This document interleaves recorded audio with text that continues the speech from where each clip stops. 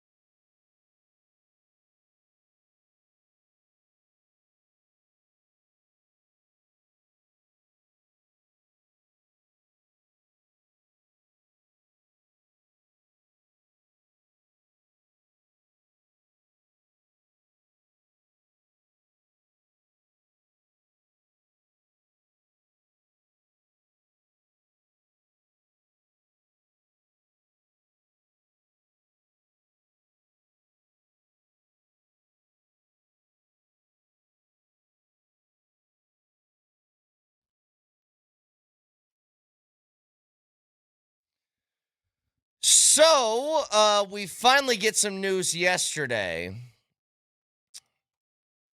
in regards to the decisions. I guess the first one that really needed to be made in regards to Jonas Valanciunas, and it's that he is going to be waived, or was waived yesterday by the Denver Nuggets. Now, my assumption as to why this took so long was because they were going to see, could anybody be a potential trade partner for Jonas Valanciunas? And he's in a difficult position because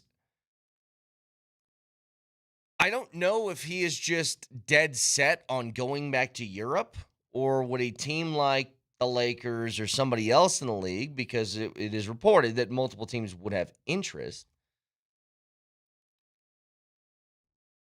Is he gung-ho on Europe, or is he just looking for a different situation in the NBA? And I think whatever role he will be in, at least on contending teams in this league, will all be backup roles. But bottom line is, he has been let go. And I can't help but just wonder why I think undoubtedly, with the exception of maybe Boogie Cousins, if we're talking about just straight talent, how is the most talented backup center the Nuggets have had, why was he not able to be successful in this role to Nikola Jokic? Because here's one thing I don't buy. I don't buy that it's hard playing behind Joker because you have to be like Joker, or whatever the excuse is. I don't think it's hard to play a backup role to Nikola Jokic. You aren't asked to be Jokic. You just need to go out and play decent minutes for 10 to 12 minutes a night. You aren't asked to be the facilitator that Jokic is. They aren't going to run the offense through you. It's, can you go and just be a big guy? Be huge. Get in the block, hit a layup, dunk it, give me a block or two on the defensive side, like that sort of thing. And I said it after the season was over when you lost to Minnesota. I just think the Nuggets should ignore the backup center position, because it's never been something they've taken seriously to start with. The only time I can remember that the backup center position was given, not just credence and actual leash, it was all the way back to the beginning of this sort of Nuggets Jokic era with Mason Plumlee. He was like the only dude that consistently would get on the floor and was trusted in those minutes. And ever since then, you can go through the list of Isaiah Hartensteins and Bulls and Boogie Cousinses, and who else am I missing? Help me. Jay Huffs. All of those guys either didn't play or were not asked back. And when the playoffs started, most of them didn't play anyway. If you're just looking for a backup center to be a placeholder in the regular season until the postseason starts, then fine. I mean, if you remember, during their championship season, they traded for Thomas Bryant, middle of the year. And we thought, okay, we've seen Thomas Bryant play against the Nuggets. I think he had a game or two where he scored like 20-some points. Okay, a legitimate backup center. Playoffs started, Thomas Bryant did not play. They ended up going with, Jeff Green playing a backup center-ish role. And at this point, I'm just like, okay, fine. Then just go out and get a 4 who's like 6'8" or 6'9", who's stocky, if that's what we're looking to do. But I do think that there has been maybe a lack of commitment at times from the coaching staff, whether it's Malone or last year being Adelman, on playing one of those guys. And I get it. It makes you maybe a little bit slower. It takes away from your shooting, but I think there are things you stand to benefit from having 7-footers out there when Jokic isn't on the floor, but whatever. They aren't going to do it. So now the next dominoes need to start to fall here. I mean, the biggest one that's left is Peyton Watson, which I still feel really good about.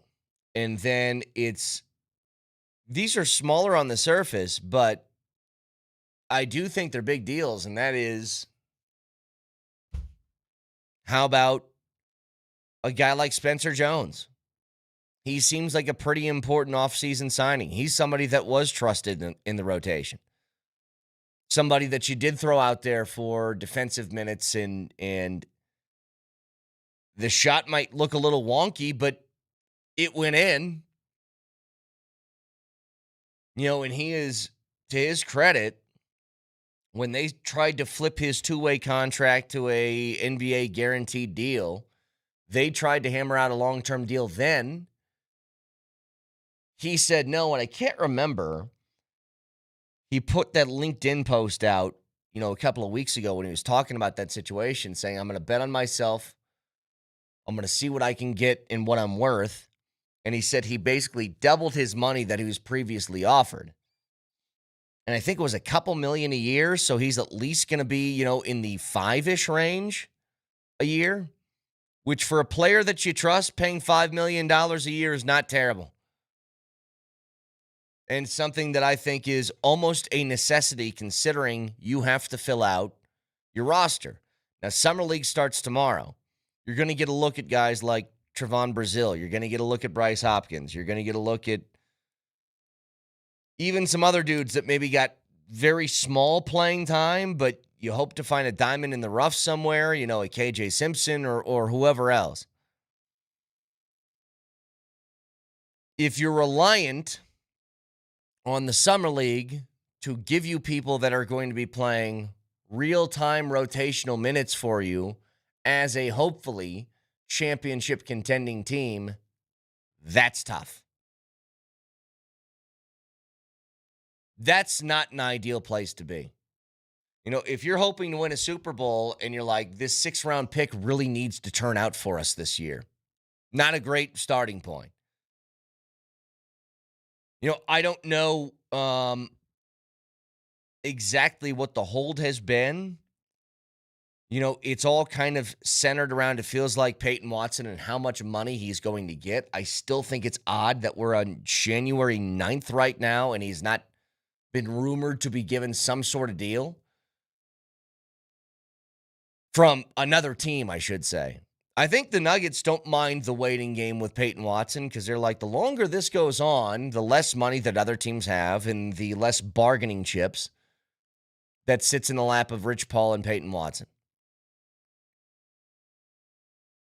Just make no mistake, the number one thing that was a priority this offseason was making sure he was in a Nuggets uniform. According to all these different reports coming out from yesterday, it looks as if the Nuggets are officially out on the LeBron sweepstakes. Now, it depends on who you talk to, I suppose. I'm sure they're still going to try and weasel their way in there to try and I guess, stay somewhat in the conversation. But all indications of LeBron is looking to the places that we thought he would be looking at. I mentioned this yesterday, but I do think it's a good exercise. When a big-time free agent hits the market, picture them in a uniform of a team that is rumored to be there and tell me if it makes sense or not. And let me just ask you a question. Picture LeBron in a Nuggets uniform. Does that compute in your brain? Because it really doesn't to me. I don't see it. He talked about, I think, what was it, 2018, when they were talking to him and Kroenke was giving him the pitch on the Nuggets. Remember, this is way before the Nuggets were serious big-time contenders. But he's like, think about you in the rainbow skyline jersey, and LeBron's mentioned that before. and I'm trying to do it right now, and I'm like, yeah, I just don't see it. It's always felt to me, a guy like him, he's looking for the gigantic market that is going to throw him all the praise. I understand that Cleveland's not gigantic, but that's home. But if you go and win, and that's why I think his place 100%. If I had to choose right now, if I had to make a bet on where he's going to Philly. And it's based almost solely upon the idea. Rich Paul mentioning that he was going to go to the Knicks. That was basically a done deal. And for him to say that is also raises some questions, which is they knew that he was leaving LA long before that season ended. And that's what's funny to me. They had all these weeks of there still aren't negotiations being done between the Lakers and LeBron, after the season ended, all these weeks leading up to free agency. And it's like, oh, that decision was made like probably back in December, maybe before this last year even started. But Rich Paul said it was a done deal. He already decided, I'm going to New York. Then the Knicks won the championship, and then they got eliminated from that discussion. But why would he want to go to New York? Well, giant market in the basketball center of the universe, according to anybody that's from New York. You play in Madison Square Garden. You get the praise of being in the Big Apple. If you bring them a championship, you're a legend forever. Well, what's another major sports city that loves their basketball team, that's a little bit miserable about their basketball existence? Philadelphia. Throw the cherry on top, just traded for Jaylen Brown. You seem to be in really good position. Feels like that to me 100%. So you hate the feeling of being almost somewhat used, but the Nuggets have felt like a pawn in this the entire time.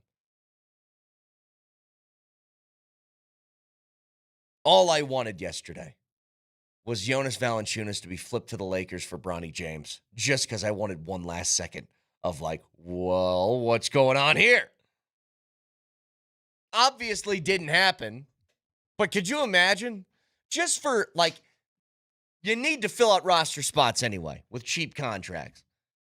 Do that, and I wanted another week of discussing what are they up to. That's all I wanted.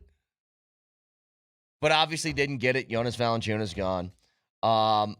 World Cup continues today, and we invite you to watch the World Cup with Michelob Ultra for France and Morocco in the quarterfinals. The party starts at Choppers Cherry Creek today at 1:30. Michelob Ultra on site with a ton of fun and Ultra giveaways. Berto is hosting and giving away tons of great prizes, so don't miss it. Michelob Ultra is a superior light beer and the official beer sponsor of the FIFA World Cup 26. Superior is worth playing for and now worth cheering for, too. Be sure to enjoy an Ultra as you cheer on your favorite team, and we'll see you at Choppers Cherry Creek today at 1:30. Broadcasting for the Backus and Schenker Studios, Serious Lawyers for the Seriously Injured. A whole bunch to get to. Stick around.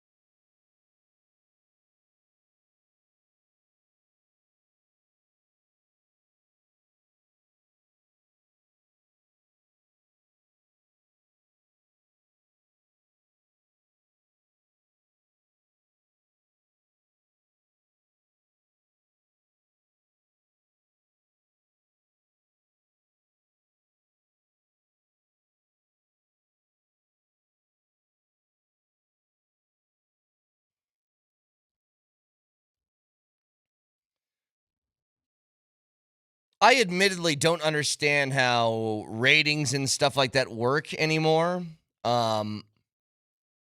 You always hear that something is the most watched something in the history of television, and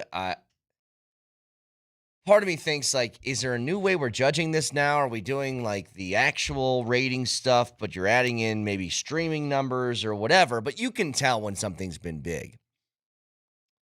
So the U.S. and Belgium game on Fox, 42 million people. It said watch that game. 30 million on Fox and 12 million on Telemundo. It's an absolutely insane number. It's more than any college football, NBA, MLB, or NHL game in history. More watched than any one of them. Now, NFL, beast of its own. NFL playoffs can do a number like that very easily. A Thanksgiving Day game or one of those where it's like you're locked in, everybody's not working. They can do numbers like that. But 42 million people for a soccer game is pretty crazy. And I think that proved two things. One, there is a belief in the U.S. team, unlike years past or tournaments past. And two, when you take a sport more seriously, and I know we're taking the sport more seriously, certainly me, because you're starting to get mad at your superstars. That's never happened before. And I'll tell you, the criticisms of Christian Pulisic, and I've seen some people, soccer guys, that said he's getting way too much grief. And I entirely disagree. The best player, allegedly the best player maybe in the history of your country, is constantly hurt and in the biggest moment played terrible. Had 11 giveaways in less than 45 minutes, more than anybody else in any game in the World Cup. This is a warranted and probably less than amount of criticism he should be getting. But the fact that we are criticizing the superstar kind of tells me the 42 million people that watch, they're doing that because you started to take this a little bit more seriously. Now, I think the U.S. needs to continue to build on this if they want this same sort of fervor within this country for it. I mean, that has to happen. But still, it is different. But 42 million people watching this. So, there's something I have to play for you. I saw this yesterday. Big 12 Media Days are going on. We talked a little bit about, it's been a weird Big 12 Media Days because you haven't seen a lot coming from the Deion camp, which is usually where CU has gotten a ton of attention. Because it's literally you sit in front of a microphone, answer questions from reporters, and that is a huge part of sort of the PR campaign in Boulder because Deion's really good at it. He's really good at sitting in front of the mic and shooting the breeze with you. You haven't heard a lot from that. And I think a part of it is because CU just had a miserable year last year. Another part could be because Deion maybe is taking a step back from the bravado after a year like last year. And thirdly, because the Big 12 has actual stories that it's dealing with. Like, they don't have to go like, what's going on in the Big 12? Let's be honest. It ain't the Big 10. It's not the SEC. So going and getting a soundbite from Deion is one of the more exciting things that probably happens at Big 12 Media Days. Well, this year, they have the whole Brennan Sorsby story. So a lot of times what they'll do, they'll bring the commissioner up of your conference at these media days, and he'll answer some questions from media members. And this is, I always forget this guy's name. Brett Yormark? Is that who it is? The commissioner of the Big 12. He's up there answering questions. This guy, by the way, not scared. He is not scared to be a little bit out there and different. I think that he realized he kind of had to be, considering where the Big 12 is sort of stacked up in the power rankings of conferences in college football. But he gets a question from this journalist regarding Brendan Sorsby. And he's a Texas Tech media member. He's trying to point out, I guess, hypocrisies within how teams are. I don't really know what he's asking because I want you to be the judge. Let's go ahead.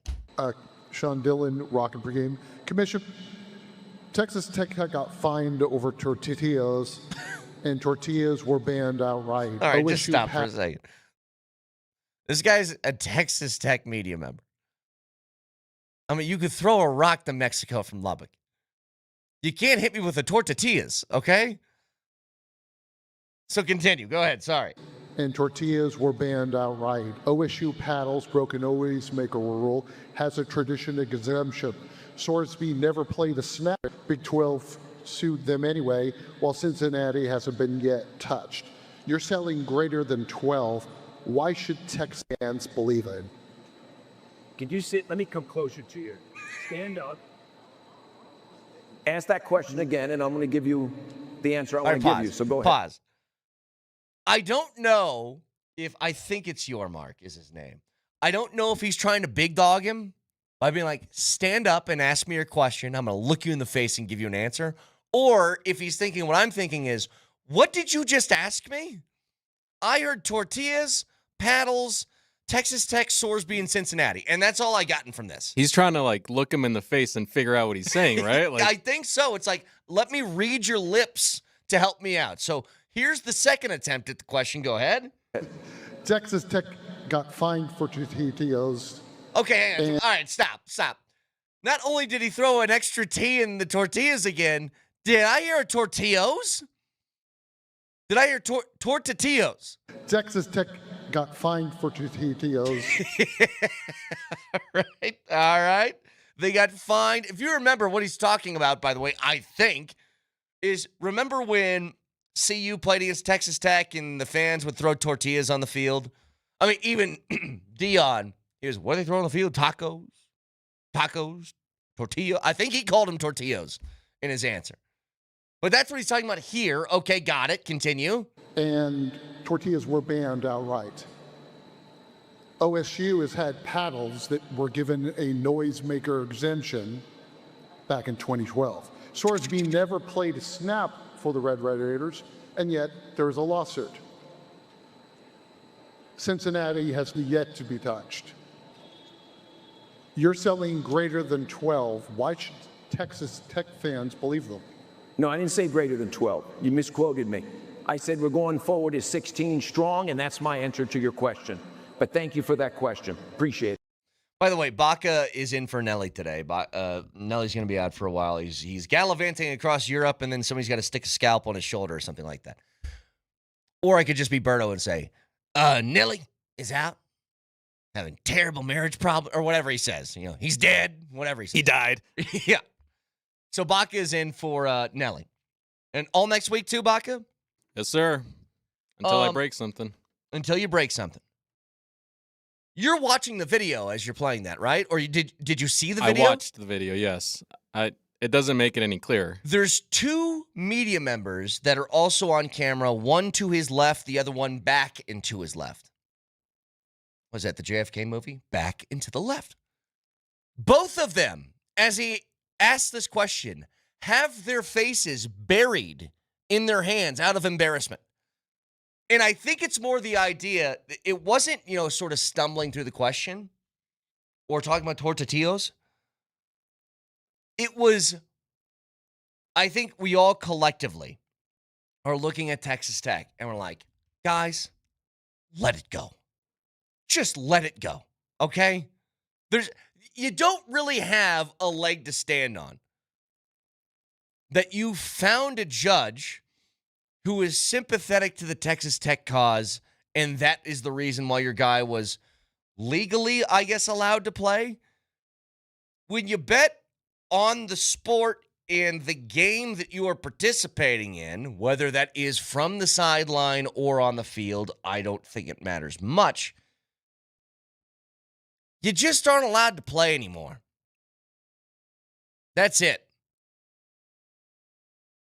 But I got to ask you, is that the greatest question ever asked in Big 12 Media Days history? Scoresby never played a snap for the Red Radiators. Red Radiator. I don't Red want to do that. Radiators. Well, I don't know. See, here's the problem.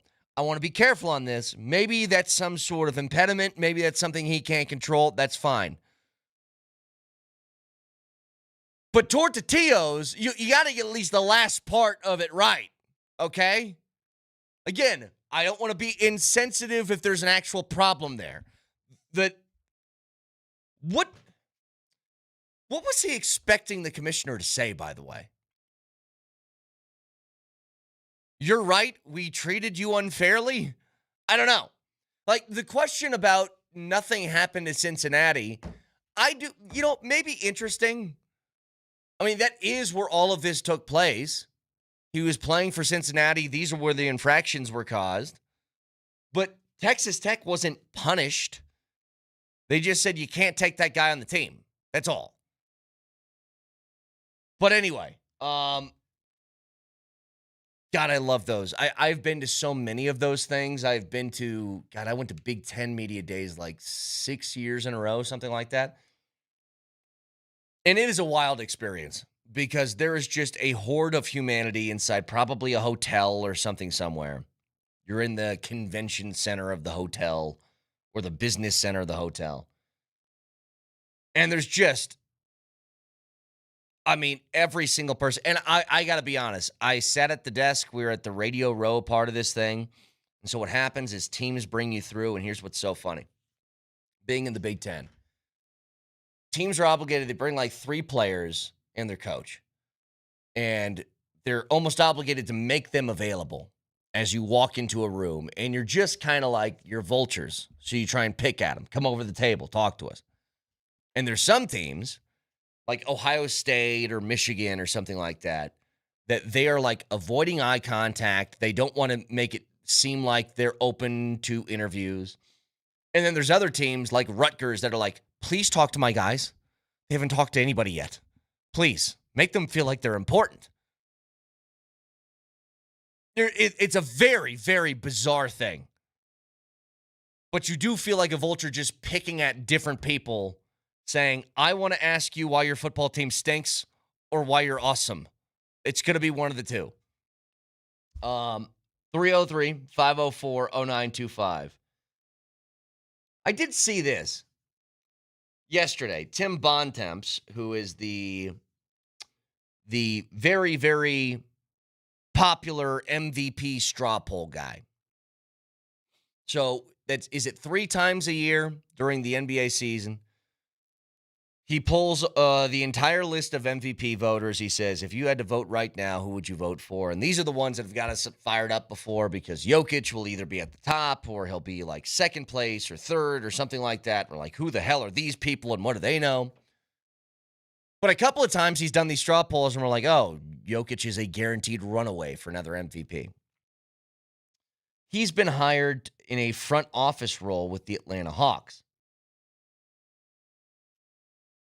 And I think all of these guys who are reporters that are taking roles like this, remember, Woj went to, who's the GM of? What college is that? New Hampshire or something? Yeah.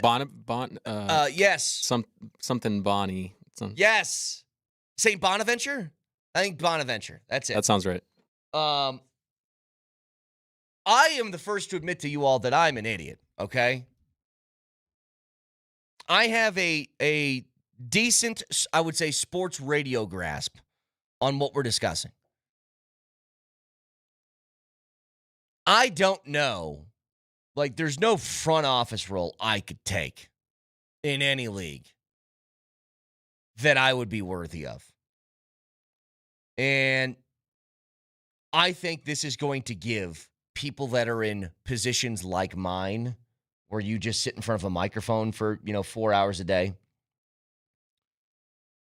Way too much imagined credibility.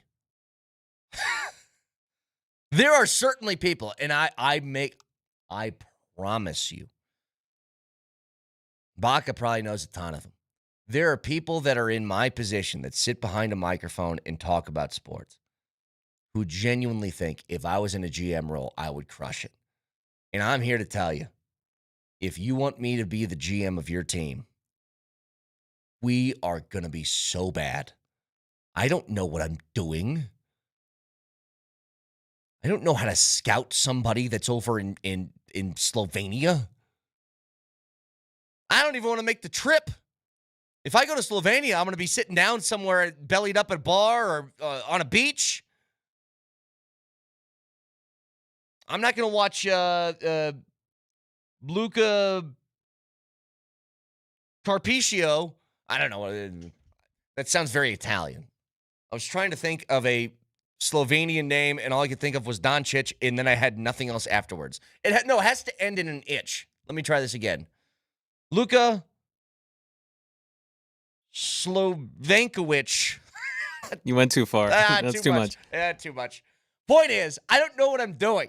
And I don't like how these guys are being hired to actual front office type roles, because it's going to give a lot of people who have no business thinking they could do that job.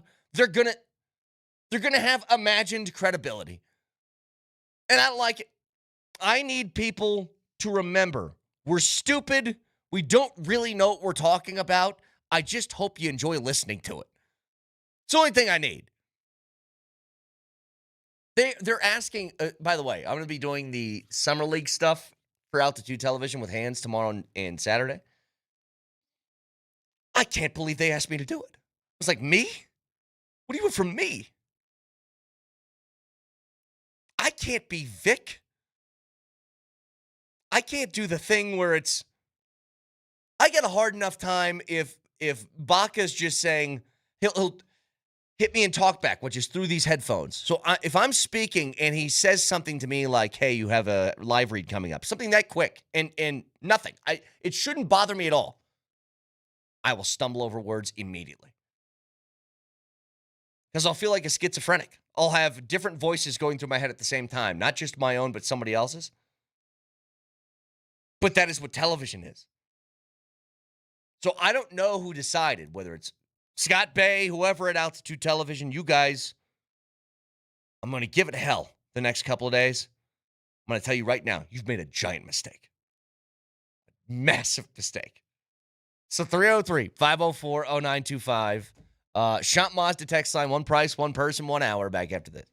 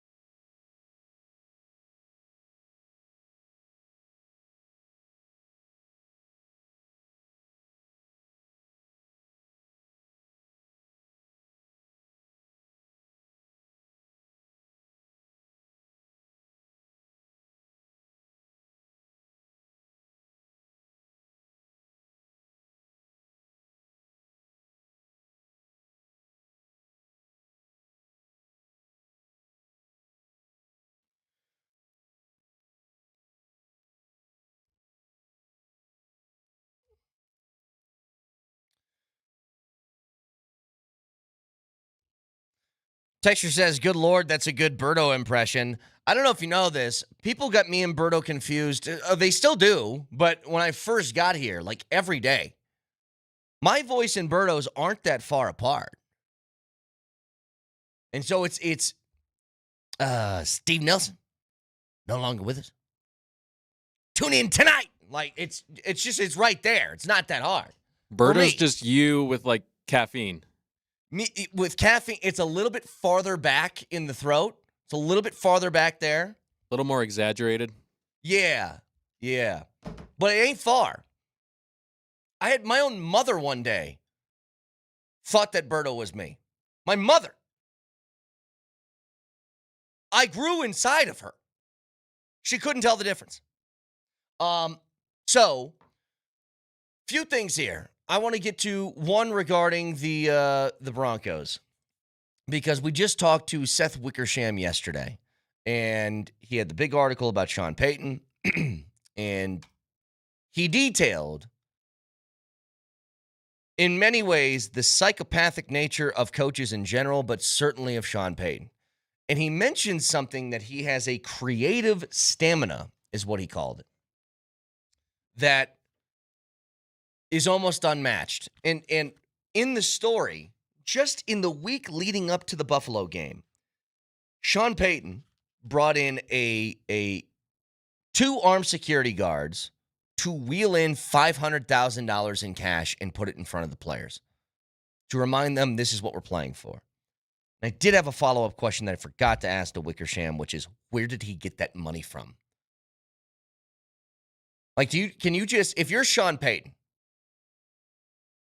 Baka, you've been to Dove Valley. What's the closest bank to Dove Valley? Whatever that is. Let's call it I don't know, whatever. BMO or BMO or whatever it's called. One of those. Can you just call them and say, hi, I'm Sean Payton, head coach of the Denver Broncos. I'm doing a bit for my team. Can I just have $500,000 for, a couple hours? We'll bring it back. So first of all, how'd you get the money wheeled in there? Did he dip into his own bank account? Was it like, I'm going to take 500 G's out of my own account, wheel it in, and then throw it back in there? Also, how big is that stack? Because we think $500,000 is like piles, but what if it's just like a little briefcase, full of $100 bills, and it's just not that big, You ever seen the Key and Peele bit where they're doing the exchange, the drugs for the money, and they bring it in a briefcase? And I forgot what the total was. Maybe it was $1 million or something like that. And they're like, how do you know how much $1 million's supposed to look like in a briefcase? Like, I would have no idea. Because you're right. What if $500,000 is just like, I don't know, eight of those banded up wads of cat? I have no idea what it looks like. Yeah, and horrible bosses, they're meeting up with Jamie Foxx, and they bring the money, and he's like, yeah, we didn't really need the briefcase at all. Like, it's a lot smaller than we thought. Exactly. But it's a good question. I think you do it in ones. That's how I think you do it. You just put it on a pallet, one of those things that you get at this Home Depot over here where you're wheeling out lumber. Put it on that thing and just make it all ones. But he does that. He does the oxygen tank canister things that everybody got. He does the Josh Allen dying on Mount Everest video and saying his final words to Haley Steinfeld. Those are three things that he does in just the week leading up to the Bills game. And I go, what else is going on that we don't know about? What other bits has he done? It's like somebody said this, and I can't unsee it. Everything that I just mentioned feels like a Michael Scott bit that he would do in The Office, but it's just way more serious. Could I imagine Michael Scott making a video of a man dying on Mount Everest, and he goes, I'm going to AI, or I'm going to superimpose that to the opposing sales company's boss? Yeah, I could see it. But there is one thing that is undeniable. Sean Payton, in all of this meticulous detail that he goes into, has led directly to you being one of the best teams in football the last 2 years. And to do that with an $85 million dead cap hanging over your head And to do that with a rookie quarterback and then quarterback in year 2. There is no guarantee that your quarterback gets better in year 2. A lot of them have struggles. There's tape out. There's scouting reports now. They know your tendencies. They know where you like to go. They know what you don't like. Remember, C.J. Stroud had this amazing rookie season in year 2, and really since then has not felt or looked the same. But in the case of Bo Nix, you saw improvement, especially towards the end of the year. If there is a concern that I have about the offense that has gone maybe unmentioned, it is both Sean Payton and Bo Nix in his time with Sean Payton feel like pretty notorious slow starters. The record for Sean Payton at the beginning of the season is not one that reflects his overall record. Like, he has this crazy, I think his record in September is like barely above 500 or something like that. And his record in, is it October, is like 70 or 750 or something like that. It's a drastic change from the first few weeks of the year to as the season goes on. And you've seen that in all 3 seasons, really, of the Broncos under Sean Payton. I'll give you an example. So back in 2023, the last year of Russell Wilson, do you remember how that season started? It was loss in the first week to Vegas. It was lost to Washington in week 2. It was the 70-20 loss to the Dolphins. That was horribly embarrassing. In week 4, they beat Chicago, but they were down huge at half. Hang on, let me see. I remember this because Justin Fields was eating you up. It was 21-7 at halftime. That was after losing 70-20. And you're like, this is an absolute disaster. They come back, they win with a big comeback in the second half. Lose their next 2 games. They're 1-5 to start. And then they rip off 5 in a row. Get to a game above 500 and back in the playoff picture. That's the year under Russell Wilson. Year 2, they lose their first 2 games. Seattle and Pittsburgh have no offense. Bo Nix, as a rookie, looks really rough. They rattle off 3 in a row, lose to LA. They're now 3-3, and then go on to win 6 of their next 8 games, which puts them in playoff position. And then last year, you start the season 1-2, only to finish the season 14-3. If you have a slow start, especially on offense this year, where you are at Kansas City, Jacksonville at home, the Rams at home, at San Fran, at the Chargers, Super Bowl champ Seattle come to Denver. That's the first 6 weeks. It's going to be incredibly difficult to come back from the hole that you will dig yourself into. The slow start cannot happen this year. You need to be on your game immediately. And I think that's going to translate to a couple of different things. It's part of the reason why maybe the Bo Nix ankle thing, he's been in the system for 2 years, but it is going to be somewhat new under Davis Webb. You got to be able to get yourself ready to go in practice. You have to have time in camp to get things going. So hopefully all of that in a couple of weeks is going to be just fine. But it is incredibly important to not have a slow start again this year. You can always watch the show live on Twitch, twitch.tv, search Altitude SR in the search bar, the Altitude TV simulcast, and on YouTube. Subscribe to the channel and don't miss anything from Denver's #1 sports station, Altitude Sports Radio 92.5. So a bunch to get to this morning as we continue to roll along. I do got something else Rocks related that we'll get to in a bit as they fall last night to the Dodgers 4-3. They just had Gabriel Hughes making his first ever start after being the first-round draft pick back in 2022. Was a really rough first inning, had to get some nervous jitters out, but then settled in and actually pitched pretty well. So we'll get to all that in just a little bit. Moser, Lombardi, and Kane next.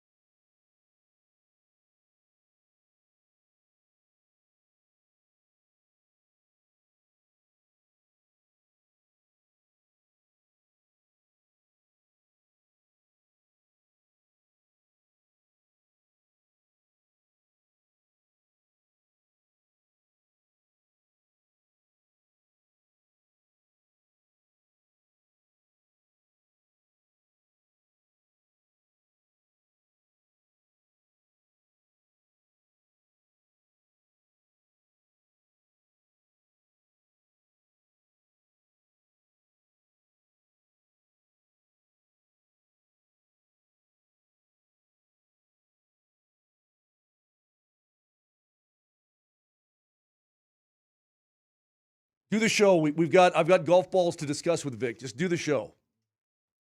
Do your little skit. Baca, help him. Can barely hear you, first of all. Second of all. Why?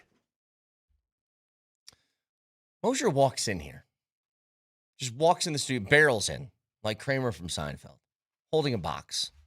I didn't even ask him. I'm like, I don't know what's in the box. I don't need to know. I'm not Brad Pitt in Seven. Nor do you care. Don't care what's in the box.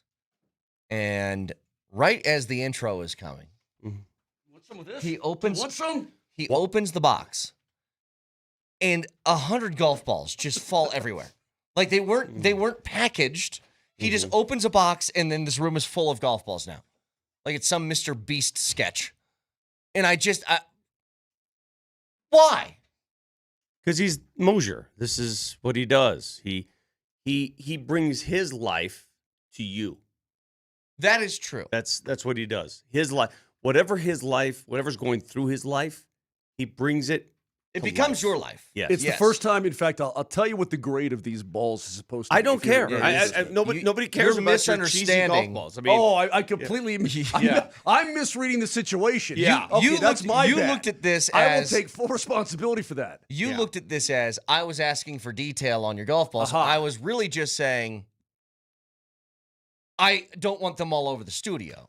That was it. Yeah. Oh, I thought because you gave off the vibe of No, Boy, there's no Moser, I'd vibe. sure like to know more about your balls. Nobody. No. See, nobody cares about the little nuances of Moser's life, except Moser.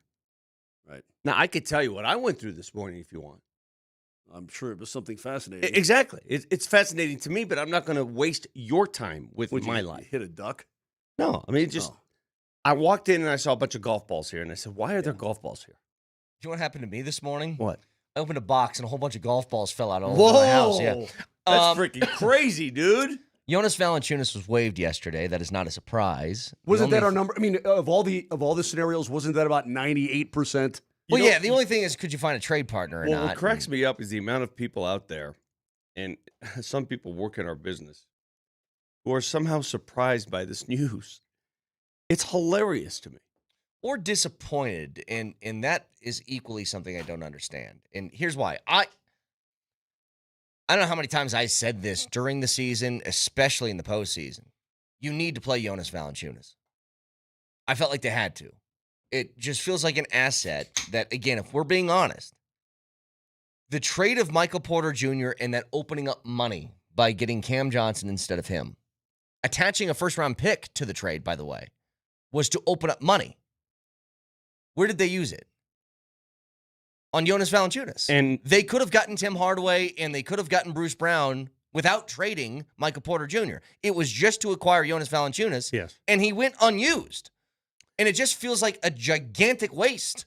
the only thing that remains a mystery to me regarding Jonas Valanciunas, because I sort of saw the ending when he was he was not used well and not used at all come playoff time. Yeah. In just moments, right?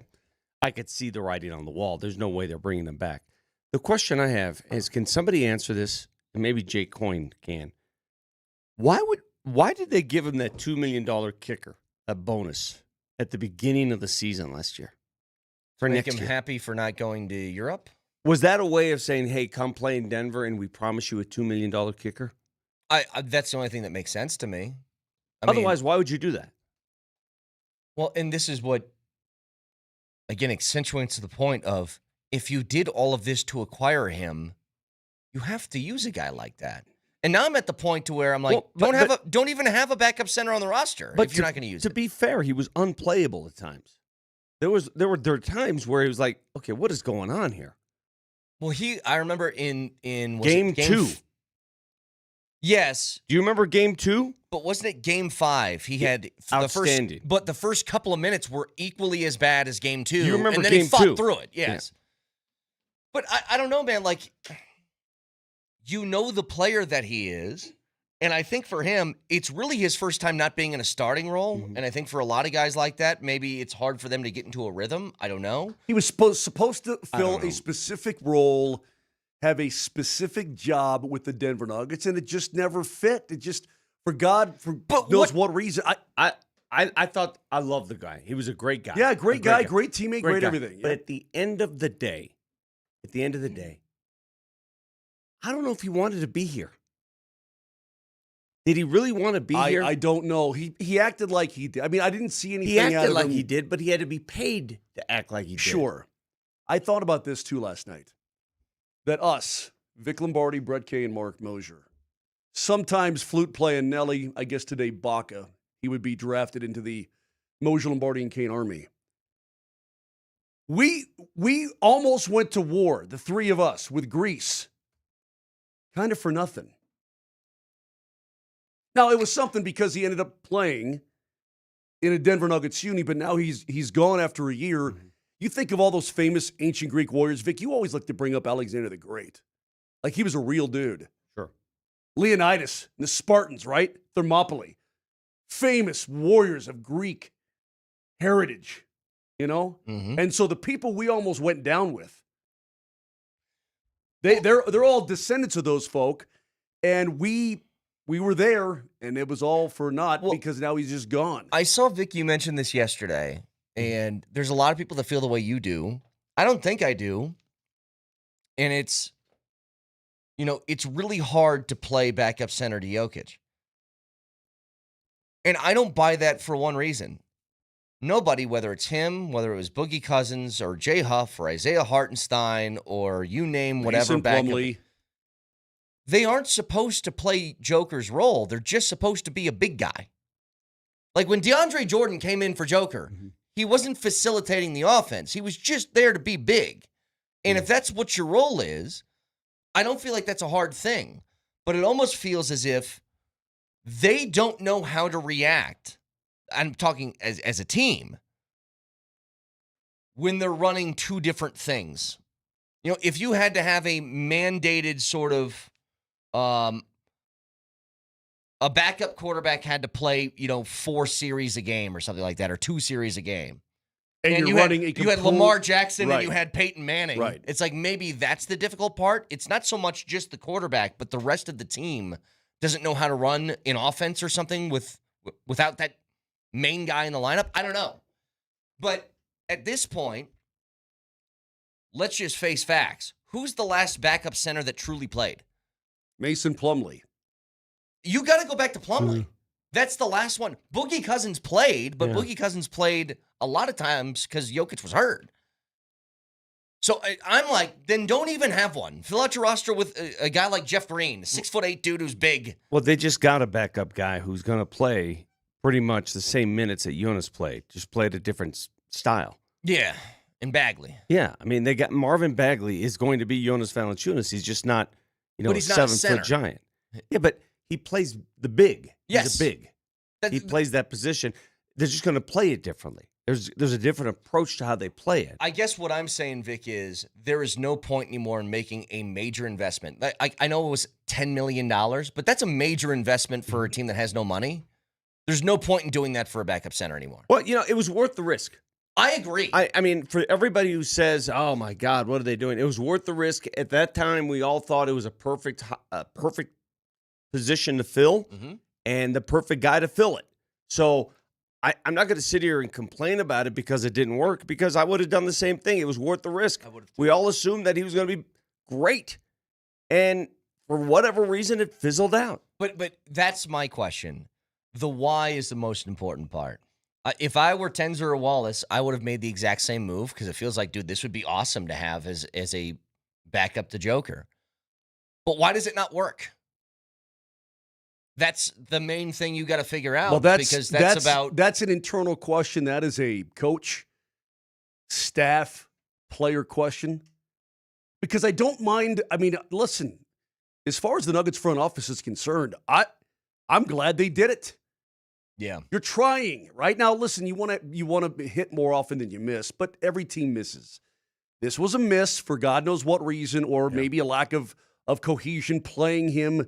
There's probably several things that figure into it, but I like the fact that they did it. I like the fact that they went for it. They had the intentions are all good. They tried on a couple occasions to play Val and Joker together. It didn't work. No, did not. It didn't work. So I think they're going to have a better chance of having Bagley play next to Joker Sure. because he fulfills a different role. He can shoot from the outside a little more. You know, the one thing about Jonas Valanciunas, before he got here, he was I'm not going to say a three-point shooter, but he could hurt you if you leave him open. He really didn't do that with the Nuggets. No. Didn't shoot the three at all. No. At all. I don't even know how many three-point attempts he had last season. Not many. So, what? Why? Why? Go about your business. Don't look at me. But why? Don't worry about what I'm doing over here. No, Do this your is a own valid thing. question. It's a valid question that Vic's going to ask. Why? It's valid.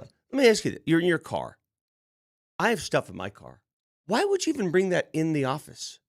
A box of golf balls you got on Amazon or wherever the hell you got them. Because it's the first time I've ever bought used golf balls. So, but what? it was look at me, look at me, it look was at in me. my garage this morning when I woke Yeah, up. but I was look at dying me. to look at Why it. do I care? You don't care. That's fine. Don't look at me. Don't look at the. See But this why box? are you doing Don't this? Look at Why this are box. you doing this in Don't front even of look at it. No, Avert your eyes. This is the fair question. Why, in the middle of Vic speaking, did you take your headphones off, get out of Get the chair, down and grab your box. grab your balls, and then put them on the table? Yeah, Let me why explain. did you do it then? Sorry, in your the golf middle, balls. I was Golf in the middle balls. of a monologue. You bent down, you grabbed your cardboard box of golf balls, and just threw them. Why? Like thudded them on the table. Why? Do you need that much attention? No, Why'd you do it? because while you're droning on and on about Valanciunas, which is fascinating to the listening audience and to me too, Baca, weren't you fascinated, or were your eyes glazed over? No, you were fascinated, weren't you? No, Yeah. he wants to know I was more. listening. Alan, just be honest. You want to know more about these golf balls, right? No. Yeah. Listen. What- I'm going to be what- very what- sensitive. What I'm trying to tell you, Vic, I'm is going to don't- be very sensitive. Don't let this worry you over here. This is my thing. I know. I'm going to be very sensitive. Okay, Nobody gives a crap about your stupid golf balls. I understand that, and I wouldn't expect you to. But one of them's from Torrey Pines. That's what he said. One of them has a Torrey Pines logo on it. That is kind of cool. Look here for the I know, viewing see, audience. no, look, they don't see? need to see it either. It says Torrey Pines. That's great. No, but I've never bought these balls before, so I can multitask. Whilst you're droning on, I'm going to inspect them to see if they really are near mint quality because they don't feel or look near mint. So I think I got ripped. So you got. Look at this one. That mother trucking logo's coming off. You got is what happened. 3992 says, be nice to Moser. I care about the golf balls. Okay, I tell you what, 3992. I'll give you Moser's direct line. You and Moj can talk all day about the freaking stupid yellow golf balls that he hired or he bought online. He hires. Yeah, basically. Well, these are for rent because these are going to be in a pond or a bush someplace at some point. But this one has a scuff on it. See, I'm just doing my own thing. You're bringing attention to it. We're in the middle of a radio show. Keep talking. Don't look over here. So Valanciunas is not here. I'm going to go to my anymore. car and just start grabbing crap. Yeah. Get a couple Yeah, wigs. go get your wigs. 303-504-0925. Well, hey, when you're at home, I'm trying to think of the different amount of objects that have appeared around Vic at home, starting with soap, I'm going to flutes, Usually for reasons because we're talking about those subjects. knives, wands. accordions, wands. It's true. You actually go to your little carrot top. Yeah, box you got like of a carrot props. top thing of props that you pull out. And I'm like, who the hell has an accordion on hand? All right, this show's over already. No, it's not, because if you guys haven't heard this audio yet, it is, I think, look, I say this all the time. I'm not a journalist, so I respect what journalists do. And there's a man at Big 12 Media Days. He was a journalist. He's a Texas Tech media member. He had to get down to the bottom line. He had Big 12 commissioner. Is it Yormark? Brett Yormark? Is that his name? That's correct. He's taking questions from the media. This Texas Tech guy had to get to the bottom of why was Texas Tech singled out repeatedly for the Brendan Sorsby thing and multiple other infractions. And you got to hear him grill this commissioner next.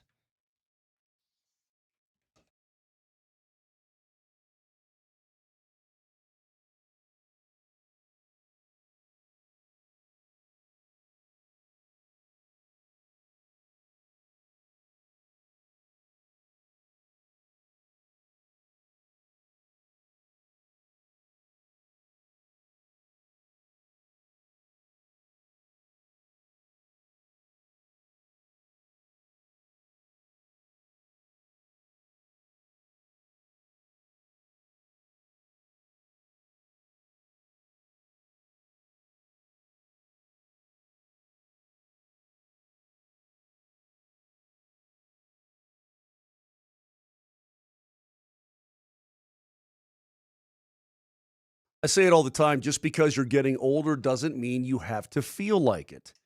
If your energy is low, sleep is off, that weight won't budge, your mind feels foggy, maybe you're dealing with low testosterone. Stop it. I'm not. Maybe you are. They're golf balls. Alan, damn it. Listen. We'll make it up to him. Listen. Sometimes when it comes to balls, you order certain ones and they don't work. Rocky Mountain Men's Clinic. They'll make sure they work. Whether they're scuffed, whether they're low on energy, whether you can't find them. Call Rocky Mountain Men's Clinic.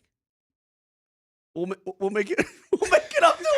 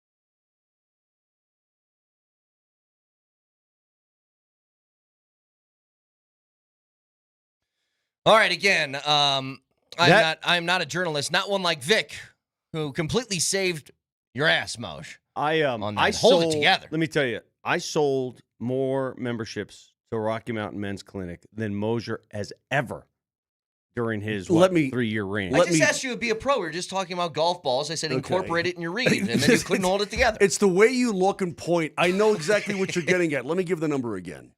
720-440-7900. No, you blew it. 720-440-7900 or go to RockyMountainMen'sClinic.com. They're awesome. You blew it. Vic saved you already. Don't worry about it. It's not hard. I mean, we opened the show talking about your used golf balls. You transition into a Rocky Mountain Men's Clinic read. It's natural to use those golf balls as a metaphor for your read. Correct. You failed. So I had to come in and help. And that's what a journalist does. That's journalism. Speaking of journalism. What happened at Big 12 Media Day? Brett Yormark is up as the commissioner of the Big 12, answering questions from the crowd. And there is a Texas Tech media member that goes, I got to ask the hard-hitting questions. I'm a journalist. So this is where he's getting his pound of flesh. And he demands answers on why Texas Tech has been, in his mind, mistreated by the Big 12 for a while. All right. You listen for yourself how you ask these hard-hitting questions. Sean Dillon, Rocket Brigade. Commissioner, Texas Tech got fined over tortillas, and tortillas were banned outright. OSU. Wait, time out. What do you call them? Tortillos? Tortillas. Tortillos? Dion called them tortillas. Tortillas? Yeah. So he's rocking Wait. a tortillas? What is that? A lot of T's in there. Go ahead. And tortillas were banned outright. OSU paddles, broken always make a rule, has a tradition. Wait. What did he just say? I don't know. I don't know. It doesn't matter. It doesn't matter. Alan, I need that last sentence. Something broken Just start paddle? from the beginning What again. the hell did he just Start say? from the beginning again. I don't know. He's a journalist. Let him ask the question. Sean Dillon, Rocket Brigade. Commissioner, Texas Tech got fined over tortillas, and tortillas were banned out. Tortillos. That sounded somewhat sexual. Exactly right. The second time you heard it. Well, maybe they should have been fined for tortillas. Tortillas. I mean, is what I heard that time. after all, All right, they've careful. been warned. Careful. Go ahead. And tortillas were banned outright. OSU paddles, broken always make a rule, has a tradition. What? OSU paddles broken Nuri's rule? What the hell is he talking about? What's he saying? Baca, do you know what it is? Is there subtitles over there? No, I have no clue what he's. The second time, I don't know what he's saying. All right. Okay. He's obviously nervous. He's very nervous. That is true. Yeah. If you see the video. So go ahead, continue. And tortillas were banned outright. OSU paddles, broken always make a rule, has a tradition. Wait, hold on. I can't just gloss over that. What? Well, he's going to repeat. He's going to repeat the question in a second. So just wait. Sorry. It'll all make sense, definitely, here in a second. Sorsby never played a snap. Big 12 sued them anyway, while Cincinnati hasn't been yet touched. You're selling greater than 12. Why should Texas fans believe it? Can you sit? Let me come closer to you. Stand up. Ask that question again, and I'm going to give you the answer I want to give you. So Pause go ahead. for a second. Okay. I That's still don't okay. know. I don't know if your Mark is walking up like, I'm going to big dog this guy, or if he's walking up like, I have no idea what you said. I need to stare at your face closely. Okay, Or so he's walking up and saying, this dude is hurting right now. Let me help him. At this point, we don't know. Okay. So here's him repeating the question. Texas Tech got fined for tortillas. All right. Is that the same Okay. The same. Wait, Yeah. so the first... He can't say tortillas. He says tortillos. Hold on a second. Tortillos. So he What had is that? 2 shots at tortillas and he couldn't say it the second Correct. time? The second time was maybe worse than the first time. But go ahead and start it again. Yep. Texas Tech got fined for tortillas, and tortillas were banned outright. OSU has had paddles that were given a noisemaker exemption back in 2012. Sorsby never played a snap for the Red Raiders, and yet there is a lawsuit. Cincinnati has yet to be touched. He's You're reading selling from a... greater than 12. Why should Texas Tech fans believe them? No, I didn't say greater than 12. You misquoted me.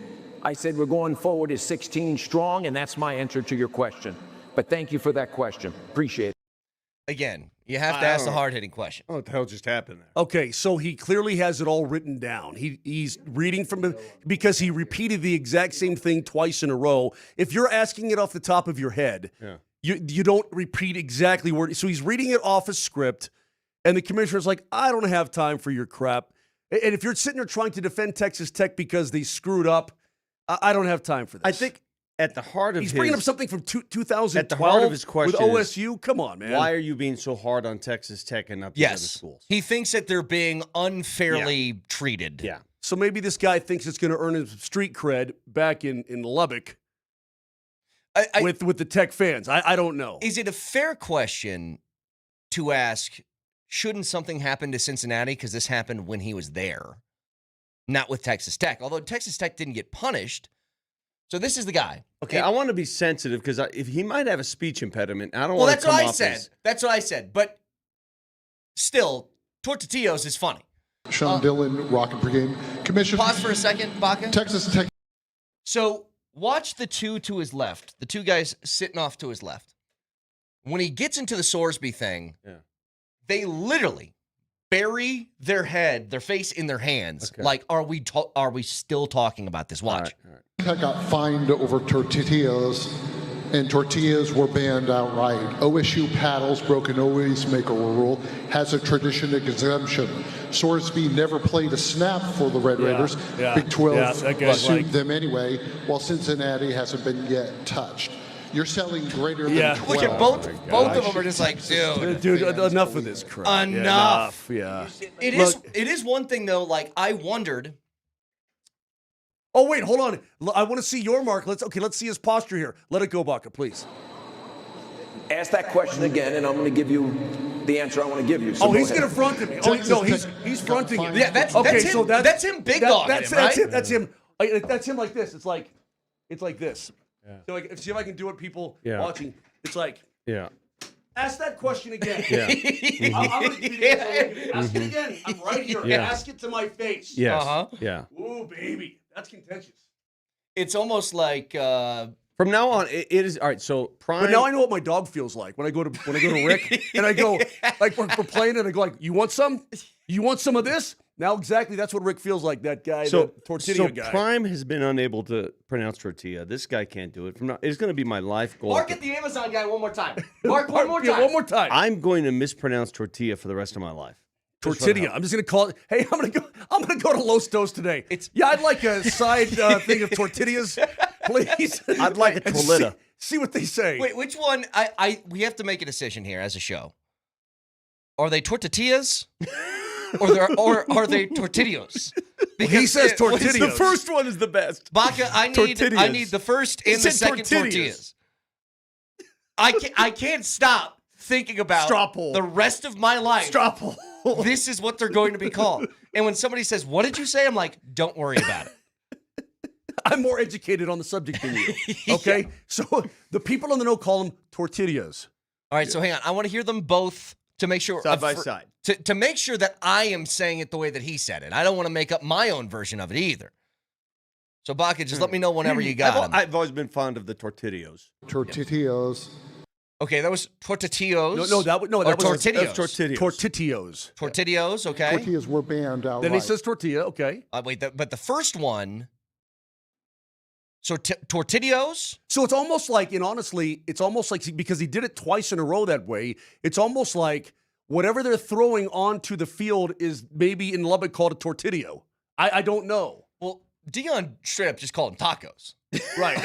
he skipped to the final. What are they doing? Like tacos, tortillas. And when he said that, I couldn't think of the idea of fans fully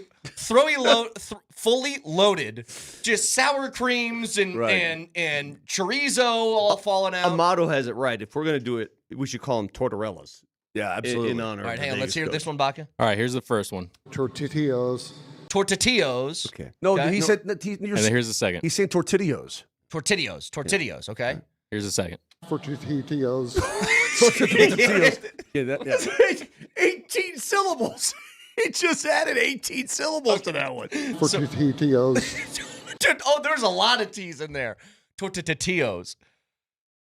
Are we going tortillos? Tortillas. Tortillos. Yeah. All right, got it. Hey, speaking of, You want corn or flour tortillas? So, speaking of, well, in conclusion, journalism. Yeah. Hey, our buddy Chad Andrus, Vic, he's completely correct about one thing in his life. A lot of things, but this is one thing. Like right now at 7:30 in the morning, I should be able to go and buy a taco or have a taco delivered. Where can I find a taco right this second? Where can I find one? Well, places sell breakfast tacos. Yeah. No, I want chorizo. Look, I've been up for a couple of hours. I want chorizo. Isn't Taco Bell open? Taco Bell's open. They serve breakfast. They don't have chorizo. No, they don't. But how about a beef taco? I'm not sure they even have with meat. lettuce. Okay, but then that's what I'm getting at. I want a regular human Los Dos type of taco right now. Why can't I have that? Why? Because Moser, you are one of the only people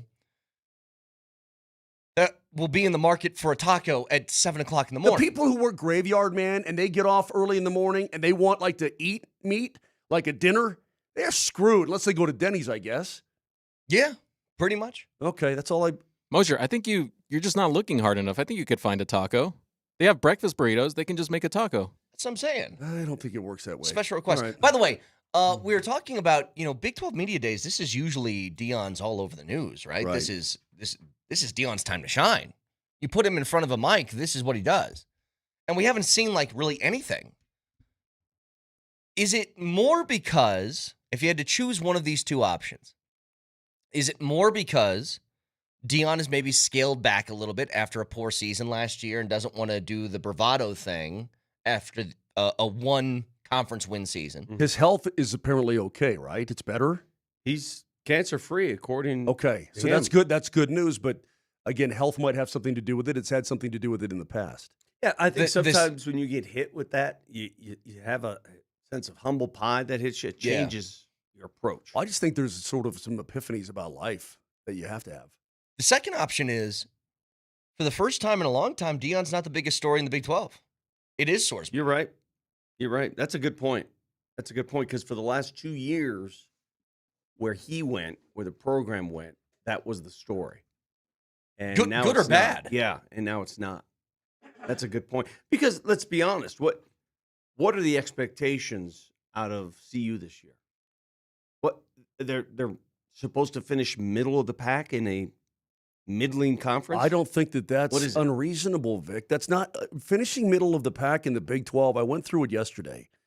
There's no reason that you should be sitting and wallowing behind teams like, oh, hell, I don't know. I mean, just take your pick, Cincy or Baylor or, K-State has been good in the past.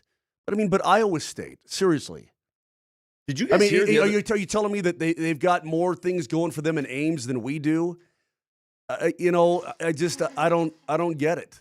Speaking of your hard-hitting journalism, you missed the big story yesterday outside of the tortillas.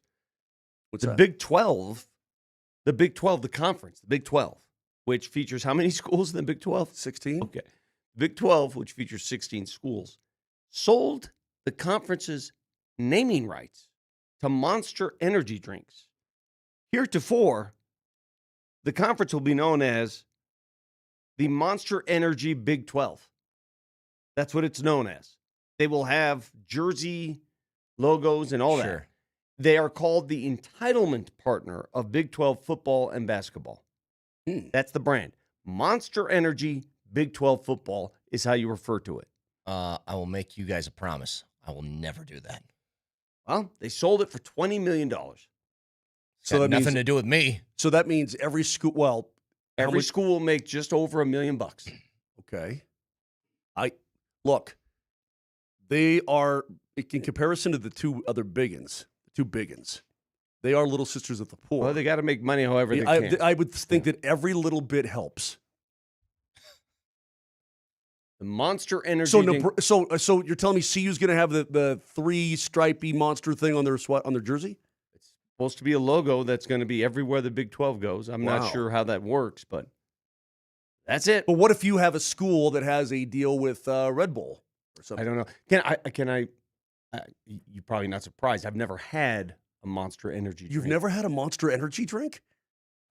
I've never had one. It's just pure. What is it? It looks like, if you've ever seen Game of Thrones, what's that? What do they call it? The Wine? wildfire? No, the wildfire, the green stuff that blows up when Cersei blows up the yeah. Red Keep and all.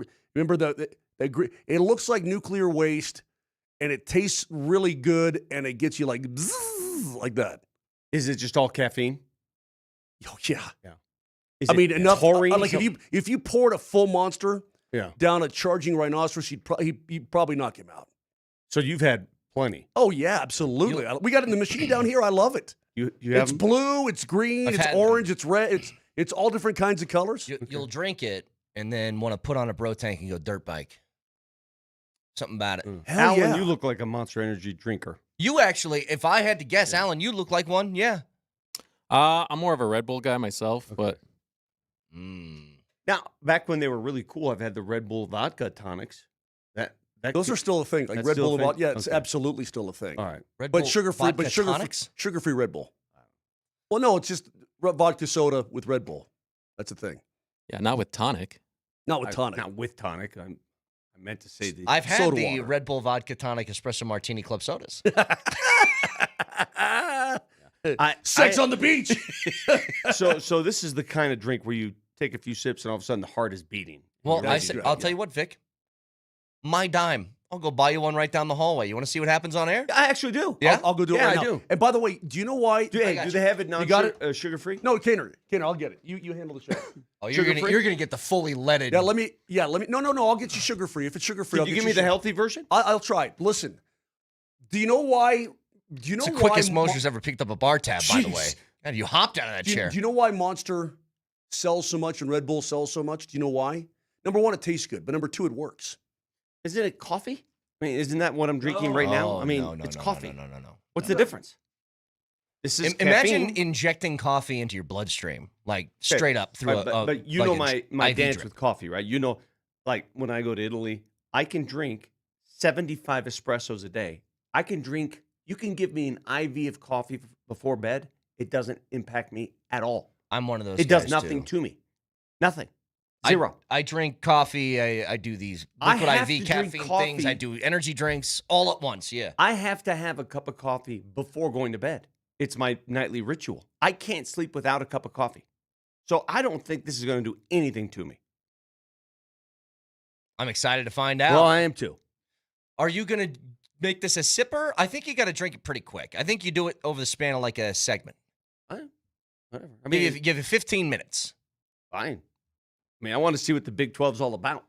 Texter says, you already had coffee? Please don't drink the Monster then. Guys, really? You don't understand. I Are just you- told you. are I've you- drank a Monster and had 4 cups of coffee This- and had a liquid IV caffeine drink. Like, we're different. We're built different. I don't think you people understand what morning radio does to the human body and the biochemistry of a human being. We are immune to any of this crap. It doesn't affect me. Yeah. I can drink caffeine. I'm telling you, you can give me IV, caffeine IV, and it does nothing to me. Nothing. So you said you've had Red Bulls, right? Yes. It's gonna be a shot of niacin that if you've never had it, it might creep up on you a little bit. It might. What's Moser doing? See, this is why Moser wanted to leave. He just wanted to. He just to go look. Now talk he's in. to people. He's just talking to people. That's what. You know what? Take his golf balls. Yeah, I'm gonna take those real quick. Four of those. All right, 303-504-0925. Back after this.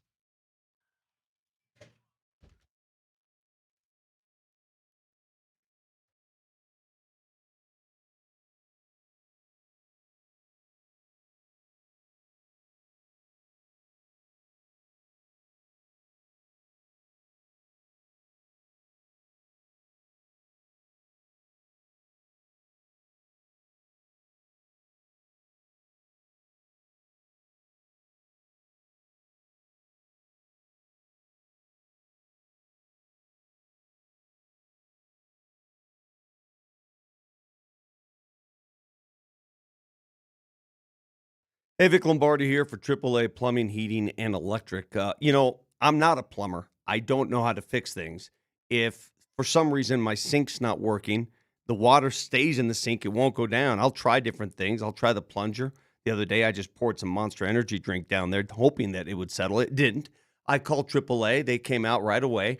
They're not one of these people that you call up and they give you a 9-hour window. They tell you when they're going to show up, and they show up on time. Fixing whatever problem you have. I've had a sewer problem. Fixed. Gone. Perfect. Call them today. Contact AAA. It's AAAtoday.com. That's AAAtoday.com.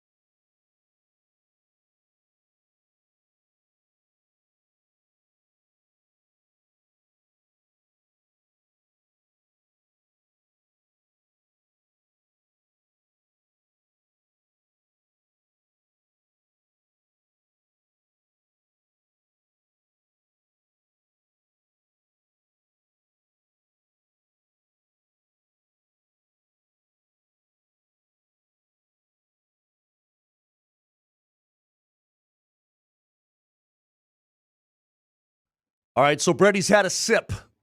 All we had was red, which Vic said, it looks like you took a bunch of throat lozenges and melted them down. It tastes like those, what is those, Lugans? What are those throat lozenges? Oh, those are so good. Those are the best. Oh. Just eat them like candy. All right, so hork down a little bit more of that. You want me to just go at it? Yeah. Go at it. Tell the people what you think. And all kinds of stuff. So just take big gulps. Yeah, give me some big gulps. This is the uninitiated's first shot at Monster Energy. I've never understood the fascination behind these things.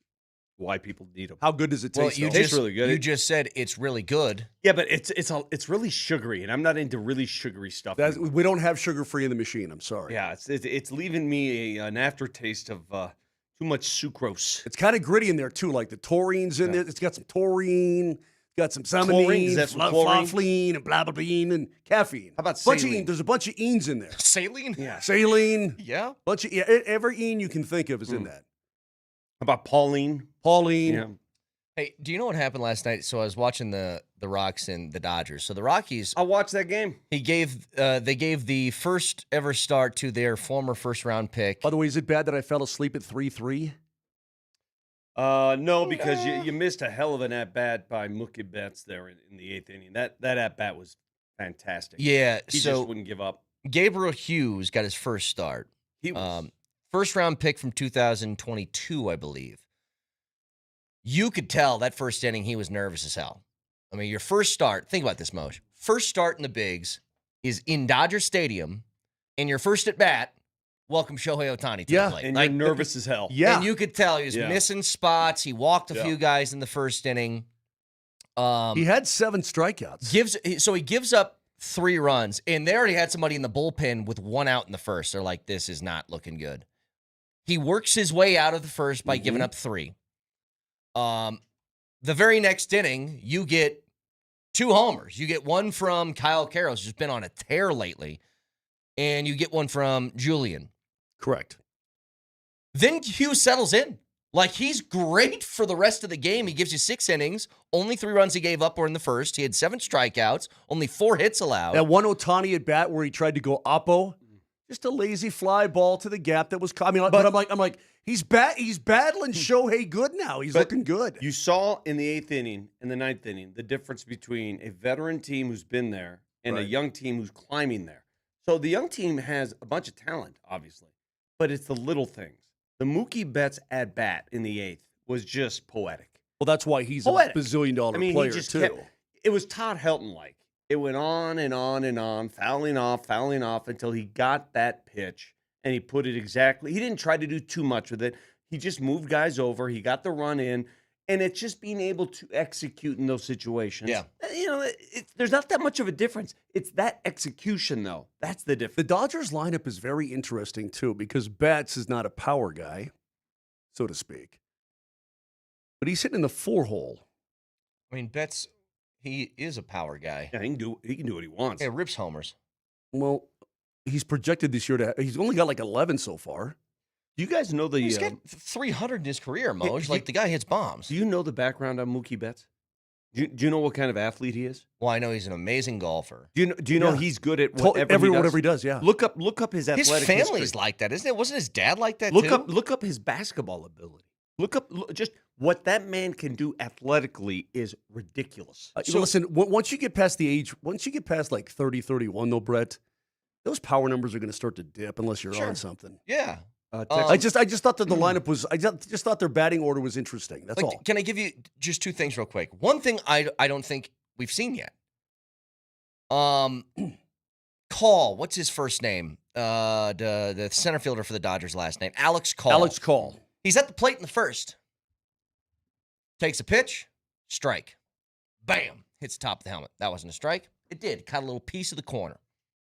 Lost a challenge. Mm-hmm. Very next pitch. Strike. Taps the helmet again. He did it again? Every part of this baseball was inside the strike zone. They lost all of their strike zone challenges for the game in one at bat, back-to-back in the first inning. One guy. From this guy who doesn't play for them every day. What does the rest of the team say to him? They're probably pissed. Robert's probably like, what the hell are you? But if you're you going to be see sitting next to me for the next 2 weeks. the ball that he challenged on the second one that he challenged. It's like if my computer screen is the strike zone, the ball is here. Yeah. It's clearly inside the zone. So I've never seen that before, first of all. Second of all, Senza has had a very good year out of the bullpen. He's the guy who was dealt the loss last night. He gave up the run in the 8th. Senza, since June 1st, has had, I think, 5 blown saves, and his ERA has gone from 1.3 to 3.06. Trade him now. I know. Right now. I know, before it gets worse. Before anything else happens, trade him right now. I know the Rockies lost 2 of 3 in LA. But this series, I don't know if you guys, it felt different. It felt like they battled a series hard between two MLB teams. Exactly. They battled hard against the best team in baseball. It wasn't the typical just layover in LA type series that we've seen. I mean, they competed. And if they could bring guys in, how many times early in that game did they just strand a dude on second and third? Yeah. You can't do that in multiple innings. Well, that's the trouble, is that they did that, and here's the worst part. There were guys, was it first and second or second and third? Well, you can do that against the Angels. You can do that against the Royal. You can't do it against the best team in baseball. Guys, this is making my heart beat a little fast. I can already feel it. Can you really? Yeah. I don't know. Is there meth in here? What is going on? Okay. I don't know. By the way, I second. gave myself a glass, too, so you're not even drinking the whole can. It was second and third with no outs. You can't have back-to-back strikeouts in that situation. You got to put the ball in play somehow. Try and get a fly ball. Try and get a ground ball to second, something. I'm really into the show now. So it kicked you? It kicked. It gave you a little kick? I should use this before I do lookout. Before I play some dunk hoops. I don't think you want to do that before a workout. You want to get that heart beating. Don't people take pre-workout? Yeah, I guess that's true. I don't want your heart to explode. Pre-workout makes me go to the bathroom. Drink. Finish your cup. Okay. Finish your cup, please. Just finish it. Just gulp it all down. Which side? Finish it. Finish it. Just tip it back. I can't. It's too sweet. It's too sweet. Too much. Here's the other thing. Do you guys know that the MLB, because the deadline, when is the MLB trade deadline? End of July, usually. The exact day is... Something says, don't forget to mix in with the Metamucil, Grandpa. It's August 3rd at 4 o'clock. August 3rd, okay. You know what? That got me to thinking. Being called Grandpa and Boomer and all this stuff. Moshe, you know me. You've known me for a long time. When I came into this market, I was sort of the young punk. Mm-hmm. I was the young punk. Oh, yeah. A lot of the older type in this market was like, oh, look at this young punk doing young punk stuff. Mm-hmm. When did I cross? Because I still fancy myself as a young punk. When did I cross to the other side? Because I still think I'm 12. I still feel like I'm young. I know you do too. But when did the Cannon, Les, Mike Nolan, great Mike Nolan, all these guys, they look at you. They're like, look at this. Look at this little young. Yeah, look at this guy. Why? I don't feel. I mean, look at me. I'm just sipping Monster Energy. You got a nice haircut, by the way. I'm sipping. Is that new? Yeah, I'm sipping some Monster Energy, feeling young. What is this? What? One day, Vic, being called grandpa. I'm not even a grandfather yet. I'm not even there. I'm planning a wedding. A wedding. We just started the planning. Oh boy, it's as far as I am right now. Okay, Boomer. I mean, that's what I'm talking about, Alan. I was that young punk not long ago. Brett. I feel that way too lately, honestly. What did you guys call old people? Brett. It was a good idea, but I can tell right now this is a mistake. I know. Okay, because it's 7:52. You are different. You look so different. For the next 2 sound hours, different. it's going to be. You know what it's going to be? Squirrel. Okay, hang on. How's this? Hey, mama. I think this is an indicator of the Rockies being a certainly better baseball team, but maybe creeping up towards more respectability. ESPN has an article on here. It's the top 100 trade candidates in the MLB. How many Rockies do you think are on that list? Oh, geez, I'd probably say 4. How many do you think, Vic? 3 or 4? Top 100 trade candidates, players. Okay, Hunter Goodman's on that Moniak's got to be on there. I'll say Hunter Goodman's got to be on there. Senz is on there. Yeah. I'll say 3. 10. Wow. No, tied for most in the league. What we're not going to do is we're not going to send all the kids out of there. What are they thinking? Hang on, Mosh. Are they saying Freeman and Julian and Castro and Tovar and reason for this is because look, Aaron Judge would be a pretty cool trade candidate. He's not a candidate. So here's the list. Mickey Moniak is number 23. I knew that he had to be tops for the Rockies. Jake McCarthy is 43. Jesus. Sens is He's your 48. that's your leadoff DH, Oh, bro. no, Vic's looking at ingredients now. Now he's freaking. Now he's freaking out. Sens is 48. Willie Castro is 56. The hell is pantothenic acid? Bernardino is you're on it right now. 73. Jaden Hill is 84. Shugano's 87. Mejia's 90. Lorenzen's 93. And at 100 is Ryan Feltner. Unbelievable, man. Well, some of those guys, listen, some of those Hey, guys, This includes tortillas. tortillos. For GTOs. We've ruined him. He's done for the rest of this show. He's done I would say that some of those guys, yeah, okay, if you want to move them, fine. But they at least they're not getting into the Hunter Goodmans. Well, I was just going to say, And you the know who's not on this Rumfields. list? It's Goodman, Rumfield, You know what? Karros, any of the young guys that you can build with. We're at about Tovar, thank God. we're at about the halfway point of the season, correct? Although Tovar, you know what he's Over hitting that. right now? But You know what Tovar's hitting right now? He's not having a great year.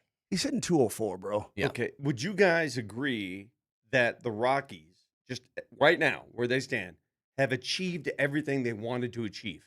Like the offseason expectations, a new regime, a new executive leadership group. Well, there's a new vibe, and they're Yes. going in the correct Would direction. you guys agree? Yeah. Would you guys agree if you went back to January and you had all these expectations? Oh, same old Rockies. It looks better and it feels better. How about this? Yeah. For those who have actually paid attention and not just had the token like, oh, Rockies, Yeah. they suck. For those who have actually paid attention at least a little bit to this team, I think they've erased at least the negativity that comes immediately word associated with them. Okay. I think that's what they've done, which is For good. for those who you're right, for the sophisticated who actually watch. Yes. Can I tell you where I'm at right now? To me, they're not, hey, I've got to get to the ballpark. It's not that. But they certainly are not, I'm staying away from the ballpark. I'm not there Yeah. at all. I mean, like, hey, you want to go to the Rocks? Hell yeah, let's go to the that kind of thing. In fact, we were supposed to go as a show at some point. I'm sorry, I'm So way over you're here. I saying can't hear you. If you're saying, Moj, like if I had an extra ticket and I was like, you want to go to the game, you wouldn't be like, yuck, I'm not going to watch that. Correct. Yeah. I'd be like, hell yeah, I'll go. Tick has tickets. We can use the station's tickets. She does? Yes, all the time. Are they good? Yeah, they're Probably great weird seats. for people to hear. There's a very lovely lady in here who does a whole bunch of things. Her name is Tick. But Tick said, Tick has tickets. So I don't know if Oh, knew. Did you think I Probably pulled sounded the- confusing did to you those think who I pulled don't the- know Tick. You Yeah. think I pulled the tortilla? Tortillas. GTOs. He said, Tick has tickets. By the That's way, what he said. There's probably somebody like this in every office, in every business, every whatever. If she walked out today, It'd be over here. by the end of the weekend, this place would be burned Yeah. to the ground. Yeah. Somebody We'd be starting Somebody riots. get this audio to Tick because I got to say something. She She- was gone. She was on vacation for like 3 days. This place looked like DMac's little playroom. Yeah. over here. Absolutely. There were coffee cups laying It was a- everywhere. Yeah. There was the ground was dirty. It's the person that holds it all together. That's Tick Hey guys, by a mile. when we come back, Alan, I know you're a big soccer fan to begin with, World Cup soccer, so am I. My neighbor went to the Argentina game, the one the other night, the other day, where they came back to beat Egypt. And the way he described this thing, he's been to Super Bowls, he's been to NBA championship games, he was at the 2007 World Series. Said it was the greatest sporting event he's ever attended. Let's save it. Let's talk about it. Get to it in just a second. Stick around.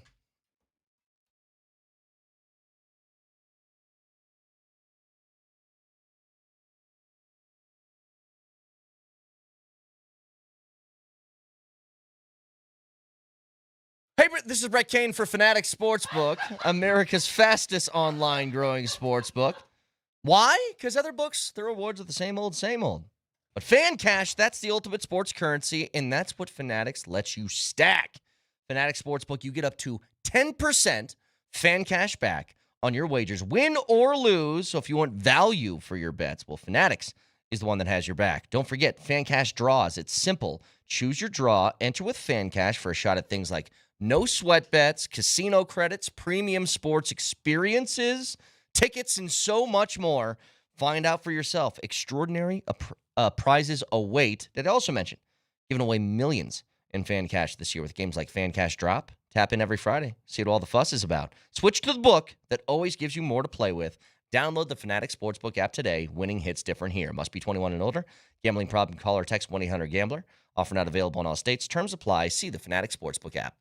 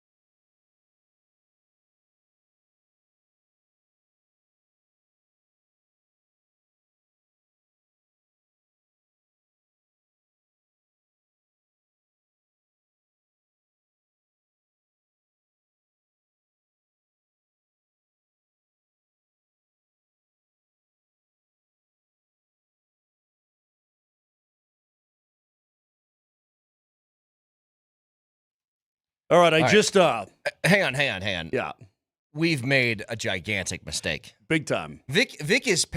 I just went to the Omaha Zoo for the first time since I left last weekend with baby Jamal Kid. Right. You know, the tigers just kind of walk along that Mhm. window, staring at people. Vic is just pacing like a caged animal. The reason I screamed before, And then he goes, it makes me want to poop. yeah. He did say that. For those who don't know, I just burst out. He starts pacing, and then he starts sort of trotting toward where I sit. And this is right before Brett's commercial, and he goes, I feel like blanking, running. And Brett goes, hi, Brett Kane for Fanatics. I'm like, the timing was exquisite. Anyway, I've got it worked out. You ready? So Vic's on Monster for the rest of the show. He's freaking out, but I got it worked out. I just went and talked to the Queen Bee. Tick. Okay. Oh, no. We may have to kick him out. So officially, well, we're on the calendar right now as a show. We have 6 total tickets available to us. So us 4 with Nelly. Well, Nelly's going to be gone. That's Alan Baca's Yeah, get him out of game. here. Baca, what's this, Tuesday the 21st. Yeah, Nelly's going to be gone still. He's in France right now. So we have 6 total tickets. So maybe the 3 of us and then Stop drinking it. You know what? I regret all of this. Stop Me too. drinking that. the 3 of us and maybe 3 listeners. I don't know, but we're going to go to July 21st. Rockies, it's a Tuesday. Tuesday, July 21st, Rockies hosting the Nats. That'll be our official perfect. once-a-year show Rockies game. So we got it on the calendar, the 21st of July. If you see us there, say hi. What did you want to talk about, Vic? I forgot. Argentina. Oh, yeah. FIFA, by the way, suspended 2 U.S. soccer officials ahead of Monday night's loss to Belgium. They quietly announced that on their website. The officials were team manager Sam Zabatka and U.S. Soccer Vice President of Security Frank Pennell. For what? I don't know. Okay. FIFA announced it. My neighbor and friend Jim went to the Argentina game, the victory over Egypt. It was just a game that they picked on a whim. They didn't know that they were going to play Egypt. They didn't know anything. They were just going to go to Atlanta to go to that game. His kid's a big Messi fan, huge Argentina Messi That's fan. cool. So they got to see it unfold. The rally, they were down 2-0. They were sitting in the Argentina section since 90% of the stadium was all Argentina anyway. So it's white and blue everywhere. Unreal. White and powder blue. So anyway, he said it was crazy. The energy before the game, during the rally was something he's never been a part of. Well, you're watching the greatest player in the history of the sport Single-handedly lead the defending champions Yeah. back from 2 goals down late, which is okay. That's gonna have to stop. You're gonna listen. You're gonna pin him down, and I'm gonna kick him until he passes out. I'm gonna throw some of your golf balls in some orifice of his. But you're watching the greatest player ever make one of the greatest comebacks, at least in recent memory, in the World Cup to keep your team alive. I mean, I'm sure it was amazing. But, you know, but the energy, he said, in the stadium, even when they were down 2-0, people were crying. I know. Like the people next to him were crying. Well, Like in tears. This is what I wanted to get to. Like, this is what I talked about with the U.S. stuff. And we don't have that reaction. I don't know how many Americans were moved to tears when they lost that game. But you know what I saw? And this actually bothered me. Because I do think this is a step in the right direction for us taking soccer a little bit more seriously, at least on the world stage. I saw an article from, I forget who it was. It was a soccer reporter, somebody who covers the U.S. men's national team, saying that we as American fans are being way too hard on Christian Pulisic, which I'm like, absolutely not. I honestly don't think we've been hard enough on Christian Pulisic. I totally agree. And to react the way that some have, which is like they're sort of disgusted, not just with the way that he played or the fact that he misses games a lot, or Wait, so this guy is a leave Brittany alone kind of guy. yes, Okay. or his comment after the game about the good news is I can go rest now. It's like nobody wants to hear that, dude. This is how you treat superstars who fall short when you care about the sport. When you enter that realm, and I think Tim Howard expressed this perfectly. He did a podcast with Landon Donovan, and Tim Howard said, you know, people want that mantle. They want the money. They want the celebrity. They want the paycheck. They want everything except the criticism. Yeah. When you enter that arena and you get to that level, you better be willing to accept that criticism. Sure. That's just part of the deal. And if you can't accept it, you don't belong there. You just don't. He is the U.S.'s best player. He's supposed to be the best player, and he was terrible in that game. If you don't think that if Argentina ended up losing that game 2-0, Who's going Egypt, to catch the heat? that Messi wouldn't catch a lot of grief from people, you're crazy. So what he makes is, Or if England loses, that it's not Harry Kane or France. If Mbappe played poorly and they lost, he's going to catch a bunch of criticism. here's what he makes. He makes just over $6 million in fixed salary, excluding bonuses. How about the endorsements he's made just during this World Cup alone? And annually, he makes $27 million in off-the-field endorsements. In fact, I didn't know this, but New York A year? Yes, Not just this year. Every correct. year? New York City FC apparently approached AC Milan and said, we want him. Okay. You know, we're going to give him over $10 million a year to play in MLS. Well, let me tell you what. And the AC folks, Milan goes, he's like a cornerstone guy for well, us. that's the folks in Italy think he's overrated. He might be. Yeah, he might be. He's the American prodigy who's overrated. Who's he playing for right now? AC Milan. AC Milan. Isaac on the text line writes in, I am so tired of seeing these bandwagon Argentina fans. I want to bring up this topic. Alan Baca, are you ready for this? Bring it, Vic. Alan Baca, you understand if the U.S. were to play El Tri? Is it El Tri or El Tri? El Tri. If the U.S. were to play Mexico in I a know. game of soccer today, Alan Baca, which side would you root for? Yeah, it's the easiest question I've ever been asked. It would be Mexico.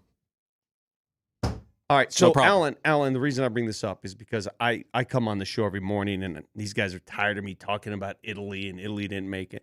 But if you were to ask me that question, U.S. versus Italy, It would be USA. all day long. All day You long. know that, right? Yeah. You know that. So I'm asking you, how can you say that? How can you do that? Yeah, I have a question. How dare you? Yeah, what? Like, I don't. Listen, Vic, I don't envy you rooting you for right now. Italy Mhm. and USA is a little different than me rooting for Mexico and USA because they're direct rivals Okay. in sport Yeah. and in other places, but in sport specifically. You rooting for Italy and US they don't ever play each other.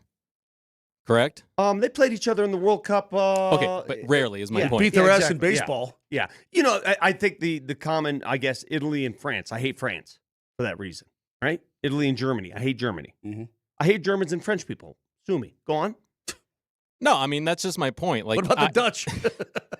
these guys are rivals. yeah. I had to pick one when I was young. I used to root for them both. Then I got to a point that I was like, I can't root for them both. So were you wait? So were you rooting for the U.S. to lose even when not playing Mexico? 100%. All right. So you took joy in I that tweeted. Belgium I game. text Vic right after. He did. I was- He like rubbed it in on me. I did. He did. I was What? petty. I also text. I was still in the group chat for PhD. Yeah. I text those guys. He But you're texted me. American. Still, that doesn't mean I don't care about the team, the soccer team. See, Were you rooting for Canada in the gold medal game? I didn't. Hey, Alan, I hold didn't. on. I'm going to break this I down. didn't care. Alan, are your parents are they born in Mexico? Yes, Okay, so my parents are born in Italy. My parents are immigrants from Italy. Your parents are immigrants from Mexico, right? correct. Okay, so I'm sure you bring a lot of that culture with you, like I do, right? Uh huh. So if the game is on, your parents are going to root for their home country. Yes. So my parents, they didn't even watch sports at that point. I don't even know what the hell they would root for. But I was always the U.S. because I'm an American. Yeah. Doesn't that ever strike you as, hey, I live here now? Like I said, I used to be like that. I used to root for them both. But then I got to a point, I think it was the 2002 World Cup. They played each other. USA won in the round of 16, I want to say. Mhm. And then I was like, oh, cool. What about the time the Then I was USA like, oh, no. saved Mexico's butt to get him in? Do we still have the clip? No, it's not Damn important it. anymore. I deleted it. Wait a minute. Well, you know what? I'll give you credit for holding true to your virtues and your fandom, I guess. But I don't get it. But I Listen, respect it. I'm just a petty sports fan. That's just me with any sports. Once my team is out, Yeah. I want everyone else to suffer. You remind me a lot of the Raider that's fans. such a You bad way to remind look me at of the life. Raider fan who lives among us in Denver, who are Denver natives, because I grew up with a bunch of them. Denver natives who live in Denver, but purposely root for the Raiders because they want to be the black sheep and the rebel. And I used to always say to them, what is wrong with you? Seriously, there is a deep penetrating problem in your family if you're a Raiders fan. You remind me of that kind of person. I just What is can't be. wrong with you? I can't be a U.S. soccer fan. You know, you guys just come around every 4 years, pretend to like it for 3 weeks, then you bow out. Who did I threaten Wait, to? wait. Didn't U.S. and Mexico bow out in the same Yeah. round? Yeah. Yeah, in the round of 32? correct. You lost in Azteca. You Listen. lost with a man down on the other side. Vic, you want to go that route? You guys, got beat. You had 40 minutes to play, and they were down a man, and you couldn't win that game. Vic. Harry Kane scored 70 goals for club and country this year. He might win the Ballon d'Or. Jude Bellingham. These guys are world-class, on world-class They clubs. were a man down. Mexico has guys all on Liga MX teams. All right, let's relax a little bit on that. You had a home game. Hang on a second.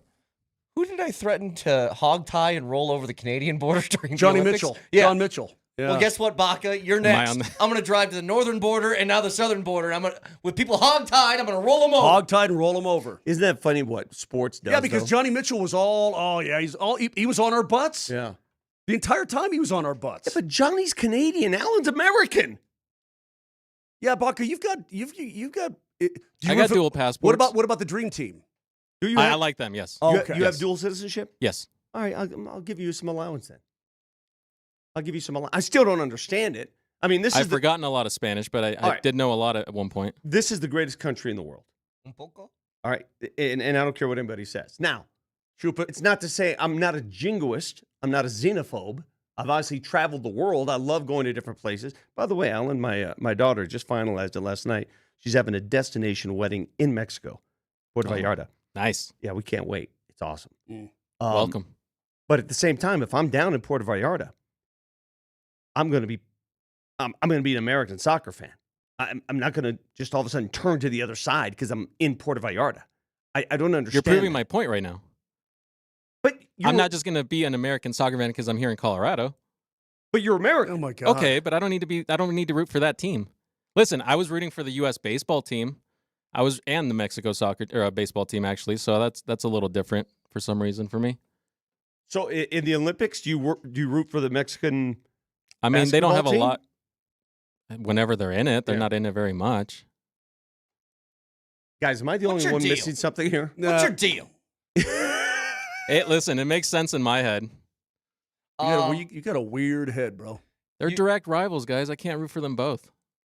I know they are direct rivals, but even I, all right, understanding the rivalry, even I was pulling for Mexico against England. I was pulling for I was Mexico. too. I See, was and very Polumbus- vocal. As was I. Polumbus So I'm told me not- that too. Yeah, I'm not a jerk to be rooting against the U.S. when they're playing. You should have been, as soon as your team got ousted, you should have turned to allegiance and said, you know what, I'm a dual citizen. I now root for the U.S. That's the proper thing to do. No, can't do that. Get him off the controls. Can't do that. Well, then nobody can run the controls. Get Tick in here. I just saw something. You want to talk about being in a brand new world. Yahoo Sports just launched something brand new. Never been done before. Never thought it would ever be done. But it's here. We'll get to it next.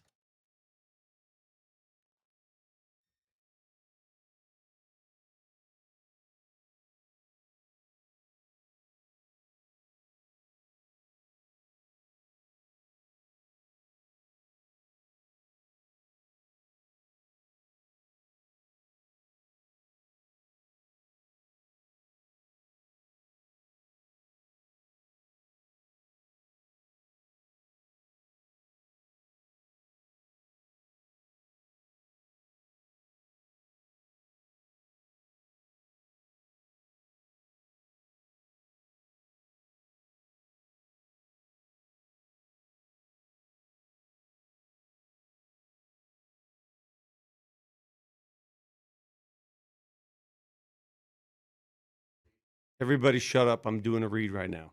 Flatirons, Fire, and Design. You guys have heard me talk about this place off of 53rd and Bannock, North I-25. They have such a great showroom. In fact, one day I'm going to take you to the showroom, and you're going to buy a fire pit. I'm going to make you buy one, Brett, because I know you want one. You have seen my fire pit, and you like it. They've got it all. You need a pizza oven? Got that. Sauna? Yep.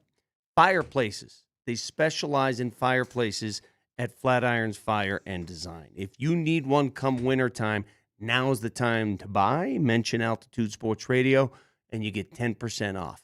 Call or go to the showroom, visit the place, check it out online. That's flatironsfire.com. Flatironsfire.com.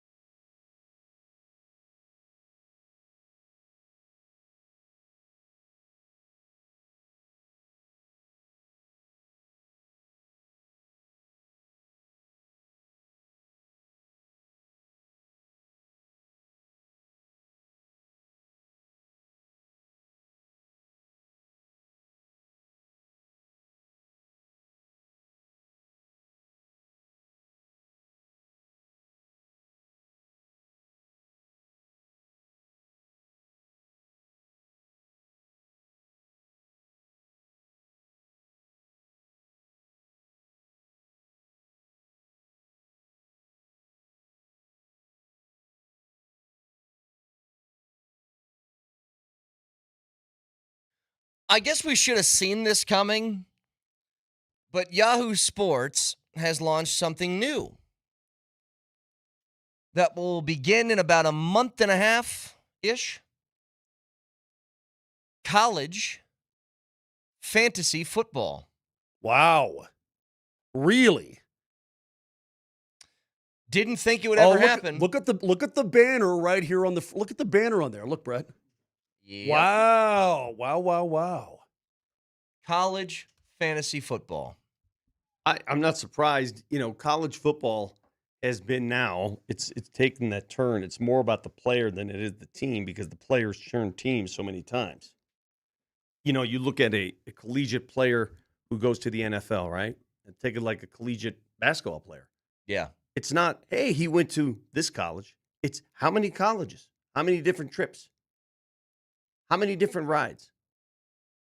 So for those wondering, this is very similar in scoring to the NFL fantasy system. You have a quarterback, 2 running backs, 2 receivers, a tight end. They have 2 flex spots, a defense. But what they have is a team offense. Correct. A team offense that where every touchdown, field goal, every win you get. So a touchdown is 3 points, 300 yards of offense is a point and a half. So turnovers are -2, that sort of thing, yes. But at the same time, do you take a powerhouse SEC school that you know is going to win at least 10 games like Georgia because you get points for a win? Yeah. Or do you go to the best team in a weaker conference? Do like back in the day, like a Timmy Chang Hawaii football team that threw up like 700 yards of offense? Who was it? Jones, the head coach. For Hawaii? Yeah. I don't know. Butch Jones? No. It was June Jones. June Jones. Yes. That was Timmy Chang and Colt Brennan and that was over. June Jones. He's on the sideline wearing a lei and a Hawaiian shirt as his team's going for 6 bills above, over the top. It's crazy. So Texture says college fantasy football has been a thing for years now. It's been in the shadow. It's been in the shadows. It hasn't been a real thing. But now it's a real thing. It's just funny. It's another sort of reminder. Back in, 2012, whatever, decade and a half ago, something like that. There was always, because I lived in the all college football all the time world in sports radio. That's what Nebraska is. And I always had a hard time because I struggled with the idea of, at that time, even though it was starting to get blurred a little bit, those were just college students playing a sport. And I'm like, how critical should you be to a quarterback who's got to go to his econ class tomorrow who's just on scholarship, right? And I'm sure some guys are getting paid under the table. They're kids. But at that time, it did feel that way. Like, this kid's 18 years old. He just went to prom a few months ago, and I'm like, this dude sucks. Like, is that fair to do? But now that everybody's getting money, it's like, I guess who cares? You're a professional athlete now. Now it's fair game. Like it or not, it's fair game. You're a professional athlete. You're making money. The money is coming from the free market, correct? Yeah. It's almost like it's kind of unfortunate. We were talking about Juju Lewis the other day. I don't want to hear. Oh, you can't do that. He's just a kid. Yeah, see, that's the thing. Can't do that anymore. Good kid. Brett, right? Are we in agreement? I just said. You can't do that. Vic, I just said. Yeah. When he's talking about the offense, I said, he's still only what? He was a freshman last year. Well, if you're getting paid money, I don't care if you're 19 years old, man. You're going to there was a time when kids got the benefit of the doubt because they're just amateur kids, and they're so young, their brains aren't developed. And, well, now what? I mean, now these kids are raking in a couple million a year. Well, is it fair to get on their bacon? There was a difference between criticizing the freshman point guard from St. Bonaventure back in 2003 and criticizing LeBron James, who was drafted out of high school. You know what I mean? Like, he's a professional basketball player. You're on the biggest stage. You're making a lot of money. The criticism comes with it. The kid who literally had to get his exam in before he hopped on the team bus to play for, Gonzaga in 2001 is a different story. What's but interesting, now it's like they're the same. With a team offense position never taking a playoff or getting substituted out of a game, the truly dominant teams within their conferences stand out when it comes to evaluating the position. Yeah. Vic, Brett, everybody, here's a little trivia. Don't look. Here are the 6 teams to eclipse the 200-point mark during the 25 regular season, 12 games. Name them. Wait. Okay. This is team offense, which is a category. And score in this, 200 points or more. in this new category. Yeah, to score 200 points or more for a season. Okay, Indiana did it. Absolutely, they were number 1. Miami? Nope. Miami? Texas Tech? They were number 2. Wait, Texas Tech's offense was horrible in the CFP. In the CFP? No, we're talking regular season. It's all regular season, not CFP. Ohio State? They were number 6. Oregon? Not there. So this is where if you're going to play this, Wait a minute. you better start thinking. You better start wait a thinking. minute. Notre Dame? They were number 3. Excellent. I think I got a wild card for Notre you. Dame was the number 3 offense? Correct. Why didn't they- 210.59 Why didn't they points. get into the CFP? Okay. Like I told you, when I'm dead, this is all I'm going to think about. I got a wild card. Okay. I think Diego Pavia scored a lot of points. In Vanderbilt Vandy. was number 5. Now, Yes. you're thinking to yourself, there's no way that Vandy, if you're going to play this crap and you have the mental capacity to deal with pro and college football every week, then God bless you, because I don't. Yeah. But that's what you're going to start thinking about, like, Who's the other Who's team? got like Vandy's BYU? in the SEC. It was Utah. Utah. Okay. So you got a dominant offense inside the Big 12. Yeah. Vandy may be a bad football team overall, or, not bad, but with Pavia. But Pavia in that offense, they racked up points and points and points. You guys, it dawned on me like an epiphany during this conversation. You know what college sports has done now? Because we are not weighing as much value in the association and the loyalty to the player, because the players switch sides all the time, it's more important than ever now to fall in love with the brand, the team. Now your loyalty lies simply with the team, more so than ever. Like if you have a team. What do you mean? Well, before, you'd be like, oh, God, I love this guy on this team. Now it's just the team, because half of us don't even know who the hell plays for your team anymore, year to year. Right? You don't even know who plays for your team year to year, because the roster turnover is immense. I'm It's curious, crazy. Vic, how many new players will be on Notre Dame this year?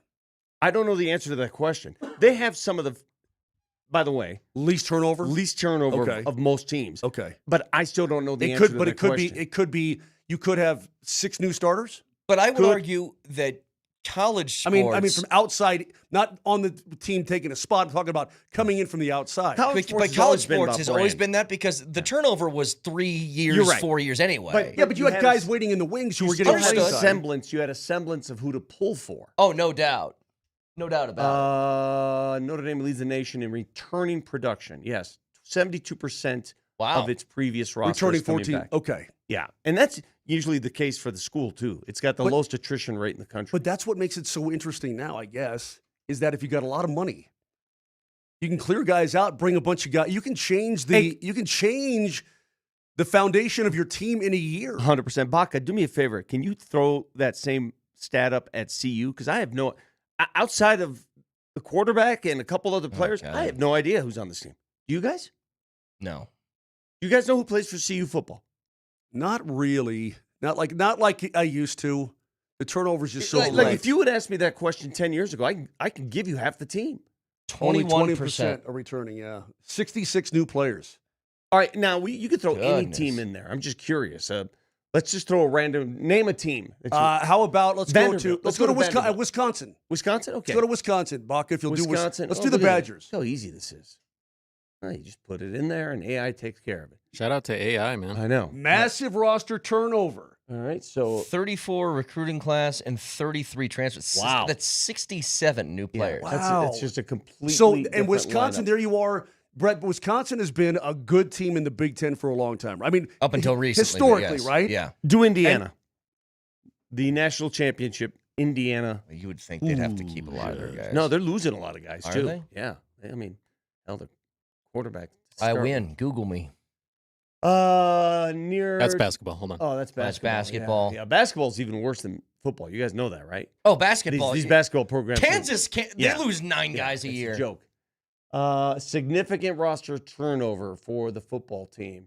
And it looks like, I mean, they Bunch of dudes lost are a gone, lot yeah. of dudes to the NFL. Yep. So That's the thing, though. transfer portal. Losing guys to the NFL Four- is different than Yeah, 4 people dudes. leaving to go play somewhere else. But, dude, the point I'm getting at, even like when Mendoza was drafted, when everyone's drafted, they say, oh, yeah, he went to Indiana. Well, don't forget, he also went to Cal. Yeah. When so-and-so's drafted. Oh, the kid that was drafted by the Nuggets out of St. John's. He went to 2 other schools before St. John's. Yeah, Hopkins. Yeah. So this is how it is now. It's not a one-school stop.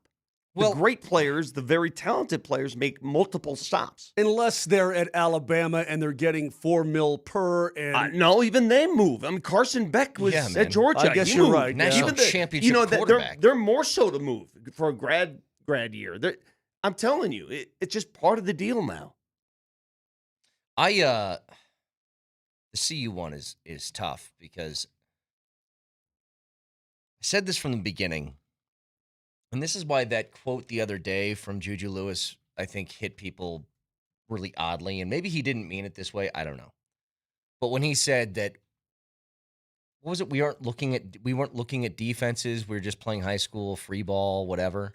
I said forever, like from the day that Dion was hired here.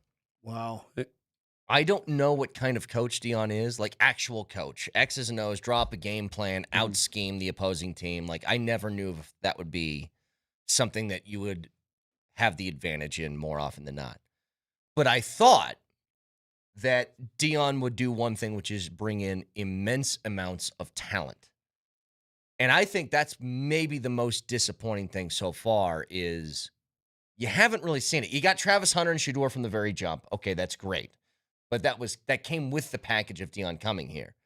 And what I can't figure out is it a lack of money or is it that people used what Dion was basically the innovator of, which is I'm going to rehaul my roster every year through the transfer portal. And then everybody else said, everybody's doing it do now that too. That sounds great. Well, you remember the guy at Oregon? What's his face?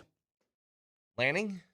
Dan Lanning getting on Prime's Bacon about that. Yeah. Well, now, I mean, everybody's doing. I just showed you Wisconsin, for crying out loud. We just saw Indiana, the national champs. I didn't realize this. How about the CSU Rams? You ready for this, Brett? Alabama is only returning 41% of their snaps from the previous. Do you see what I mean? But I think a lot of those are Alabama gets guys drafted. I don't know how many guys leave. There's a lot of guys they but losses it's to the not just transfer portal. Yeah, it's transfer portal, dude. Brett, dig this. I just looked this up. Attrition rate's going to be the next. I'm telling you right now, college football attrition rates are going to be stats that we're going to be paying attention to. Agreed. It's going to be a big deal. Chemistry matters. CSU Rams, new head coach, Jim Mora Jr. Yeah. Lost 59 players to the transfer portal. 59. That's what happens when a new coach comes in. Agreed, but That's a given with a new coach. Well, now, but it didn't used to be that. I mean, you're talking about 60 guys out of the program. If you imagine if you're a guy who's stayed, you're looking around like, but all my buddies are gone, and I got all new buddies coming. It's just weird. I'm going back. It's July 9th. College football's 2 months away. You're a CU football fan. You're a CSU football fan. Who plays for the team? Think about this for a second. When 10, 20 years ago, and you're 2 months away from football, would you have an identity? Would you be able to identify 5, 6, 7, 8, 9, 10 players on the team? If I was still doing a show in Nebraska, I don't know how I'd do it. Who plays football for the team? Vic, it's going to be... And that's where we live now. We live in this world where you have no idea who even plays for your team, but you're supporting the brand. Because it's the brand. Baca, does that say the Oregon Ducks had 59 guys transfer out of the program? Yes, they had 16 portal in and 59 portal out. And that's the same coach. That's the Oregon Ducks. That's Lanning. And that's the same Yeah, coach. that's the guy that was all over Prime's Bacon about it. Jeez. What a nightmare to be a college coach right now. Like, what an absolute I would nightmare not want it to do must that be. crap. Vic, as I look at our lads right now, I'm looking at our lads. Yeah. The current CU depth chart. It says... Wait. It actually lists their NIL that they got for leaving, too. Like this dude, Bryson Beaver, went from Oregon to Georgia. He's a quarterback. $700,000. Yeah. And by the way, those numbers, I was talking to somebody who is, let's say, very in the know. Tion Gray's going to Notre Dame. This NIL stuff. He's very in the know. And the numbers that are given in NIL, like, this program spends this much. It's not even accurate. Yeah. It's not entirely accurate. You know how much money that is not even accounted for that is spent on some of these dudes? I bet. Okay, you know what's blowing me away with this is you scroll back up. for me, and let's see the guys that have teams that are settled here. Usually, when you're transferring from Oregon back in the day, you transferred because I got a guy in front of me that's really good. I'm probably not going to play for a couple of years. Let me go somewhere else to play, right? And so you'd go to, I don't know, you go from Oregon to San Diego State or Oregon to Wazoo or something like that. Correct. This is Oregon to Georgia, Oregon to LSU, Oregon to Notre Dame, Oregon to Alabama. That's crazy to me. That's what I'm saying. Oregon to Arkansas. That's what I'm saying. They're all multiple stops. And you made mention that, the big players don't move. Yeah, they do. Yeah, they do. Because you know what moves? The money. Every year moves. And when you're being offered that money and it's a huge financial stake, you're going to move. Which is why, frankly, I'm impressed Notre Dame was able to hold 72% of their roster together. Yeah. Hey, they must have, you know what? They must have drummed up money. They must have. Vic, I'm looking right now. Right here. It says, according to Our Lads, that every single proposed starter on defense is a transfer in. On which team? CU. The Buffaloes. Every single player. Every single. Okay. All right. Think about this for a second. Come around here and make sure I'm right about this, okay? These are 2026 transfers. You've got you've got everyone in gold as a transfer. You've got 1, 2, 3, 4, 5 offensive players. And then look at the defense. All gold transfer. Look at that. The entire starting defensive unit is all new players. So I will, Brett, look. How do you? So I will how ask can you you again. build success on that? You can build it. It's got to be microwaved. You have to microwave it now. It's not sustainable. It's microwavable. I mean, Signetti did it, obviously. Well, but he also did it. He also did it. Here's one right there in a 2-year span. All right, so J-Rob McFadden. He's going from Ohio State to the Buffaloes. Okay, look at this, Jaja Boyd. Yeah, from Indiana. I will ask you guys again. You're with your buddies. You're in the car. You're on the way to the golf course. You're taking a golf trip, and you're talking about your team this year. And you ask your buddy, hey, how's that CU defense look? How are the linebackers? You have no idea who plays for your team anymore. I know. You have unless you really get down and dirty like we are right now, you have no idea who plays for your college football team. This is what the NIL and transfer portal has done. It has made it a mishmash of names. Well, Baca just went through 3 guys in a row that all had CU's their third school, their third one. So I think we can all agree on one thing. All right. It's gotten out of hand. This is a fourth school. Let me see if I can get it. Stanford? That is not Stanford. That's not Stanford, That is not by the way. Stanford. That's What is like that? Sanford or something. South Carolina State, Auburn. No, Alabama A&M, sorry. I can't see very well. Maryland Buffs. That's Cedric Smith. I got my glasses. Well, look here. Tennessee. Guys. Notre Dame to see you. Cree Thomas. Guys. Wow. I think we all agree. We can all agree. It's great that these gentlemen are making money. They're not kids. Gentlemen. They're professional athletes. Fine. Make your money. There has to be a restriction. There has to be a rule. You can't hopscotch after 1 year. You can't do this. The one thing that they could do right now that I think It's gotta be a contract. Most people would not balk at, and it would save things immediately. One transfer. You get one free. No matter what the circumstance is, coach leaves, you don't like your playing time, you don't like the school, you miss your parents, you do whatever. You get one free transfer. If you want to transfer again after that, who's going to enforce that? It's the NCAA can. There's still eligibility requirements. You're telling me that the SEC and the Big Ten aren't going to fight like hell for that? But I'm saying for the against good of that, they might support it. I don't think that they like trying to keep their own guys every year either. All I'm saying is, I think what's fair is you give them one free transfer and say, you got one shot to go wherever you want, whenever you want. After that, if you want to go again, there's no more, I'm going to my 4th school in 4 years. If you're going to do that again afterwards, it's the old transfer rule. You got to sit out a year before you play again. And I think that would curb a lot of this, a lot. Because I'll tell you what the problem is. I don't even know if it's necessarily the teams or anything. It's somebody making a promise to them, I'll get you more money over here. So, 303-504-0925, Friday afternoon. The party's at Fiddlesticks in Lakewood. We invite you to watch FIFA World Cup 26 with Michelob Ultra. For Belgium and Spain in the quarterfinals, Lindahl be giving away a ton of great prizes with Michelob Ultra, Superior Light Beer, and the official beer sponsor of FIFA World Cup 26. Superior is worth playing for and now cheering for, too, and we'll see you at Fiddlesticks in Lakewood on Friday. You want a tease? When we come back for Oh, by the way, something in baseball that's changed so much, and it infuriates me. And maybe you too, Brett. Okay, get to it next.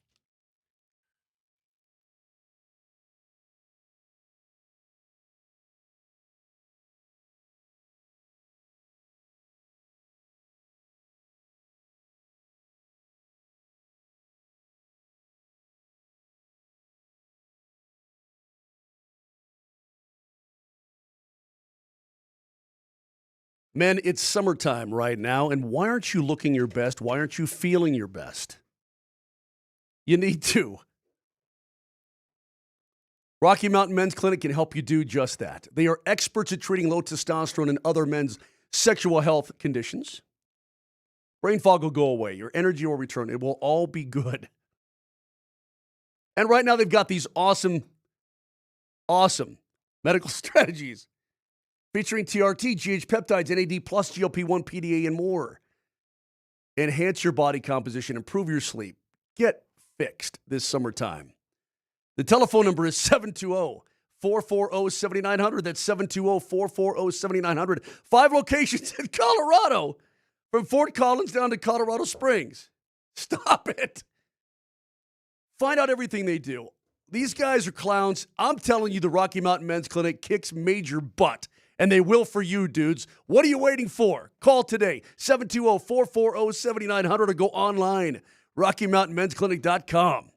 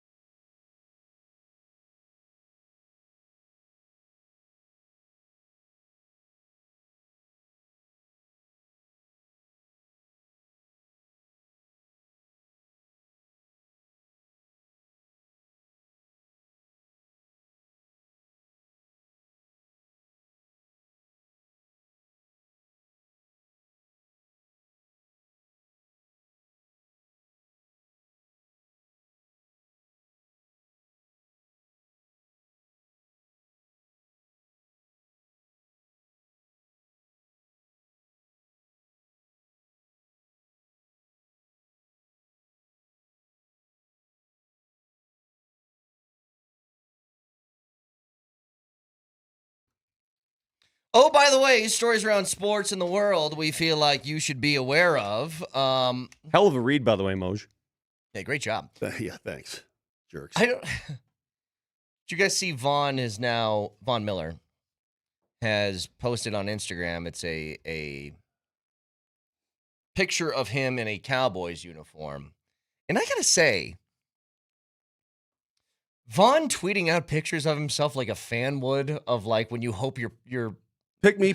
player in free agency comes to your team. Like, I want to see what this looks like. He's just doing this with everybody now. I think this means that he's moved on from any idea that he's going to be in Denver, right? I mean, we talked to him, what was that, month and a half ago or something like that? Something like that, yeah. And, I mean, we asked him about, well, if you were to come to Denver, like, what's your role? And he goes, yeah, it's tricky because I'm going to play. And it's like, well, at the time they had two pretty good edge rushers, and now with Jonathan Cooper, who knows?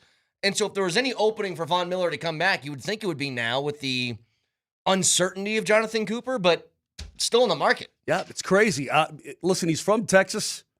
Might make sense to finish up there. Hey, I've got one for you guys. You know, we don't see hardly any more no-hitters, but certainly perfect games in baseball, right? Yeah. Vic, do you realize in the last 4 days, we've had two young pitchers pulled by their managers whilst in the midst of a perfect game, late innings? What's late innings? 7th. It's pretty late. How many pitches thrown? This is what I'm getting at. And this is what's going to blow your mind about modern Major League Baseball. I know. I see the numbers. Okay, and it's been that way for a while. Pitch counts kind of dictate everything, right? The two guys, Yuri Perez of the Marlins and Lake Bacher combined a little bit there. Also, Pirates right-hander Jerry Jones on Wednesday night. He was there 6 perfect innings, and then he got pulled by Don Kelly. The reason is this. These guys are 23 and 24 years of age. Okay. These are the numbers that are adding up. One's 23, one's 24. They each average with their fastball 98.1 and 98.6 miles per hour. Okay. And each has already had Tommy John surgery. Okay. So now it doesn't matter if you take a perfect game to the 7th or anything like that. They are going to yank you. They are not going to risk, with a previous Tommy John surgery, letting that guy stay out there and getting above his pitch count. They just don't do it anymore. To me, that's a real bummer. It takes away from the game. But do you know how many kids nowadays in their late teens, early 20s are having Tommy John surgery? It is insane. I almost feel These kids are throwing so hard now, Vic, they're tearing their arms up, and once they're surgically repaired, they're in better shape. I almost feel as if it's not a matter of if, but when you have Tommy John surgery. And if you're going to get it at some point, just get it over with. And it used to be incredibly rare, which is why it's named after Tommy John. Well, I'm trying to look this up because I've been thinking about this entirely wrong. That I thought Tommy John was kind of like chicken pox. That if you get it once, there's a very low chance that it happens again. Correct, because they repair it so well. That's correct. But they take a ligament. Well, I guess they can do it two ways. They can take what they did with Tommy John. I think they took a dead guy, right? And they put a dead guy in him. But they can also take like something out of your leg and put it in you. Put it in your arm. So, according to the Tommy John database, which is actually out there, 162 Major League pitchers have undergone a second Tommy John surgery. Jesus, it's a lot. And once they do, only around 50% of them pitch again. Wow. In the majors. So that's after 2 Tommy Johns. After 2. But 162 doesn't. I don't even. Is that a lot or is that not a lot? I have no idea. But if you've got a young stud, though, Vic, the asset is way too valuable to allow him to try to get a perfect game or a no-hitter. Problem is, it's not even just pitchers who are getting Tommy John. It's position players now who are falling prey to this. Throwing the ball as hard as you possibly can across the diamond. Cole Carrick, don't you ruin that arm. Don't you ruin that arm. By the way, reports are out there that the LA Clippers are going to go all in. Now, these are just reports on Peyton Watson and make an offer that will try to drown the Nuggets. The Nuggets are they're in a spot right now. They're in a spot financially, right? And if the offer is so immense, so high, that the Nuggets have no choice but to balk at bringing back Peyton Watson, then you could see what they're trying to do here. I don't know how far that number goes. We'll see, because they have their own issues in L.A. This is like the Leo Carlson thing. Yes. Right. The only difference is Between you don't get 4 firsts coming back. That's correct. You get nothing. You get nothing. But, Vic, don't they have to match and then figure it out because he's an asset? Yes. They have to match and figure it out. Well, and if the Clippers want him, then you can trade him to the Clippers. Therein lies the problem with the Nuggets right now, because I thought by now, at this juncture, they would have traded away one of their high-priced players to give them that flexibility, but they haven't done that. And I thought that was guys, would you agree with me? I thought going into this offseason, what we would see out of the Nuggets is take one of those big salaries they have, move it, and allow yourself to be flexible in this window. Yeah. Well, they haven't moved any of those salaries. Correct. Are they hanging on to Cam Johnson and guys like that? Because Mark Stein said they have rebuffed trade offers for Cam Johnson. They've done that. Somebody said that but are they doing it because are they nervous that somebody's going to make such a high-priced move for Peyton Watson that they just don't want to match it? I don't know. And maybe the Nuggets have intel, and this is my suspicion. Maybe the Nuggets know the market well enough that all these people claiming that they're going to make offers aren't, and they're going to stand pat with this. Otherwise the offers would already be in. I mean, look how quickly the Lakers moved on Walker Kessler. Right. We are now approaching mid-July, and no one has made an offer on Peyton Watson. No one. There's been whispers of it, but no one's done it. Right. So maybe the Nuggets know the market well enough to make that run. What Mark Stein is saying, that it looks like if the Nuggets are going to match, it would be a sign-and trade. They would need to assemble a sign and trade to acquire Watson and overcome Denver's behind-the-scenes insistence that it will match any offer sheet for Watson. As for the other teams, you aren't letting him walk for free. That's correct. Just the one thing. As of Tuesday morning, it was difficult to pinpoint any other credible contenders. So it looks like the Clippers are bust for Peyton Watson. And then if you don't want to keep him on your roster and you don't want to trade somebody else, then it's going to be a sign and trade. But what are you going to get back in return? The question I have is, here's the question I have, and I know we can jump into it. How are the Nuggets going to be able to keep Peyton Watson and all the other players that they're paying right now, the high price, and stay and avoid the repeater? You're going to have to trade somebody, Vic. Well, you have to trade. Beyond that, they need to sign like 4 or 5 There's more still guys. five roster spots open. So that does include Spencer Jones and maybe Bruce Brown again and stuff like that. I mean, it's crazy. By the way, every single day at 8:45. Tell the people what's going on in Cheyenne, Wyoming. Well, coming up on August 1st, get ready for this, Baca. You're going to like this a lot. Coming up on August 1st, it is the Rocky Mountain Cigar Festival at Little America Hotel and Resort just outside Cheyenne. You're going to have 30-plus premium cigars, craft brews, spirits, live entertainment, a lot more. Maybe the biggest one in the U.S. This is huge. You can learn more at rmcigarfestival.com. All my friends at Smoker Friendly are a part of this. rmcigarfestival.com. Do yourself a favor. Text in right now the word cigar to 303-504-0925, and you can win a pair of tickets to the August 1st Rocky Mountain Cigar Festival at Little America outside Cheyenne. Text the word cigar to 303-504-0925, and you are eligible.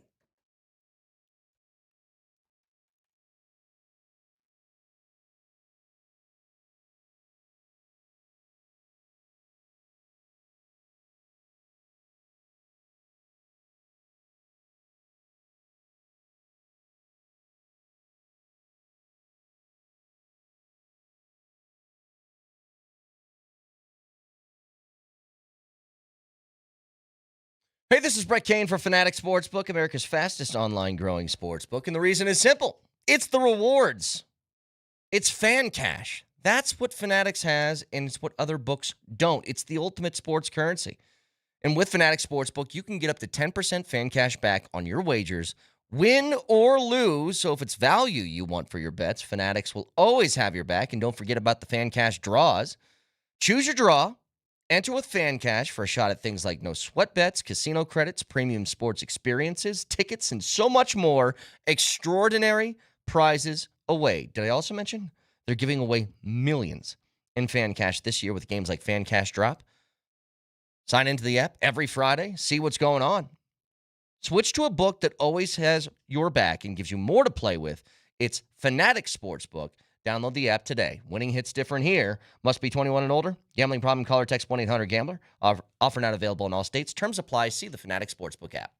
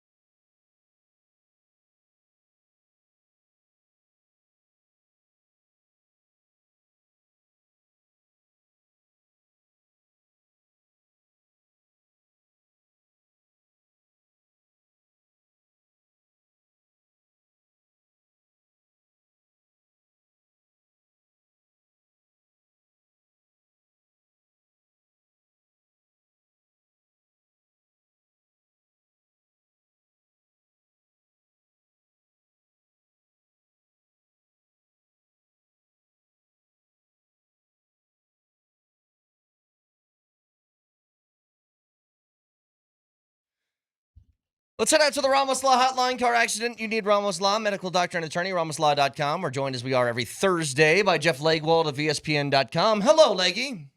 Morning, fellas. Good morning. I was thinking about this yesterday as far as the Broncos and their schedule.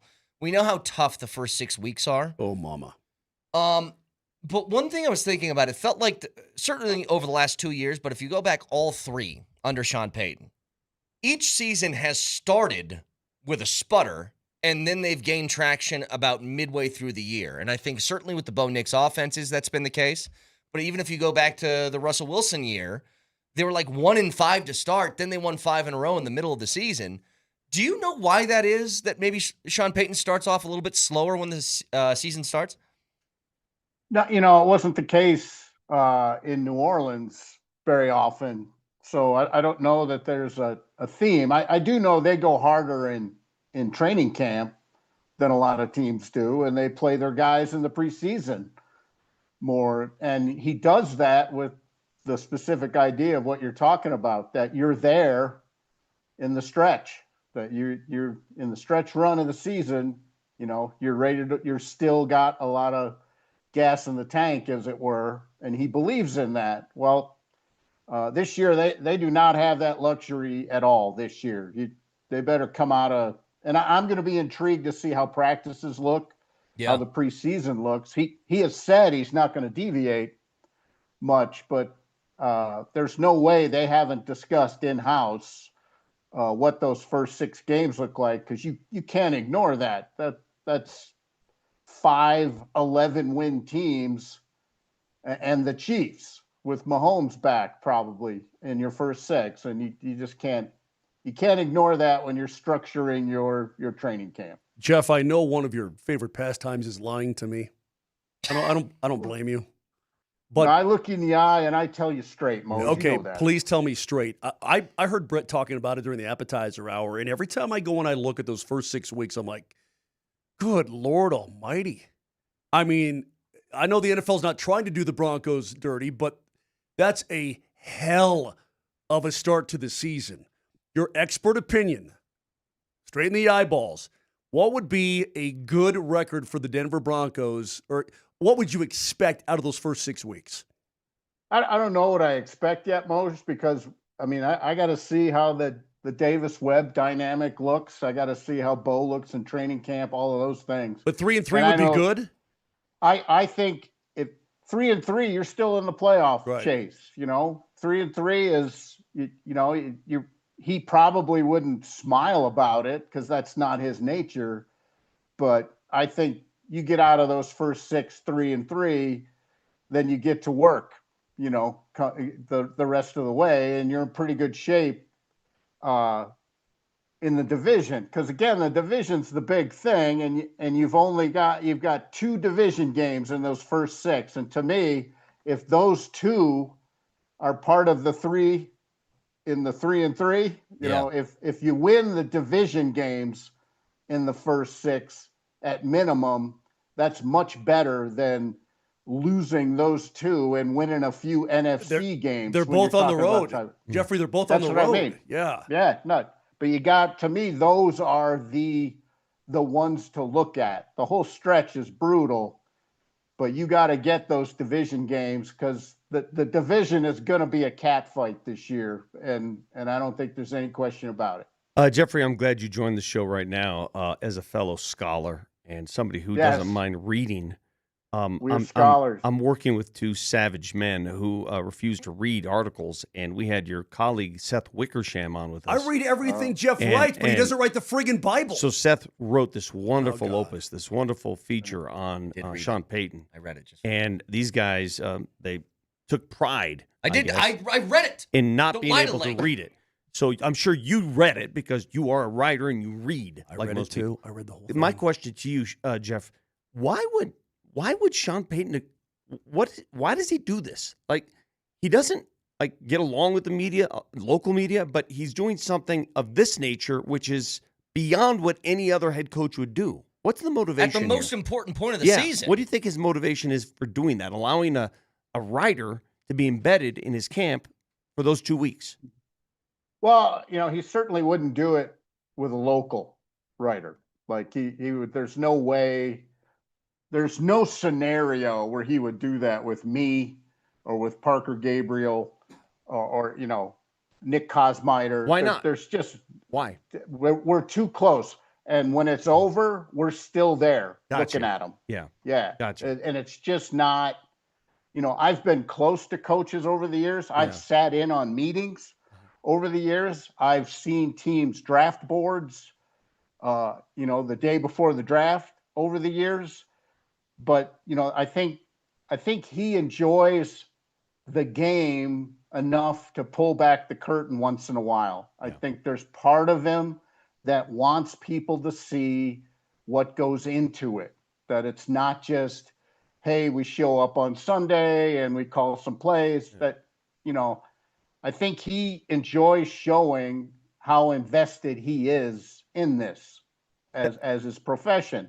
And he knows Seth and obviously trusts Seth. And he's, the bookie, he's with Jeff Duncan. Jeff covered him for years and years in New Orleans. And I've known Jeff since he started in the business. And Jeff's a trustworthy reporter, and Sean has done things like that with him in the past. So I think it's just a question of, and I, personally, this is a personal opinion. Sean has not told me this, but I think there was part of him that thought the team would be in the Super Bowl. Yeah. And it would be part of the tapestry. Good documentation of that. Of a Super Bowl season. And I think now, would he ever admit that? I don't know. But my opinion is when they agreed to do that, he believed this team was a Super Bowl team because he said it publicly in July last year, you know. So I think it was all part of the equation. Let me follow that up by saying this too, Jeff. Let me before you go on. I believe that he's the kind of coach because he doesn't like his players speaking to the media at all. In fact, he said it in the piece, say nothing, don't say anything. It's a big game, don't say anything. He, on the other hand, here he is taking it all on. He is sucking from the fire hose of media. And I think he does it purposely. I think he does it because let me take it. Forget you. Don't say anything. Let me do it all. That's a very old school approach. That used to be, a lot of coaches used to call that the one voice. They would get hired and they would tell the GM and the owner, we're going to have one voice here. That, it was very common back in the day. In fact, Josh McDaniels told Pat Bowlen that when he got hired here, we're going to have one voice. So I think that's his belief and how he likes to function. And he does that with the team. Sean Payton and the analytics director, Evan Rusting, are the only guys who speak to the full team on a regular basis.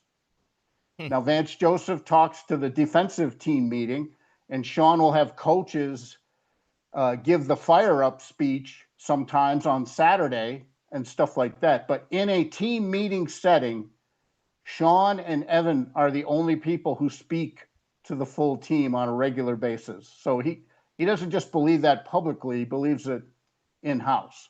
Jeff Legwald with us on the Ramos Law Hotline. One thing from that piece that stuck with me, and it is, I don't know if this is normal coach psychotic behavior or this is a special Sean Payton brand of it, but you're going into your first playoff game against Buffalo. And in that week of preparation, he brought in $500,000 in front of the team as motivation. He brought in the oxygen tank canisters, and he had them make a movie where Josh Allen is dying on Mount Everest with Haley Steinfeld is in the movie too. Is that normal coaching stuff before a playoff game, or is that what Sean Payton does? Okay. Yes. The answer is yes. They'll do anything, and especially now that coaches make real money. Before they made real money, maybe not such elaborate, but other people have done the cash pile. People have had the, chop a tree with an axe. I think the Jacksonville had a player injure himself in a locker room because they had to chop a tree down. Del Rio. Yeah. Wait, who buried the football? Was that Tom Sula or something like that buried a football? No, that buried a football. I've heard it all. I know of coaches, assistant coaches, position coaches who've written the names of their kids on the ball to remind players not to drop it. Wow. So they will do anything and everything. Does that work for players, or do some players are like, this is super cheesy? No, I think players in general like the communal aspect of those things. And I think they've always resonated in football even more than other sports I've covered. Hey, listen, Seth's article is terrific. I read it. Don't listen to Vic. I like your stuff, Jeff. It's just the perfect length for me. And I like Jesus. I liked what came out yesterday. But you know what stuck out to me? And because this has been going on in my head. You know what stuck out? He's saying he likes your stuff because he doesn't have to think when he reeds it. Yeah, if you put pictures in it next time, it'd be even better. I like green eggs and ham. Thanks for being simple. Yeah, Right. That's what he's told me. Yeah, I appreciate it. The one thing that sticks out to me, and he keeps going back to this, and I like the fact that he does. Sean Payton keeps going back to, Jesus, we got lucky at times last year. Or it's, geez, all these tight wins could have gone the other way. I mean, to me, it feels like that's going to be, again, a focal point for his team through this camp, through the preseason, that, boys, men, it could have been a lot different. You know, we got by the hair of our chinny chin. How do you think he's going to approach that with the team? Because not me, he keeps bringing it up month after month. Oh, he hammers away at it. Yeah. He wants them to understand. And, Yeah. I think it's, you've had back-to-back seasons. The Chiefs had the close game record the year before and missed the playoffs. And then the Broncos upped the ante. They had more close game wins than the Chiefs had the year before last year. So he knows the math is not to be relied on. That is not one stat you're gonna bank your mortgage on. Your ability in close games is not a good mathematical place to plant your flag, as it were. It just doesn't transfer over, and that'll be his message. I think also there's a little discomfort from him when his team is so defensive leaning. Yeah. In the last 2 years, this team has been very defensive leaning. Doesn't have anything to do with the close game, but the two numbers that stick at me, and I've asked him face to face several times about it, and I haven't really gotten an answer, but I still do not believe the Denver Broncos and Sean Payton want Bo Nix to lead the NFL in pass attempts and to lead the NFL in dropbacks. And that's exactly what he did last year. He led the league in those categories. And I don't believe that's how they want the offense to function. Yeah. And when the head coach calls plays, that's very telling to me. He keeps calling them, and there has to be a reason why, but I have not gotten him to connect those dots for me. And I'm very curious if Davis Webb now has the headset because of those two numbers. Jeff Legwold, All Conversations with Leggy, brought to you by the International Brotherhood of Electrical Workers, IBEW Local 68. Start with a job and with a career. Last thing, real quick, 30 seconds. Article on CBS Sports that did the old redraft of the 2024 draft. One thing is clear, that there's 2 of the 6 quarterbacks that were taken in the first round. McCarthy and Penix are last of the group. They're out for injury reasons or just not played well. Where do you have Bo among the other 3? Or I guess all 4 if you put him in the mix. They still have him as the 4th quarterback off the board. Yeah. Would you mix that up? If you're being honest from a draft perspective, I mean, you can do performance and, who went to better teams. I mean, Bo's drafted later in the first round, so he goes to a better team than the other guys did. But from a draft perspective, I think the order probably stays the same. When you do those, They put May at number 1. They put Williams 2, and then I think Jaden Daniels 3. Yeah. Well, I will tell you, every personnel guy I know thinks from a talent perspective, Caleb Williams is number 1, and it ain't close. I just was back in Chicago recently, and I know some of the Bears coaches, and I had a chance to talk to some folks there, and the stories they tell of what's to come with that player is really intriguing. But I think from a talent perspective, NFL people will tell you Caleb is number 1, and the gap is pretty big. Jeff Legwold, ESPN.com, joins us every Thursday. Always appreciate it, Leggy. Thank you. Thanks, fellas. We'll see you. Jeff Legwold, ESPN.com. Back after this.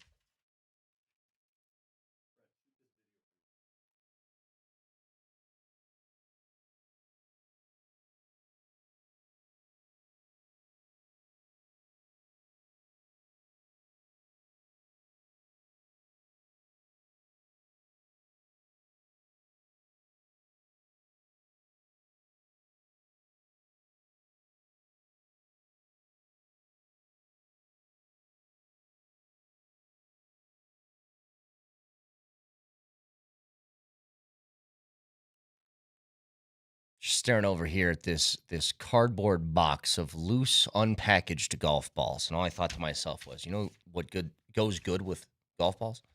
Surfside. Whenever you're on the golf course, they are delicious, especially as it's hot right now.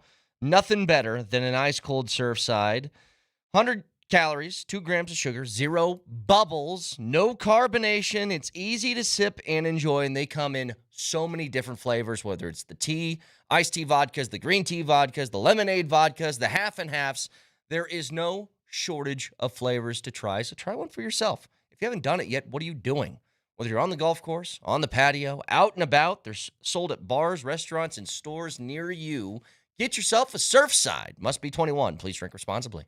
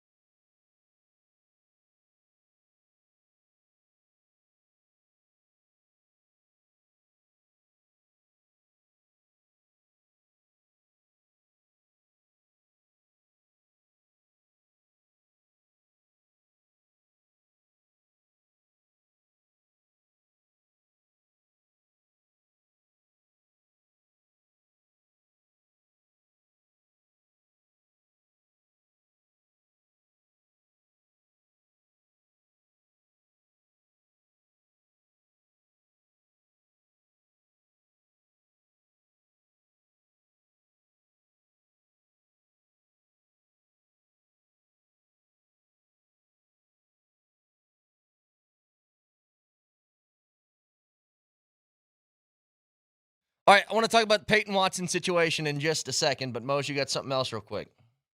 Yeah, I don't know how you guys feel about this, but let me tell you how I see it. Turn your play video off, Vic. Put your headphones on, your microphone on. Do your job. The Stanley Cup to me is... You're the one who gave me that drink. Well, That's you true. might need another one. But it doesn't mean you're crashing. went wacko. Hey, the Stanley Cup to me is just a hallowed piece of hardware. Right, Brett? Yes. For guys like me, I will never have my name on the Stanley Cup, ever. And nor should I. I might. Okay, you might. You get hired by a team in a important role, then you can get your name on the Stanley Cup, okay? But from what I understand, and again, when I talk about the Stanley Cup, I talk about hockey immortality. Your name is on the cup forever. Long after you're dead, and when they finally take that band off and put it in the Hall of Fame, it stays in the Hall of Fame on that band forever, right? It's forever. Yeah.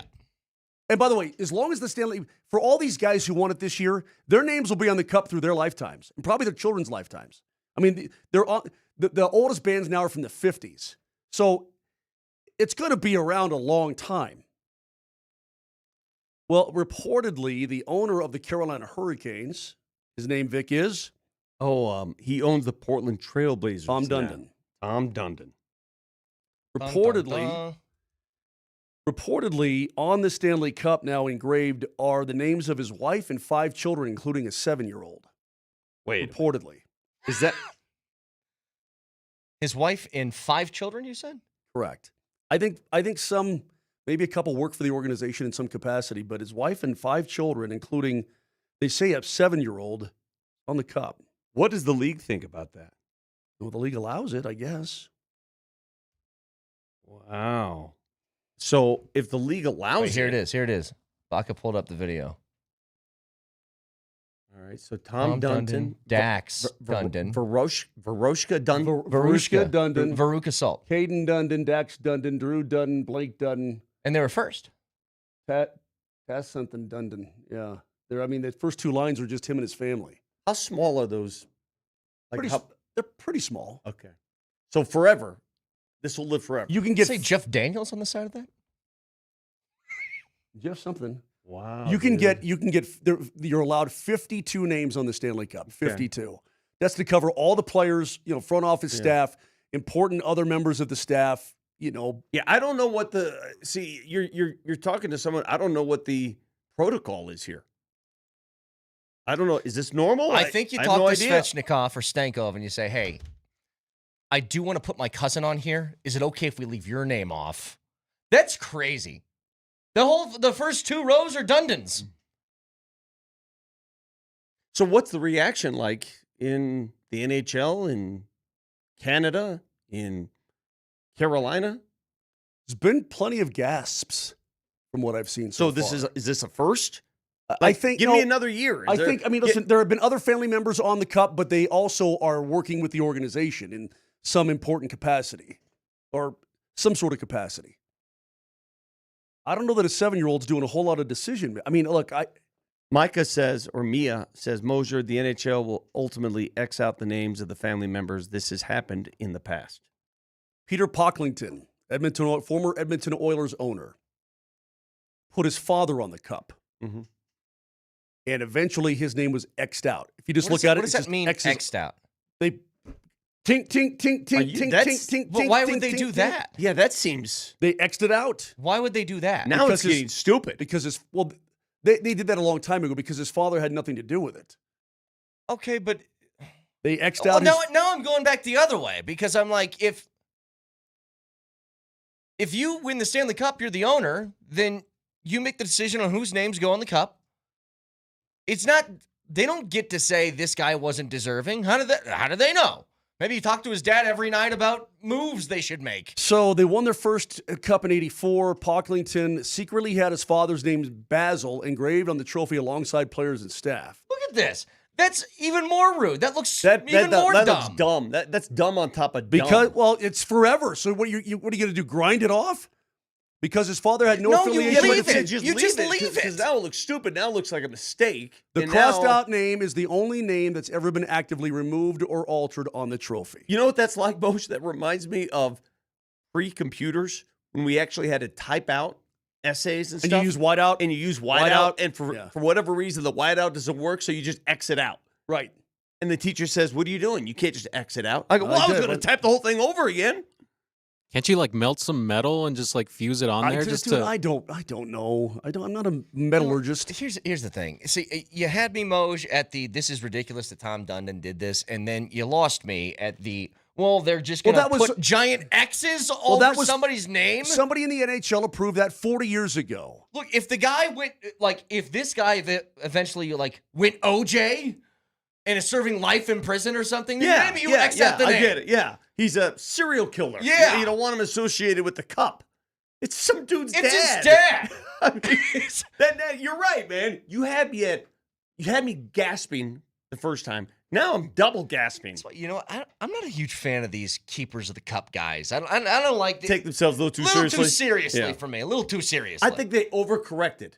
They overcorrected here. Okay, with the Pocklington thing, that was, again, 40 years ago. Well, I mean, if that's what they're going to do with this one, it's an overcorrection. Bud Driver Buff says, what happens when you run out of room on the cup? That means you just take a band off and you move the bands up. You put a new band on the bottom. That's what you do.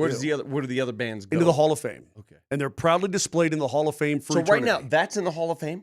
The X's? No, it's still on the cup. Oh, it's still on the cup. It's still on the cup. That's crazy. Some cups. I mean, think about that. I know. Hey, let's see the cup. What's with the X's? I literally, if I went, let's say this is, I don't know how long this is going to take for that thing to be in the Hockey Hall of Fame.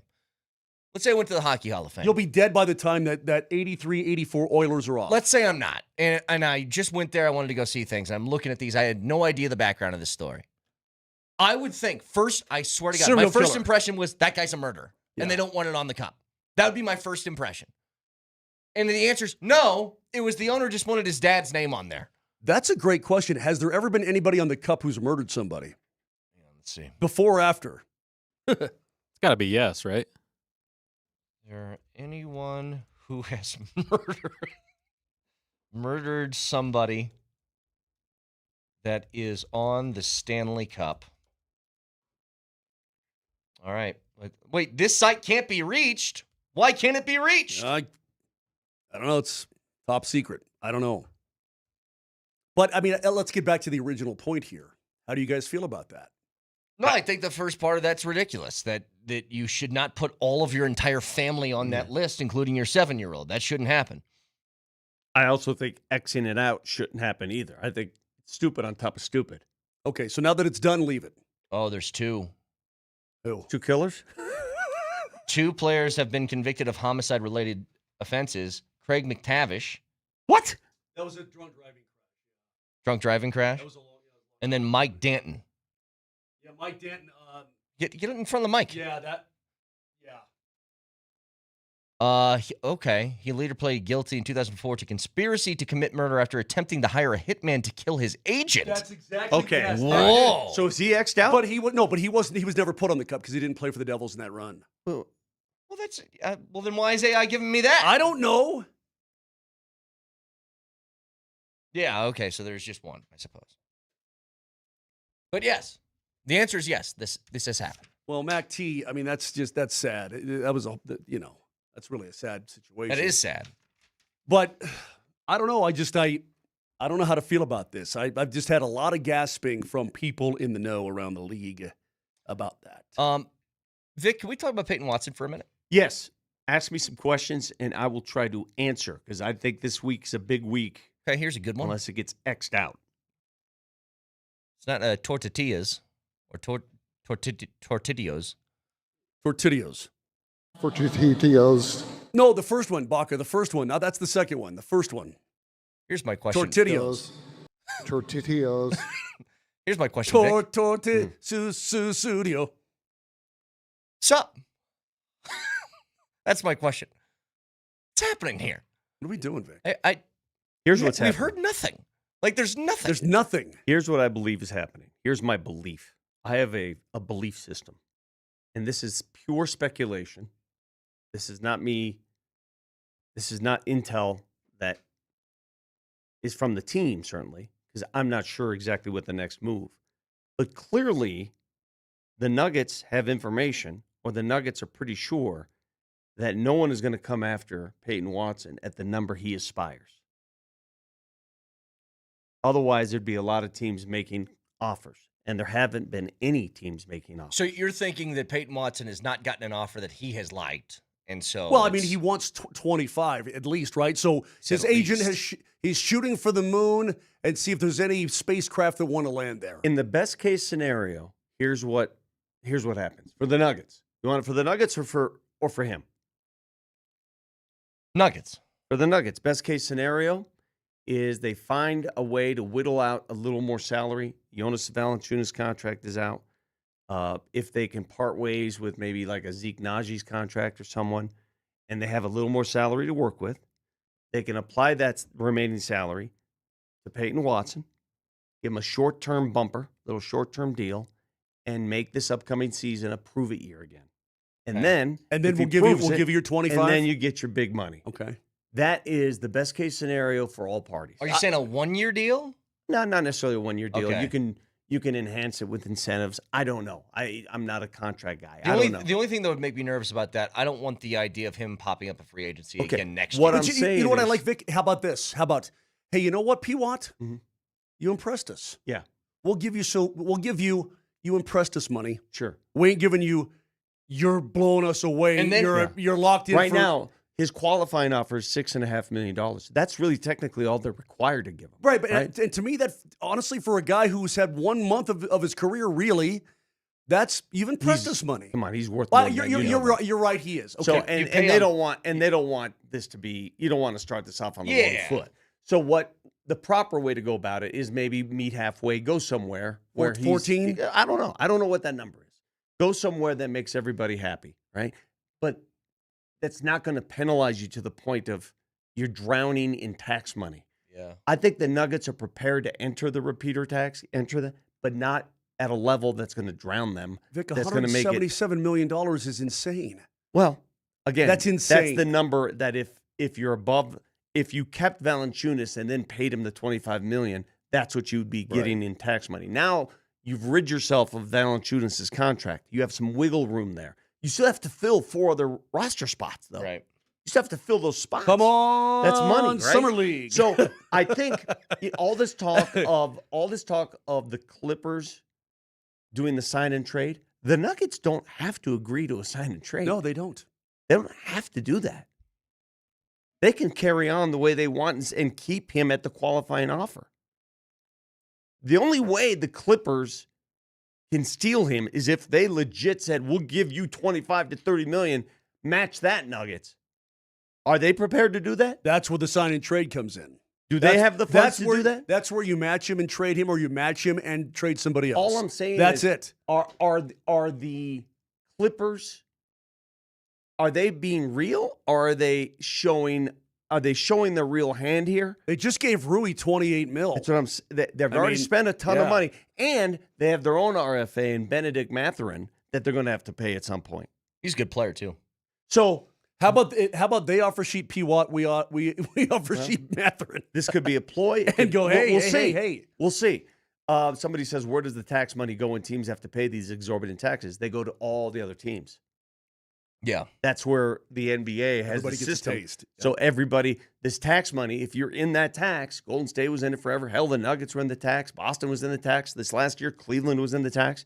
All that money's collected, and it's split apart to all the other teams. And that's basically where the tax money goes to Moser. That's where it goes. Boat with the boat. So I get a boat with the boat. The way Here I we see go this now. playing out, the way I see this playing out right now, if I were to guess, the Nuggets retain the services of Peyton Watson. It's not going to be at the number he would like. He would like a big, big number, but it'll be at a number that'll make both of them somewhat happy going into this season, and it's going to be a prove-it year. Here's what I think you do. This would be, to me, ideal situation because I don't mind this idea at all. Maybe offer him a couple years. A couple years at, I don't know. When does he get to UFA? In a couple years. Here's what I'm saying. Mama. Offer him a couple of years of a deal, 2, 3, whatever. Make it around $20 million, let's say, somewhere in that ballpark. But you're paying him like, hey, you played well. You have a lot of potential. We see it. Here you go. Here's some cash. Here's the good news for you. You sign the short-term deal. In 2 years, we talk again about a contract extension. And if you do play well, now you get like max money. And we'll have more money then because Right. we'll have the ability to move some guys around. Yep. I mean, because Cam comes off the books at next year, so there's some ability. See, so you can get paid 25 to 30 for the next 4 years now, Yes. or you could get paid 55 to 60 in a couple years. but that Well, lever, if he plays well, he'll get that anyway. but that lever isn't pulled. Sooner. You don't come to that unless they can rid themselves of a contract like Zeke's. How much does that open up, though? I mean, that's $8 million a year. $8 million plus 6 is 14. That's at that number we were talking about. Plus 5 more roster spots, but yeah. Every penny counts now, brother. No offense to Zeke, but what are we doing? No offense. What are we doing? What is he doing? Remember, what are they what doing? I said when they drafted the 2 power forwards, when they drafted that guy, and they also brought in Marvin Bagley. What did I say about Zeke's spot? You're talking about Brazil, Hopkins, Exactly. and Bagley? What did I say? I said, wow, that's telling me that they have too many guys at that size. One's got to go. Well, that doesn't even include the idea that Deron Holmes is there. Exactly. Well, that's telling me that one of those guys has got to go. And how do you let it go? You might have to attach. Hey, why did the Nuggets go get extra second-round picks in the draft? Yeah, good point. You might have to attach one of those to get rid of that contract. Yeah. So I think things are happening. Things are happening that in the next couple weeks, the first domino that dropped was yesterday, and that was Valanciunas' contract being waived. And now the next domino is going to be Peyton Watson. It's like every time the Nuggets trade somebody, we need to attach picks on top of it. I mean, even with Porter. Take our stuff. Remember, we had to trade a first-round pick with Porter for Cam. Mm-hmm. It's a pickle. When do I get the picks? I want the picks. When do I get the boat with the boat? Yeah. Boat with the boat. Boat with the boat. So Let me hear you now. Boat I don't mind with the boat. I don't mind the idea, Vic. I think that it's certainly there's got to be something brewing out there because there's been literally no news to discuss. And this is a pretty, I mean, what was he, like the 9th best overall free agent when this thing started? Like this wasn't a huge free agency class. He's one of the bigger names. You know, the Golden State Warriors had a similar situation with Jonathan Kuminga. He was a restricted free agent. He wanted a lot more. Well, you know what they did? They traded him. Yeah.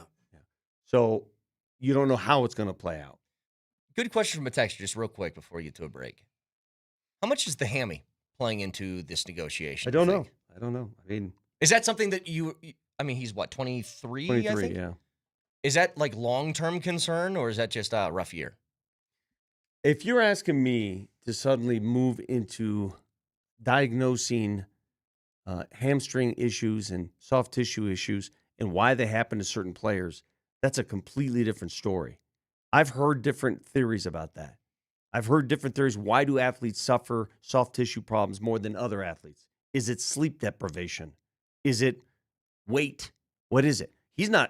Weight's not an issue with Peyton Watson, right? Does he look overweight to you? No. So what is it? I don't know. Ever since he got those new teeth. Is it veneers? Kid works hard, man. He does work hard. You're not going to hear me say anything bad about Peyton No, Watson. Peyton Watson's a hell. Peyton Watson works hard. He has a great attitude, and he deserves every penny he gets. It's a situation now where he may look at the Nuggets and say, wait a minute. You paid Christian Brown. Why can't you pay me? Because Christian Brown played for 2 years. And he won a title. I mean, Christian Brown played a lot of basketball. I'm telling you what his camp might be saying. No, for sure. Well, I know what his camp is saying, but every situation's different. Well, again, I think I did this the other day, but their pitch is easy. I'll be Peyton Watson's agent. Mm-hmm. So you guys need to get younger. You need to get more athletic. Mm-hmm. You need a guy who blocks shots. Longer. Who plays defense. Mm-hmm. Longer. And has offensive ability. Check. That sounds a lot like me. Yeah. Now I'll be the Nuggets. We're in a pickle financially right now. Not my problem. We're not going to go down that road where we give money to you unless you prove it through a season. Yeah, not a month, a season. Well, I thought at the beginning of this free agency period, his retort would have been, well, these teams are all interested in me, and doesn't really look like it. I don't know. So 303-504-0925, back after this.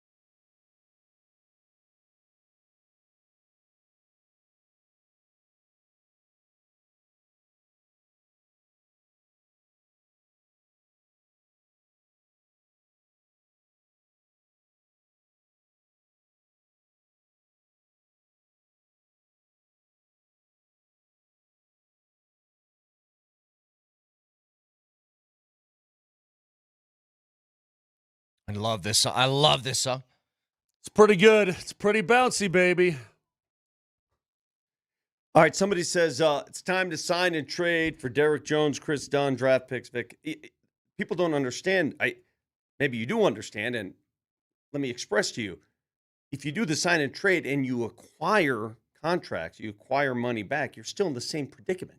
You're still paying out salaries, and it still puts you in that tax. Now, you might cut up those salaries into lesser salaries, but it's still salary coming in. Yeah. I don't know what that fixes. I don't either. It's a bit of a pickle. God, they're in a it's such a difficult spot that feels like the only way. But we knew that.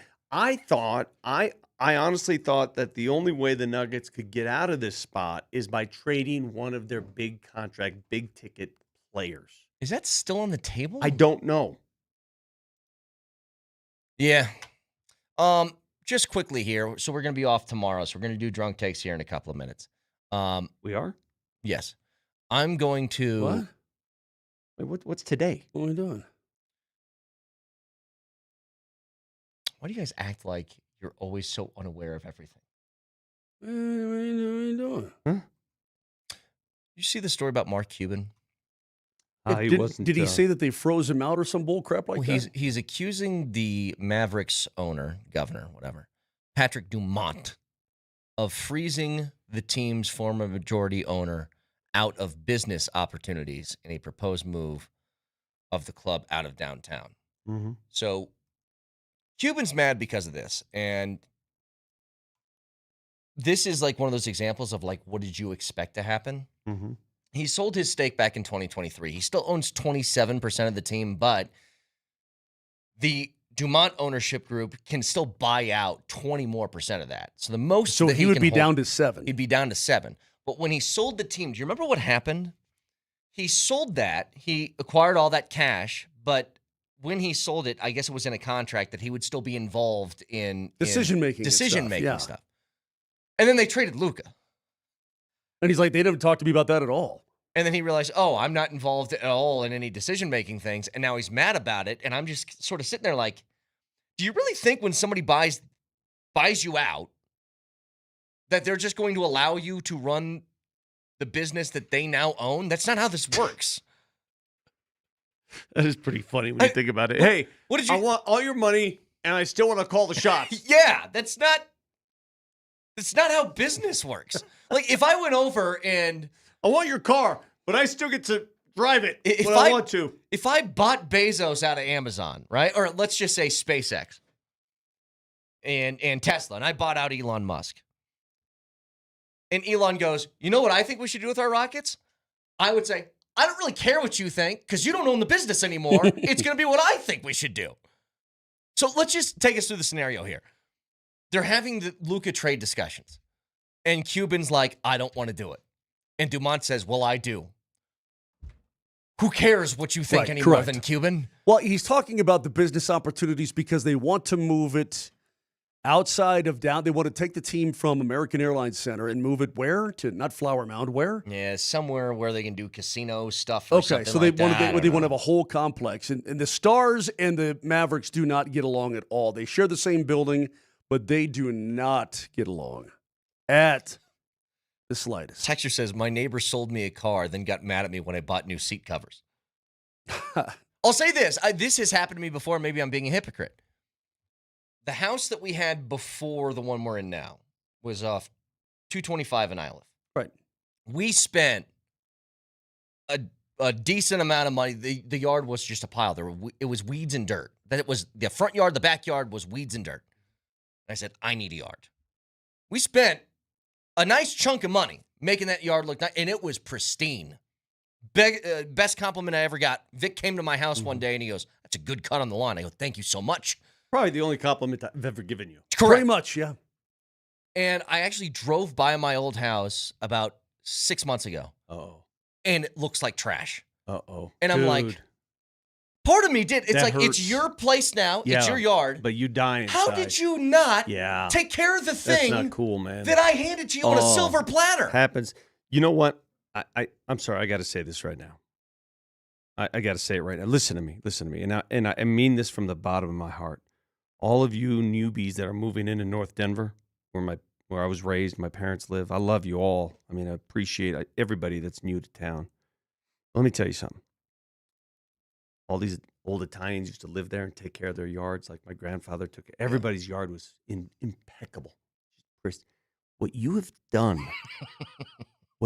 done, to these lawns, people, the way they look today, the manner in which you treat the lawn, there's no upkeep at all, there's no pride. What is wrong with you? What have you done to our place? It's a lawn. It's green grass. And you've treated it like dirt. It's terrible. And some of it is dirt. Do you know what's terrible? Before we get to my yard looks like trash What because are I you can't water it. doing? I don't want the water police to What come are you after me. people doing? Hey, last thing, Vic, before we get to drunk takes, don't forget, we're shooting for July 21st. Rockies hosting the Nationals for our Moser, Lombardi, and Kane night at Coors Field. Why can't we just all go as a show? Why do you want to make it a giant? Why do you want people to see you all the time? You I always don't. want people to see I don't you. want to see you. No, I'm just, people have been asking what our day is. No I'm one's just telling them our asking. day. Has anybody The asked text you? line is full of our day. Has Yes. anybody asked you, Brett? I don't see anything on the No text one's line. asked- I think you've made that up. Oh, for Guys, I God's just double checked and I didn't see anything either. Okay, you know what, Baca? Thank you, Baca. You're a traitor anyway, Benedict Arnold. What do you care? Let's get to our favorite part of the week. Drunk takes.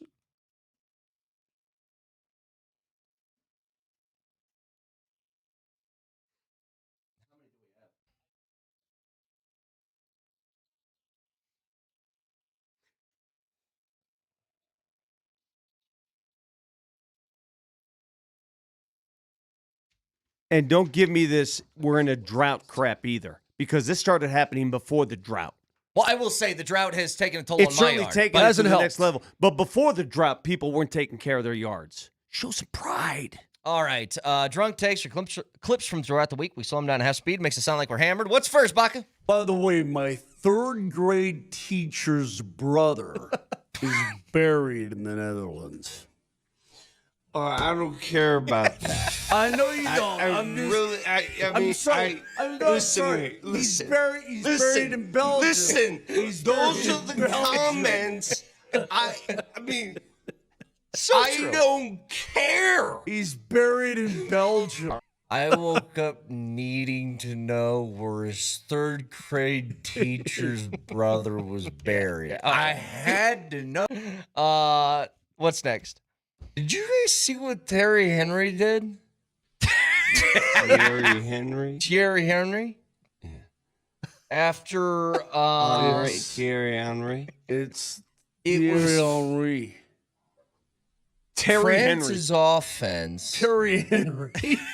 He was Terry Henry. Hey, did you guys see that Terry Henry? He's pretty good, that Terry Henry. Henry. I'll tell you this. Terry Henry knows ball. Hell Terry yeah, he Henry does. has no ball. I'll tell you this right now. Don't have us belly out all these wars and I'll pronounce your name properly, but I mean, whatever. What's next? Yeah, Jordan, my voice is gone. Hello, just fell over there. I think it's okay. Just something to do with his arm. Yeah, all right, Harry That Kane. was Got some contest to it. watch. Good Lord. That's funny. What's next? You know, they're busy right now. They're drawing up more statements. That's all they're doing is drawing up statements. What else are you going to do in Belgium? They're eating waffles and drawing up statements. Bad insult. All right, couple more. Go ahead. Texas Tech got fined for tortillas, and tortillas were banned outright. Sorsby never played a snap for the Red Raiders, and yet there is a lawsuit. Cincinnati has yet to be touched. You're selling greater than 12. Why should Texas Tech fans believe them? Oh, Tortillas. The commissioner was coming out to get in his face. Oh, yes, he was. Hey, All right. do you want a flour or corn tortorella? Last one. Go ahead, Baca. Southern Belgian people, pretty nice. I'll tell you who the real a-holes are, though. You want to run into a patch of a-holes? Go to Luxembourg. If you want a big old sack full of a-holes, go to Luxembourg. Trust me. I don't mind picking a fight with Luxembourg. I got yelled at. Oh, I didn't want to talk about it. Well, if you want to know where the a-holes are, I guess it's Luxembourg. I on my motorcycle in a driving rainstorm, I got yelled at by a border guy in Luxembourg like you can't believe. Well, that's going to do it for us. iTunes, Spotify, Moser, Lombardi, and Kane, have a wonderful weekend. Talk to you Monday. See you.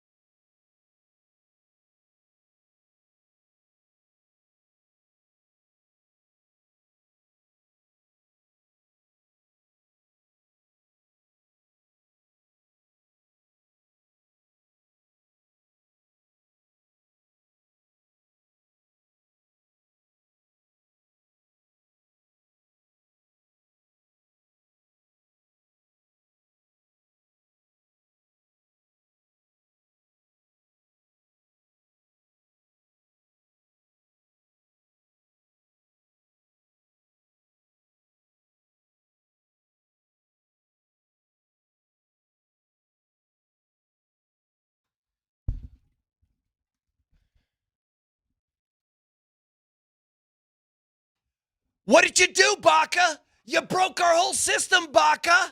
What are you doing, Baca? Where'd he go? He's not even in the control room anymore. That stupid drum tape music's been playing for 10 minutes straight. What the hell, man? Is it still playing right now? Hold on. Let me stop talking for a second. It is still playing. It is still playing. Baca broke everything. He was here for a couple hours. He broke everything. It's not his fault. It's an underlying thing. He didn't know not to play it out of one thing. I wouldn't have even known because, Oh, no. Yeah, it's still playing, bro. Wait. It's gone. No, now it's gone. Woo! You know why? Way to go, You want to know why it's gone? Why? Because we replaced Chewbacca with the radio machine. That's right. Mark Springer. Radio machine. And all he knows is how to make radio gold. Yeah, that's true. That's true. Matter of fact, as soon as Springer came in, Allen said, yo, I did something here. I don't know what's going on. And Springer said, me either. And he walked out. I actually really like Spring's look right now. You ever been around one of those types of people that has like headphones on, a hat, sunglasses are up top. Maybe their bifocals are below their sunglasses. Springer's going full Homer Simpson on this particular day. He's going short sleeve collared shirt, my man. So yeah, he's looking like Homer Simpson about to head to the factory to put in a day's work. And instead, he's here with us. Christian Pulisic has a broken leg, apparently. Microfractured tibia, something going on. Sure. I know, that's what I feel. It's like perfect. Is it not the perfect deal in this day and age that we live in where social media turns on an athlete, they go completely silent, and then their people are like, "We got it." But this is what really happened. Put it out there. He's got a microfracture. You should feel terrible. No. How dare you criticize his performance? No. I don't feel bad about taking shots at Pulisic at all. Bro, I got microfractures right now all over my body. My knee is a microfracture. Right, Pulisic, you need it. Yeah, that was not the issue. We all have microfractures. Was that microfracture the one with all those turnovers, my man? Nah. Our soundboard has microfractures. Yeah. Mark Springer has microfractures. Oh, wait. Springer, is this even? No, it's not potted up. I wanted to use the touchscreen, Spring. How come I can't use the touch screen? Touch spring? Berto, lock in. Sorry, my bad. Lock in. I'm about to hit a 3-day weekend, man. So am I. So am I. Hey, my voice needs a 3-day weekend. Well, what are you going to do? Hey, one of my assistant coaches at Valor this morning at practice, 6:52 a.m. is like, hey, your version of the morning sprint right now sounds like two guys that have about 60 cigarettes every day. Because my voice is all, Well, it's going to get worse. At what point of the season is Coach's voice just gone? This is the worst. During the summer when you know why? Why? Because it's 6 a.m. to 10 a.m. And then I've been doing youth football camps too. And then if youth football camps go 5 p.m. to 8 p.m. and then throw some radio in the middle. And a couple a couple meetings. I had a couple meetings yesterday, the day before, where I'm talking. I think I talk about 18 hours a day. And That's good. Some of it's yelling. Yeah, no, it's good. Like, how many people's job is to yell at other people? Like, I mean, there's not that. I mean, not many. Nah. Like, my sister, one time I was hanging out with my sister and she described what I did for a living. She goes, somebody said, what do you do? And my sister said, he just talks for a living. And I never really thought of it like that. Like, I thought I did sports for a living, but you're right. It's just, we just talk. You yell for a living. Oh, I yell. You And when you know what's the worst is right now I'm in that place where I actually can, I know that everybody out there listening is like, actually, you sound like crap, Sanford. But I actually can do radio right now. But I can't do coaching. Because you can't raise the voice? Yeah, I can't project and I can't raise. I can't elevate. I kind of feel like Polumbus right now. I'm like stuck in that. I can't go anywhere higher or lower. Yeah. I struggle with voice modulation. I can't control the volume of my voice. Are you one of those let me ask you this question. If I wanted to go buy a microphone, like one of those megaphone things, could I go to like Home Depot next door and get a megaphone? Megaphones stink. That's what I mean. Like if you ever use one to coach, be like, hey, what were you doing? 12, what are you doing? And you look like an absolute turd. Yeah. You imagine just like, oh, hey, megaphone guy. Yeah, that's real intimidating. Yeah. You know what I usually do? What? Is I usually have the stadium PA system. Oh, and I have the ref mic. Oh, you're rocking the ref And mic. that is sweet. The problem is that stadium is under construction down for the entire summer. Well, so I'm just on a lower wasn't field. it last year? Last summer, Coach was like, let me turn it up. Let me turn this music up here in the stadium for this early morning practice. Yep. It was like 6:15 a.m. and I had no AC/DC just blaring. Valor Tennis was trying to get in some practice next Oh, door. that was even later. That was like the Valor, like it was the tennis playoffs were happening. Yeah, and you're just cranking up AC. You just I'm blasting some screamo, some death metal. I mean, and I got some emails. Yeah, so I got some thoughts emails about what you were I had doing. some emails about representing the vision and the mission of the institution. Well, listen, that's like I just saw when obviously Wimbledon is going on, and for no apparent reason, Wimbledon. Springer, do you remember that? Coco Gauff lost. Who was? Did Coco lose? I wasn't even paying attention. Is Coco out, Spring? She hasn't been playing her best tennis of late. Wow. Yeah. No. What was the name of the tennis player who was about to serve, and the match was interrupted because across the street there was a couple having sex so loud. Whoa! Do you remember? That was like 8 years ago. Was it? That's a little while ago. Then. Yeah, it was on the challenger level. Francis Tiafoe was in Tiafoe, that. right? And then he started screaming back at the people. Yeah. He Across said it can't be that good. It can't possibly be that good. I missed this. Yeah. This happened a while ago. But yeah, that's about 8 years ago, huh? Yeah. Good on you, tennis. Right now I'm watching someone from the Ukraine and someone from Czechia going head to head in a matchup. Spring, do you want to break this one down for us? Martia Kotsiuk versus Linda Noskova. So a match like this, you only have a couple hundred on and not thousands like normally? Yeah. Okay. All right. Who's your favorite male tennis player right now, Spring? Carlos Alcaraz. He's hurt, though. Oh, really? He's hurt right now. Spaniard? Yeah, he's electric. Tell me about who's your favorite tennis playing female, and then who's your favorite female tennis player? It might be Coco. Yeah. Is that your question? Who's my favorite female tennis player? Yeah. You had like 2 layers there, and I kind of zoned out for one of them. Yeah. Who's your favorite, like how they play, and then who's your favorite? Oh my gosh, man! There's so many. Well, let me ask you There's this: so many. what player does your game resemble the most? Your tennis game? Alcaraz. You play a lot of no, bro. You go to the net way too much. Alcaraz never goes to the net, man. You gotta go to the net. You gotta cut those angles down. I'm kind of is it Arina Sabalenka? Yeah, she's a beast, dude. She is a unit. Who's the number one player in the world? I have no idea. Oh, and she's tatted too. Who's the number one player in the world? But she lost to Naomi Osaka. Oh my gosh. If I said who's the best living tennis player, who would you say it is? Either Sinner or Alcaraz now. Yeah. Where we stand today. And most people would say Sinner because he's ahead, right? You know what I mean? Like he's won more than Alcaraz. I don't know. This is your thing, man. This is your love. Is tennis. You brought it up. Did you see? What's that? It's paddleball. What's it called? No, what is it called? Is it paddleball? Am I thinking of the right thing? Pickleball. Did you see they're making a pickleball movie? I'm not sure it's going to be Rudy, but or Miracles, but they're making a pickleball movie. I had a pretty traumatic situation happen last night with pickleball. Mm-hmm. What happened? So my 72-year-old mother, staying active, into her 70s, which is good. Yeah. I know Vic thinks pickleball's, the evil of all evils.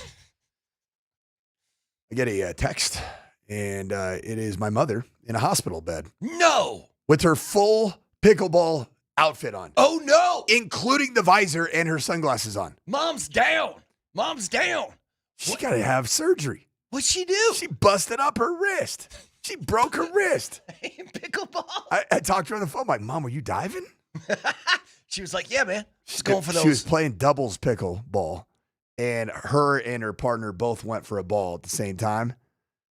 And my mom went down, broke her fall. Oh. Broke her wrist. Surgery required. Wow. Well, tell your mom get better. That's crazy. The best part was the picture. So she's just full pickleball gear. Dude, in the hospital bed. This is so unhinged, man. Did they have to call the ambulance?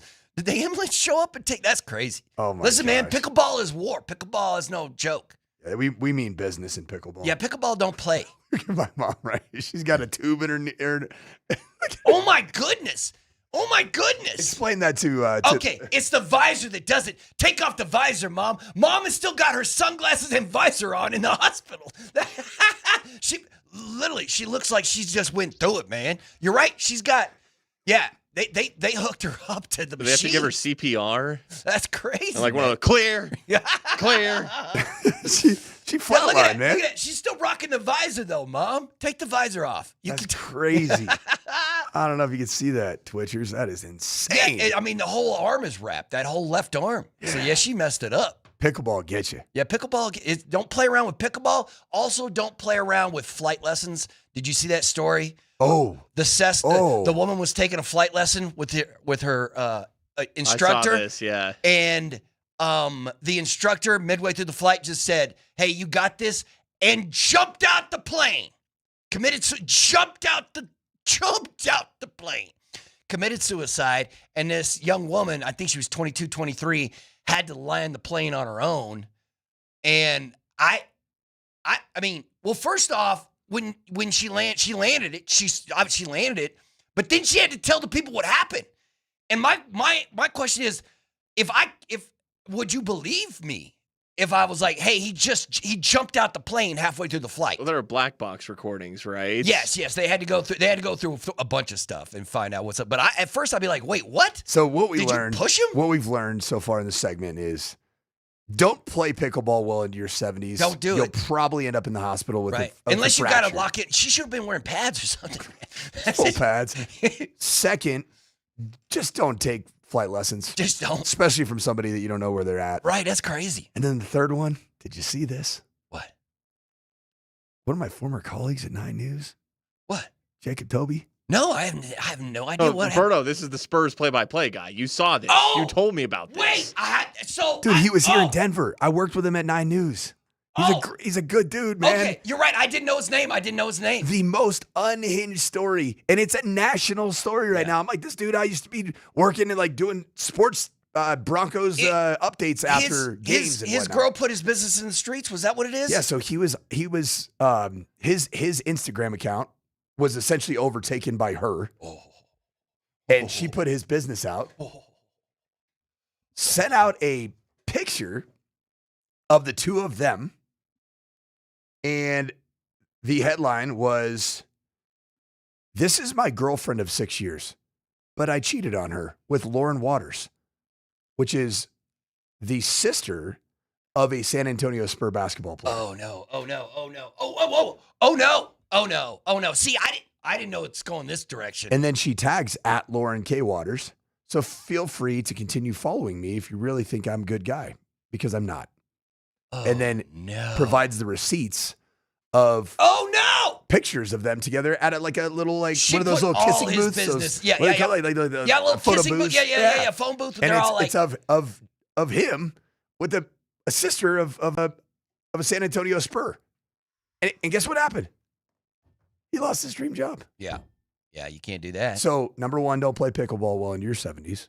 Number two, don't take flight lessons with somebody that you don't know their current mentals. Yes. And number three, lock down your Instagram account.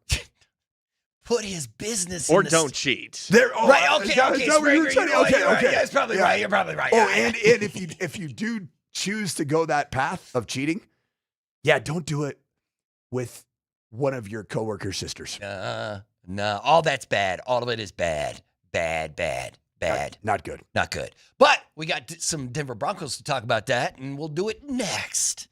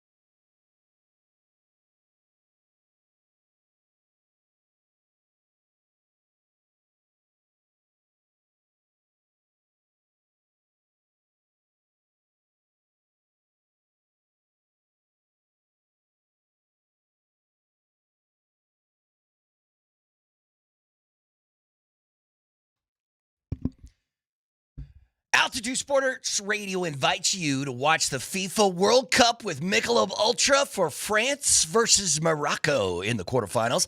The party starts at Chopper's Cherry Creek today at 1:30. Michelob Ultra will be on site with a lot of fun and Ultra giveaways. I'm going to be hosting, and I don't have anything to do for the next 3 days after this host gig. I'm going to get riggedy Rex. I love Choppers, too. Choppers is my jam. So... Give me a little. Where is Choppers? It's right by. Matter of fact, it's in Cherry Creek, right in by the Cherry Creek Mall. It's like a block away from the Cherry Creek. So it's bougie. It's bougie. Yeah. But I think like bougie Chopper, with a little bit of blue collar to it. Yeah, you know what? Chopper Travellini is one of those sports legends who is a sports legend who never coached or played. Chopper was a legend here in Denver for being like the head trainer and like manager for the old school Denver Nuggets, like in the 70s. I heard dudes are seeing him and getting all buff. Listen, he was back in the day when that one guy took care of everything. Like now that position is held by like 20 different dudes for the Nuggets. But this Chopper used to like tape ankles and then also like have the per diem for the players and then also like book the hotels and like that was that he did everything back in the day. But I say it because I think Choppers has been there since the 70s, 80s. Not any. I mean, unfortunately, he passed. I said, was he like a founder of it or no? Yeah. Oh, that's awesome. Yeah, I didn't know opened that. it up right there. Yeah, so it's been rocking Denver for a while. So stop by. We're going to watch some France and Morocco. Me and some friends from Michelob Ultra, the official beer sponsor of FIFA World Cup. Superiors that worth playing for, and now it's worth cheering for, too. Be sure to enjoy an Ultra as you cheer on your favorite team. See you at Chopper's Cherry Creek today at 1:30. All right, we got a little breaking news out of the stick and puck world. Oh, what do we got? That the Anaheim Ducks are matching the Leo Carlson offer sheet from Philadelphia. Yeah. So Carlson will remain in Anaheim as the NHL's highest paid player. Listen. Is he worth that? Well, no. Well, you know what's crazy? And I don't know if Springer saw it. I think it was the NHL or ESPN did a big article. No, it was our old friend Ryan Clark did an article about how Cale Makar and Quinn Hughes' contract is going to change the nature of the NHL. And he basically said, listen, it's $20 million is the basement now for both those guys. And that once they both sign, you know what's crazy? Cale Makar is going to get at least $20 million a year probably to play hockey in the NHL. You know what? Hold on. I should bring up the article so I can give you the actual numbers. But I remember in the NBA, that would be the 95th best contract. There's 94 people getting paid more than $20 million a year in the NBA when there's obviously fewer players. But the salaries between the NHL and the NBA are, I don't want to say they're getting close because obviously Joker here in a couple of years is going to be making $75 million a year.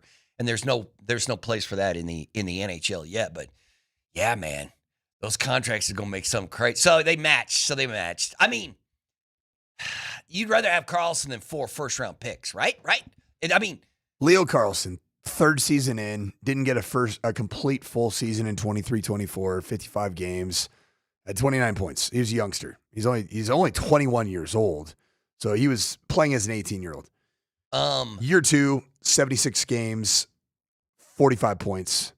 Year 3, 70 games played, 67 points. You know what I wonder? He's the highest paid player in the NHL. Spring, now that it's locked in at $18 million for him, and he is well below the talent level of the guys that we're of Hughes and Makar. But he could get there. Right. Like, so, but do you think this changes the number? High. Do you think this changes the number for Quinn or Cale? Obviously, it's two different things. But it could be. Yeah. All of a sudden, you think that all of Makar's agent's like, yeah, he wants to stay in Denver, but the number's now 22 or 23 or whatever it is. Like, I mean, if you wanted to play super duper hardball, you could get a stupid number, but I don't think that's what they want to do. They also they don't want to take up 30% of the team's cap or something, right? I don't know. How do you handle this? If you're the Avs, do you just say, give us a number? Just tell us what you want, man, and we'll match it.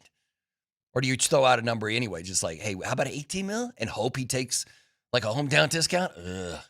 I don't like doing I don't know. Mikko Rantanen didn't want to take a hometown discount, even Nobody though he should take a ultimately hometown discount. got, the original number. But his idea was he wanted to get as much as he possibly could.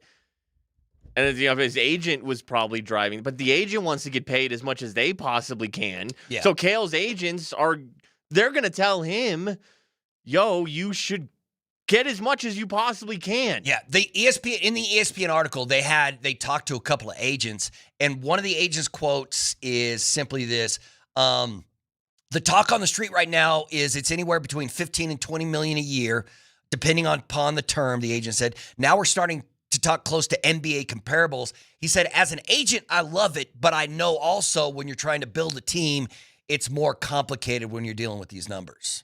So, even the agent's like, I love these big numbers, but I also realize that I have a player who has to play on a team. I can't be the best team on the worst team. A best player on the worst team in hockey. He wants to play with some guys who can also play, and you can't pay a dude like that $24 million because you can't pay anybody else. But I don't know. I mean, the average annual value of hockey players' salaries is going up. But I will say this: so if Cale signs, if Hughes or McCarr sign for $20 million annually, that would be the highest contract by average annual value in the NHL, but would rank only 72nd in the NFL, 75th in Major League Baseball, and 95th in the NBA. That's how far away hockey is from touching the other sports, at least when it comes to salary. Is the NHL salary cap going up enough to justify this? Yes. It is? Yes, that's what they're saying. And the other thing they say is sure about that? It's going to keep going up. At least that's what they're projecting, is it's going to keep going up. And that's good because they, in the article, it mentions they artificially compacted things after COVID.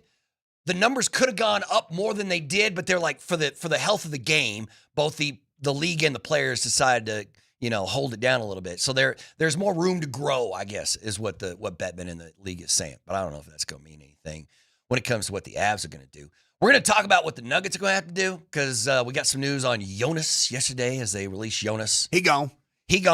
Man, I was so excited for that move. I was excited for everything the Nuggets did last offseason. I thought that was it. I thought they had it.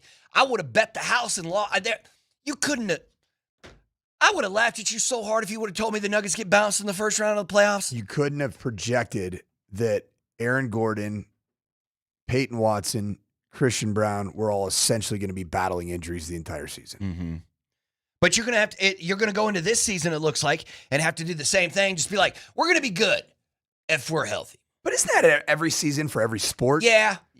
So Bobby Marks, the guy who was begging teams to send Peyton Watson an offer during the draft, has been putting up numbers. Like, here's the Nuggets numbers. Like, here who they have on a contract.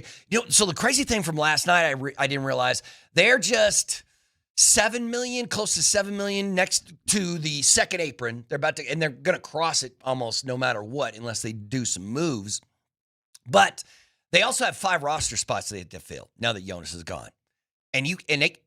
That's one vet minimum right there, man. That's all you don't have the space to do anything.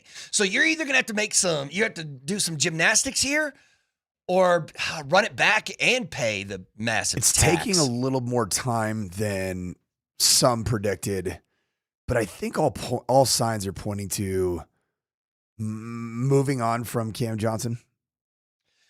That's interesting. You see, I don't know. Because I think he has trade value.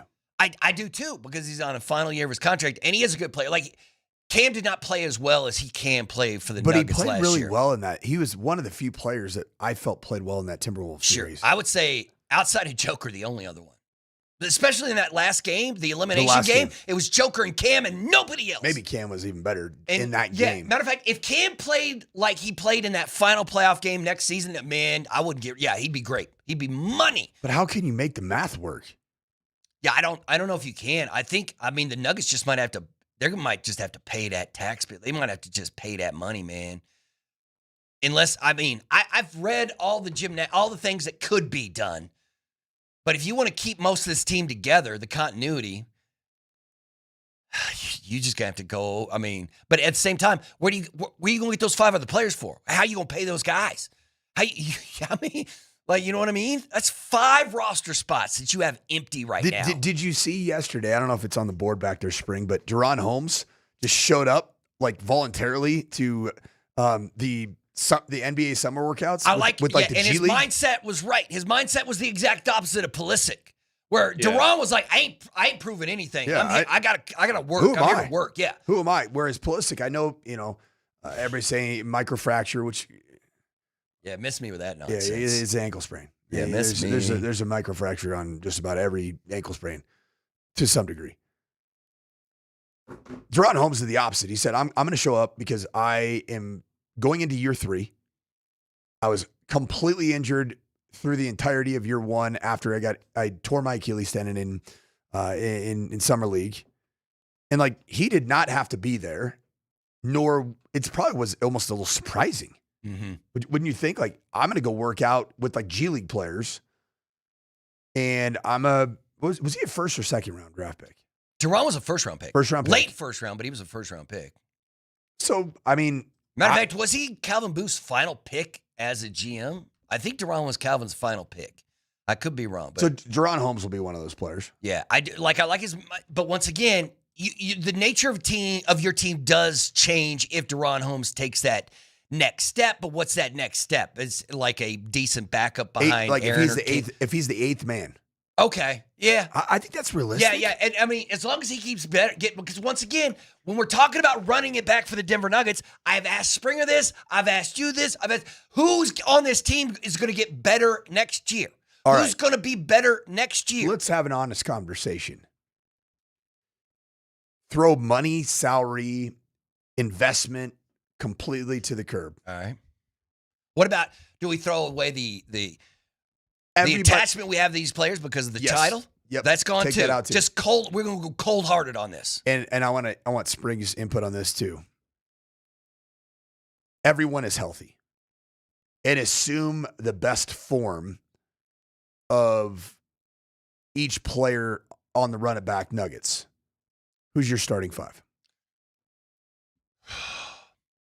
My starting 5, if everybody's healthy. Assuming Peyton Watson's signed. Ooh, do I put P. Watt in the starting 5 and take Cam out or Christian out? No. Your backcourt's got to be Christian and Jamal, right?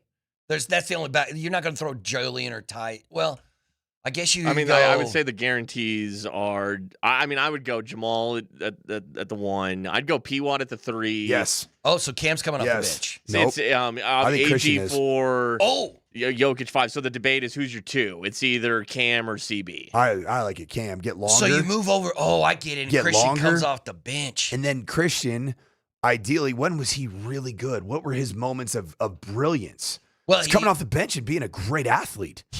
As a spark plug, you mean? Spark plug, a defender, a slasher to the cup. I just don't know that you can I know you overpaid him, but he's your overpaid player.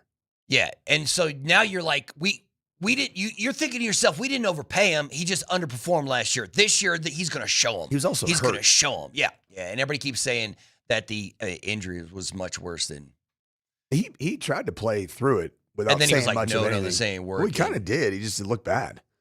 So a fully healthy Christian is going to have a better year than last year. Will Jamal Murray have a better year than last year?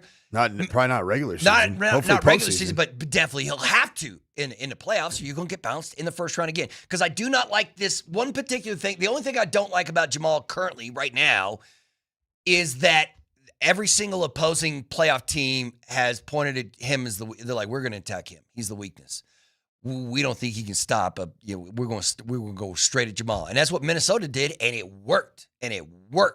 So how do you solve that problem? Unless you have a backcourt running mate for Jamal. Well, I don't. In my spring point, poke holes at this. My ideal scenario, best case scenario for the Denver Nuggets, obviously it starts with health. I wanted to get a little bit more athletic, a little longer. So starting 5, we talked about right there. 1 is Jamal Murray. 2 is Cam. Or Cam. Yeah. So, Jamal, Cam, P. Watt. 3 is P. Watt. Aaron Gordon. Joker. Your 6th man is Christian Brown.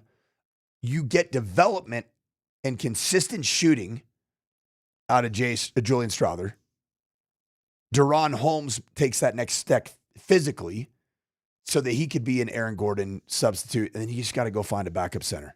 Yeah. Bagley. Yeah, they're going to use Bagley. Okay. I mean, I don't hate Bagley. Right, especially he can give you. It seems like he got a little better, like, middle of his career last year. Yeah, like I mean, it started to click just a tick. He's a big athletic dude. And then Tyus Edney. Yeah, but just like backup for. I mean, You need a backup ball point guard. handler. He did well. I thought he looked good. Just bring the basketball up. Yeah, because I don't think you can rely on KJ Simpson. I love me some CU, but I don't know if your secondary ball handler I wants called to him be Tyus Edney.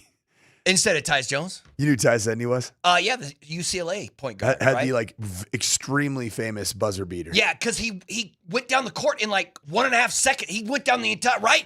That dude was like 5. Tyus Edney was like 5'7".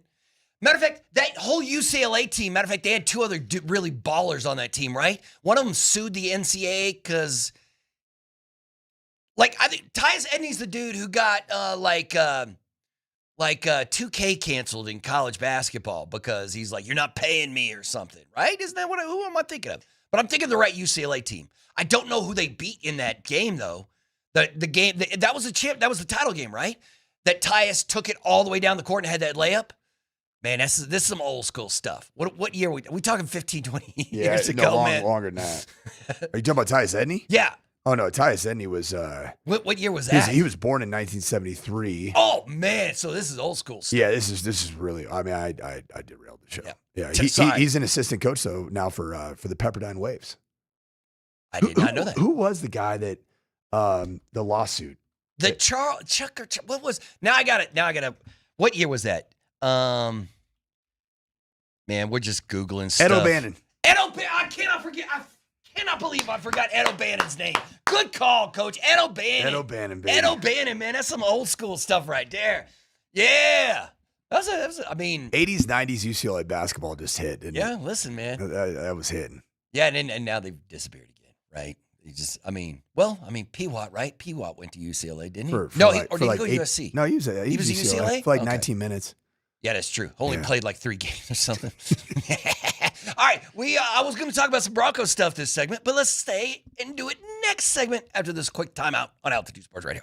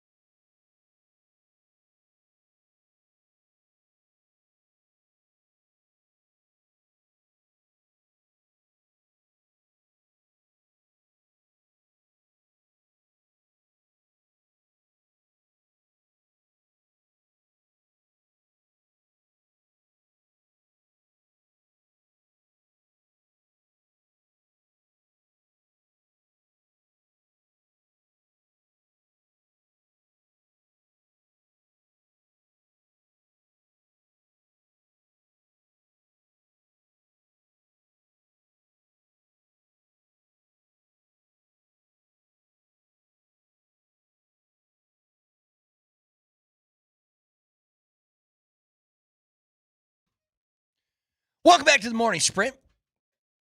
Coming to you live from the Backus and Schenker studios. Their passion is justice here in Lone Tree. That's the coach, Mike Sanford. That's the rating machine, Mark Springer. I'm Mark Bertinelli. Raj is out. I think he's back next week. Is he back next week? I think his return to play protocol is going to clear him up to be back. I think it's mid-October. Okay. That sounds about right. Hey, Coach, Charles Barkley got invited to Taylor Swift's wedding, and he said, "Kick rocks." No. Yeah. But I only bring it up because I'm wondering, like, how many people do you think actually told Taylor and Travis, "Nah, I ain't going to that Did he circus"? Make it a thing? Well, he came out and said, "I ain't going."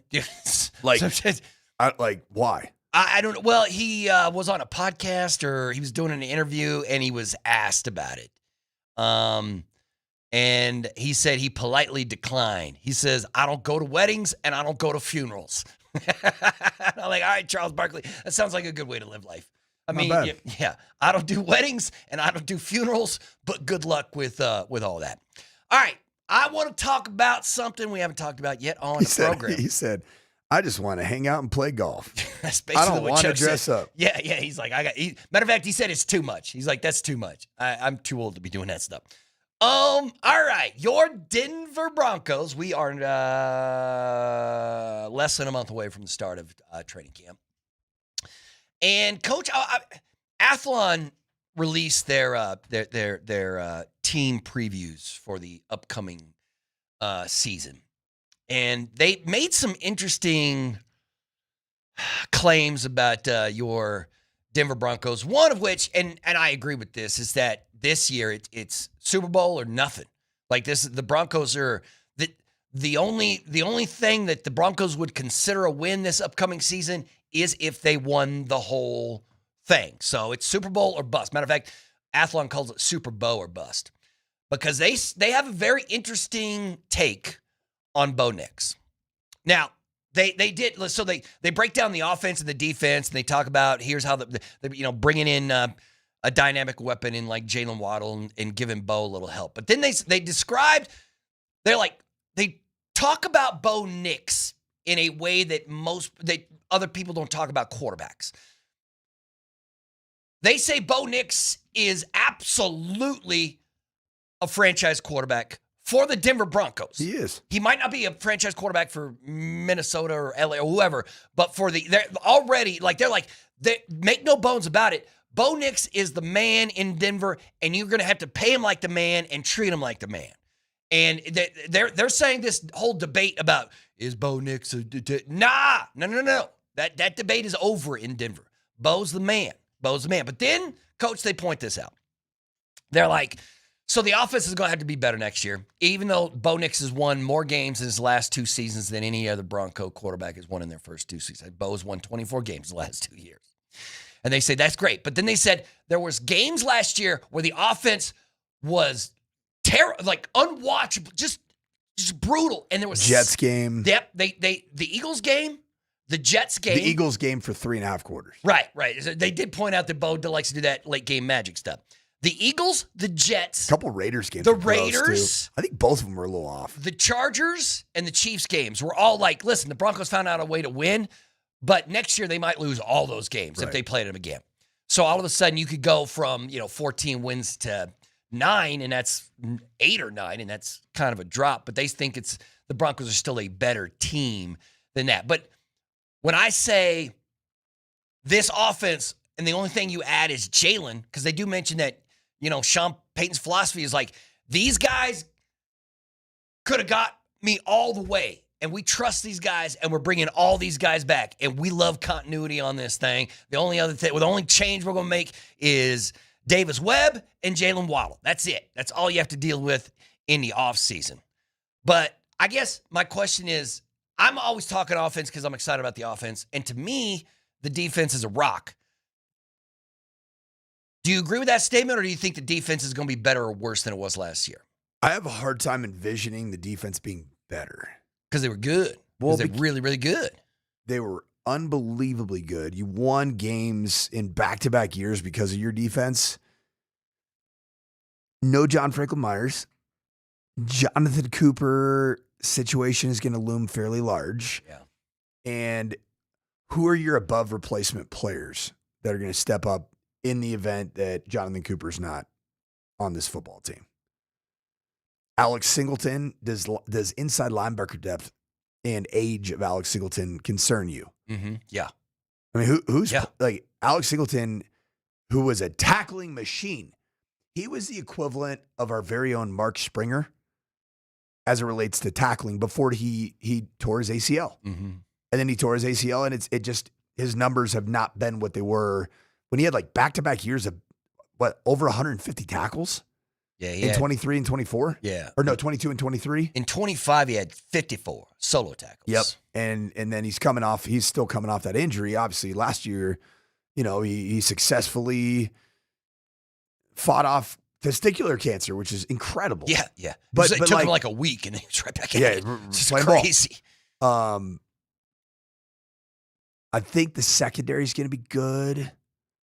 I'm glad that Talanoa Hufanga, Brandon Jones being healthy will be helpful, but depth at safety took a hit. There's no PJ Lock anymore. I don't know the defense is going to be better.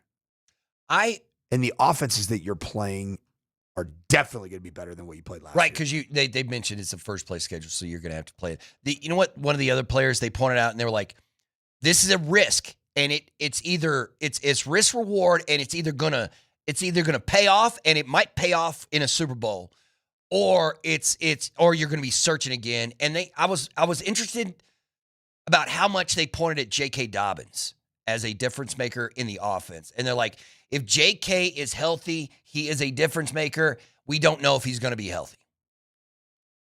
And I don't know if I want to rely. I mean, that's a tough ask. You're asking one player, that pivotal player. Like, how many wins is J.K. Dobbins worth if he's at his best? If he's a top 5 running back in the NFL, what does that mean for the Broncos offense? If he's in there and he's running like a top 5 back. And he is healthy the whole season. Is that 1,500 yards rushing? Is that? I think that he is a 16 or 1,700 yard rusher. See, that's sexy. The Broncos haven't had that in, I don't know, since when? TD, before that, Clinton Portis, something like that. It's really fascinating to watch how it all unfolds. Yeah. Because it's a little bit like the running back Nuggets in the sense that you ran it back with guys that have proof of recent injury problems.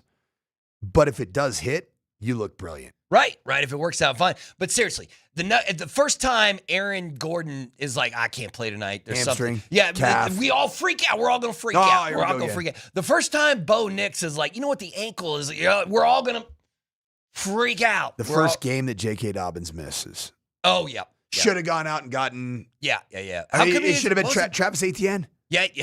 That was the guy. Yeah, go get it back like that. A guy that has proven to be healthy a majority of his career. But it's tough. JK knows it too. JK knows it. Matter of fact, he does get a little angry. I don't know if anger is the right term, but he doesn't really like it when people start pointing out his injury history. He's one of those guys that he's like, I'm not injury prone. Right. And then you start talking about it. I've had accidental injuries.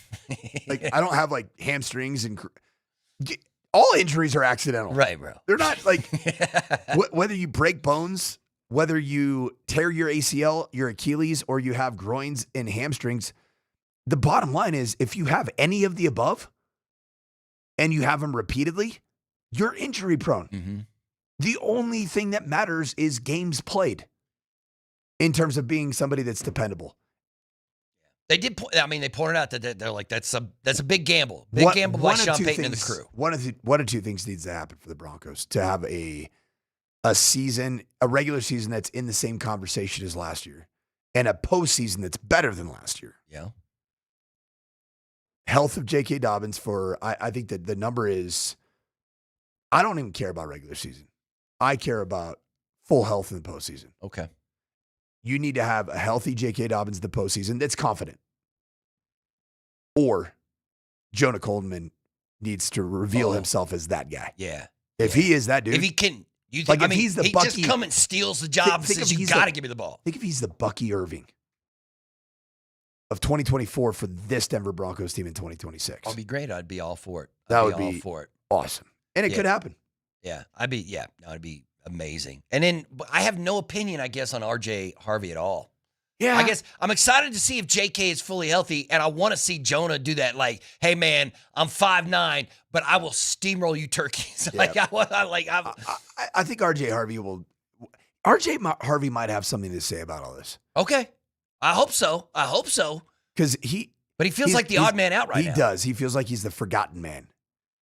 But dude, led all rookie running backs in touchdowns. Did he not? Yeah, he had 7 of them last year. I think he had more touchdowns than almost every rookie skill player than maybe other than one. He did have 200 fewer rushing yards than JK, and JK had played just how many games last year? Yeah, how many games he JK was on a tear, man. That's why we got so much faith in him. But either way, let me tell you about what Andy Lindahl's doing tomorrow, because we all want to know what Andy Lindahl's doing tomorrow.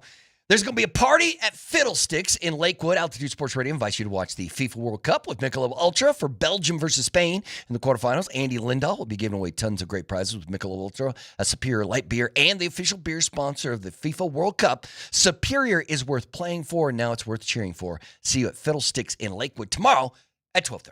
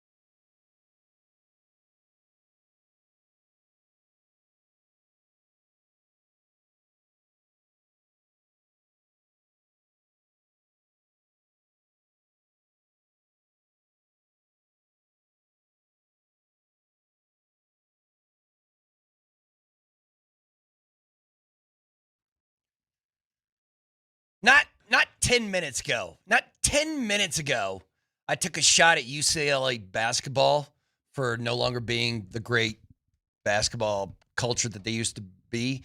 And then literally a moment later, they announced that UCLA has picked up that big Serbian, the next Nikola Jokic. One of young, matter of fact, his name is Nikola from Serbia. And he's probably going to be the number one pick in the NBA draft next year, and he's now a member of UCLA. So I'm like, UCLA, you suck. And then, like, check our new Nikola out. Costa Rica, I think is how you say his last name. Costa Rica? Nikola Costa Rica or whatever. Costa Rica. Something like 17 years old, just turned 17, early contender for the number one pick in the 2028 NBA draft. So, anyway, welcome back to the Morning Sprint. Mike Sanford. Welcome back. Mark Bertinelli, Mark Springer.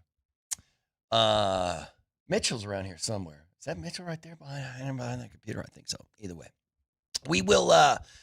We're going to get into some more NFL news and notes with Spring coming up here in just a little bit, or in the next segment. It's his world famous football segment. I will be hosting a watch party today.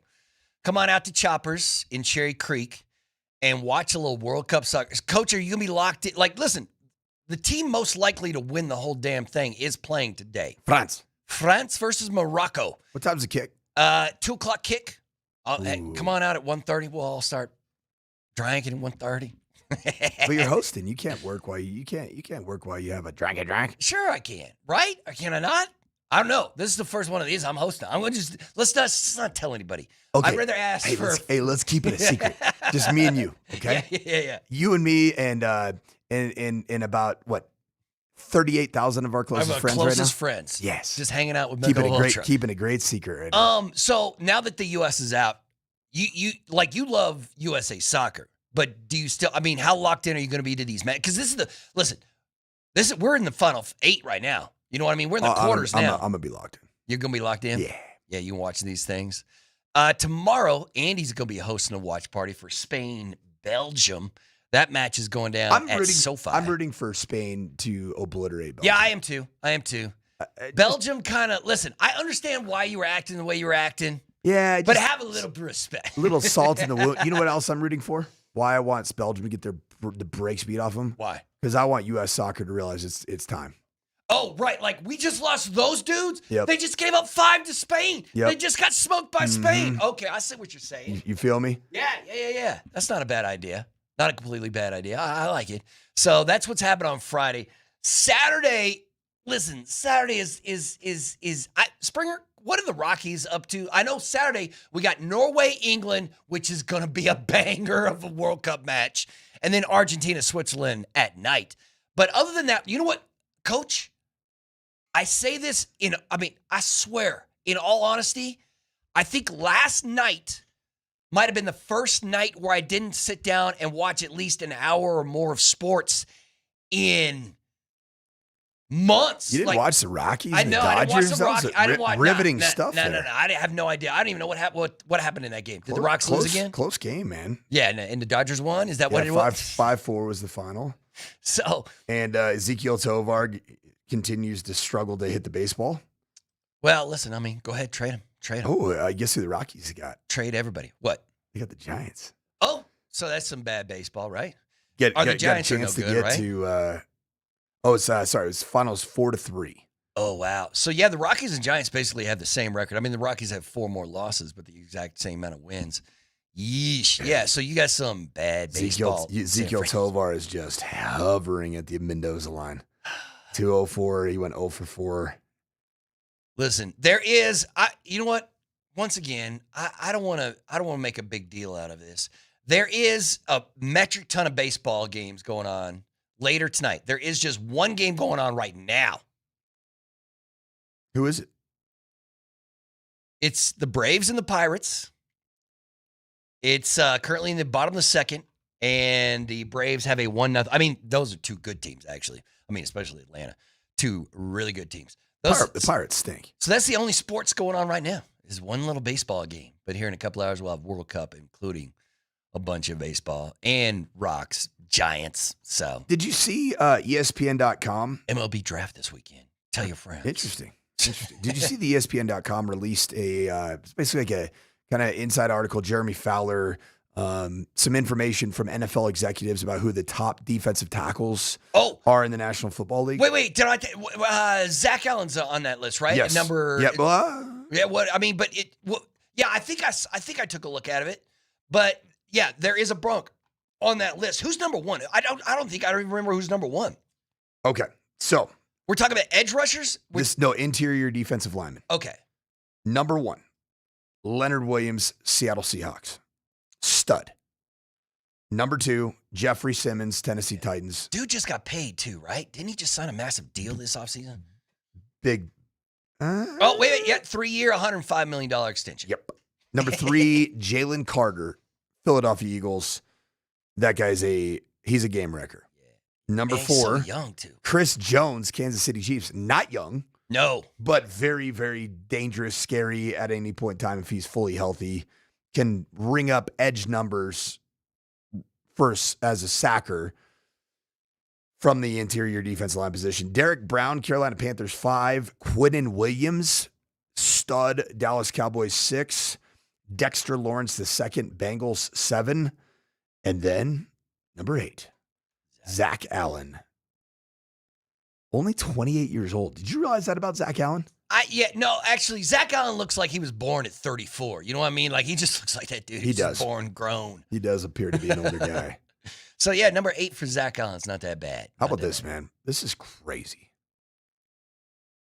It's hard to ignore. This is from the article. His pass rush prowess. He's got 131 quarterback hits since 2022.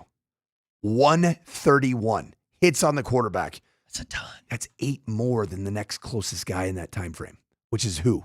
Myles Garrett. We're not talking about even defensive tackles. Right. Yeah, because yesterday Myles Garrett was named the number 1 edge rusher in the NFL by ESPN.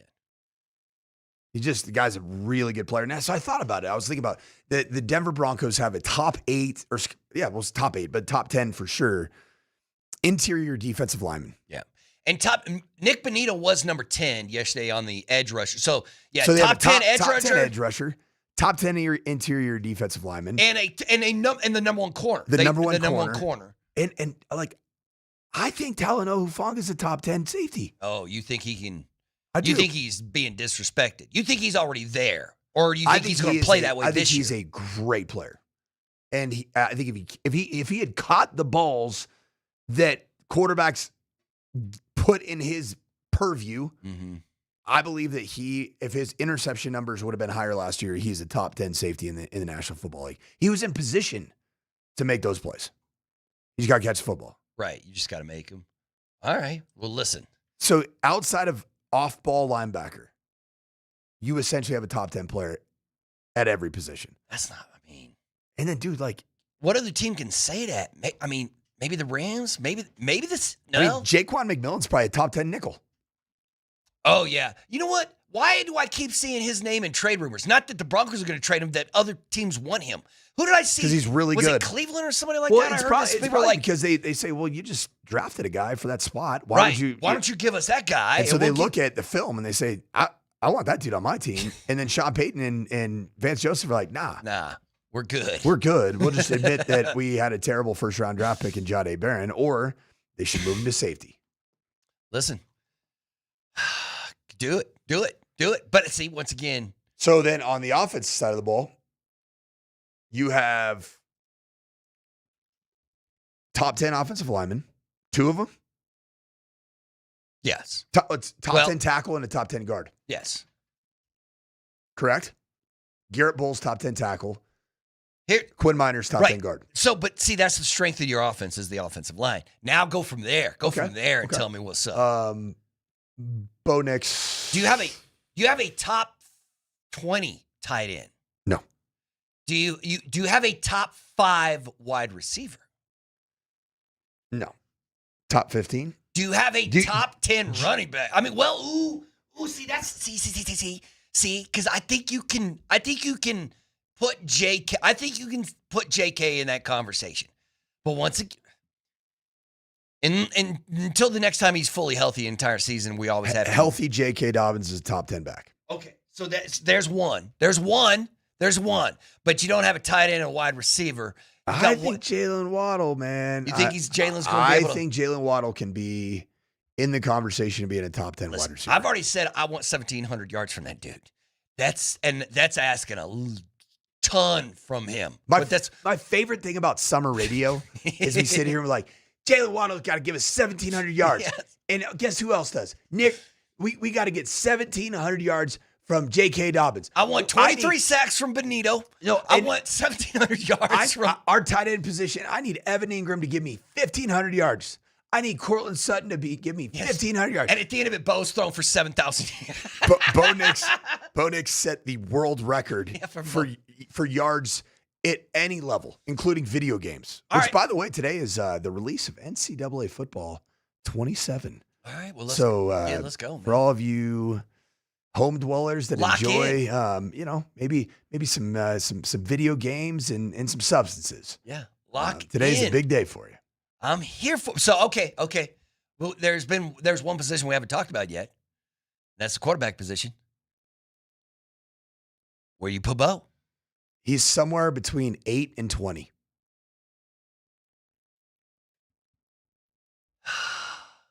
All right, listen, I can agree that you can't put Bo in the top 5 quarterback in the NFL because the quarterbacks in this league are ridiculous. It's stupid. But I kind of agree with the Athlon when they're saying Bo he's so important to what the Broncos do, though. Like, clearly, how he does it. The absence of Bo was felt. Right. Yeah. Massively. Yeah. The Jarrett Stidham performance against the New England Patriots and the lack of ability to move the sticks with his legs. Well, we're never going to forget it. Never forget it. That proved Bo's value, maybe even more than anything Bo's ever done on the field for the Broncos. You're right. Do you not agree? No, I think you're right. Listen, it changed Mark Springer, hugest Stiddy fan in the world. Where are you at now, Spring? Hates that guy. Doesn't think he should be playing football anymore. For one game, it was just one game. Matter of fact, it was like one play. Do you think there was a similar trajectory of fandom for Jarrett Stidham as there has been for Christian Pulisic? Oh, yeah. Yeah, where you're like, woo! He's the man. He's the best. Yeah, no, it sucks. I hate him. He's the worst. Once again, there's going to come a point where, I don't know if Bo's going to play all 16 regular season games where you're going to have to go to a backup quarterback, and who is Sean going to go with? Who's Sean going to believe in? 41-year-old Teddy Bridgewater. He's not 41. Yeah, I don't even know. Teddy's out, right? What is Teddy doing? Just chilling? Just coaching high school football, man. Miami Northwestern. We'll take a quick time out. When we come back, it's time for Mark Springer's NFL News and Notes. That's next.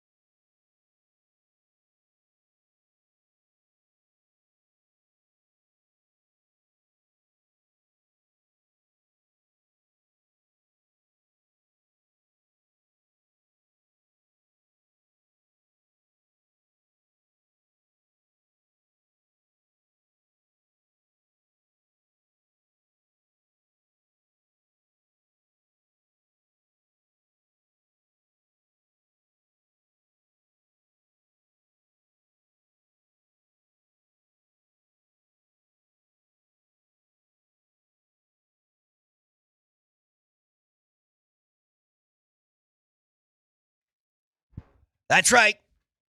We do it every day. Mark Springer does it even on Saturday and Sunday when we're not on the radio. He does it just to feel better about himself alone in his house on the weekend. So let's get to it. Spring, what you got? Hey, this segment is brought to you by your favorite appliance store, Mountain High Appliance, with 5 locations across Colorado. Visit mountainhighappliance.com. Got one NBA note for you, then we'll get into the NFL. Got your daily LeBron James update because he's totally going to sign with the Nuggets, right? Yeah, Shams came down hard on that over the last 24 hours. Yeah, he must. I mean, they must have. He got that info. Like, nah, man, stop saying these teams. It's not those teams. Brian Windhorst says that LeBron James is believed to have a favorite for which team he will sign with, but he is still waiting to see if anything could change across the landscape of the league that would lead him to pivot to another situation. Okay. Who's the favorite? Cleveland? Probably. They're the betting favorite. It's the move for LeBron, in my humble opinion. Go home. Go home. Yeah. Dude, any other selection and actually would be, maybe compete. Yeah. I mean, yeah. It's going to be weird however that roster plays out in Cleveland if he does show up. Not a bad team, though. You know what? Speaking of the NBA, did you see? I don't understand. Mark Cuban is suing the current Mavericks owners. Are you talking about the CEO, president, owner, and general manager of the Indiana University football Hoosiers right now? Yes. Mark Cuban? That Mark Cuban. Yes. That Mark Cuban. But I don't understand. Like, Mark Cuban is like saying that the ownership group is free. He sold did he not sell the team? It's not his. That's like if I was like angry that the Rockies are making moves. Like, why would I have nothing to do with them anymore, right? So why does Cuban, what's that all about? Did you used to own the Rockies? No, I didn't used to own okay. the Rockies. It's like, why are you doing this game? Bro, man? I could lose 119 games, though. I guarantee you that. I could lose 119 as an owner. Matter of fact, I could lose 120, I bet you. Who would you hire as your general manager as Springer? the Rockies? That's a good question. I've had this conversation before. I am someone that you would not want to own a team because I would hire you. I'm like, Sanford, you're in, bro. Could I be the manager? Yeah, absolutely. You were the new manager of the Colorado Rockies. Could I run it like a football program? Yep. And just, I don't know if those baseball players could handle. you imagine? Those baseball players couldn't even handle Valor football practice, high school football practice right now. I issued 75 up-downs 2 days ago because I got an email from a community member that did not like that one of our players parked in a spot that they should have been parking at Chick-fil-A. Oh. And so for every single sentence of the email, the boys did 10 up-downs. Wow. Yeah, no, baseball players couldn't handle that. 75 up-downs. Plus I added a few because they tried to jump the fence to get to practice. Yeah, no, baseball players ain't going to handle that at all. But yeah, it's weird. I don't know why Cuban is mad about owns a team 27%. Oh, so he still has a little piece of it. Okay, but he's not the majority. Okay, I was wondering, I thought he sold the whole thing. But whatever. All right, Spring, what's next?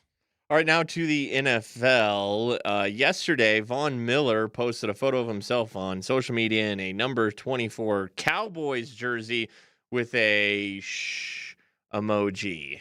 Listen, Springer. He's a Hall of Famer, but the man is thirsty to play some more football. Thirsty's a good term. He is thirsty to play some more ball. That man is thirsty.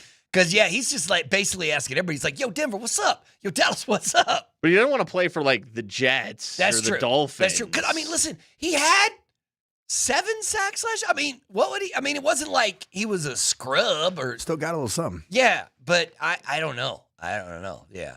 What do you think, Spring? Dallas or Denver for Vaughn? Dallas would be more likely. Yeah, because Sean Payton is not. Well, I don't know. I don't know if he'd want to be like, yeah, let's bring him back and have. One of your all-time franchise greats is now third string on the depth chart or something. I don't know if that's. Obviously, there's the Jonathan Cooper situation, so maybe that's a fit. But I don't know. It just feels like the Broncos and Sean Payton specifically doesn't want to. He didn't want to bring Justin Simmons back. Yeah, not his guy. But all right, Spring, what's next? Brandon Cooks is a free agent. The reports out there is that he could sign with the team before training camp, but he talked with The Athletic, and he was talking about the almost catch that he had with Jaquan McMillan defending him in the AFC Championship game. He said, quote, "For a week straight, I was watching it over and over, but I knew as a father that I had to put it away. If I'd have kept watching, it would have put me in some type of mood that my wife and my kids don't deserve." You watching them play over and over for a full week, man? No, don't torture yourself like that. Also, hang on to the ball. You would have been fine. Don't let Jaquan snap that thing out of your hands. You would have been fine. To the victor go the spoils. That's Brandon right. Cooks. Bottom line. You're right. I mean, it did change because if Brandon Cooks holds on to that ball, then Buffalo is in the Super Bowl. Sean McDermott doesn't get fired, right? Or does they still fire Sean if they lose the Super Bowl? No. I do think that Buffalo would have given Seattle, it would have been a much better Super Bowl. You think so? You think they would have? Much better Super Bowl. Okay. You agree, Spring? Yes. Yeah, but you're a part of the Josh Allen he loves fan club. Josh Allen. No, I mean, like anything would have been better than what we got. Let me ask you this, Spring. How many varieties of ways are there to pronounce Josh Allen? We have to pause and how does say Vance, his name like how does Vance say it? Like it's a question. Like, who are we talking about? Josh Allen. Josh Allen. Josh Allen. Josh Allen. Yeah, you're right. 3 of the 4 were kind of like Josh Allen, like like Ron Who is Burgundy. this guy? Yeah. Put that question mark in there. Interesting. All right, Spring. What is next? The Buccaneers are reportedly in no rush to extend Baker Mayfield's contract, which expires after this season. Mayfield has imposed a deadline for getting something done before the start of training camp. The Buccaneers report for camp on July 28th. That's 19 days from now. There are 2 types of people in this world. Yeah. Those that love Baker Mayfield, and the other camp are those that hate America. Baker Mayfield he's America's quarterback, isn't he? Listen, you know what's crazy is the Buccaneers said, Baker, we're offering you more than any other team in the league is going to offer you. The Buccaneers are like, we're paying you more. And then Baker's argument is like, look around the league. Look at what the quarterbacks who can do what I can do are making right now. I need a raise. So I don't know. I mean, this isn't where Baker's not going to hold out or anything like that, is he? Like, he's going to show up to camp. I mean, I think he's going to want to get paid again.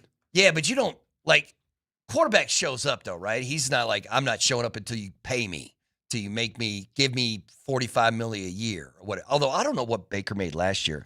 He's 3-year, $100 million. See, you know what? Well, no. For a quarterback for Baker Mayfield, I would say 3 for 100 would be just about right. But no, in the NFL, they're just worth a little bit more. You can't find quarterbacks. You got to pay him a little bit extra. You can't. He's got a $39.9 million cap hit. See, he wants what? He wants another $10 million on top of that? Dude, Baker Mayfield. He's thinking he's a $45 million a year quarterback, something like that. Well, think about this. Baker, he was the number 1 pick in the draft. Obviously, he went through his early. I mean, he was basically almost out. Mm-hmm. The Rams, second, third string quarterback situation, almost kind of revitalized him. What do you think his career earnings are at this point right now? Ooh, I don't know. What is it? 132 million. He's made $132 million in the league? Is that not crazy? Yeah, because he's not that. I mean, he's not. How old is Baker? How old is 31. See, that's not that old. He's been in the league less than 10 or exactly 10, something like that. He might leave the NFL having made $250 million. I mean, not won anything, not really, but still got one in life, I guess. One in that bank account.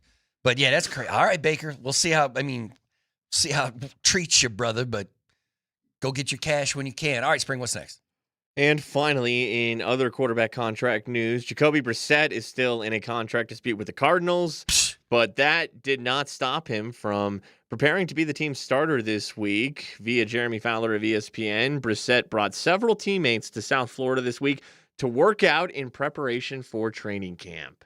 What are the Arizona Cardinals doing here? Yeah, I don't know. That's what I'm saying. What are you doing? What are you doing? What are you doing? I don't get it. I don't get any of this. So Jacoby Brissett is not the future quarterback. No, he's a bridge quarterback. If you sign him, it's probably for just this year, right?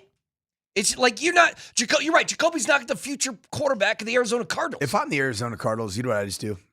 Just throw caution to the wind and put Carson Beck out there and let him play. This is what I'm saying. Like, why even play Jacoby? If Jacoby wants more money, I just say you're gone. You also have Gardner Minshew on that roster. You can just be like, all right, Minshew, go out there. See if Carson Beck can be an NFL starting quarterback. Yeah, I agree with you. Stop playing you're right. Jacoby Brissett is not the future. So why are we talking about Jacoby Brissett?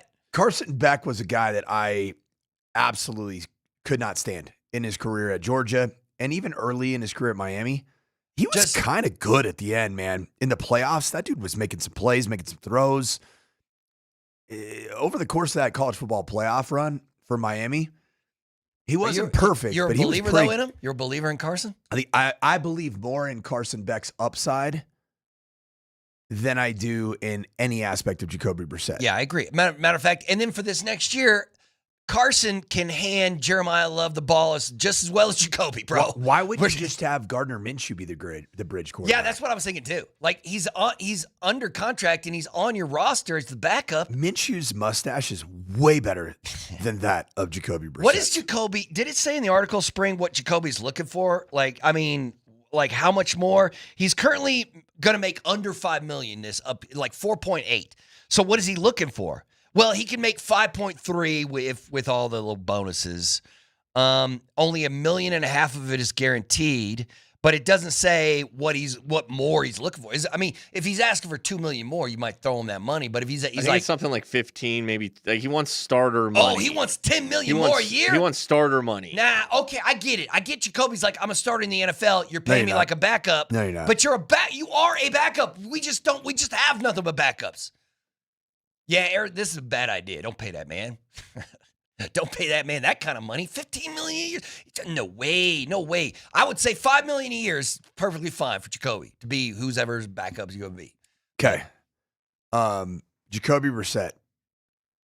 Over or under Bo Nix's touchdown pass total from 2025? Ooh, it's got to be. I'm going to go well, if the way you're asking the question, it might be over, but I'm going to say under. Okay, so Bo Nix had 25 last year. Jacoby Brissett had 23. Damn, right there. Their 23 touches? Okay. What? How many games did Arizona? Arizona won like 3 games, right? How many? Wait. He only played in 14 games. Jacoby. Oh, wow. Over or under Bo Nix interceptions in 2025 or Jacoby Brissett? Who had more interceptions? Well, Bo doesn't throw a lot of interceptions. Like, that's one of the things. Bo threw 3 more picks. Did Jacoby? Threw 3 more picks. Wait, are you sitting here telling me that Jacoby is worth $20 million a year or something? Maybe you think? Let me ask you this. All right. Bo Nix started 3 more games than Jacoby Brissett. How many more yards did Bo Nix throw for than Jacoby Brissett? Playing for the Arizona Cardinals, one of the worst teams in football. Well, once again, the way you say it makes me think it's that he threw less yards than Jacoby. Wait. No, Bo threw for 3,931 yards, which is good for 8th in the National Football League. Okay, that's not bad at all. Pretty good. Where's Jacoby? Jacoby Brissett threw for almost 3,400 yards. And man, only none of those numbers is what I thought Jacoby had. Isn't that? It's a little wild, man. They won 3 games, man. They won 3 games. And I will say there's a lot of empty calories in when you're a quarterback, fairly competent quarterback of a horrific team. Guess what you end up doing? Yeah, I get it. Throwing the ball against right. what kind of coverages? Yeah, I'm looking. Like prevent, end of game. The Rams had a 30-point lead on Arizona, and it looked like Jacoby's just like launching, just getting to launch because there's no chance of them winning.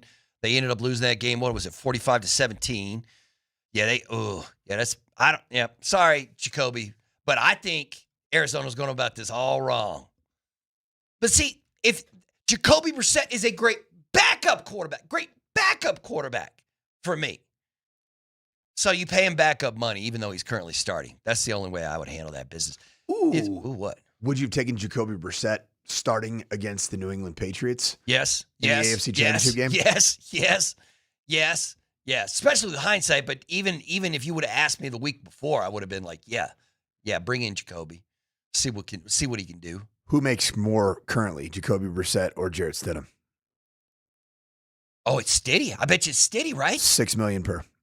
So he's making a little over $1 million more than what Jacoby's making. Mm-hmm. Okay, I can see Brissett being like, come on, Arizona, what the hell? I get where he's coming from, but Jacoby should get 10. Okay, yeah, once again, ain't my money. I'm more than happy to pay him 10, and he's looking for 20. He's looking for 5 to 10 million more than that for Arizona. But is it worth Arizona just being like, okay, 1 year, here you go. Here we'll give you that money for this 1 year. But if you're not expected to, they could double their win total and still be well out of the playoffs.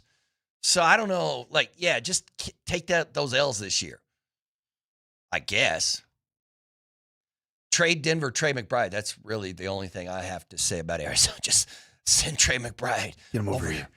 Bring him home. The Fort Morgan boy. We will take a quick timeout and roll on with the morning sprint next.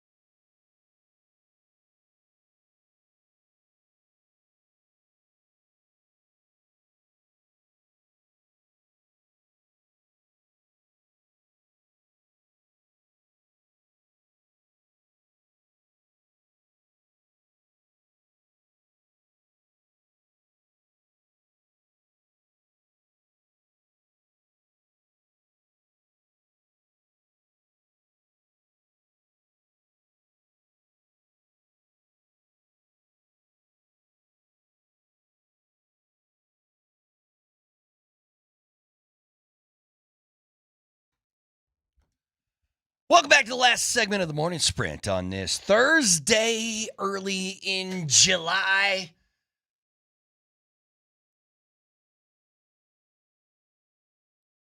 You know what? I had a dream. I was going to do it without. Me and Springer had this whole conversation. I thought you just had a stroke. No. Listen, when I die, it's probably going to be in front of a microphone. Yeah, and now that we're on Twitch, the world can watch it. Just pretty morbid. Seriously, Jesse, my good friend Jesse Trio somewhere still has the recording of me almost choking and dying live on the air. I was doing an intermission report, and we were was in it the glizzy. We were in the no. It was a you? chicken sandwich from. Ooh, And I took a big bite of this chicken sandwich, and then tried to do the intermission report. They had to Heimlich me. I had to get the Heimlich. Did you really? Yeah, you know what I did did it projectile out or not? Yes, it did. Yes, it did. How far did it travel? Not that far. Like a foot? Not that far. But then I did finish the segment. So because I'm a player, man. You're a I'm legend. a gamer. I'm a gamer, baby. You are the anti-Christian Pulisic. Listen, it is funny how criticism for Christian Pulisic. So listen. It's been the soccer. It's been the players. It's been the former players. Oh, it man. hasn't been just Landon like Donovan, Carly Lloyd, Johnny Tim Chuck. Howard. No, yeah, it's been the players being hell no to Chris. Yeah. It was the players. It's not so much as but you know what I heard? I've heard the argument both ways. Like I've heard foreign fans of the game saying, see, this is why America's never going to be good at football, because all they do is criticize and I'm looking around, I'm like, are you kidding me, man? Dude, have you ever opened up the Daily Mirror? Yeah, are you kidding me, in the man? UK? And they destroy their national team. They're like, America needs to embrace these players. They need to build. And I was like, are you kidding me? The fact that we as a nation are being really, really, really nasty to Christian Pulisic, that's progress. Yeah, I believe so too. It's not like instead of just saying, you know what, you gave that it your was best. really good. You guys were awesome. Yeah, you know what, God, good job. You really tried hard. Yeah, I think you guys should add more orange slices at halftime. Yeah. I think they should have given you more juicy juice boxes at halftime. Yep, but no. But other than that, I'm just proud. Nope. Proud of you guys. Did so well. Nope. You were there. You competed. Nah, man. I want freaking wins. They got I read an article. What grade would you give the men's USA team here at this World Cup? And basically, they gave them C's at everything: tactical approach, tactical execution, psychological prep was. And I'm like, I don't know how to grade psychological prep for men's soccer. Like, I don't know what that means. All right, how about this list of U.S. men's national team goals that were credited to players that scored more than Christian Pulisic in this World Cup? Oh, how many? There's all right, Fuller and Dolligan, 3. Malik Tillman, who's not even a striker, 2. Awesome set pieces. You want to know who had more? Had 2 more goals than Christian Pulisic? A guy named Own Goal. Yeah. Those are early own goals for those early games. Own goal. Pretty good player. Man. He has scored more goals than anyone. Sebastian Berhalter, not a starter. Alex Freeman, essentially a defensive midfielder. Gio Reyna, not a starter. You want to know who? Okay, you ready for this one? The Gio thing is, that conversation is weird. More than Christian Pulisic. More. Austin Trusty. Hey, Burgundy boys. Former Colorado Rapid. That's crazy. But see, I think when it comes to U.S. men's soccer, what I've always been expecting, and I think maybe this is an American, like I just expect that one of these times that the greatest soccer player in the world is going to be born here in this country, and he's going to play that sport from the get-go, and that's what suddenly. But I mean, like the talent, the U.S. men's team is still talent poor when you look around the other, right? Like I thought it was mentality poor. Oh, you think Belgium. It's really? And I thought it was talent strong against Paraguay, who's proved to be a good team, eliminating Germany. Well, in that final game, they came out. It didn't look that like was they were against ready. France, right? Was that? Didn't Paraguay in their the game that Paraguay 1-0 went out. game? Wasn't that against France? Yeah, the only score that they had was that was Mbappe Mbappe PK or PK, something. right? Yeah, I think that's the match. Yes. So, I mean, the talent pool of this year's World Cup looked good enough until their mentality and their mindset and moment too big they just vanished in the round of 16. Vanished. Are you you fine with Mauricio? Yeah, I you want just keep him- Pochettino for 4 years, throw the bag at him. And I want him to reevaluate after the data he was able to acquire from coaching the national team in one of the most pressure-filled U.S. men's national team moments, and find and identify the best talent, the most skill, and also the dogs. Because I feel like there was like the Clint Dempsey era, dog. Michael Bradley was kind of a dog.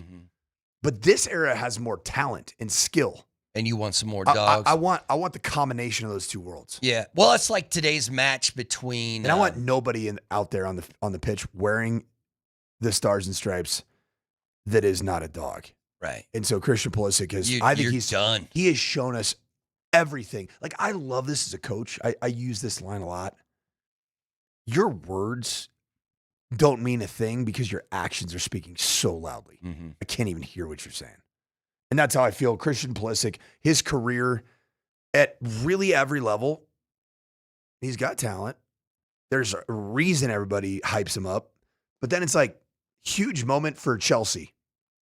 Just kind of disappears. Even for Milan, disappears. U.S. men's national team does some really good stuff in like friendlies and Gold Cups and, you know. And then when you need him. And when you need him in a big moment, he disappears or he's not available or he's unhealthy. Like, move on. That's like today at Choppers. You can come out to Choppers and say, what's up with your boy?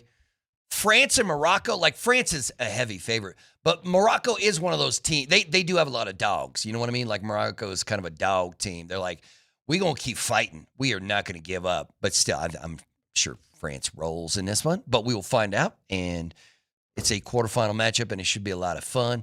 Stop off at Choppa's today, starting at 1:30, and hang out with your boy and Michelob Ultra. And then tomorrow, you can hang out with Andy Lindahl. He'll be in Lakewood at Fiddlesticks for a FIFA World Cup watch party brought to you by Michelob Ultra for Belgium versus Spain. Lindahl will be giving away tons of great prizes with Michelob Ultra, a superior light beer and the official beer sponsor of the FIFA World Cup. Coach, what you doing this weekend? What you doing? I'm going to rest my voice. Just not well, I'll see it. I'll believe it when I see it. I know. You're so right. I just can't help myself. You're going to yell at somebody this weekend, no matter what, yeah, right? Yeah, no doubt. Or yell at your TV or yell at your, yeah. My 9-year-old. Spring, yeah. Is the 9-year popping off lately? No, he's good. Spring, what you doing this weekend, Springer? I don't know. I guess that's a good way to go into the weekend. Just whatever's going to happen. Springer takes it as it comes. He's an old soul, is what I like to say. I'm asleep. Yeah, listen, I love sleep. I went to sleep so early last night. Oh, stupid. What time? 8:55? It's like, I think it's just after 9, yeah. Oh, wow. And I mean, I used to go to sleep at like 2 a.m. I was out of it last night for some reason. I was tired, I too. was just black. But it's part of the reason why I didn't watch any sports last night. And I cannot remember the last time I watched 0 sports for an entire evening. But that's going to do it for the morning sprint on this Thursday. For the radio machine, Mark Springer. For the coach, Mike Sanford. For Alex Ryanemy, who's on vacation, I'm Mark Bertinoli saying thanks a lot for listening. PhD is coming at you next.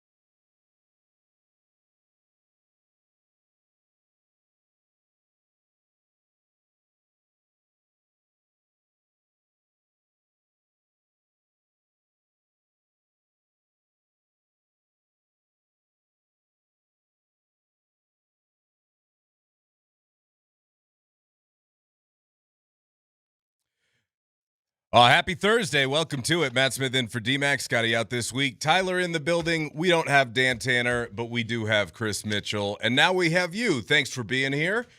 Good afternoon and welcome to it. Tons to get to today as we continue to await what happens with either Peyton Watson or LeBron James. Latest indications are LeBron won't be making any decisions here coming up for a couple of weeks. At least that's according to the latest reports from insiders like Brian Windhorst and Shams Charania. We'll continue to dig into that throughout the course of the show, but we lead off with a true off-season football radio show, Tyler. Let's go. This is a rankings, a listicles. It's a bonanza today, okay? And that's what the NFL offseason's about. Wild overreactions, hot takes, and lists. Mainly. You understand what I'm saying? Whether it's a breakout player, whether it's a team roster, whether it's an offseason grade, we'll give it to you because football season, look, NFL training camps start in, I think, less than 10 days now, or at least the earliest ones do. So rookies for the Broncos report on the 22nd, but there are definitely some teams that report before then. For sure. Who's in the Hall of Fame game this year? Do we know? Oh, God, I don't know. Pop quiz right off the top of the show. Let's see. It's the It Cardinals and doesn't Panthers. It doesn't matter. Cardinals and Panthers, Thursday, August 6th. So we're less than a month away from preseason football. So that is exciting.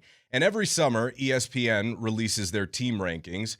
And it's been out now for a couple of days. And since we were digging through and combing through the Seth Wickersham piece detailing 15 days behind the scenes with Sean Payton and the Broncos during the playoffs, we'd been focused on the juicy nuggets there. But this is one of the most important rankings, in my opinion. Of all of the meaningless rankings, I think this one's a really good gauge. Now, just to be clear, are we talking about the starting lineup one? Is that the one we're talking about, or are we talking about power rankings? I'm talking about NFL rosters, best projected starting lineups. Okay. Yeah. That's what I'm talking about. Because, look, I mean, every year, and this one's through ESPN.com, every year they release it, and I think it's a good gauge heading into the season about just national consensus about what people think about your team. If you'll remember, I believe it's coming off the 2022 season. The Broncos were heading into the 2023 season ranked the worst roster in the NFL. We've come a long ways. In not a long time. Yeah, we might not be top 5 yet, but we've come a long ways. So if I were to ask you, and we just started there, simply, where would you have this roster ranked in the NFL?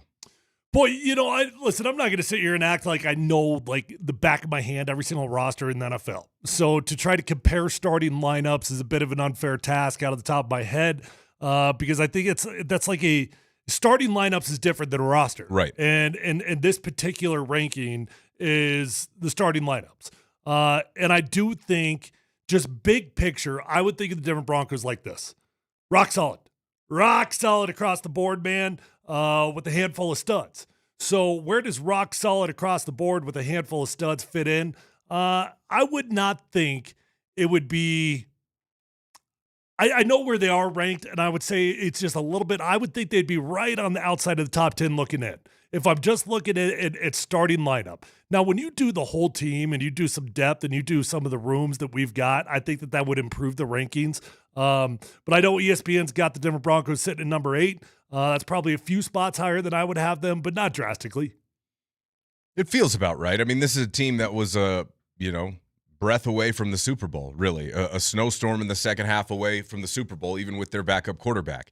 Now, there's not a lot of star power that pops off the page, but if you've got a top 10 starting lineup without really a lot of big stars, then I think it says a couple of things. I think it speaks highly to the culture that's been built because you've got a team-first mentality, which if you look at a team that's not dominated offensively and really, as you brought up the other day, Bo Nix is right now kind of a fourth quarter guy, right? You lean on your defense, your offense chugs along, does just enough, and for some reason, Bo can find a way to turn it on in the fourth quarter. It's actually an insane compliment. It's not a shot at Bo Nix. He's got the one thing that you cannot teach, and that is he's got a sense of calm and a sense of confidence when the pressure is on. So Right. it's really not a shot. It is a compliment, but somehow we've got to get that mentality that he's got in the fourth quarter to show up in the first quarter, the second quarter, the third quarter. So what is the biggest strength of the Broncos ones?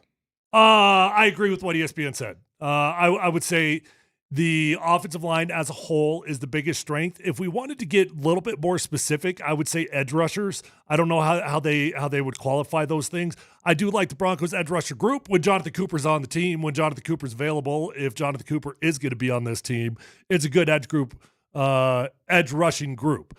Without Jonathan Cooper, it does go down. Then the depth is a little bit thin at that position, but it's even okay without Jonathan Cooper because Q Robinson is such a talented young player. Offensively, here's how I would do it. Like in terms of if you wanted to rank, like just rank the positions on the Denver Broncos offense in terms of what they're best at. I would go offensive line 1. Ooh, boy, I'm already struggling with number 2. Offensive line 1. Don't you have to go receiver? I think I'm going to go quarterback. I think I'm going to go quarterback to quarterbacks at number. With Jalen Waddle now, I'll give it to receiver. I'll give that to you. With Jalen Waddle now, I'll give receivers 2, QB 3, running back 4, tight end 5. 4A, 4B, running back, tight end. Sure.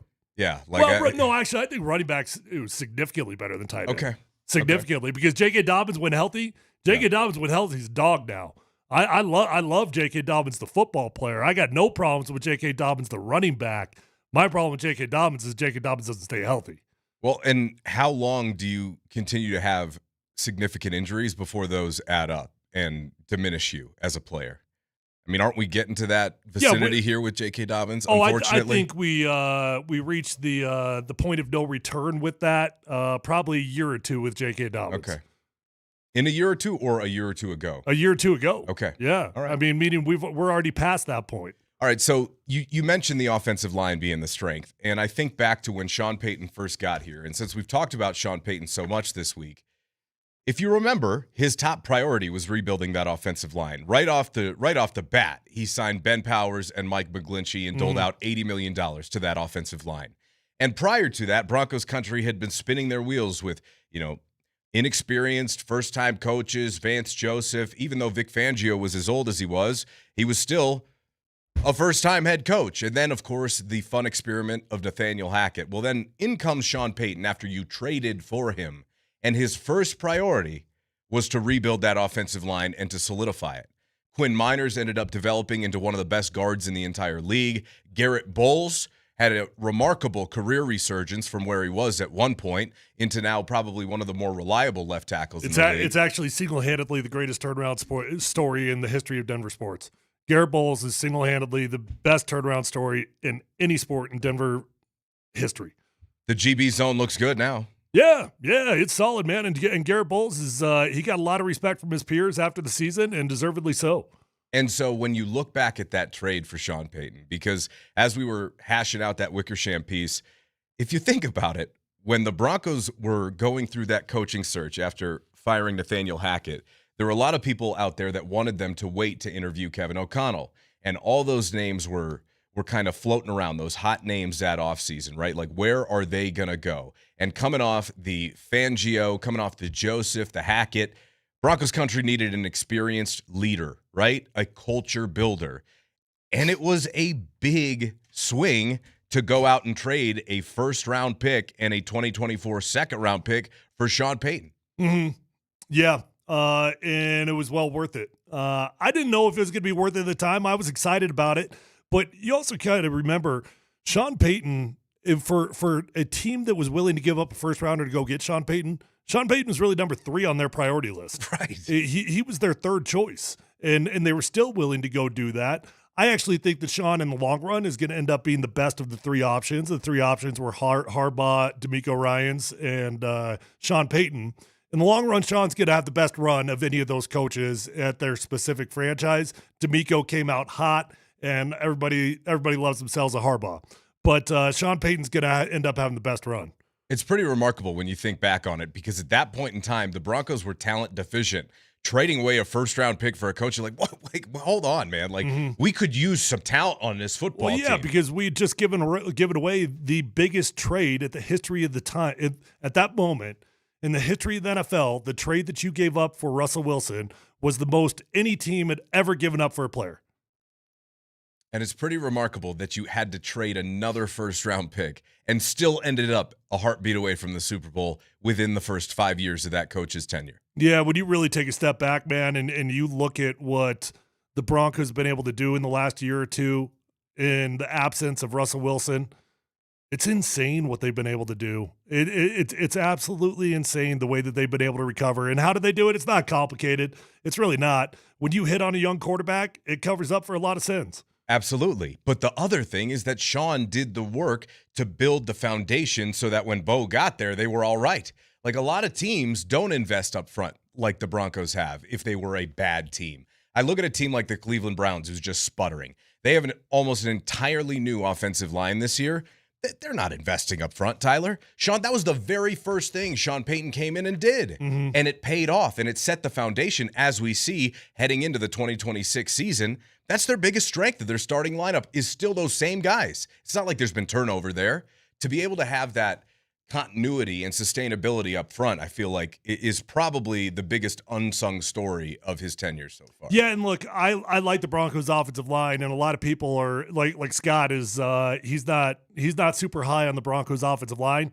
I understand why people could look at the Broncos O-line and specifically when it comes to the running game, and you're like, how could that be an elite unit? Sure. They might not be a top 3 unit in the NFL, but I'm telling you, they're rock solid across the board. There's not a man on that offensive line that is a problem. There's not a man on that offensive line that you need to replace. There's guys that you're going to replace, like Ben Powers. He'll be gone within a year, and you'll have new guys coming in. Mike McGlinchey's going to come to an end here when you get to the out in his contract. So you're going to have new bodies to rotate in. But man for man, it's about as solid of an O-line as I've been around. I mean, look, they led the NFL last year in both pass block and run block win rate, okay? Or in 2024 prior to finishing top 8 in both categories last season. That's what I meant to say. So you've got sustained success. And whether or not you think they're one of the best, well, let me ask you this. Are the issues with the Broncos running game more rooted in a personnel problem in the running back room or with the offensive line itself? I would argue neither. I would argue the single biggest problem with the Broncos' offensive line is a lack of commitment from the play caller. Okay. That you've got the guys on the offensive line to have an adequate running game, probably a top 10 running game. You've got a guy in J.K. Dobbins that, when healthy, has proven that he's capable of being a top 10 rusher in the NFL. Matter of fact, last year he was much better than that when he was healthy. So where does it go wrong with the Broncos? It goes wrong when Sean Payton gets too cute and when he goes away from the running game. So is that one of Davis Webb's biggest priorities this year? Reestablishing that ground game? Because if it's not from a personnel perspective, it has to be from a schematic perspective. Yeah, and I think it'll be a little bit easier for Davis Webb because for young guys, the comfort of the running game, that feels good when you're a young play caller. When you don't know what to go to and you're just like, you know what? Pick a run, scroll through the Rolodex, pick a run, and let's see what happens. That's the best friend you could ever give to a young play caller. And as we were making our way through that Wickersham piece this week, I was just thinking back to the Hackett days and the Christmas, day debacle in L.A. and some of those horrible moments. And even Sean Payton had the 70-20 drubbing in the first year, right? Like, that was year 1, right? Mm-hmm. So to have rallied to the point they have with the organizational direction that they now have with new ownership, it is remarkable. It is truly remarkable how quick things changed. And that was what I was struck with while I was writing today's show was like, man, I remember writing the topics 4 or 5 years ago. Drew Lock, Bridgewater. I mean, think about how that feels like a lifetime ago, doesn't it? Mm-hmm. And simultaneously feel like yesterday at the same time. No, that really, honestly, I can't even, I can barely even remember it. Like, of course I remember the emotions, but that literally feels like it's got nothing to do with the Denver Broncos anymore. And that's really great. It's refreshing, and it's nice to feel that way because Broncos country deserves a winner, and they've got one right now. Hopefully Team Run It Back is successful in the upcoming 2026 season. Okay, Altitude Sports Radio invites you to watch the FIFA World Cup 26 with Michelob Ultra for France versus Morocco in the quarterfinals. The party starts today at Chopper's Cherry Creek at 1:30. Michelob Ultra will be on site with a lot of fun and Ultra giveaways. Berto's going to be hosting and giving away tons of great prizes, so you do not want to miss this one. Michelob Ultra is a superior light beer and the official beer sponsor of the FIFA World Cup 26. Superior's worth playing for, and now it's worth cheering for, too. Be sure to enjoy an Ultra as you cheer on your favorite team. We'll see you at Choppers Cherry Creek today at 1:30. France, Morocco, that should be a good one. On the other side, we were discussing Coach Prime's availabilities at Big 12 Media Days yesterday, and we stumbled upon an interesting conversation. Coach Prime has decided maybe it's time to be done with the Louis and go in a different direction. We'll explain what that means next.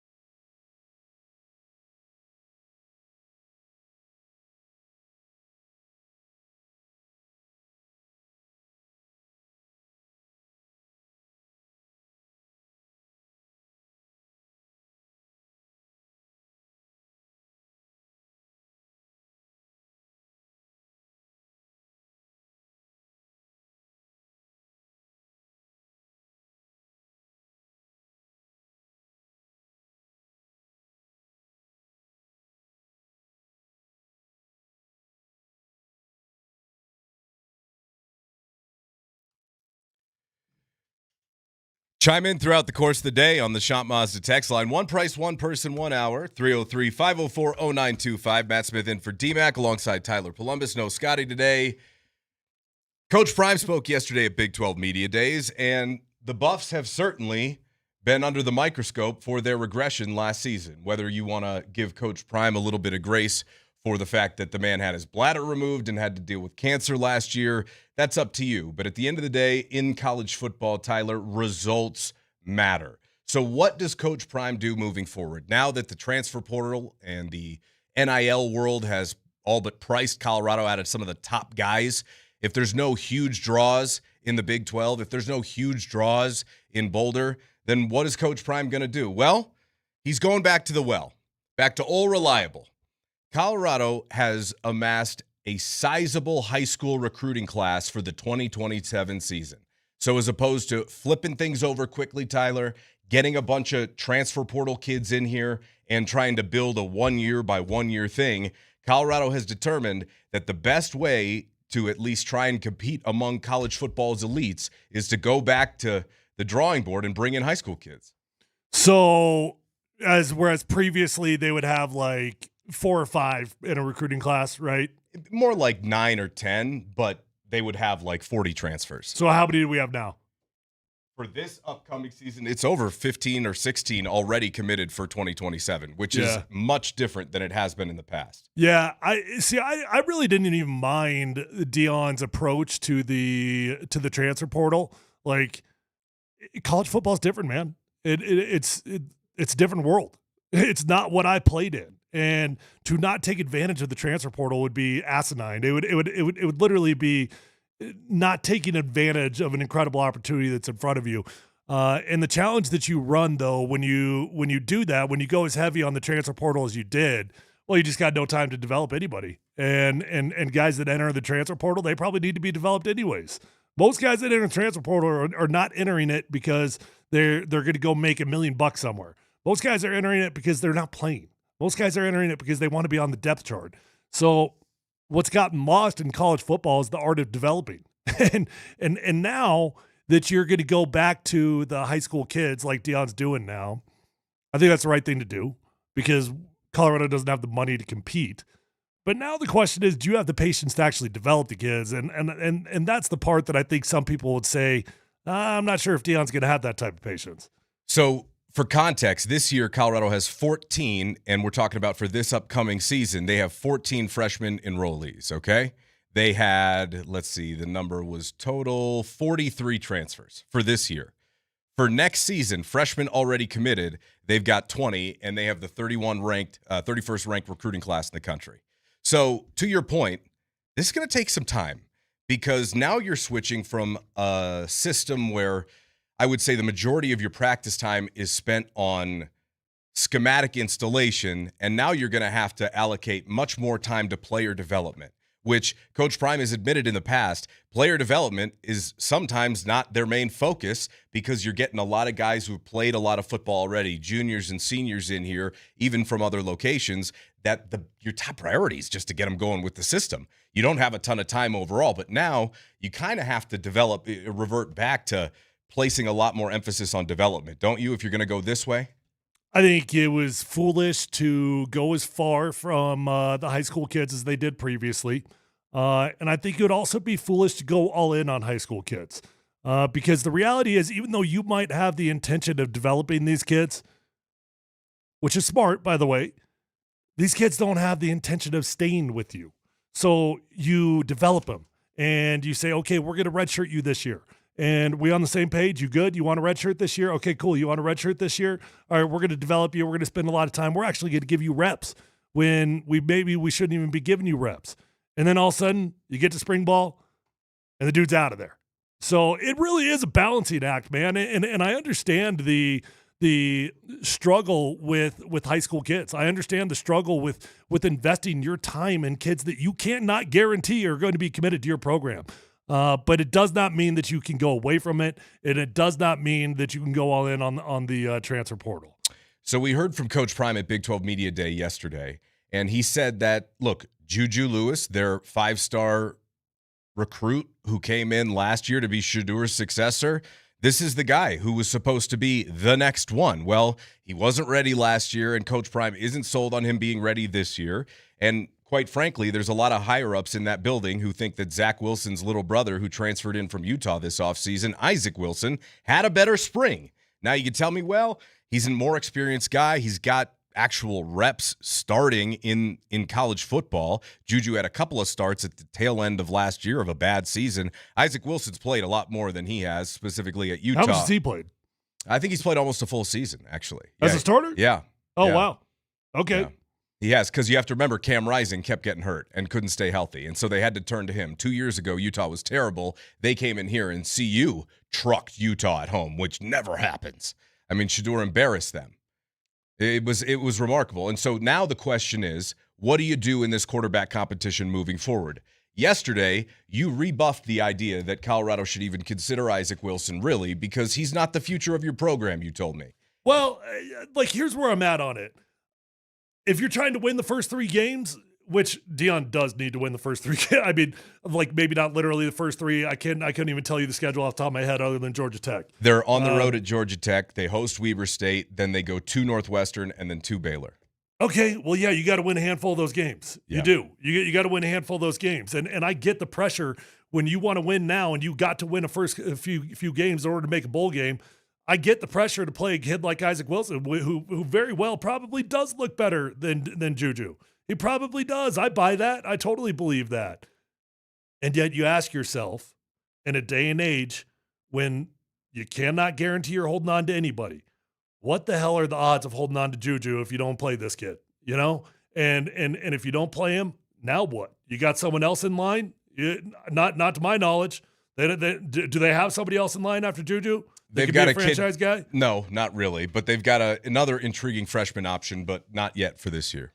Yeah. So, I mean, which one is it, man? Do you believe in him or not? If you believe in him, it's time to develop it, Juju. That's what I would say. Well, here was Coach Prime yesterday on the quarterbacks. Sure sounds like Isaac Wilson has stepped in and he's making this a competition. He is. Isaac's been doing a great job. First of all, with Brendan, he's don't play. Mm-hmm. Brendan don't play. He's going to put the best guy out there. Juju is making tremendous strides. We want him to just take control and do what he's capable of doing. I made a big mistake, man. You got to understand, I've coached my son my whole entire life, so everything was like, compared to that, that's hard to get.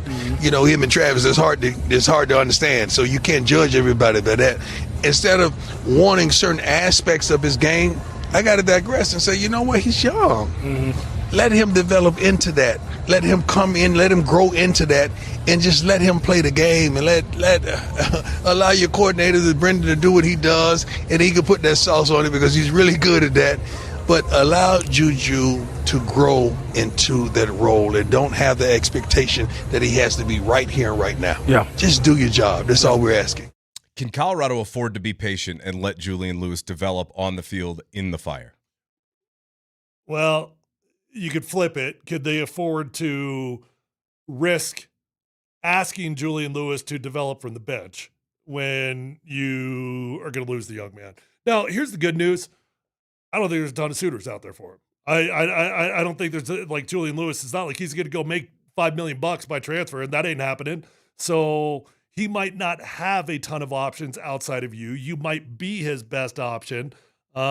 I do think that the most ideal way for a young quarterback to learn is through osmosis. Yeah.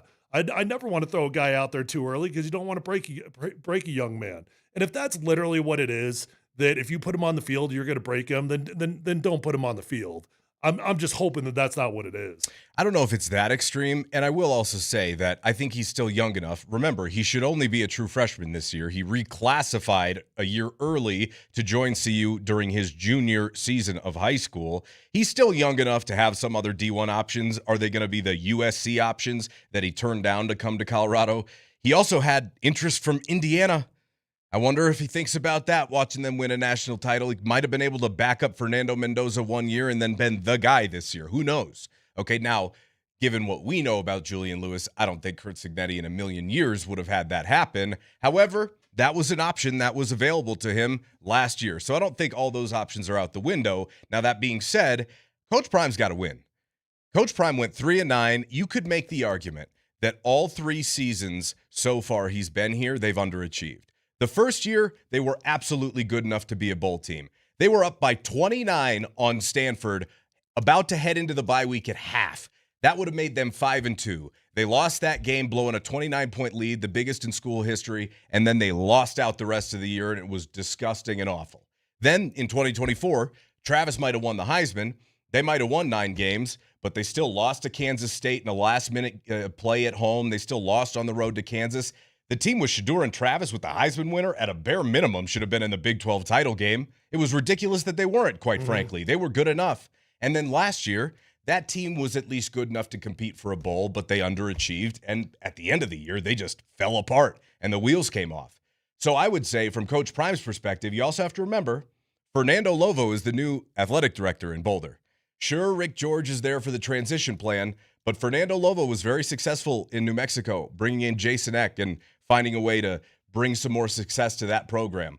I cannot imagine, okay, that Coach Prime's going to get too much longer to prove that they can at least be a competent operation. See, that's the one that I don't know about, man. Logically, that makes sense. I mean, logically, Deion Sanders is making almost $11 million. There's only 9 coaches in college football making more money than him. That's it. He's a top 10 highest paid coach in college football. $11 million.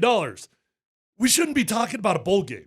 That's not what you should be talking about here. We shouldn't be talking about last year's team was good enough to make a bowl game. No, we should be talking about championships. That's what you should be talking about with the type of money you're paying him. And I say that, and that should imply that he should be on the hot seat. And I don't want him on the hot seat for the record. That's not what I'm advocating for.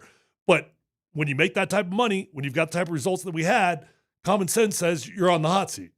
I don't think there's anything Deion can do to get fired. I really don't. I mean, outside of like a 2-win season, maybe something like that. I mean, something just absolutely atrocious.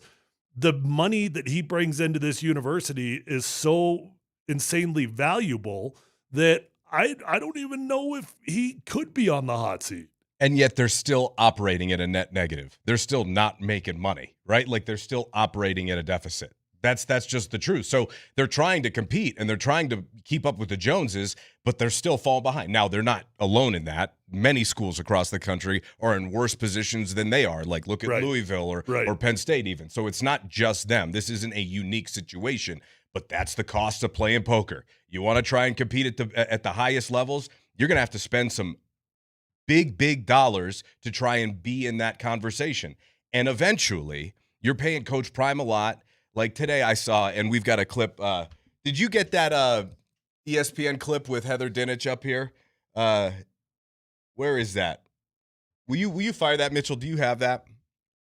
Because I thought this was interesting. You got that, Mitch? Think about the way that Colorado has attempted to build back up their program. Have they done enough, and can they do enough to make a playoff push this season?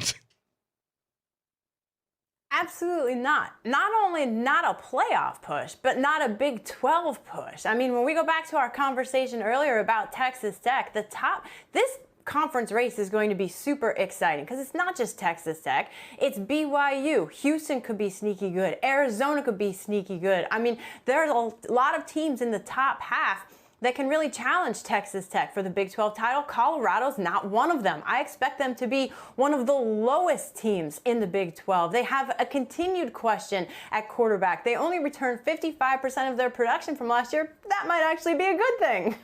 We'll see what happens. I'm not going to talk about Colorado in the college football playoff.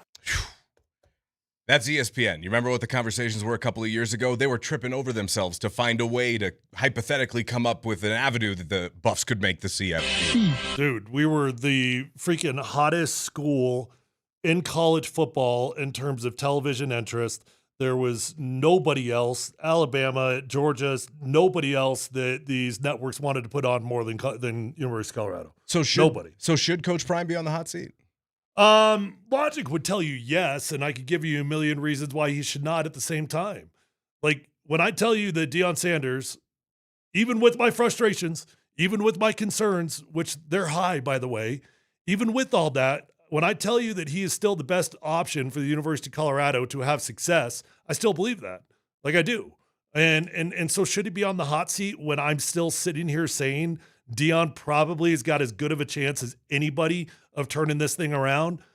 It's complicated. It is. I think he's getting paid too much money. I think we paid him too quickly. We got caught up in the moment, and we gave him this monstrous contract that the university couldn't afford.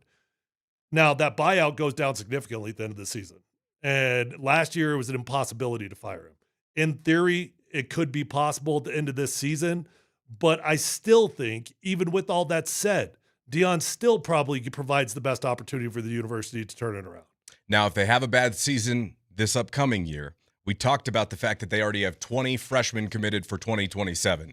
Well, that's just a breeze of the wind in the other direction. Those are only verbal commits. Yeah, like 2027, like we'll get like 3 of those kids. Exactly. And so you have to prove that all these young men that are going to come into your program and try and invest 4 years with you, like, can you afford to be patient? I don't know that you can. And so as it relates to Julian Lewis, I don't know how long of a leash he's going to have.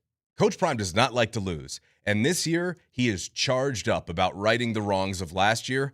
If it starts to go in a bad direction, and the start of their season ain't easy, opening up with 3 of your first 4 on the road at Power 4 opponents, that's unheard of, unprecedented in Colorado history. That doesn't happen. You start on the road at Georgia Tech. Again, Weber State at home. Then you're at Northwestern, who's not very good, but still, Colorado's not very good. And then you go to Baylor and DJ Lagway, and we'll see what Dave Aranda can do there. He's probably on the hot seat. So and then, by the way, you come back for Texas Tech and Utah at home. Yeah. That's how Colorado starts the season. That's as tough of a season to start that the Buffs have had that I can remember. Well, that doesn't sound great. If you were to ask me if I thought Isaac Wilson was going to play in the first 6 games of the year, I would say absolutely. Okay. Yeah. And you know what? Logically, that probably makes a lot of sense because you cannot afford to go 1-5. You cannot afford to go 2-4. Like you got to win ball games. It'll be interesting. It really will be, because if they're 2-4, if they're 1-5, these same conversations, they're going to swing right back around mid-year, because nobody will be paying attention to the Buffs, but all they'll be paying attention to is Deion Sanders safe? Just something to think about. We are live from the Backus Shaker Studios. Their passion is justice. On the other side, wait till you hear what Landon Donovan had to say about U.S. men's national team star Christian Pulisic. He aired out the tires on Pulisic. We'll discuss next.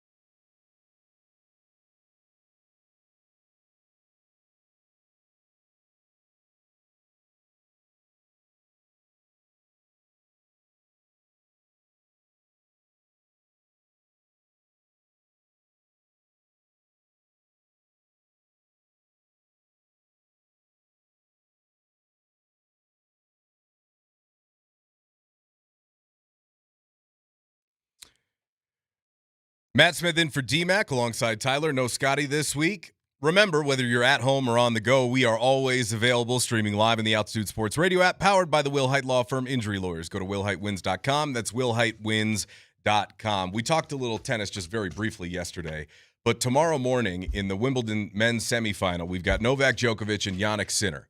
And Carlos Alcaraz has missed a couple of months here, actually dating back to last year now with a wrist injury. And Sinner and Alcaraz have had an unbelievable rivalry very early into their young careers.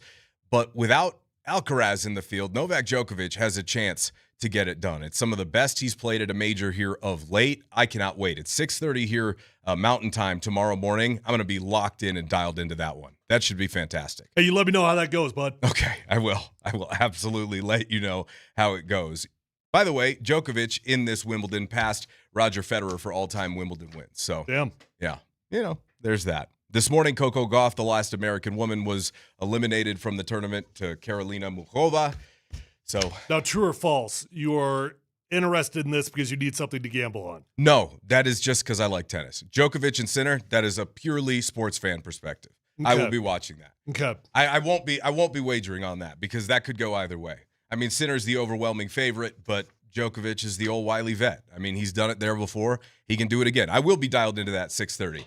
And then today at 2 o'clock, we've got France and Morocco, which should be a fantastic game. Two teams, a lot of speed, a lot of pace, and, of course, Kylian Mbappe for France. So I got to admit something. Yep. Confession time.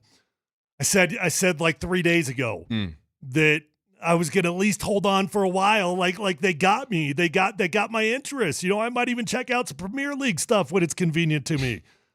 I immediately have lost interest in the World Cup.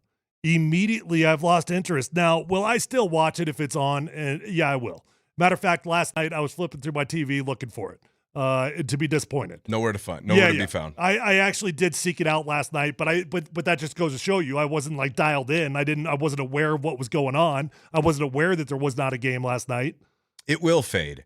And what has been interesting in the aftermath of Team USA losing to Belgium in such heartbreaking fashion the other night is the former stars of Team USA, both women's and men's, coming out and being so critical of Christian Pulisic. Now, clearly fans were very, very critical of Pulisic for leaving the game. I think he had 45 touches in total against Belgium. 11 of them were turnovers. He did not play well. And for Captain America, it seems like he never comes through in the biggest moments. Well, here's Landon Donovan on the Unfiltered podcast talking about Christian Pulisic. And he had some very pointed comments for him. One of the biggest problems, I speak to people who are at U.S. Soccer, I speak to his sponsors, I speak to his teammates, I speak to the staff and the coaches. People are fed up with the way things are handled around him. And it's not necessarily him, but it's his agents, his family, his hangers-on, the people are influencing. People are fed up with it. They treat people poorly. They do things poorly. It's always a no. Whenever you want to ask, can we do an interview? It's always a no. You can't get near him. He doesn't say hi to the commentators who do all the games all the time when they walk by. All the other guys come over and shake hands and say hello. There's just this sense about him that like you can't get near him. It's too big. And I actually don't think it's from him. I think it's from the people around him. They need to stop. And he needs to man up and have a conversation with them and say, look, guys, this is not helping me. Oof. It's spicy. That's exactly who it reminded me of. Yeah, you're right. It does. I mean, when you start talking about teams, when you start talking about people that are around you, when you start talking about how big the entity of the individual has become, creates animosity, man. It does. I've been around it a few times in my career. And also, I don't know anything about Christian. I don't know specifically what Landon Donovan is referring to here, but let's just take him at his word and assume that he's got a big team around him. He's got family that's around him that's controlling what he's doing. You want to do an interview? Talk to my team. You want me to do a charity event? Talk to my team. You want me to do extra work in the weight room? I got my own guy. I've been around it. And I've been around it twice in my career that I could think of. Tim Tebow did it. Tim Tebow had a team. Tim Tebow was too big with his team, with his own teammates. Like it was Like, are you in the locker room or not? You know, like, are we able to come to you and talk to you, or do we have to go through your people? You know, I like Tim. I don't have beef with Tim, but I do think he made a mistake coming in with as big of a team as he had. Now, I get it. He's Tim Tebow. Like I'm not Tim Tebow. Easy for me to say don't have a team. I didn't have to manage the circus that came with being Tim Tebow. I understand that, but you got to know where the team is relevant and where you got to turn the team off. And I actually disagree with Christian a little bit on one thing. And I was around, with Landon. I was around it also with Robert Griffin. Robert Griffin was similar to that. And his dad was around, and his dad was in the locker room after the game. What is your dad doing in the locker room right now? Why is he in here? Why is he in here? That doesn't jive well with your teammates. The one thing I would disagree with Landon on, though, is I do not think in situations like this, the guys are totally innocent. Like just because you might be like, no, it's really the people that are around him. It's not so much him. Oh, right. Yeah. No, I see what you're saying. You're the entity, bud. You're the boss. It's your show. Right. You know? So if you don't know where to differentiate that, and if you don't know, like, hey, you met Joe Schmo at the bar and he wants you to do something, okay, call my team. You know? Cool. When I'm in the locker room, a guy asked me to show up at his charity event. Don't make me talk to your PR guy. Don't make me talk to your team. I'm talking to you. It was interesting because you assume that after having all of these big names come out and really publicly, I don't know if you want to call it slander Pulisic, but be very critical of him very openly, you'd have to think that moving forward for the U.S. men's national team, there's somewhat of a restructuring. There has to be. Like, I don't know if they keep the same coach. I know they've been kind of going through that. And again, you and I are not U.S. men's national team historical experts, but what I can tell you is, to echo much of what you just said, it reminds me a lot of when Brandon McManus had to go upstairs into the office and bring Russell Wilson back down into the locker room. That's what it reminded me of. It's like, hey, you know, you're Captain America. Like, you're supposed to be our guy. Yeah. And you're behind a wall. Like, even for teammates, you're behind a wall. If I ever feel your team in my building, you've crossed a line. Like, look at Nikola Jokic. Jokic. Look at Nikola Jokic. He is literally playing in World Cup qualifiers for Serbia. So is Shea. SGA is playing in World Cup qualifiers for Canada right now. Like, yeah, okay, Pulisic is doing all that stuff, but those guys command so much more respect and have so much more going on, and those guys could easily turn it down. But they're there, they're involved. Jokic talked about what an honor it was to be a cap. You just don't see that out of a guy like Pulisic. You know what the real problem is, though? And it's not even so much the team. Like, although I might disagree with it, it might frustrate me when your team comes into the building. When you are a baller and when you're a dog out there on that field, do whatever the blank you want to do, man. Right. You know, and I might not like it, and you might irritate me, and I might think that you're holier than thou. But you know what? If that's working for you and you're going to be a dog on that field, then go be a dog on that field. But the day that you're no longer a dog and you got that team around you, there's going to be people chirping. It just made me think back to all the great Russell Wilson memories. God, you got to miss that guy. How do you think it's going to go for Russ at CBS? I think he'll do fine. You know, not every announcer has to be the critical guy. Sure. Not every announcer's got to be the overly analytical guy. There is a place, especially in TV broadcasting, for the hype guy. Is he the hype guy, though? Yeah, I think so. Okay. I think so. Although it'd be interesting to see if he tries to veer off from that. Like he's Mr. Nice Guy. He's Mr. Never Want to Offend Anybody. But he's also like a film junkie and an X's and O's nerd. It feels like that could be where they utilize him too. Because I remember his little tryout last year. It did not go great. It was not. He tried to be like Mr. Nice Guy, you know, not sit on the fence guy. I think for him, if they lean into more of the X's and O's film stuff, that might be where he shines. Because as a personality, I mean, I'm not tuning in to watch Russell Wilson. I'd rather watch Jameis Winston as a personality. Oh, Jameis Winston is going to freaking kill it when he is done playing. I actually talked to DMac, and that dude is going to walk out of the NFL making more money than he was in the NFL. That's how talented he is. I talked to DMac the other day, who was up in Seattle for the U.S. men's national team game with Belgium, and he said that he was walking down the march with all the USA fans, and he was walking next to Jameis Winston for a little while. He said it was crazy. Right? Yeah, he said it was a blast. So we'll hear what he has to say when he comes back. Was he wearing a shark suit or something? Jameis? I don't know. Or DMac. Which one? DMac, you never know what DMac's wearing in public. No, Get a couple in him? DMac's a leprechaun. He's a leprechaun. He's a leprechaun. He's got a little buckle. He's got a nice little green top hat. Yeah, I could see it. All right, on the other side, back to the Broncos here. We revisited the Sean Payton trade and just where the Broncos are now. There's another element of that we didn't dig into, and we will next. Keep rocking with us here. It's PhD on Altitude Sports Radio 92.5. Mr. Unlimited.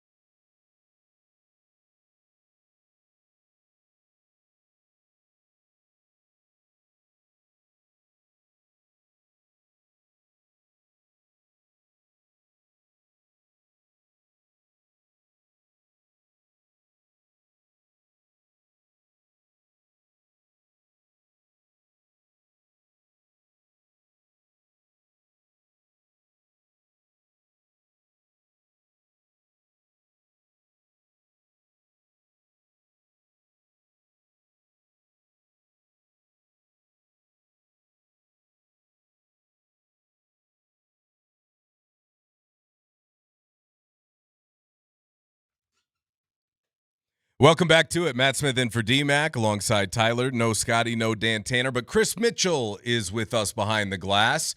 We've been breaking down the Seth Wickersham piece over the course of the week and really hitting the Broncos offseason listicles and the rankings and the grades pretty hard. One topic that we briefly discussed yesterday during Let's Football Go was what's the story with Jonathan Cooper? And where are we at there? And how do we feel if the Broncos are without Jonathan Cooper to start the season? With a little bit time left this offseason, is it worth investigating trying to find another depth piece? And I threw out Von Miller yesterday. And right after the show on his Instagram, Von posted a picture of himself in a Cowboys uniform, with which there were reports from insiders very quickly that the Cowboys had no interest in Von Miller. So I go back to, if the Broncos can pick up Von Miller for a song, if there's no guarantee that Jonathan Cooper is going to be around for, as you said, if he gets suspended, potentially 6 weeks to start the season. Yeah. Should they go back to Von? Listen, you're talking to a man that doesn't have a Super Bowl ring without Von Miller. Like you're talking to a guy that loves Von Miller. Like I love Von, and I know people. He's had his out the field stuff, and I know not everybody is vibing with Von. I love Von. I do. I love the human being Von. I can't always understand some of the stuff that he's been involved in. Sure. But I love him. I love him. If you ever have the opportunity of meeting Von Miller, you will walk away thinking, gosh, dang, is that guy engaging? Like he is a tremendous football player that, by the way, had 9 sacks last year. In year 100, whatever he's in. I don't know. What year is he in? 15, something like that? It's been a long time now. I bet it's 14 or 15, something like that. He had 9 sacks last year. So I say all this knowing he still had a productive season last year, knowing how much I love him, and I still don't know that it makes sense for the Denver Broncos. And there's a lot of reasons to go into that. Like, if you need him, he would be there. I'll put it that way. You know, maybe he gets picked up beforehand, but my gut tells me by the time you know what's happening with Jonathan Cooper, you don't have to make a decision beforehand. Like he'll probably be there if you needed him. And then there's other layers that it's like, if Jonathan Cooper's on this team, I'm like, nah, there's too many young, talented pass rushers. And then there's other layers, right? The other layers are, is Sean Payton want to go back? And I don't think he does. Like Sean Payton got rid of Justin Simmons. Mm-hmm. Sean Payton got rid of Justin Simmons, like the all-time good guy, the all-time nicest guy ever, because he didn't like the old vibe. He didn't like the old energy that was in the building. I just don't see Sean doing that. Well, I think that if you would have kept Von Miller around for the inception of the Sean Payton era and the start of it, like when they traded Von away to the Rams, it wasn't just because of football, right? It was because they were trying to turn the page from a leadership perspective. They really wanted fresh vibes, and guys just respected Von too much to have him in the room to be able to actually turn the page. However, now it's been a while, right? I mean, that was back in the middle of 2021 season, 2021-2022 season. It's been a while. Like, do you think Von is still that guy?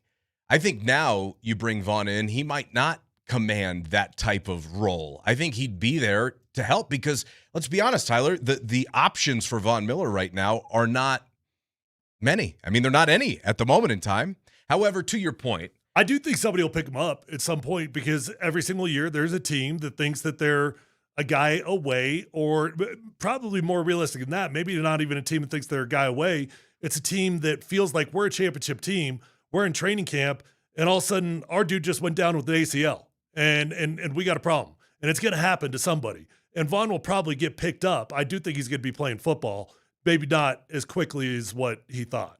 I just don't see how it's a negative now. I could see in the past making the argument for keeping him around makes it hard to change the culture. I don't think it's a negative. That's not what I'm trying to imply. I agree. Like, I think Von's in a great phase of life where he wants to pass on his knowledge. He wants to give that back, and he learned from the best in DeMarcus Ware on how to do that. So I'm not implying it's a negative.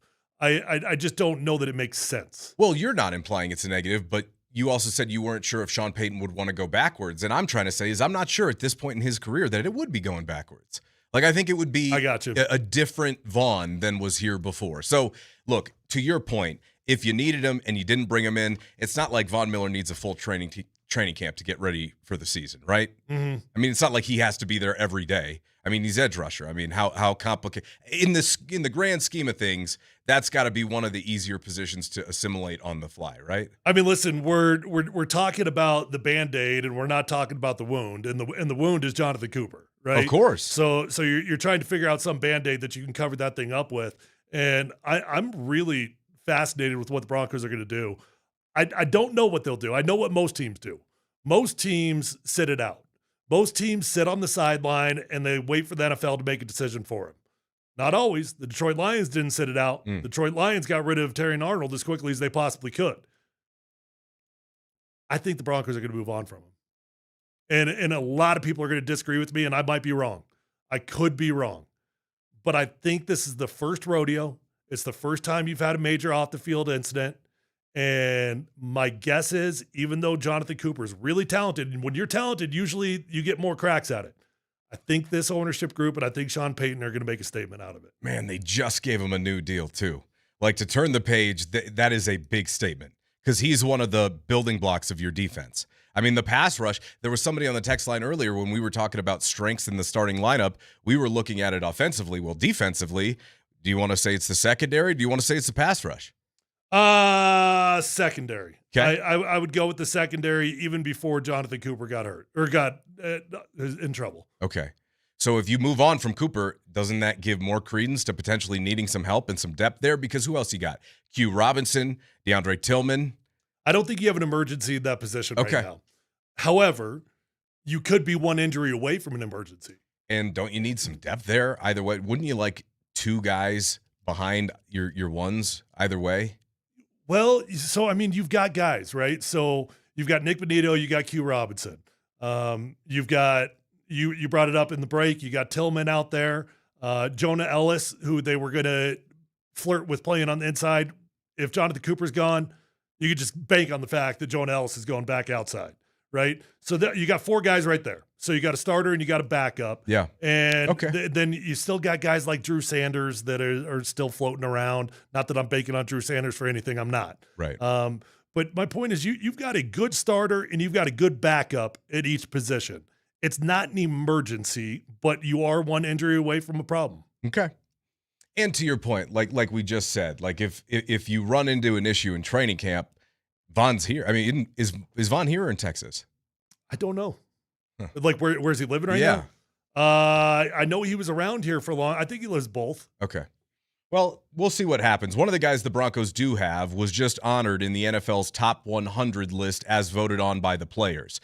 The NFL every offseason releases their top 100 list. This year, they're doing it a little bit differently. It's a little bit more incremental. So of the top 100, they've released all the way up to 71. And Zach Allen was honored for the Denver Broncos, which I think is fantastic and is probably one of the more unsung players on this team and has become a crucial and landmark signing of the George Payton era, quite frankly. Zach Allen lands at number 73, Chris Mitchell. He got back there so fast, the quarterback didn't even have a chance. Pressure on Love. Love throws the ball middle of the field. The ball behind the defender, intercepted. The pressure by Allen up front makes Jordan Love throw this ball a little too far behind Wicks. I mean, that's what he provides every play.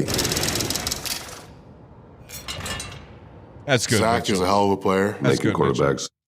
The NFL Pro Insight for Allen. Allen led the NFL with 47 quarterback hits in 2025 after also leading the NFL with 40 quarterback hits in 2024. I remember when they brought in Zach Allen, it was on the heels of getting rid of Draymond Jones, right?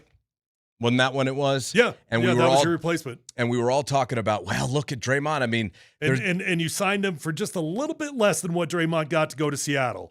And the conversation at the time was, wow, we let Draymond go just to save X amount of dollars. And I don't think, if I remember, it was like $2 or $3 million per year less, right?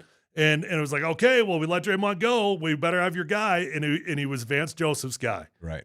And my gosh, did we hit a gold mine in that one. Gold mine. NFL.com says respect continues to be earned for Allen, who is an All-Pro and a Pro Bowl selection for the first time in 2025 and is now a two-time Top 100 member. A ballyhooed free agent signing the Broncos ahead of the 23 season. Allen has become a driving force in Denver, emerging as one of the league's top defenses. Over the past 2 years, Allen's combined for 15.5 sacks, his 8.5 and 7 sacks in 24 and 25 respectively, far exceeding his previous career best. As the Broncos have risen to AFC heavyweight status, Allen has been a crucial reason as to why.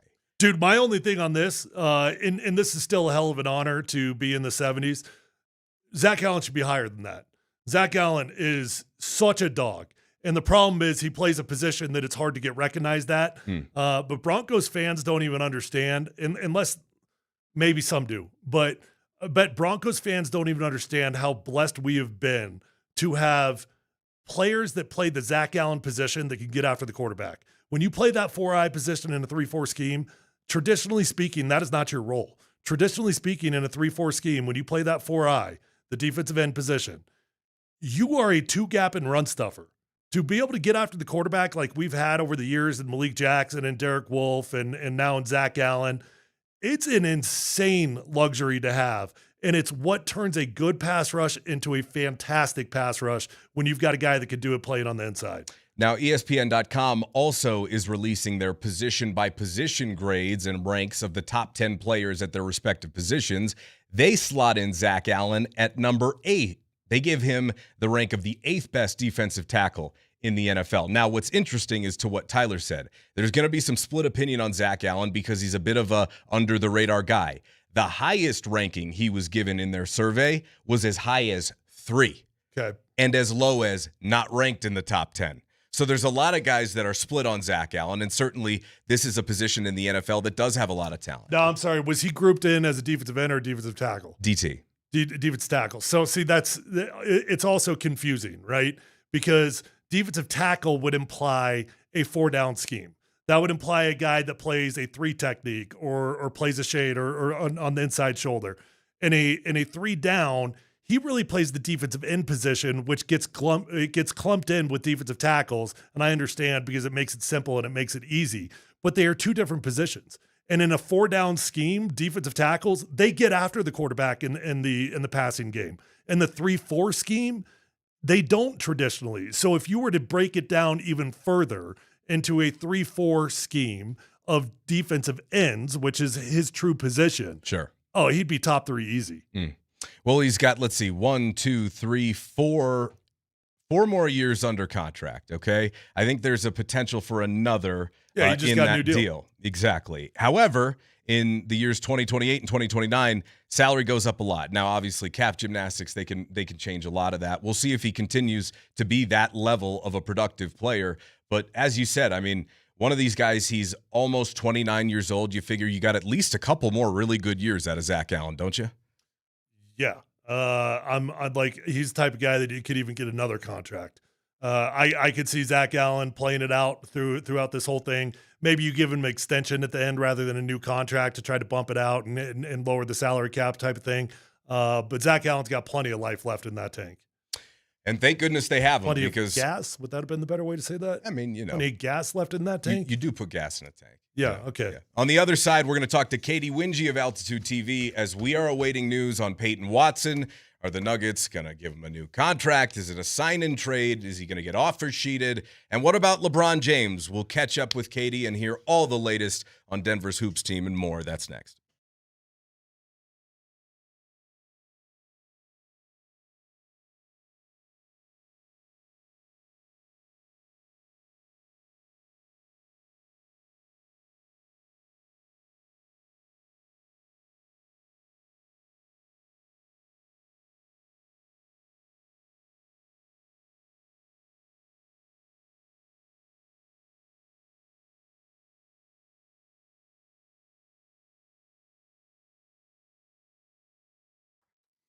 Hey, if you are out there in the market for a new or pre-owned vehicle, go to the best dealership in Colorado. It's Phil Long Ford. I've been a customer for such a long time over at Phil Long. Bought my first car there my rookie year in the NFL back in 2008.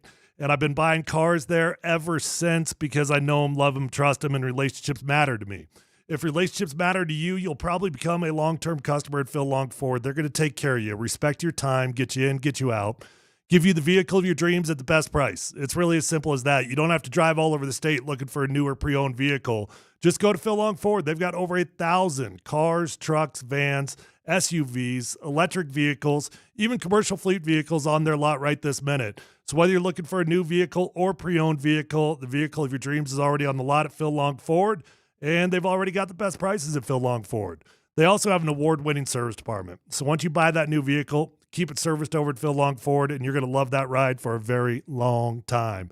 Make sure to let them know that your friend Tyler sent you on over, and check them out online at phillongford.com.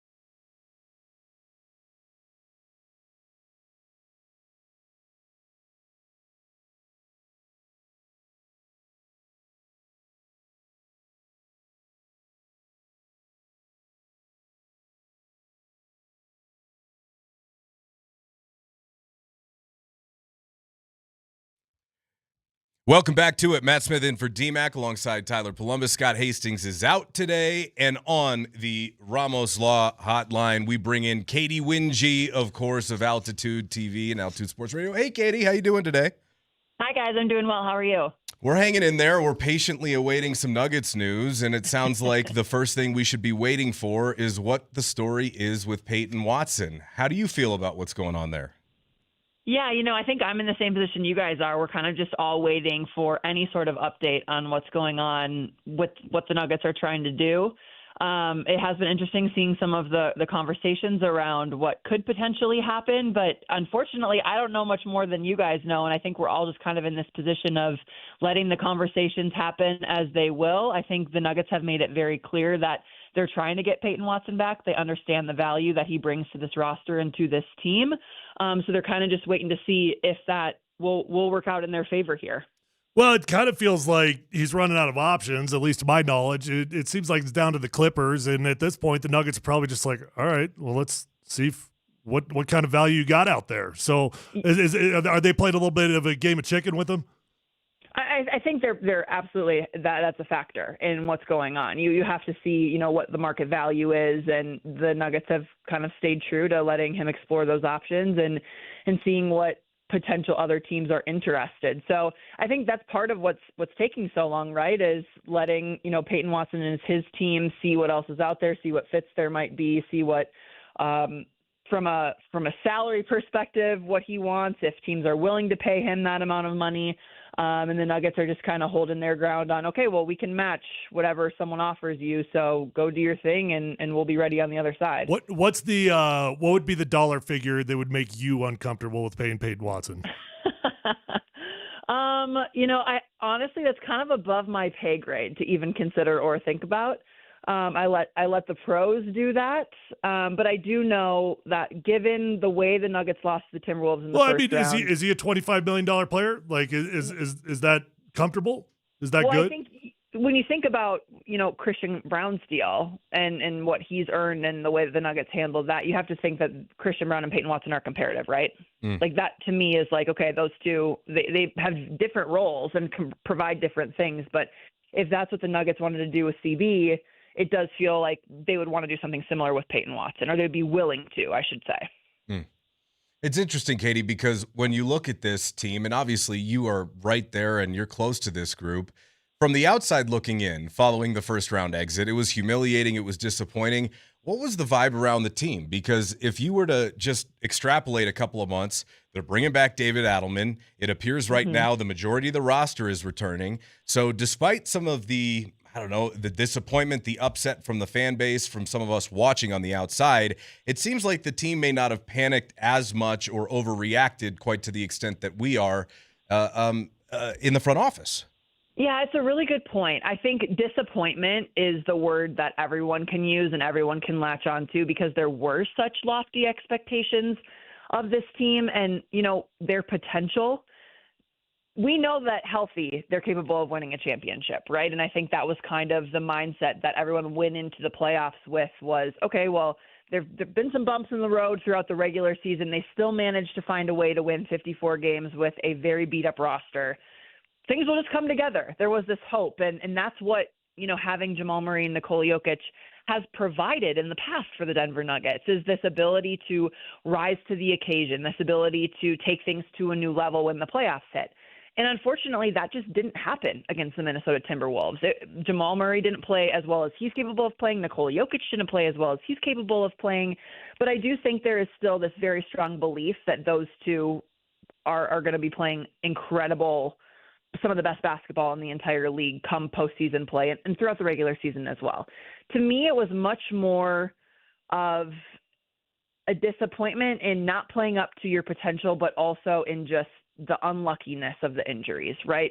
You don't have a complete roster to be able to go out there, and neither did Minnesota. I'm not using excuses. I'm not saying that in any regard, but it is one of those things where you've built a system around a team of players and you expect them to be able to go out there on the floor and play, and that system is not built for success for a different group of individuals. So I think, the biggest question is if the Nuggets are going to run it back with the same group, they got to find a way for guys to stay healthy. And yes, I know that is, a lot of that has to do with luck, but a lot of it also has to do with preparation and off season and how are you eating properly, fueling properly, taking the mental break that you need, but then coming back and getting stronger in the right ways and making sure your body is in, the best possible place coming into this season. Maybe it's managing the regular season a little bit differently too, in terms of load and minutes and that sort of thing. So to me, it's disappointing for a lot of reasons, and I know the team felt this way as well, but it's also just disappointing because you didn't really get to see what the team was capable of quite yet because not everybody was available. All right, let's talk about Val here.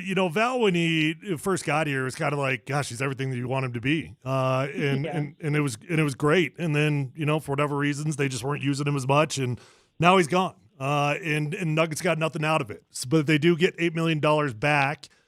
Are you surprised they weren't able to get a trade done? It just seems like that was not that much money. Like I'm surprised there wasn't a team out there that was willing to trade for that. Yeah, it's kind of been a weird offseason with the trade market, too, the way that things have been moving and flying around. And then, this Kawhi news today with Toronto, there's just a lot that's been going on, and the market has been very interesting. Before I even get into the basketball stuff, guys, Jonas Valanciunas was one of the most fun players to cover. Such a funny guy, a true pros pro, great attitude, showed up every day, willing to work regardless of whether he was going to play 5 minutes or was going to play 20 minutes. You know what I mean? It was, and him, that's got to be one of the toughest jobs in the league, backing up Nikola Jokic. I just can't imagine, you're going in and subbing in for literally the best basketball player in the world. And the Nuggets didn't use him as much later on in the season because they wanted some more defensive versatility to be able to switch 1 through 5, try to be a little bit more athletic on that side.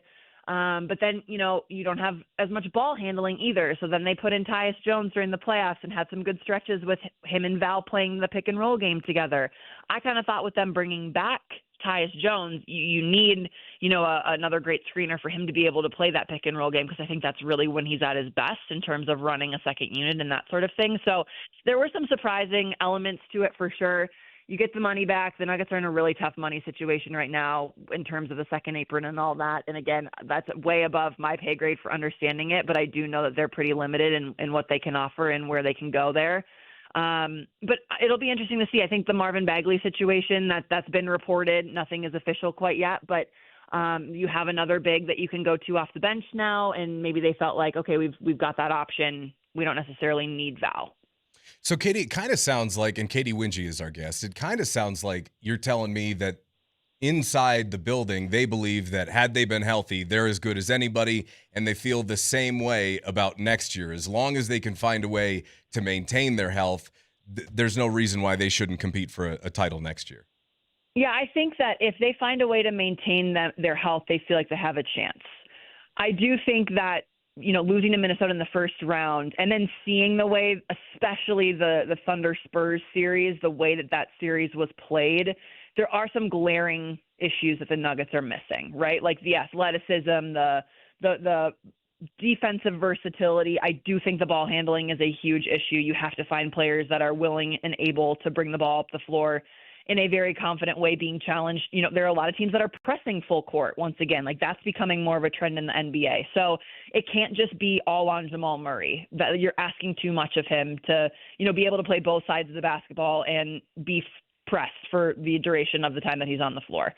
So I do think that they learned, hey, if we want to be able to compete and we want to get better, these are the areas we need to improve. Now, whether that is with a different type of player or whether that's players getting better in this offseason and focusing on fixing different aspects of their game, that is to be determined. Because to your guys' point, it does very much seem like, okay, right now, I'm certain that they're still exploring a variety of different options, but that phrase, run it back, seems to be kind of the trend in terms of what the Nuggets are looking to do. All right, so with the $8 million that they saved with Val, if in theory, and I know we don't know, but if in theory the goal was to stay under the second apron, where are the Nuggets at financially to get a deal done with Peyton? Yeah, I don't even know. I don't give in. I know. There's no. It's not, the math isn't mathing. It's so I complicated. was told there would be no math. It's not only so complicated, but it also is just like, for what the market probably is for Peyton Watson, they don't have that much wiggle room, and you have to fill out a roster. Right now, there's just not enough guys on the team. I don't even know if filling it with vet minimums would still keep you under the second apron at this point. So I don't know. I don't know. And that's obviously playing a role in what they're able or willing to give Peyton Watson. It's playing a role in, Tyler, to your point of like the chicken game, like what do we have to offer him? Is the Clipper thing like a real deal? Are there other teams in the NBA that are, looking to maybe get him for a lower price if that's on the table? We don't know. But I think just looking at the bare basics of the numbers, it's like the Nuggets don't have a lot of room to stay under that second apron and fill out their roster. Yeah, to your point, Katie, I was looking at this graphic that Bobby Marks of ESPN put out yesterday, and the projected salary right now is $214 million. The first apron is $209 million. The second apron is $222. And almost with your top 6 players, if you include Peyton Watson, you're over the second apron, and that doesn't even account for 5 extra spots that you're going to have to bring in guys on minimum. So, so here's my thinking, and you tell me if you're kind of aligned with my thoughts. Look, they've been waiting to see if LeBron James was seriously going to consider them. And it sounds like there was one report yesterday unconfirmed that maybe they believe like they're still in the running. Shams says that that's not the case. Either way, they needed a plan B, and they need to find a plan B. Is it possible, you think, just based upon the way the numbers work out, that we still could see a Cam Johnson salary dump type of a deal? Yeah, I think they have to be exploring that. And I don't know if I don't think it's just Cam Johnson. I think they have to still be looking at multiple trade options and seeing what else is on the table there. And, which contracts make sense for them to potentially try and move or potentially try and get off. We've been talking about the phrase run it back. The other phrase that was used, at that Josh Kroenke, Ben Tenzer, John Wallace press conference was like, everything's on the table. Like, I do think that that's also still in play here. And maybe not the big names that we were questioning and kind of messing around with early on in this summer period. But I do think like they are still exploring, having those conversations, seeing what other teams may need, and if there's a potential for them to, provide something that would make sense in terms of return for the Nuggets too. Is LeBron deal dead forever, or where are we at? I'm not in the know enough to know, but when I was watching the clip from Shams yesterday, like deliberately not including Denver in that did speak volumes to me, and I feel like that's not something that he would mess up in his reporting.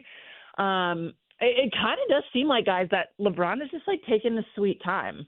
Yeah. Which in my mind, that doesn't feel. I think he's taking his time to announce, but I don't know him. I've only watched him, and I've covered a couple media scrums with him, but he doesn't feel like the type of player athlete that doesn't already have a decision made in his mind. And maybe it's more narrowed down than we think or than that's being reported. But I think it might take longer than we're expecting. I would think, Tyler, that Denver's very low on the list. In terms of what's left, if they're still on the list at all. Yeah, because, Katie, we're sitting here talking about it. Who's their bench, right? Like, what are they going to – are we still going back with Tyus Jones and Julian Strawther and Zeke Naji? Is that LeBron's best option? Like, from a basketball perspective, if you were to insert him into the starting lineup, I could see how from a fit with the starters that makes sense. But from a depth perspective, for what you need in the playoffs to compete with the Spurs and the Thunder, all of a sudden the Nuggets look very thin, don't they? Well, are you talking about if they were to have LeBron? Yeah. If they were to land LeBron too. Yeah. If we're having the fun conversation of if LeBron James somehow ended up a Denver Nugget, I would imagine he would start, which then you would get a little bit more depth off of your bench, right? Like it would be, and you would hope that maybe Peyton Watson is still here too. So then is he off the bench? Is it a Christian Brown? Is it a Cam Johnson that comes off the bench? Like then you get a little bit more depth.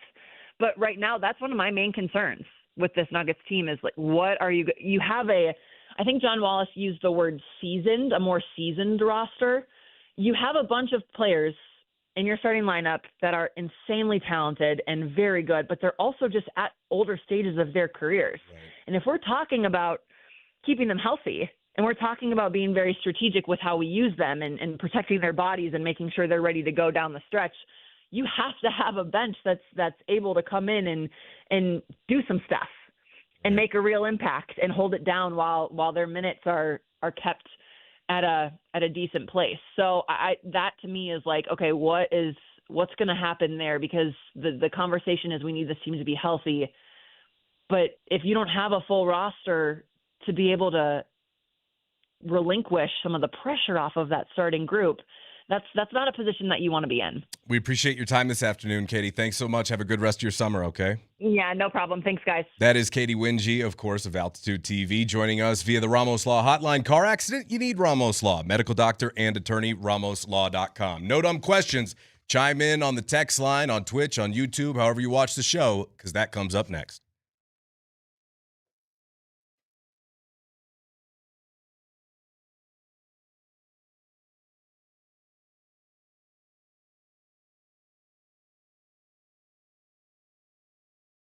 Hey, when you picture retirement, what do you see? I'm sure many of us see different things. We've got different goals, we've got different finances, we've got different situations, and your plan should reflect that. That's why you should call my friends over at Trajan Wealth. They're fiduciary advisors at Trajan Wealth. They're going to build around what matters most to you, not a generic template. Learn more at TrajanWealth.com or call 1-855-TRAJAN-1. There's more to retirement planning than just crunching numbers.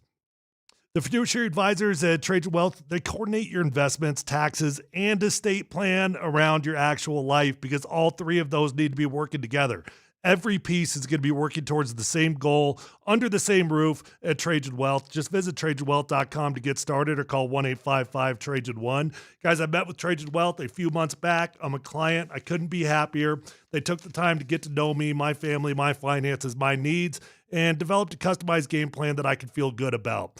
Check them out today. You're going to feel great about your future. Visit them online at TrajanWealth.com. Advisory services through Trajan Wealth LLC, SEC registered investment advisor. Additional services through Trajan Estate and Trajan Tax. Actual client paid advertisement. Additional disclosures at TrajanWealth.com.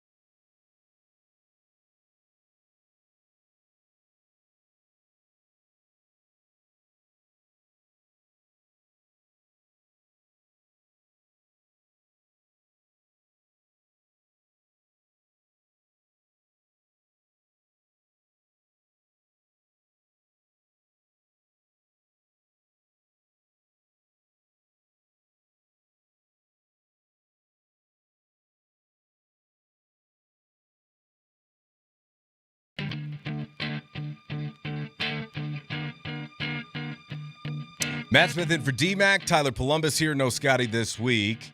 All right, let's start off No Dumb Questions with this. We just had Katie Wingy on talking about the latest and greatest with the Nuggets. No Dumb Question.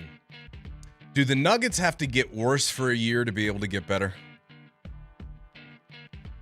Boy, I hate the concept of it because when you've got Nikola Jokic, the idea of taking a step back is hard. That's a hard pill to swallow, man. It's a really hard pill to swallow. I don't know what option they have other than trying to develop some guys, right? So it's a good question. It's a reality that might currently exist.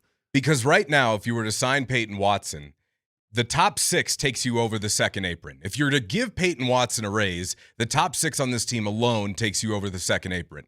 So running it back doesn't even really seem like an option unless you're absolutely, here's the distinction, unless you're absolutely confident that the Nuggets, as constructed, completely healthy, win a championship, and even then, you're still operating under the approach that hope is actually a strategy, which I don't think is ever good, but they're going to have to sacrifice something. And if you look at the Avs, they moved on from Miko. They had a line in the sand. That was tough. Now, they got lucky with Marty Necas because they're a great front office and found somebody who was about to be a better player because he was coming into his prime and needed a better situation. Now, the future of that is obviously a different conversation, but they still had to make a tough call. I think at some point, the Nuggets might have to make a tough call, and the tea leaves right now tell me, unless something is out there that's beyond what I can see, which is very possible, there's a reality in which for the Nuggets to be able to rebuild a championship contender,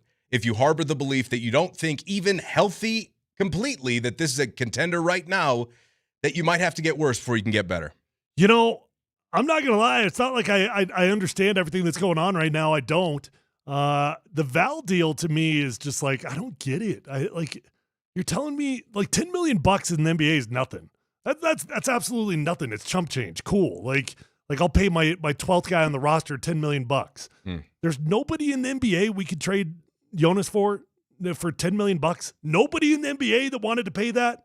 Like the best we could do was just straight up cut him and save $8 million. Gosh, I'm sure they tried. I'm not accusing them of not trying. It's just, if you couldn't trade him, I almost say you should have kept him. What now?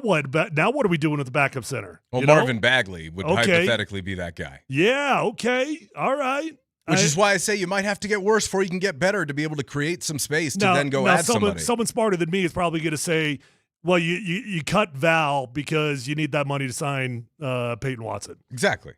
So that would be the thinking there, and that's why, as of right now, I think, again, I'm not a rocket scientist, so I don't get it. Okay. But I think they would still have to make some maneuverings to make that work if they're trying to stay under the second apron. Of course, which is why I think you might end up having to dump Cam Johnson. And I brought that up to Katie, and somebody says, who are you going to get for Cam that's better than Cam? Stupid idea to move him. Guys, like if they're trying to stay under the second apron and have some flexibility with the draft picks that they have and all the other restrictions that come with being above the second apron, they might have no choice but to take an L on a deal to try and get some flexibility. And it's either Cam Johnson or Christian Brown. And right now, Cam's contract is probably easier to move. So that's where you're at. That's it, Tyler. I don't know what else to say. You know what's interesting about that conversation with Cam Johnson? He wasn't a problem. Like Cam wasn't he was fine. Matter of fact, he showed up pretty nice at the end of the season. I was very satisfied with Cam Johnson. Now, I could make the argument that getting rid of Michael Porter Jr. was a bad trade now, in hindsight. I could. Would I rather have Michael Porter Jr. or what the situation we're in? I might go back in time. I might take Michael Porter Jr., but Cam Johnson was not the problem. No dumb question. Did the Nuggets really just get screwed over by the timing of the second apron rules? Because they started to build this roster before those rules got put into place. They paid MPJ, they paid Jamal, they paid Joker, they paid AG. Like they had already had plans to pay Christian Brown, or if in fact a guy like that blossomed, and he did. I mean, can you really build around the contracts that they have? I don't know. I think they might have to restructure for what the second apron allows you to be able to do. Yeah, but it's not like they're blindsided, man. I mean, they had as much time as anybody else to adjust. But they had a little bit more restriction because they'd already committed to build under the previously established set of guidelines. Every team was making commitments. Every team was paying their guys. Every team was doing the same thing. You don't think? No dumb question. Should Jokic be on the table? No. No. That's a dumb question. Yeah, I mean, there's literally not a scenario that I could envision. Well, I guess there could be. If you felt so handcuffed that you felt within the next 3 years, you're so handcuffed that you literally can't do enough to win a championship with Nikola Jokic, then you would have to have that conversation. If your only strategy is let's just hope we get healthy for the next 3 years because this is who we've got. I mean, if he plays on his player option and you let him hit free agency, as much as we talk about, hey, I mean, this guy's never leaving Denver, and he just said the other day he wants to be in Denver his whole career and sign the max next year. He's going to have an option. If they don't have a good year next year, imagine it'll be something he thinks about. Now, whether it's something he thinks about seriously, I don't know. But if you pass the trade deadline without an extension signed, you better be damn sure that it's all going to be good when you hit the summer. So you don't have any kids that I'm aware of, correct? No, not that I'm aware of either. You got any potentials that might be your kids that no? I don't think so, but I'll get back to you. So usually I'm talking to two other guys that have kids. So Right. I don't know, like asking you things like this, how much sense that makes. Well, but go ahead. Let's see. When it comes to buying your kids things, toys, sure. When do you listen to an age recommendation and when do you not? Like what sort That's a of good question. what sort of thing does it actually make sense to listen to an age recommendation? I'd say it's case by case, and it depends upon what the age recommendation is for. So give me an example. An electric scooter for an 11-year-old that says the box that says 13 plus. I'd do it. Yeah. Yeah, YOLO. Let's go, man. Helmet? I mean, she's a Polumbus, isn't she? Helmet. Like she's a Polumbus. She's gonna be fine. Like she's athletic, and the youngest always turn. Never mind, I shouldn't say that on the air. But the youngest. I was the youngest. They turned out to be pretty good athletes. That's all I'm saying. Well, helmet, maybe some elbow pads, wrist guards. I said YOLO. It goes up to 15 miles per hour, which sounds pretty dang fast, I think. But I got on it, and I felt what 15 felt like, and I was like, nah, you're good. You're good. I will say the one thing with the scooter, some of those electric scooters, depending upon the model and the price, they're not good with going over curbs and off of curbs. I'm trying to refurbish one right now, and the guy was like, just so you know, this isn't one that you can ride over curbs. And I was like, okay, yeah, I'm just trying to. I wouldn't think any of them are good for curbs. I think you maybe have some fat tires on it, and maybe it's a little bit more bouncy. Maybe the higher priced ones. Yeah, but I would just say maybe a helmet. Wait, did you get yourself a? No, I was given one. And it doesn't work. And they were like, if you want to pay to have it refurbished, and I was like, I'll think about it. So I investigated. There you go. Okay. Yeah, okay. There you go. No problem at all. No dumb question. If you could change the outcome of one sporting event, what would it be? Ever? Of all time? All time. God, I don't know. Maybe the 70-3 ass kicking I took against Texas in the Big 12 championship. That's a good one. I was going to think Super Bowl 48. I wasn't in that one. No. And in the one Super Bowl I was in, I walked away with the ring. So I'm good on that one. I don't need to change any Super Bowls. I'm thinking selfishly here. I'm not thinking like a fan. I'm thinking about my career. No dumb question. Because you're Tyler Polumbus, do you ever think about how much you have to leave as a tip? That's a good question. Yes.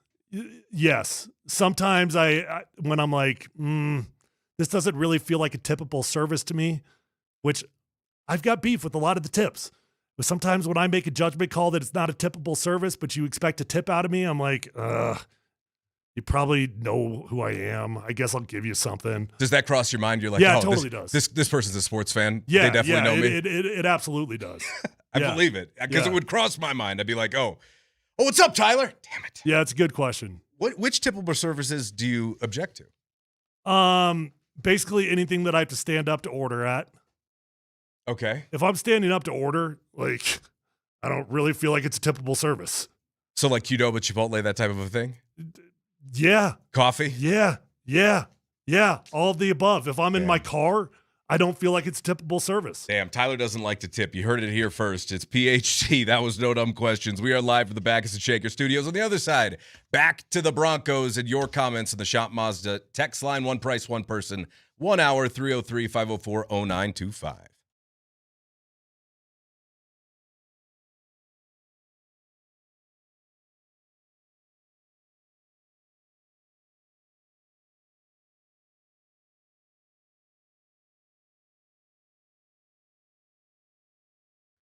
Hey, if you're out there struggling with hair loss, whether that's a bald spot, receding hairline, or thinning hair, do yourself a favor. Pick up the phone. Call my friends over at Advanced Hair Restoration. Do it today. You're going to love your experience at Advanced Hair Restoration. Call and ask about their Advanced FUE. Nobody can offer anything like the Advanced FUE found at Advanced Hair Restoration. They've already changed tens of thousands of lives, and that includes mine, by the way, and I want you to be the next one. Guys, when you go to Advanced Hair, you're going to be in a calm and relaxed environment with the best of the best. Dr. Tanya Pauls is absolutely legendary. The entire staff at Advanced Hair Restoration, they're simply fantastic at what they do. And guys, they believe in what they do to the degree that they're going to guarantee your hair is going to grow for life. Lifetime guarantee with your own natural hair starting to regrow the very next day. So don't waste time. Pick up the phone. Call Advanced Hair Restoration today. You're going to get 250 free hair grafts and $250 off, but that is a limited time offer. Or check out those before and after photos at advancedhair.com.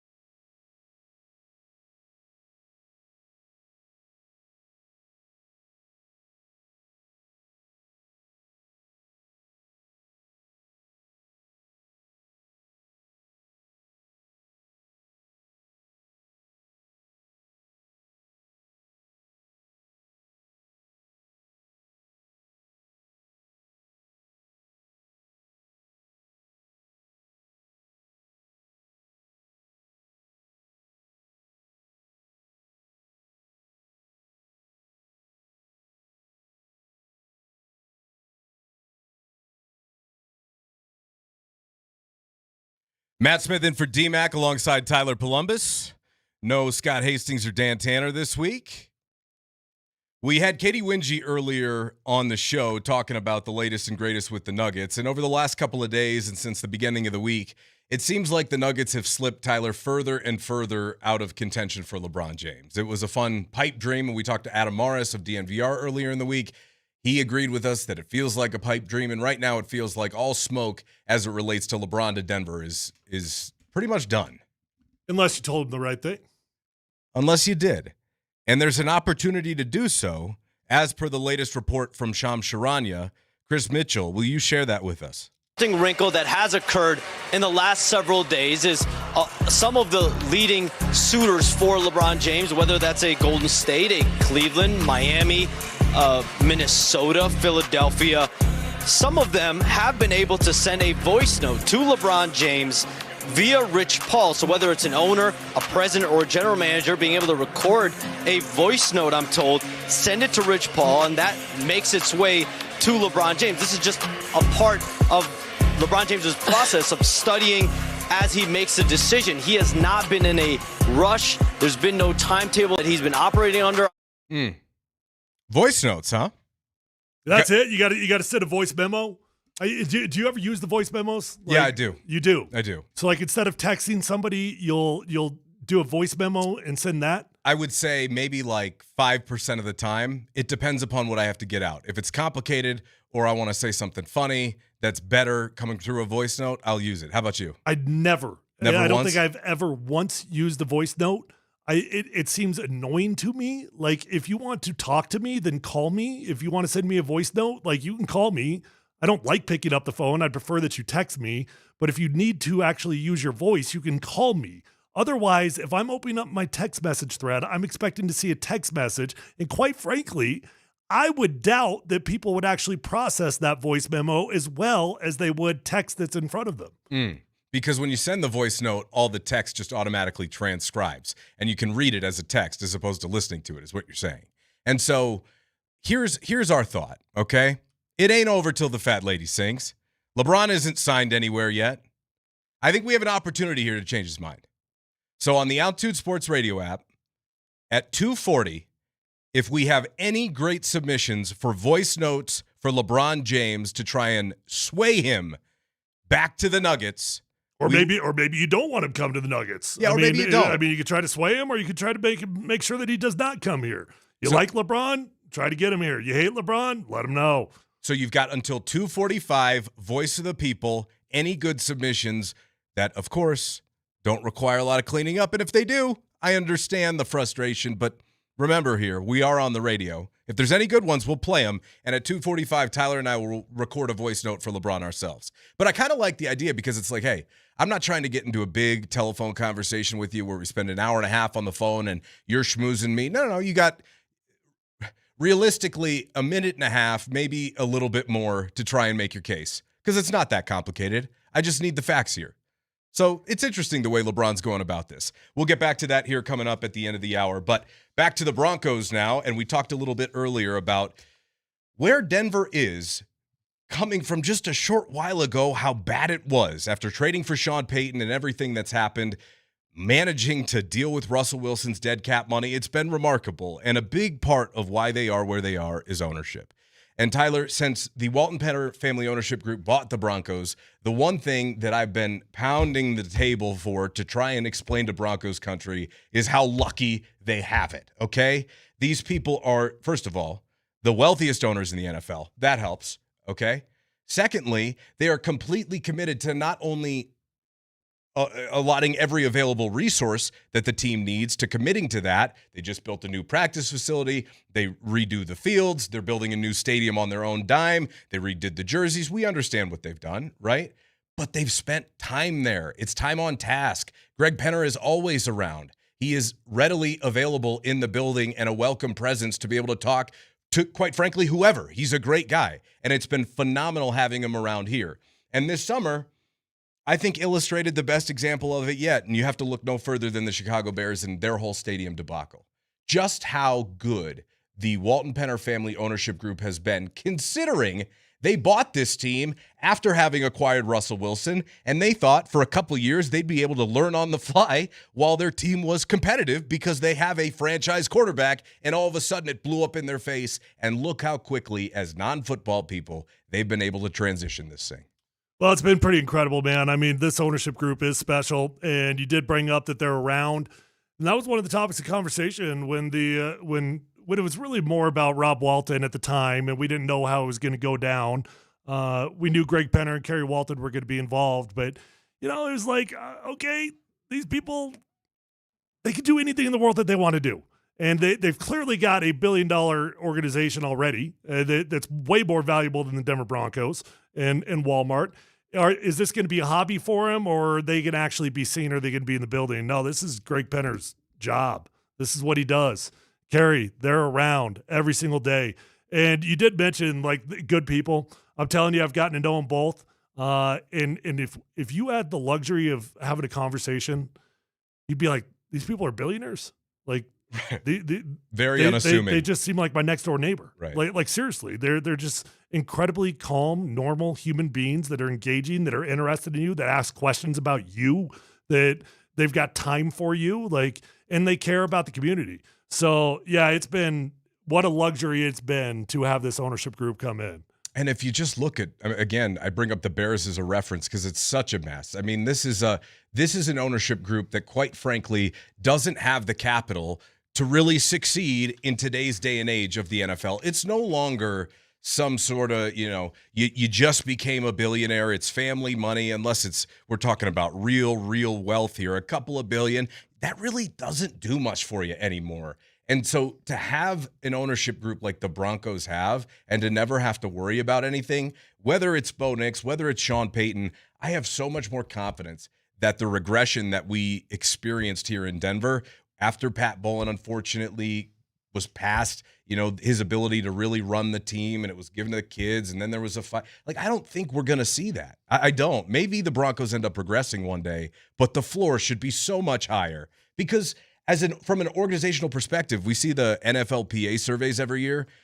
They're actually paying attention to those. And I know they're not wanting to release those this year, but the Walton Penners, they'll know. They'll know what the players in that building think of the team and what needs to be approved. I'm sure they do in-house surveys. Like, I just go back to how lucky Broncos fans got it. I mean, not a dime of public money going towards this stadium. They're going to revitalize that whole area of downtown. Whether or not you agree that was the best spot, that should do wonders for that area down there. It's just we got so lucky here that not only do they have the resources, but they're not a Jerry Jones type who's trying to overextend themselves. They'll delegate. They want the best people around them, and there really shouldn't be a surprise that the Broncos were able to turn it around this quickly, really.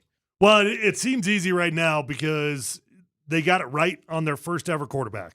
Well, it wasn't their first ever. Russ was technically their first ever, but they kind of inherited Russ. Right. When you get it right with the quarterback, it's tough to envision going backwards. There's a lot of good owners out there. There's a lot of good owners in the NFL that cannot get it right with the quarterback. Does it make them bad owners? I don't know. Maybe they're bad at hiring. Maybe they're bad at evaluations. But there's bad owners that over-involve themselves and say, hey, we're drafting Robert Griffin no matter what. I don't think that's what this ownership group would ever be. They hire people to do their jobs, and they get out of the way and let them do their jobs. But my point is, if you ever have a situation with Bo Nix where those ankles do become a problem, where you do have a season-ending injury, God forbid, knock on wood, I'm not rooting for it or predicting it. Right. You'd be surprised how challenging it is even for good owners to right the ship. Well, I mean, look at the Russell Wilson deal. You just said it was earlier in the show. It was one of the worst trades, if not the worst trade in NFL history. Look at how quickly they were able to do that by evaluating the right people to put in charge. And they could have easily removed George Paton. They could have. George Paton was the one who told them to pay Russell Wilson. I mean, they paid him early. Yeah, it's a miracle that George Paton survived, honestly. It's remarkable. It's a flat-out miracle. It is. And I mean, didn't he just get a contract extension? So, not only did he survive, but he outlasted it and righted the ship himself. Now, a lot of that had to do with Sean Payton. Oh, and George earned that new contract extension, by the way. Even though I say it's a miracle he survived, he also earned that new contract extension. Nobody survives a miss like George Payton had. Nobody survives that, especially when you bring in a new head coach. It was a foregone conclusion in my mind that George Paton was going to be fired. They'd bring in somebody else. They didn't do it, and George has done a great job and absolutely earned his new contract. He missed twice. He missed on Russ, and he missed on Hackett. Yeah. And you could even say he missed a third time because we know that the plan all along was to get Aaron Rodgers, which is why they got Hackett in the first place, and that all blew up in his face. And to be honest, to have that many mistakes, then to have Sean Payton brought in here who – he's not the GM, but look, I mean, as far as head coaches go, he's probably more involved front office-wise than a lot of guys in the NFL, or at least given more power from a roster construction standpoint than probably a lot of his peers do. For George Paton to survive not only the screw-ups that he made, but also being able to work with Sean Payton and build something effective with Sean Payton, that says a lot about him too. It really does. Well, he knows how to work well with Sean. You want to keep a job with Sean Payton? Say yes, sir. And I don't mean that in a demeaning way or disparaging way to George Payton. I'm sure he's still got opinions and all that, but he knows who's running the ship, and he doesn't try to overcomplicate this thing. If Sean wants something, Sean gets something. If Sean tells you I need X style of player, go find him X style of player. And that's the way you're going to keep your job and work kindly with Sean Payton. But it's not like he's just a yes man, because we saw outlined in the Wickersham piece that he even chirped Sean Payton a little bit, talks a little smack to him, right? Sean's in his office before the Patriots game, and Payton walks by and goes, "Happy anniversary." And Sean looks up from his desk and goes, "What?" He goes, "Minnesota Miracle." I mean, get the hell out of here. But that's the type of relationship those two guys have. And I think at the outset, at least it was my opinion, that it was just a matter of time for George Paton. We thought Sean would bring one of his guys in here. So credit to them. And it's remarkable how everything has really worked out. It is. It actually is. And it's been fun to watch, too. That's the other thing, Tyler. Like, we watched this team that felt rudderless after your guys' Super Bowl. Like, they were trying to capture a little bit of the magic that maybe had passed them by, or that really wasn't there, or the formula that had worked prior. And it didn't. And finally, you bring the right leadership into the building. It just shows you what having the – and I think to wrap up really this week's conversation on the Wickersham piece, it shows you what having the right people in the building will do for you. And there's a lot of ownership groups in the league that either let their egos get in the way, and that's just not what you have here. It just isn't. It just isn't. So we'll dive back into the Broncos here coming up during Let's Football Go, but we got a report yesterday out of Jacksonville. How do the Jags plan to use Travis Hunter? We'll hit that and more coming up in Let's Football Go.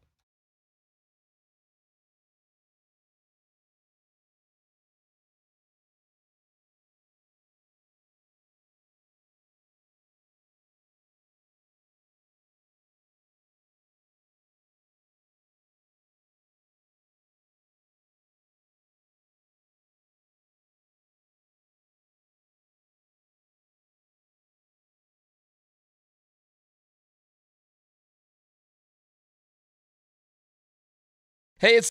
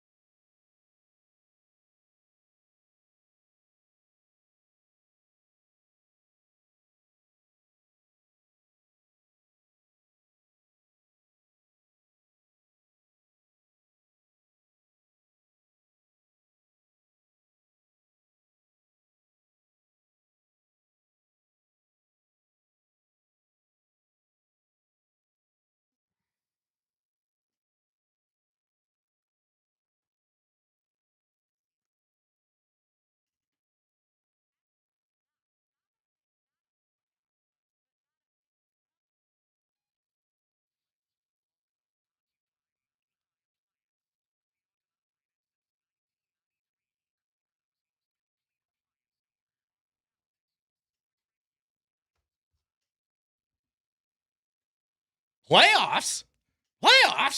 That's what I feel like when I'm listening to Heather Dinich say, playoff push? Are you kidding me? Buffs? No. Not this year. All right, first up in Let's Football Go, ESPN.com released a list of 32 different breakout players for each team. Okay? If I had to ask you on a team that's mostly running it back of guys you really already know, who would you say qualifies as a breakout candidate for the Broncos in 2026? I would imagine Jonah Coleman's going to be on that list. Jonah Coleman offensively. Jalen Waddle. Does that count as a breakout? I think he's already broken out. Yeah, that's already a star. Anybody on defense? I don't think so. Anybody on defense is already a star. Jonah Coleman's about the only one I can think of. Who else? Unless Drew Sanders comes out of nowhere and revives his career. Listen, if Drew Sanders could make it through training camp, I'll call him a breakout star. He's been a breakout candidate every year, right? Basically, since he's been here, Drew Sanders. Well, breaking out ankles. Well, hey. I mean, the guy's been hurt. Come on. All right, the breakout candidate ESPN selected for the Broncos, Yoma Uwazurike. The veteran defensive lineman Jonathan Franklin Myers was the Broncos' lone significant departure from the loaded roster that was perhaps one quarterback injury away from a Super Bowl berth. JFN is such a nifty player with the ability to line up as both a big end and an undersized 3 technique without any apparent weaknesses. The Broncos are deep at that D tackle room, and Uwazurike, after, remember now, in 2023, suffering a season-long suspension for gambling, it did throw a halt in his developmental arc. He's back. He played last year. The Broncos stayed committed to him, and he, in turn, has rewarded them with continuing to build on what he had shown in college. All right, well, that'd be cool, man. I mean, listen, if Uwazurike is going to be a breakout star, talk about just adding extra talent to a room that's already talented.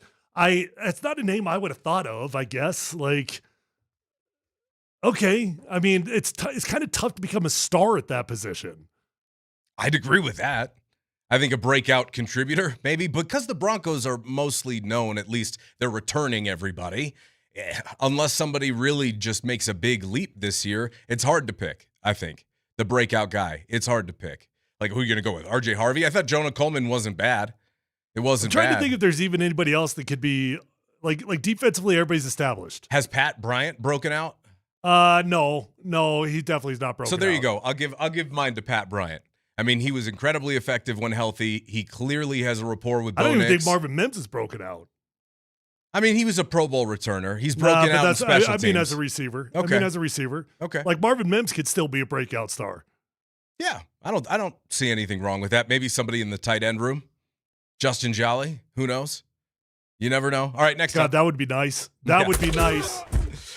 Zach Allen comes in at number 73 of the NFL's top 100 players as voted on by their peers. Allen led the NFL with 47 quarterback hits last year after also leading the league with 40 quarterback hits the year before. He's been nothing but a revelation, Tyler, to the Broncos. However, is 73 too low for the Broncos interior lineman? I mean, to be on the list at all is a hell of an honor. So don't want to take anything away from Zach Allen, but I do think it's too low, and I don't think he gets enough credit. And the reason he doesn't get enough credit is because he plays a position that is generally a thankless position in a 3-4 scheme. What Zach Allen is able to accomplish, he ends up with more pressures than our edge rushers. He ends up with as many sacks as our edge rushers, doing it playing from a 3-4 scheme as a 4-eye technique. That's insane what Zach Allen's able to do. Zach Allen, to me, has got similar type of impact. I know it's going to sound crazy, and I'm not calling him as good, but he's got the same type of impact as Aaron Donald playing on the inside. That's how good Zach Allen is. That's high praise. I mean, that is high praise. As they release the rest of this top 100 list, and they're only up to the first, 29 so far, do you expect any other Broncos to pop up? Well, Pat Surtain's not on there yet, right? Right. Garrett Bowles is not on there, right? Right. Although if Garrett was going to make it, I'd be surprised if he's going to be higher than this. I'd agree. Right? Right. I'd say Nick Bonito, Patrick Surtain, maybe Bo Nix. No. You don't think Bo Nix makes the top 100? No. I thought the other day we were talking about Seth Wickersham telling us that there's only 10 or so good quarterbacks in the league, and the Broncos have one. Well, Seth didn't tell you that. Sean Payton said that. Okay. Right? Right. Well, it was in Seth's piece, so Seth did tell me he relayed Sean's point of view. Sean Payton said that, and we know that Sean likes his guy, and that's cool, but Bo Nix isn't a top 10 quarterback yet, and he's not a top 100 player yet. All right. Next up. Von Miller yesterday on his own Instagram posted a photo of himself in a Dallas Cowboys uniform, and there was quickly reports that the Cowboys are not interested in Von. So I bring it back to, if Jonathan Cooper cannot play for the first, 6 games, or if the Broncos move on, is Von Miller a guy that you consider now? Well, Von is back on the marketing campaign, I guess. He was posting nonstop about the Denver Broncos, putting in himself in jerseys and all that. And Von's been playing this game for a handful of years. I guess he's reached the point where he feels like the Broncos are not interested. And if they were interested, they probably would have signed him by now. I do think there's a chance that there could be a Von Miller reunion. But if there were to be a Von Miller reunion, it wouldn't be until much later down the road, and it definitely would not be before you know what you're doing with Jonathan Cooper or what the NFL is doing with Jonathan Cooper. I'd agree with that. They've got to wait to see how the process plays out. But I'll be honest, I don't think it's the same conversation as we were having back in 2021 where Von is going to make it impossible to bring new leaders in. I think Von's at a different stage in his career and in his life, and I think it's something worth considering if they feel like they need help at that position. All right, next up.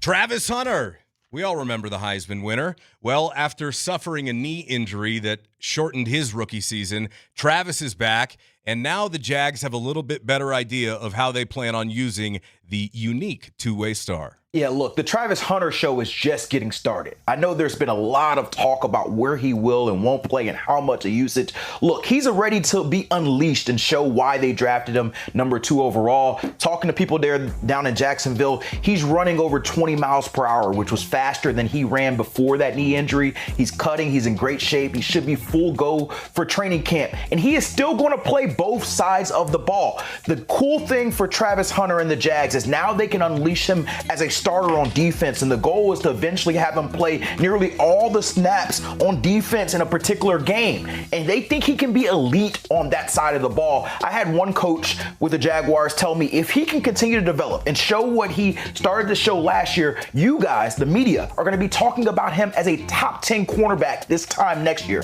That's their belief in him. That's why they are putting commitment in him playing that much on defense. All right, Tyler, let's start there. Do you think by this time next year we're talking about Travis Hunter as a top 10 corner in the league?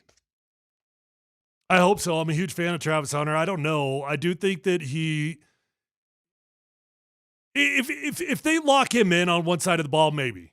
If they really say we're going to do the majority of it playing here on defense, he's got a challenge in front of him, and I want him to play on both sides of the ball. I do. I think he can play on both sides of the ball. But they did him a disservice the way they did it. They should have done it the opposite. They should have started it out with him primarily on defense and then started ramping up on offense, or vice versa. Pick a side, whatever side you want to do. But instead, they just threw him to the wolves, and I do think that delayed the development there a little bit. My only concern with Travis Hunter, it's not talent, it's not ability, but he does have a frail body, and I think he's going to be a guy that could battle some injuries over his career. Cameron Wolfe continued on his report on what Jacksonville plans to do with Hunter in 26. He will still play a lot on offense and make an impact on that, but it may fluctuate game to game. Maybe you have a 40% snap game one week based on the opponent and the game plan, and maybe another week it may be 60 to 70%. They still plan for him to be a two-way player, but the luxury for Jacksonville, they have 4 starting caliber receivers, Brian Thomas Jr., Travis Hunter, Parker Washington, Jacoby Myers, so they can all rotate in and out and help them be even better than they were when they went 13-4 last year. Travis has been in the building working on both sides of the ball, so much so that he's doing meetings, offense, defense, and getting lifts all in the same day. He's pushing the head coach Liam Cohen and the GM James Gladstone to give him more, not less, and that's what I expect from Travis Hunter this season. All right, well, I'm as big of a Travis Hunter fan as you're going to find, and I'm as big of a proponent to letting him do everything as you will find. I understand that a lot of people see the knee injury last year and they go, well, can he handle it? I understand that that's something you have to consider. I do. I really get it. But I want to remind you that the game before he got hurt, he had 8 catches for 101 yards and a touchdown against the Rams in London. He was just about to be unleashed as Travis Hunter, the guy in college, into the NFL. The next week, he was supposed to allegedly be in the game plan for almost the entire thing. I'm the proponent, as much as you can get him out onto the field, you get him out onto the field. Whenever he touched the ball last year, he was electric. We saw what he did against Kansas City, helping the Jags to beat the Chiefs, right? He had 3 balls for 64 yards, including a huge catch on 4th down. As Eric Armstead, who's a dominant NFL defensive tackle for years and years and years, put it yesterday, he's the freakiest athlete Armstead had ever seen. This guy can do it all, and I just hope they give him the opportunity. I do. Hey, look, I know Travis Hunter can play on both sides of the ball. I do. I no disagreement with you on that. All I know is this is a 100% injury guaranteed sport. Yep. 100%. Every single one of you is going to walk out with significant injuries. Every single one of you.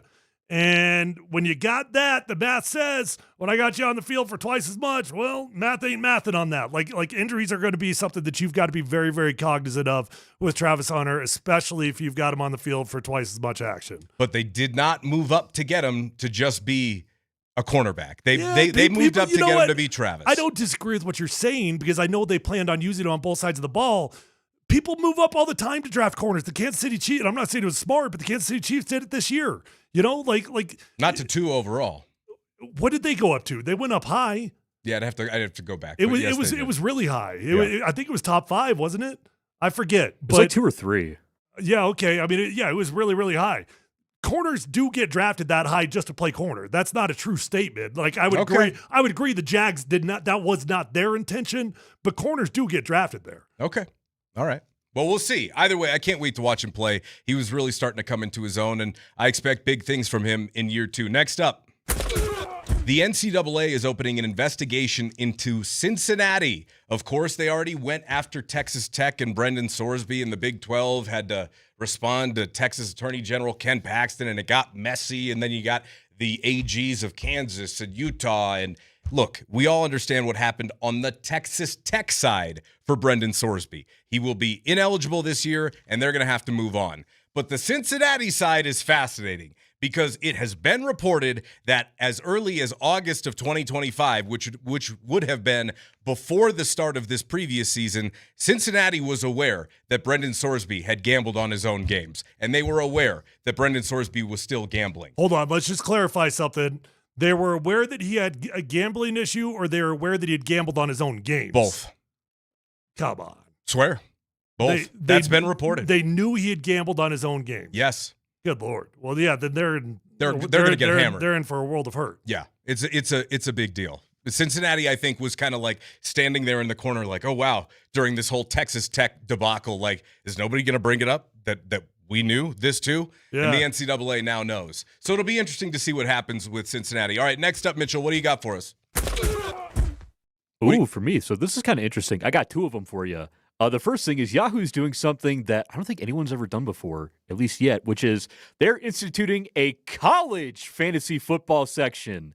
That's pretty cool. Yeah, I like that. Yeah, you can't cheat and do like I'm just going to pick all these guys from an FCS team that scores like 60 points a game. And how about you? No, I think they're just keeping it mainly to P4 at this time. Is that something that you're really interested in, Matt? I would play it. Are you going to pick up a team? I'm a fantasy football guy personally, and I'm not one of these. And obviously in the state of Colorado, you can't wager on college player props. However, I think throughout the course of the season, throwing together a college fantasy football team, that could be fun. That's never been done before, clearly. But now in the era of NIL, the floodgates are opening. Tyler, I doubt you're a big fantasy football guy, but for me, I'm in. Why has it never been done before, actually? I don't like, what does NIL have to do with anything? Probably gambling. You've always been able to gamble on college games. Yeah, but I'm not exactly sure from a licensing standpoint if it was allowed. Okay. Well, but not legally. You haven't always legally been allowed to gamble on games. I don't need a third full-time job, you know? Like I don't need that in my life. It's enough to do an NFL fantasy league, which I'm not even big on those. But those are like a full-time job. College football, I'd be down. If you want to join my college fantasy football league. Would you ever even need to make a trade? There's so many freaking players. Like wouldn't you just cut and bring people in off the waivers? Well, when Isaac Wilson gets hot the second half of the year and takes CU to a bowl game, then you're gonna. I mean, it's gonna be a hot waiver wire pickup. So that's all I'm saying. What else you got, Mitch? All right, this one is interesting. The new EA college football game is finally out, and players are not really happy about it for one specific reason. It's not the gameplay, it's not the graphics, it's not the fact that Deion Sanders is not actually in the game. It's because of microtransactions. Microtransactions are when a game developer or publisher add paywalls behind certain features within their game. It's like, oh, you want this funny hat or this funny costume in Fortnite? Give the Fortnite people $5 if you want it. So in the case of CFB 27, players have found that it is impossible to fully level up your Dynasty Mode head coach or your Road to Glory mode player. The hell are we talking about? They're trying to squeeze you for more money. Isn't that right, Mitchell? The nuts and bolts of it? They're just trying for the first time to squeeze a little bit more money out of all their players. Yeah, Isn't that players right? are not happy. They are angry. They're starting a movement on Twitter. It's like this whole big debacle. I don't know if it's actually going to do anything. I think people are just going to have to play mad. Well, here's what I'll say. As somebody who doesn't play video games anymore but grew up playing these dynasty modes, I think that's total horse hockey. Okay? I think it's total crap. I already paid the $75 for the game. I'm not paying to upgrade this or that. Don't paywall my video game that I already had to pay for. I mean, it's not like it's one of these stupid ones on the phone. Wait, but isn't that what he's saying? Would we go to the Fortnite where it's free, but then because that's what Fortnite and those are. Exactly. Like now they're trying to nickel and dime you, where before they weren't trying to nickel and dime you in sports games outside of they your were just initial charging investment. $90 for it. Yeah, exactly. Which, okay, fine, whatever. But I'm not paying to access new cleats and all this garbage. I kind of like it. Because then I get free games and I just don't buy things.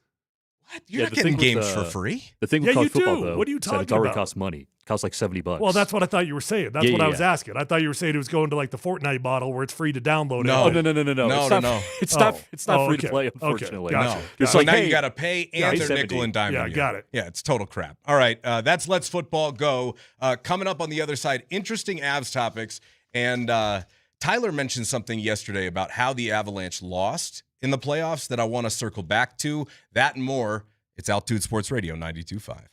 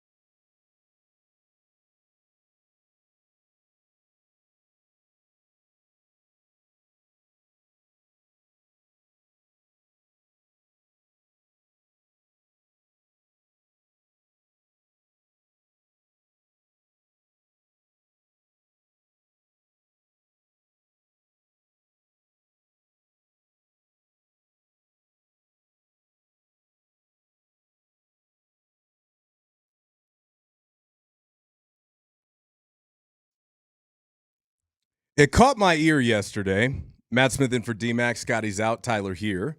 It caught my ear yesterday when we were talking about the summer of running it back. And the topic at hand was the fact that both, and all three of, quite frankly, the Nuggets, Avalanche, and the Broncos have all determined that their path forward this summer, not to make a bunch of big changes, but it's to run it back with the majority of the roster occupied by the guys who were there the previous year. And when we got to the Avs, you said you thought instead of, and it probably was heartbreaking as well, but you described it as a wake-up call sweep to Vegas, as opposed to what I said, which was more of heartbreak. You said you thought it was a wake-up call because, as we talked about, the three teams that could potentially run it back, you gave the Avs the best chance. Well, I think it's heartbreaking. Yeah, it's heartbreaking. It could be a wake-up call. What I don't think it was, I'm not as extreme as maybe you or as a lot of Avalanche fans, and to me, it was not like a wake-up call in terms of you don't have the talent, you don't have the roster, you need to do something insanely drastic this offseason. I know there's a lot of Avalanche fans that are frustrated right now because they want big movements. And, you got rid of Val, and you kind of got just addition by a bunch of bodies is what you did there, right? So nothing huge has been going on, and in my opinion, that's okay because that roster, to me, I can close my eyes and picture that team winning a championship. They could win a Stanley Cup. They should have done it last year. And the only thing to me that team needs to figure out is what changes from one season to the next. And when I say one season to the next, I mean the regular season to the postseason. That's what I mean. And when you can win the President's Cup, when you've got the best record, and when you're dominating all season long, what changes when you get to the playoffs? That's the wake-up call that this team needs to have, not, to me, a gigantic roster turnover. Interesting. Well, The Athletic released their offseason grades for the entirety of the NHL, and they allotted the Avs a B. Jesse Granger says, it was a quiet July 1st for the Avs, which can often be a good thing. Colorado made only one signing of note, bringing in veteran winger Jaden Schwartz for 3 years at an incredibly reasonable $3.25 million cap hit. Schwartz coming off a season in Seattle where he played only 50 games and scored just 11 goals, but he's a solid middle six winger with offensive skills that should shine on this fast-paced team. Also locking up Brett Kulak for 5 years at $4.5 million AAV earlier in the week was a good bit of business too. Okay, so essentially what the Avs did, they offloaded Jack Drury because they didn't think they were going to be able to play him, which is a shame because I think he fit in really well with what they did. And I think as far as everybody throughout the lineup, he was one of the more consistent guys throughout the postseason. Would have loved to see him back here, but again, for what you probably were going to have to work out with him long-term to keep everybody around the most important pieces and to keep some money open for Cale Makar, whose extension is going to be huge, well, okay, it makes sense. You're going to have to move on. Then the Nichushkin move happened. And Elliot Friedman, on his season finale of his very popular 32 Thoughts podcast, which is one of the biggest in the hockey world, says that Colorado fielded a ton of different offers for Nichushkin, ultimately landing on Polumbus, which was the best deal offered. Surprises me a little bit because they weren't able to land a first-round pick, Alpha Val, and some other guys who were moved around the league this year were able to net a first-round pick. But either way, maybe the contract had something to do with it. I would just say this as far as your wake-up call comment. I think it was more of, I'm going to have a hard time putting this into one word. I don't know if it was a wake-up call as much as it was an indication that at a bare minimum, something isn't working, okay? And I understand that we can look back at the first and the second round series and go, well, look at that. Like that Minnesota series, even though they won in 5, that was the toughest 5-game series that I can remember. Mm-hmm. And they had to air out the tires to get to that third round and beat Minnesota in 5 games. I thought they really did. And the Central Division is only getting better. The Avs, unfortunately, right now are starting to hit that threshold where we got to talk about age. Most of the guys are already 30 or 30 plus. And by the time we get to the playoffs next year, it's going to look, like they got some older guys on this team. So the speed that they had dominated the NHL with, and they still do dominate the NHL with, maybe isn't to the degree that we had seen before. So how do you get a group like this, who had played a specific style, to gear it all the way back up to have another great regular season? Like, how do you flip the page that quickly. Well, here's my problem. When we start implying that there's a roster issue, that they're getting too old, they got to get younger. All those things might be true if we're talking about like a 10-year window, but that's not how I'm thinking. Like I'm thinking, how do we capitalize within the next 3 to 4 years? And if you were to go out and ask any other NHL head coach, I mean, any of them, do you think you could win a championship with the Colorado Avalanche roster? What would they say? Say, pretty good chance to do it. Yeah. Yeah. They would say, hell yeah, sign me up. Like, give me that roster. Give me Nathan McKinnon and Cale Makar. Give me that possible. roster as it exists today, as it existed last season. Let me get my hands on that, and you just watch what happens. Let me throw an interesting wrinkle in here. No NHL team has ever won a Stanley Cup with a player making more than $10 million a year. Did you know that? I did not know that. It's pretty remarkable that still, even after this year, is true. Like, that's pretty crazy. Now, because the cap is going up to such a degree in the NHL, it's only a matter of time before that changes. So, how much are the top dogs making? Like, well, Natchez' extension will kick in at 11.5. McKinnon is just over 13, if memory serves. But just isn't under that one 14. of those stats that is just relevant to the time? Like, yeah, because nobody's been making $10 million. Well, that's not true. And now guys are making $10 million. Guys have been making $10 million for a couple of years now. It's been at least 5-6 years now. 5-6 years? All right. I mean, it's just remarkable because typically, it just seems to me like it's a matter of time until that stat line is totally irrelevant. Agreed with you. However, what if you have 3 guys making north of 11? If nobody's ever wanted at 10, let's adjust for cap. So let's okay, just say which one 12. of those guys you don't want?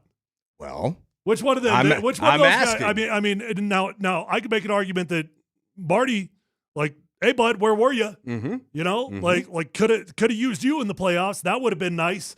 But I mean, anybody else that's making that money, huh? You want to get rid of them? Well, there was the 3 ends, right? Nelson, Natchez, and Nichushkin, who you needed more from, quite frankly, when the playoffs rolled around. Those 3 guys were underwhelming. They really were. And if you want to win a cup, you've got to have even if it's not your top dogs, everybody else has got to step up, and they really didn't.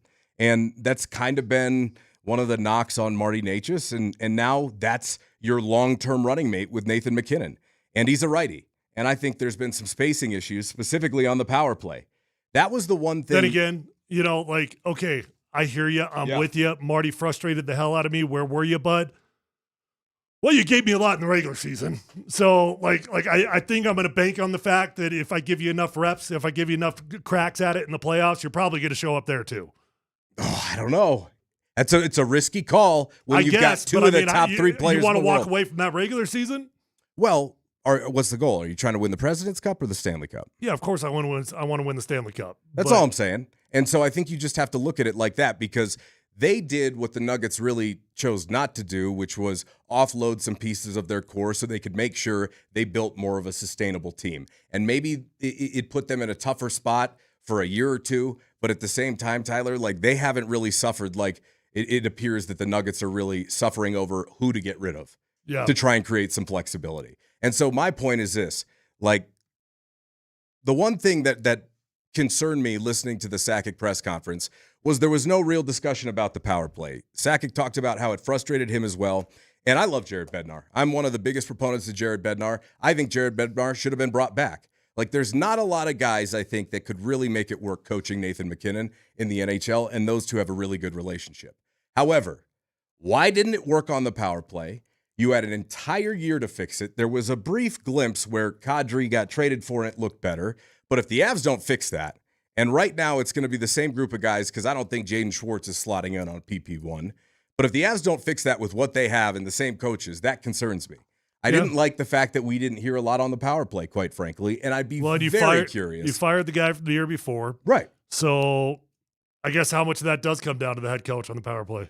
He's ultimately responsible for it, and it doesn't mean that I think that he should have been relieved and replaced just because of it. But I am genuinely curious what their plan is, because it didn't seem like there was really much to build on at any point. I know Kadri came in with that other circle, and yeah, it looked a little bit better because they had a better passer on that side than they had earlier.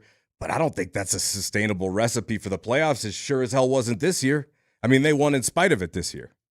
They made it to the Western Conference Finals in spite of it right now. Mm-hmm. So I think there's a lot more questions than the average person thinks about the Avs right now. I do. I think there's a potential unfortunately. I'm not saying you don't try to get better. I'm not saying that there aren't issues. That was my frustration with the Broncos. You're telling me you're good enough? Mm-hmm. There's nobody that can make you better? There's not a single guy in free agency that's better than a guy on your team?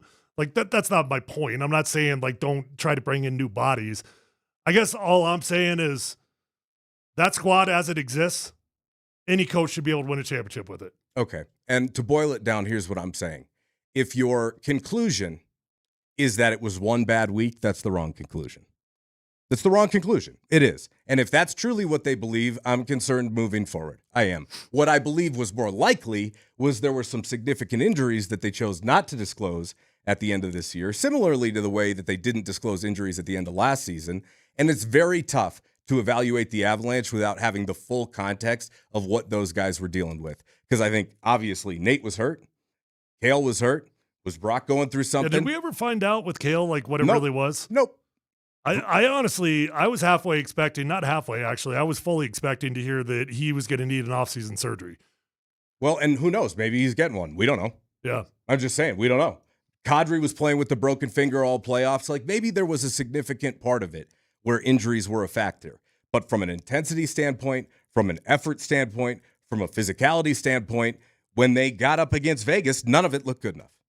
None of it did. And my question is, can the same group muster up the strength to do it again? And I appreciate, if they're not going to make any big changes, quite frankly, over the offseason, that Sakic took this approach so that he could actually accrue cap space at the deadline. Like, I really like that. I think that was the way to go, Tyler. I do.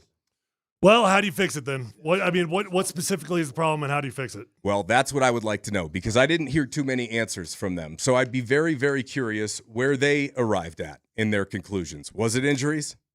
Because one bad week, what does that mean? What does that really mean? I haven't heard anybody even think to ask a follow-up to what one bad week means. I just need a little bit of accountability there, and I felt like, quite frankly, look, and maybe they feel like they've got it handled in-house, which is fine. But I feel like we don't really know why they felt like it happened. Yeah, I mean, I'm a bit out of my realm on it, to be honest, and I guess it's like just total caveman speak, but the only thing that I knew, the only thing that I felt like I saw, it feels like when you get to the playoffs, you are just not as physical as other teams. Well, and look, I think that's a big part of it. And as Andy Lindahl steps in studio, I want to make sure I let you know that tomorrow afternoon, the party is at Fiddlesticks in Lakewood. Altitude Sports Radio invites you to watch the FIFA World Cup 26 with Michelob Ultra for Belgium versus Spain in the quarterfinals. Our guy Andy will be giving away tons of great prizes with Michelob Ultra, a superior light beer, and the official beer sponsor of the FIFA World Cup 26. Superior's worth playing for, and now it's worth cheering for, too. We will see you tomorrow at Fiddlesticks in Lakewood with Andy. Andy, how you doing, buddy? The wife used to live at when we were dating, lived in an apartment behind there. Is that right? They're still there. It's a weird full circle moment, I guess. Fiddle sticking around. Mm-hmm. Well, none of your business. Just saying. Actually, you want to know what? So when we got our house together, because we lived in sin, there was a guy that moved in across the hall. I was lucky. I always had guy roommates, and we would go just get houses in Denver because I went to Metro State, and there were four of us that all lived together that just rented like 2 or 3 different houses together because I couldn't do apartment life. Obviously, I'm too loud. I'd be kicked out right away, right? Some guy, do you remember the Jennifer Lopez horror flick, The Cell? That was a little The Silence of the Lambs. I do, yeah. I never saw it, but I know what you're talking about. The guy that hung himself from the ceiling, hung himself in hooks from the ceiling, the freaky bad guy in that one, the Hannibal Lecter of that movie. She had some guy move across the hall that looked like that dude, and I'm like, yeah, we're out of here. You're not living here. You're not living here. You're not living across from that dude. Yeah. We had just seen the movie. It's like, nope, bad vibe, period. That dude looks exactly like the murderer out of The Cell. Time to get out of here. We're going to go find a house. Yeah. This and KKSC. There was a time where people could do that. FM HD1, Broomfield, Denver, Boulder. So I'm with Spring today because some people got a little sensitive about Justin. Really? Oh, yeah. Hold on. What? Huh? Oh, yeah, I mean, do you want me to ask questions or do you not want me to ask? Because I that want to more of ask an off-air questions. conversation? Probably we shouldn't. But I feel like you're asking me to ask questions. No, so what the hell are you talking about? What happened? You know. I don't know. Nobody inside these walls had an issue with it, is all I'm saying. All right. Okay. Well, all right. So it's me and Spring today. Jeff Legwald's going to pop in at 4 o'clock. Justin got an old slap on the wrist. Well, I was just got an like, old all right. slapperoo. They use a ruler. Where was it a little bit softer? Whatever. Yeah. Whatever. What do you guys got cooking for us today? You know, we're going to see, of course. You know what's real interesting in my mind is, so Justin had sent this over. CBS ranked. You should just talk about him the whole show. I should just do everything whenever you say Spring, just say Justin. Just call him Justin. Yeah. That's like KJ trying to win the Cale McCarr lookalike contest, by the way. But shout out KJ. We miss KJ already. So CBS did their tiers. They put out football tiers of teams. Okay. Where were the Broncos? I didn't see this one. I had no idea. Well, Tier 3. how many tiers? Okay. Well, you got to the answer real quick. Buried I the thought you wanted me. I thought we were playing a little trying game. to keep you both. Just because I lost the co-host 20 minutes ago doesn't mean I'm trying to make you both do the show with me. Okay. But no, it was interesting because, so here's one of our topics for discussion. We'll kind of start out with it, and then we'll get more into it in full in a minute. Or later on in the program, we'll see, because I'm driving. God knows what happens when I'm left free. Listen, most fun few years of radio I've ever done, bud. I'm not saying we were great at it. I'm not saying it was the most technically sound radio show I've ever done, but damn did we laugh. Listen, and fun. Draftmas was always fun great. with Santa Claus. We had a dirty Santa Claus. So James Gomez, shout out to him, was our producer. And James would be Santa during the Christmas season, and anytime Tyler said something, Santa was allowed to just appear. And then what was it, Candy Cane or something? You had some safe word that got him out of there. Yeah, we had the dirty Santa. And James just got, by the time James was done, I think Santa the FCC was a horny old listening man. real close to how that Santa bit went. So anyway, yeah, we had a lot of fun. All right, so the Broncos are a Tier 3 team. Interesting. Wow. They were ranked 8th overall by roster, according to ESPN, just a couple days ago. Are we too confident? Because when I asked Justin, as we did our again, I think we're all picking from the same 5 apples out of the apple bin when it comes to topics right now. When I asked Justin, of the 3 teams trying to run it back, who are you most confident in? His answer was the Broncos. And look, I'm not saying it's the wrong answer, but again, we've talked about it. There were a lot of one-score games last year. There are some things you did that I don't think you can replicate. You're not going to pull off some miracle win against the Giants if you decide to get down by 28 or whatever it was. Right. You know what I mean? Like, those are the little things where they've got to be more consistent. The offense. I thought you had the statement for the year in my mind. If Bo Nix has one of those mission statements, just painted on the wall, like, better done is better than better said, or whatever the hell it would be. But you said he needs to be a 4-quarter quarterback, not a 4th-quarter quarterback. Yeah, right. And that, to me, is the mission statement for Bo Nix this season, especially if he wants to be in the $60-some million club, which makes me uncomfortable. But are we too close to this thing? The NFL is telling us they don't really think the Broncos were top 4 good. If you're going to rank a roster that returns in full and added, as you said, an exciting electric weapon, they're going to rank that 8th. Well, let me ask you and now this. they're in Tier 3 of very good teams, not great teams. I mean, what's the national media telling us How about much do you trust Sean Payton? Because Sean Payton is telling you that he's got a squad.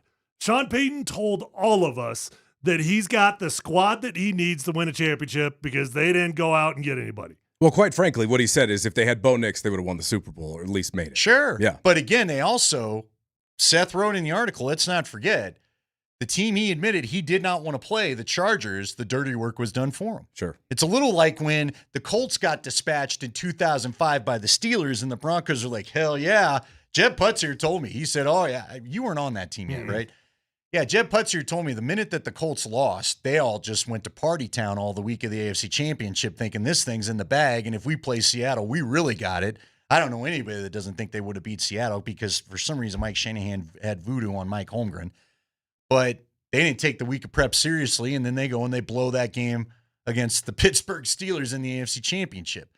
Do I trust Sean Payton? Listen, I want to trust Sean Payton, but again, the funniest article of the whole, or funniest paragraph of the whole article was Zach Strief and his assistant coach going, really? Really? We're going to run the ball? You're going to ride it down? You want me to fix the problem? Commit to it? You want me to fix your problem? Yeah. Okay. So, yeah, if Sean, listen, if this team will commit to the run, and you and I have talked about it, we did this on shows.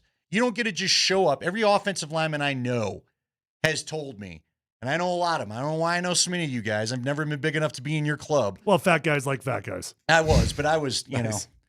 I wasn't an athletic fat guy. That's for sure. That was a grouping. Like there was no Sure. shots fired. No, hey, I'm not upset. It was because I was fatter than Alex Palczewski that I actually got on the GPL1. Make sure we're going to do a video this year so I could show you I'm not fatter than Alex Palczewski anymore this summer. But you guys have always told me you don't get to just decide in December we're a run team now. It's something that starts in training camp. It's a commitment that we're going to have to see 3 weeks from now, right? It's a commitment that in the first quarter, when my first 3 runs go for 3 yards, I know you're not going to panic. You're sticking with it. I know you're not going to panic because it was what Shanahan used to tell us all the time. Like, nobody's more committed than the Shanahan scheme or Mike Shanahan. He would tell us all the time, boys, first quarter, second quarter, it's going to be 3 yards, 6 yards, 3 yards, 2 yards. Fourth quarter, we're going to stretch them. We're going to stretch them sideline to sideline. We're going to pop for 15, and then we're going to pop for 25. We just got to see it through. Just stay consistent. Like that. Like, he knew that. You got to know that as a play caller. Yeah. Well, you know who else did that? A guy named Gary Kubiak. Because I watched plenty of games and I realized that offense was not enjoyed by many that year. But how many times did you guys go back to the Pittsburgh game where you won the divisional round? Mm-hmm. Go back to how you salted things away against Carolina. When it was time to run the football, there were holes to be had for C.J. Anderson and who was it? Ronnie Hillman. Ronnie Hillman. Because you had gone all game. You tired teams out. You could physically see D linemen too tired to deal with it anymore by the fourth quarter. And you know what? Our running game, not great all year long. And I'm not even going to call it special by the end of the year. But you know what happened by the time we got to the playoffs? We got better and better and better in the running game. And every single week that got by, the running game got more and more consistent. Okay, I say this all the time. You guys can hold your head high on this. Was it a good offense? No. But it was a clutch offense. Yeah. Every time you needed a drive, every time you needed points, go back to it. Something happened. And go back even with Brock Osweiler. I feel like everybody forgets the Broncos, you guys were staring down, coughing up the number 1 seed in that Cincinnati Sunday night game. And Brock goes right. I still will remember the throw he hit. He nails Owen Daniels with a safety here, a cornerback here, and a linebacker underneath. Dropped it right in. Let's triangle of coverage to put him in field goal position to get the winning points. Now, you know, look, since he gets the ball back, DeMarcus Ware goes and strips. Was that the one that OD just ran straight in the tunnel? You remember that? He might have because he knew I think it was done. Yeah. I mean, it was nuts, dude. But hell of a throw. But again, that you guys came up with play after play after play. How about the toss play outside? Ryan Harris used to make me laugh because I asked him, what were you thinking on that play? And he goes, you know what? Because that was one of those plays, stink. Say, I would say he drew it up, or not drew it up, but he showed me on video where it was a play where the receivers come in and actually crack the linemen and the linebackers, and the linemen swing back out and go get guys downfield. Yeah. And Ryan said to, who was it, Butler? He goes, oh, there's a Super Bowl MVP, and then just drilled him. Dude, but he said his last thought before it hit him was, that's the Super Bowl MVP. I'm so jealous of that moment for Ryan because he did it perfect. He did it perfect. And we're always taught that when you get out there with a small guy, don't try to out-athlete an athlete. Like they're going to win that battle. So when you get close to that small guy, it seems counterintuitive. You would want to stay up and try to block him. No, they're just going to run around you. Just plow the road. No, so Ryan dove at his feet, and he got a great cut. And that cut sprung that block, man. And that play will live on in Broncos infamy. And I'm like, Ryan couldn't have nailed it. He nailed it. He couldn't have done it better. Is there anything, I'll ask both of you and then cut you out of here, because I asked these guys yesterday. I watched America's game over the weekend, which I always tell people just so we're all on the same page. The NFL Network does it. It's a quick just sort of story of the Super Bowl team season, right? They do it for every Super Bowl winner. If you've not watched the one, especially Elway talking about, I told the story yesterday, but it's hilarious. Elway talks about the famous helicopter play where you've probably been in these moments where Mike swore up and down multiple times all week, we're getting look X. And John kept saying, but what if we don't? And he goes, they always run look X against this formation. Don't worry about it. And John said he got to the line of scrimmage, and he says it in the documentary. We didn't get that look. And he knew right away. He goes, son of a, I'm going to have to just go make a play. No one's going to be open. Nothing of what we want to do is going to be open. And he knew right away, I've got to just go get the first down. He said he kind of peeked where the marker was before the snap because he just knew everything they had called wasn't going to work. How close, going back to the 15 team, because there's not a lot of offensive highlights in there. I think there's some from the win in Kansas City, and then Peyton talks about how much he really jacked up his foot in Indy game before the famous KC game where he got pulled at home. He said his foot, he heard a pop, and he couldn't walk, and his ribs are already screwed up. And I didn't even know about the rib thing. I didn't know he was already dealing with that. I didn't know what he was dealing with all year, to be honest. Well, he was pretty honest about it. It's not like we were talking about it in the locker room. Nobody, we knew he was banged up, and I knew he had a foot. But I didn't know what that meant. Yeah. Well, he said he heard a pop and could barely walk in the documentary. But you didn't have the greatest of offense. Can they lean on the defensive? Can they lean on the 2015 formula for this team to try to get one more trophy in the case? Again? Can they do it this year with this squad? Because I think this offense can maybe be better than what you guys had. But again, they got to be clutch. You guys were clutch. You always scored it when you needed it. The answer to that is you could win Super Bowls with one-off bad offenses. You could win a Super Bowl with the one-off bad defense. You can never have an era. No, you're right. Without both sides of the ball. That's well said, Tyler. And the Broncos tried to repeat it by going with Trevor Siemian. And Trev Dog did his job, man. I mean, Trev was respectable. He really was. But he's one drop pass in Tennessee away from. He threw one to Benny Fowler, and he threw one to DT. And if either one of them makes the catch, they win that game. You have your 10 wins. To me, it was that Kansas City game. Yeah, the one at home where you just completely – but that was the first time the defense – see, that would be my main concern about the Broncos this year. That Kansas City game where late they could not stop the Chiefs when they never had that happen with that group of guys. That's the first time you're like, uh-oh, these guys might be getting tired. Yeah. Bottom line for this year's Denver Broncos, offense has got to get significantly better. Just does. Plain and simple, it's got to get significantly better. Yeah, I'd say you're not going to win as many one-score games with an offense that was what you had last year. Like, I think that part of it was a one-off, which is why they went out and got Jalen Waddle and why Tyler says that Bo Nix has got to be more than just a fourth-quarter quarterback this year. So I do think from a consistency standpoint, from a knowing when to pick your spot standpoint, from a running the ball standpoint, that all has to improve if they want to get back to where they want to go. But here's the good news, is I think all those things are obtainable. Like, I think they can do all those things. I think they have the personnel to do all of that. Do you not? No, I do. I think they do. See, this is my topic for today is who are you worried about being a year older? And the Broncos, for the most part, are a young team, but the O-line is not necessarily young when you're talking about, Garrett Bowles. I mean, Garrett doesn't show any signs of dropping off, but you don't know when age is going to get him. Mike McGlinchey, Ben Powers. This is the last year of this iteration of this line. I would agree. I think they're hoping some guys, step up and get it done. But anyway, boys, we'll cut you free. I appreciate you hanging around. Of course. And so, Mark Springer and I are going to ride, and Spring's sending me all sorts of tweets. Tell Justin I said, what's up? Well, you can go call him if you want to. All of a sudden, his afternoon opened up.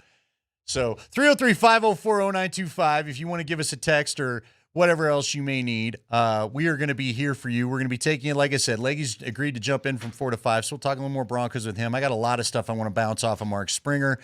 We've got a World Cup game on right now, which if you are so inclined, go see Berto. He's at Choppers in Cherry Creek, man. I don't know how much do we have of this game left. Is this second half time that we're running in right now?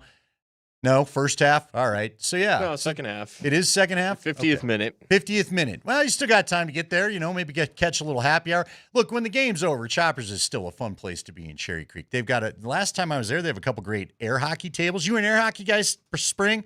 You got any air hockey game? I play it all day, every What's day. Your best bar game that you got? Darts, air hockey, pool? Do kids your age even shoot pool anymore? Is that a thing? I play a decent amount of pool. That one, I haven't played air hockey in years. Do you line up the quarters on the table to keep the table for yourself? I go uncrowded places. Yeah. Yeah. You're not battling for the table to begin with? No, I'm good. Fiddlesticks, by the way, tomorrow they at least have 2 pool tables, I remember. They might have 4. Fiddlesticks used to be the place to shoot pool, at least up at that end of town. That's a good thing to do at the bar. God, when you're hanging out with Andy tomorrow. If you're 20 or 30s, hit me up, 303-504-0925. Do you guys still play pool? Or are there still pool halls? Yeah. People, well, it's probably less, but yeah, people still play pool. Are you a pinball guy? Pinball used to be all the rage, too. No, I don't enjoy pinball. You know who the most famous pinball player I ever met? Flicking those little things, I'm good. Slash, the guitarist from Guns N' Roses, I guess I've got 3 buddies. I met him one time. He was super quiet. He was also about half the size that I thought he'd be. That top hat adds a lot. I'll just say that. But yeah, one of my favorite guitarists is Slash, and apparently he is if you want to bond with Slash, get him in a game of pinball and get him talking to you a little pinball, I guess is what it is. Well, here's the thing. Slash could show up anywhere at any time. You never know where Slash is. You never Slash. They actually call him Wunter Slash. Yeah? Yeah. He's like Santa Claus.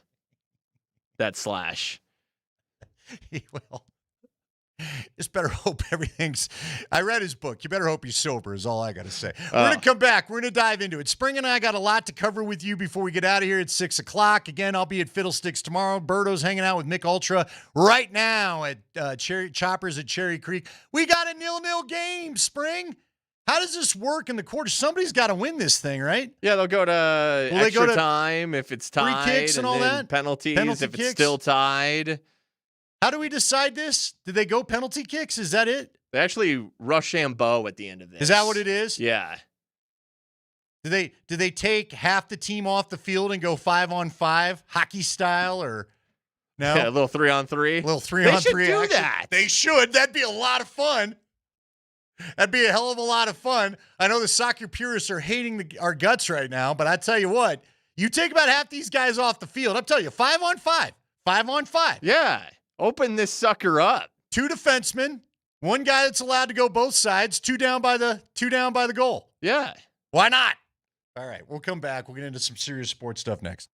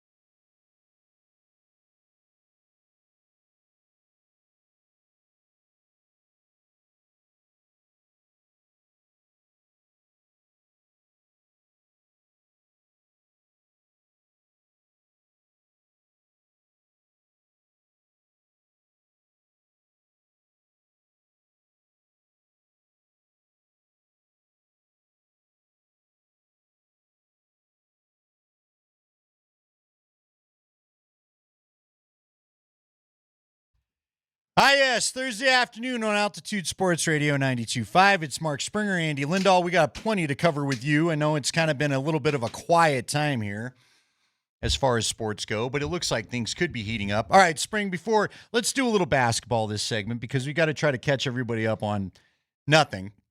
It really is right now nothing. Nothing. Zero. Nothing new on Peyton Watson to report. Spring did send me a tweet from Spencer Jones where he basically said he's fielding offers from numerous teams, so he may be a Nugget, he may not.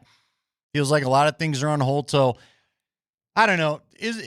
Spring, are we officially just deciding everyone's waiting on what LeBron's going to do? You've sent me a couple Shams tweets where he said, first off, it looks like the final three are going to be Cleveland. What was it? Cleveland, the Heat, and the Sixers. But no one's quite sure about that for sure. The update today is that teams in on LeBron can send Rich Paul voice notes. Right. And then Rich Paul will play those voice notes for LeBron. What it is... Who is golfing right now with Draymond Green in Puerto Rico. Yeah. We've got the voice of the people here where we let you record things sometimes. And then we play them back for us on air sometimes. That's what Rich Paul is set up for LeBron James. Hey, it's Tiger. Yeah. That's what those voicemails sound like. Did you have that in the system once upon Josh a time? Kroenke. Haven't heard back from you. What's up, Rich? We'd really love to have you part of the team. It's 90 and sunny today in Denver. If you're LeBron, with all that he's accomplished and his stature in the game, by the way, France just scored and they're showing me a guy wearing a beret that is celebrating. Oui, oui. Oui, oui. I will eat this baguette. Celebration. He looks like a French poet you'd expect to be sitting at a cafe. Looks like Kylian Mbappe scored. Dude, it was a heck of a goal. I mean, he curled that thing right in. That looked like a field goal that curls right inside the upright right before it scores.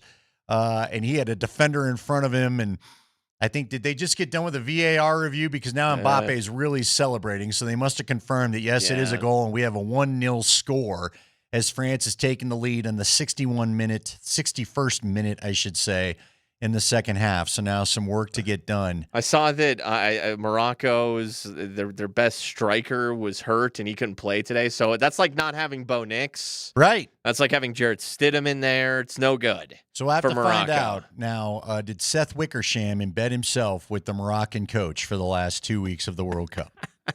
Article to come. Let's go again. Do you feel like when LeBron signs, this is all the dominoes will finally fall? Yes. And also, I mean, you were talking to me before the show because the Clippers are probably the most likely suitor for Peyton Watson, but now they don't know what's going on with the Kawhi Leonard trade because that's been put on hold due to the aspiration investigation. Yeah, they're trying to figure out where he got his funny money from and how he got paid and all that kind of stuff. This investigation has taken 10 months, I think. Well, they've got to make sure they've got it right. Or 11 months, actually. I'm pretty sure that who's our millionaire that owns them? Steve Ballmer. Yeah, I'm pretty sure he's got some pretty good lawyers too. So I think he's probably. Yeah, the Clippers had a statement today. All right, what did they say? I got to pull it up. But I glanced at it and it was like, it was essentially, we didn't do anything. And then like this was all aspiration, this is on them. Here we go. For the past 10 months, our organization has fully cooperated with an NBA investigation, participating in dozens of interviews, providing tens of thousands of documents, and facilitating access to our staff. While the process has been challenging, we have remained committed to transparency. On June 30th, we reached an agreement in principle to trade Kawhi to the Raptors. We have since been informed that the trade can only be finalized if the Raptors ownership group assumes the risk of penalties related to Kawhi's contract that could theoretically result from the ongoing investigation. The investigation is ongoing, and we expect the trade to be finalized. Following its conclusion, at the heart of this investigation are Joe Sandberg and Aspiration. We did not funnel money to Kawhi Leonard through Aspiration. Like many sophisticated investors, financial institutions, and business partners, we were victims of a fraud initiated by Sandberg, who has been convicted and sentenced to 14 years in prison. Well, there you go. So I guess we'll see if the NBA agrees with that sentiment and ultimately allows this trade to go through. Here's another note I saw. This is from Michael Grange of Sportsnet. Covers the Raptors and the NBA. So based on some preliminary convos, one, NBA wants investigation complete before deal closes to avoid unintended consequences, i.e. small chance Kawhi contract gets voided. Two, barring that, the deal will close as agreed. Three, hope is issue resolved by BOG meeting Tuesday. Then he says, if Leonard's contract is voided, unlikely but not impossible. My understanding is the trade would be off. Ingram, Dick, and draft assets would be returned, and Leonard would become a free agent, theoretically free to sign with the Raptors. Okay. All right. Well, that's a lot. Bottom line Sounds is... like the trade's probably still going to go through, but we're in a little bit of a pause here. Yeah, I think the NBA probably wants the optics to look right, where the investigation's wrapped up, then he can get traded, and then they can go about their lives. But again, there's a lot of money tied up in what is... And it's not just that. The Clippers... Now, hold on. Were the Clippers part of that other 6-team trade that we had go down yesterday? Yeah. Sending John Collins to the Pistons with a lot of other stuff going on. Yeah. This is... Boy, what is with this? This is almost like when the NFL... This is a little bit like the Max Crosby trade having some weird stuff going on, too. There's something about trades in 2026. They're not as easy as you thought they were. But regardless, I do think ultimately this does go through. Kawhi moves on. He's back in Toronto. Everybody gets their financials right, and I guess the rest of the NBA business can start happening then. But again, this could be holding up. It could be part of what's holding up the Peyton Watson situation. It could be. Well, it could, but see again, what do you think is being held up? Their attempt to acquire him. You know what? France just scored a second goal. It's now 2-0. France over Morocco as we reach. It looks like we're at the 65th, almost 66th minute. They're going to have a little bit of time to tack on, but peace out, Morocco. This is starting to feel a little bit like that U.S.-Belgium game where the leading team is just adding on late and the hill becomes bigger and bigger to climb. So this would have been USA's fate, whether it's Spain or France or whoever, Paraguay, Australia, Bosnia, Herzegovina is a lot different than these teams. Well, it's the elite level. It really is. And I mean, what a sweet goal. Just these two France goals, the French goals have been amazing. Just great kicks. They like to say in hockey sometimes the puck has eyes. That shot had eyes. That is a little what these look like too. The soccer ball has found its way around a couple of people and right into the goal. The goalie had a decent angle at it for Morocco, but slapped his palm down, but couldn't stop the momentum of the ball on its way in as he was the top of the keeper box there. So anyway, Morocco's they're good. They're better than the USA. Morocco's better than the USA. There's no doubt. And this is what's happening to Morocco. So we if just so hit facto, the hydration break. So. This would have been like 5-0 France if it was France-USA right now. Well, USA, it's Spain tomorrow, right? Yeah. They would have been taking Belgium's place against Spain. Yeah. And Spain, maybe not, they're on France's level, maybe just like a tick below. It would have been bad. Yeah, you know it what? would have been bad. We're going to have to talk. You sent an interesting article, or at least an interesting tweet from someone that tried to combat our theory yesterday about how other countries train their athletes for free, and in the U.S. it doesn't happen. I didn't completely agree with this sentiment, but something we're talking about a little bit later on. Let's get back to the Nuggets and the business at hand.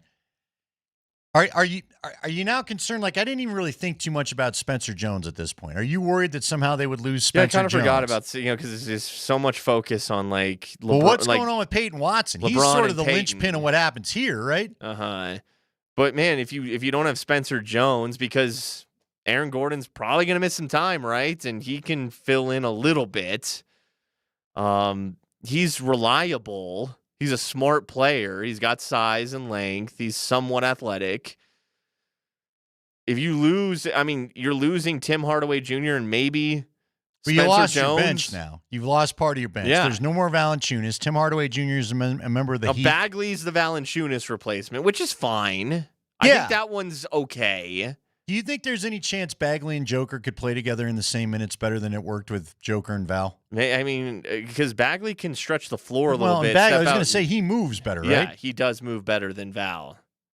So I'm hoping there's a world that we could live in where both guys could somehow occupy the same space at some point.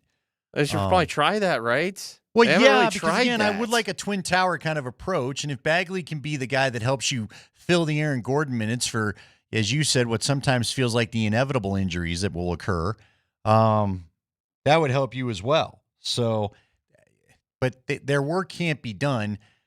What do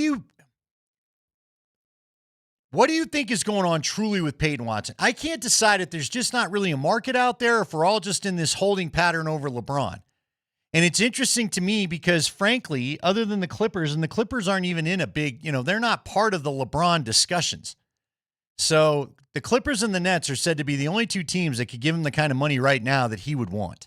Mm-hmm. So I he think being Peyton Watson. Oh, I think it's just, I think LeBron could be holding up the Nuggets. Even though he's not coming here. He's not. There's no way. And again, like from a basketball standpoint, yeah, it would make more sense than all the other teams. You could argue Minnesota maybe, but it would make more sense than all the other teams in on him. But he's not going to choose the Nuggets. He's not. They never choose the Nuggets. No one ever does. But you don't think Nikola Jokic's presence is enough to change that? You don't think being able to be with another player? Again, I think if it was about winning, if it was truly about winning, then maybe. But I think it's about a little more than winning. What do you think else goes into it? I mean, obviously he wants to make this documentary of his last year. And again, the Cronkies have all the resources in the world to put a world-class documentary together if that's what he wants. I think, the two favorites are the Cavs and the Heat, like two teams he used to play for. I think there's more career symmetry there, like a well-rounded bow you can put on his career. You think he just wants familiarity then? Yes. Is that really at the heart of this thing? I think maybe there's also a part of him that doesn't want to play second or third fiddle to get that fifth ring. And it's impossible for him to be first fiddle, to win a ring. That's done. That's over. But it would feel more so like I have more of a stamp on this championship. Hey, look, the Knicks came out of the East last year and won. Maybe it's, you don't beat up on each other as much. So you could be the Knicks if you're on the Cavs, you're on the Heat. Yes, if he's on the Heat, Giannis is the guy, but it would feel like Giannis just got there. It wouldn't feel like he's joining Jokic's team. It wouldn't feel like he's joining Steph's team. It would feel like he's kind of doing the Heat all over again, but this time with Giannis instead of Wade and even though Wade was there. And Donovan Mitchell's not quite on that level where it feels like, Donovan straight up carried you. If he comes to the Nuggets, Jokic is straight up, he's the guy. He's the number one reason, and I don't know if LeBron could swallow that. Yeah, look, to your point, LeBron has already had an established. It's kind of like when you had Nazem Kadri come back here. The guy that he's a link to our glory days. He's a link to some of the best times those fans have had, and so they're going to get back after it, and he would be welcome. And to your point, he's probably more of the figure there. Giannis is still going to have to kind of establish himself there a little bit, although, people are going to be excited about Giannis. He's Giannis Antetokounmpo, so why wouldn't they be psyched about that? But I do understand what you're saying. I wonder what Luka, part of me wonders, is Jokic going to try to recruit him? Because if you're going to have anybody leave Rich Paul a voicemail, and for those that maybe missed the first part of the segment, Rich Paul has set up a way for executives to leave a voicemail, or anybody around a team that wants to recruit LeBron to leave him a voicemail as to why he should come and, join his team. You Jokic should be the guy you'd want to do that. I wonder what Jokic has talked to Doncic about as far as playing together. Now, by all accounts, all reports, Luka and LeBron, they had a great relationship. There's no problems there, right? Did I miss something? There was no issues between those two, was there? Luka and LeBron? Yeah. Nothing that was maybe not reported, like right? face to face. I think LeBron was salty that they traded that that make the it his team Lakers anymore. were inviting Luka to the important dinners instead of LeBron. Well, they traded for a younger superstar. Yeah, but again, LeBron, he does have an ego. He got a crazy ego. We're finding that out a little bit because I'll admit to you this last point before we move on. Next segment, I am a little surprised I thought this might be a more quiet LeBron James deal. Not to the point where we wouldn't hear much about it. But I guess now that we've hit the point of, you can leave him a voicemail and Rich Paul will play it for you, I didn't think we'd get to that point. I thought maybe he'd just enjoy his vacation, come back, and pick a team. And I guess I'm stupid for thinking that's how that was going to go down. I kind of thought maybe, because the reports were, he might play for the minimum or close to it. That seems more far-fetched now. Like initially it felt like, maybe winning a championship is the only thing that matters to him this season. But I don't think that's the case.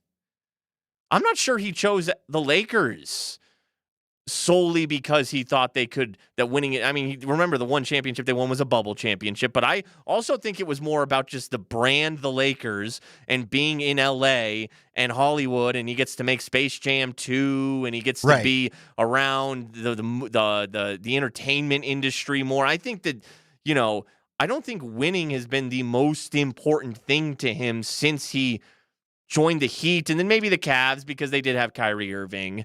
But I don't think winning is at the top of his list right now. I'm with you. I still think money matters. I think winning, I think he wants to be on a good team, but I think money matters. And I don't know, again, if the Nuggets, the reports I've seen are about $4 million is what they could offer. I don't think he's agreeing to play for anybody for $4 million. No, period. The longer this drags, the less likely that feels. Yeah, I'm with you. Because if it was just about joining what is a pretty complete unit, sure, it would be. And you know what? I think you bring up another good point because I do think this, and I haven't said it too much, but I do think he wants to get away from OKC. OKC absolutely thumped them at times in the playoffs. I think the Knicks did show that, they lost those 2 games to the Hawks, and then they won the rest of their games. Right. It was a 2-2 series with Atlanta, and then they won the rest of their Eastern Conference games because the East is weaker, but it also keeps you fresher. San Antonio had to come off of a 7-game war with the Thunder. Yep. That was part of the reason the Knicks won that championship. So you can't count out the East anymore because, maybe the teams are a little weaker on paper, but they don't beat each other up as much. No, you don't. Again, you don't have these young, deep teams like San Antonio and Oklahoma City. And at times, look, Utah could become interesting out of nowhere with all the draft picks that they have. Houston is still a very young team that could be really interesting that we kind of forget about. Portland surprised people with some of the things that they did at the end of the season. There are a lot of young teams that you still got to worry about in the West, and maybe he just wants to go back to the East because it could maybe, even though the champs are there, to your point, Spring, I don't think it's the same gauntlet in the playoffs that you have in the West. It's Altitude Sports Radio.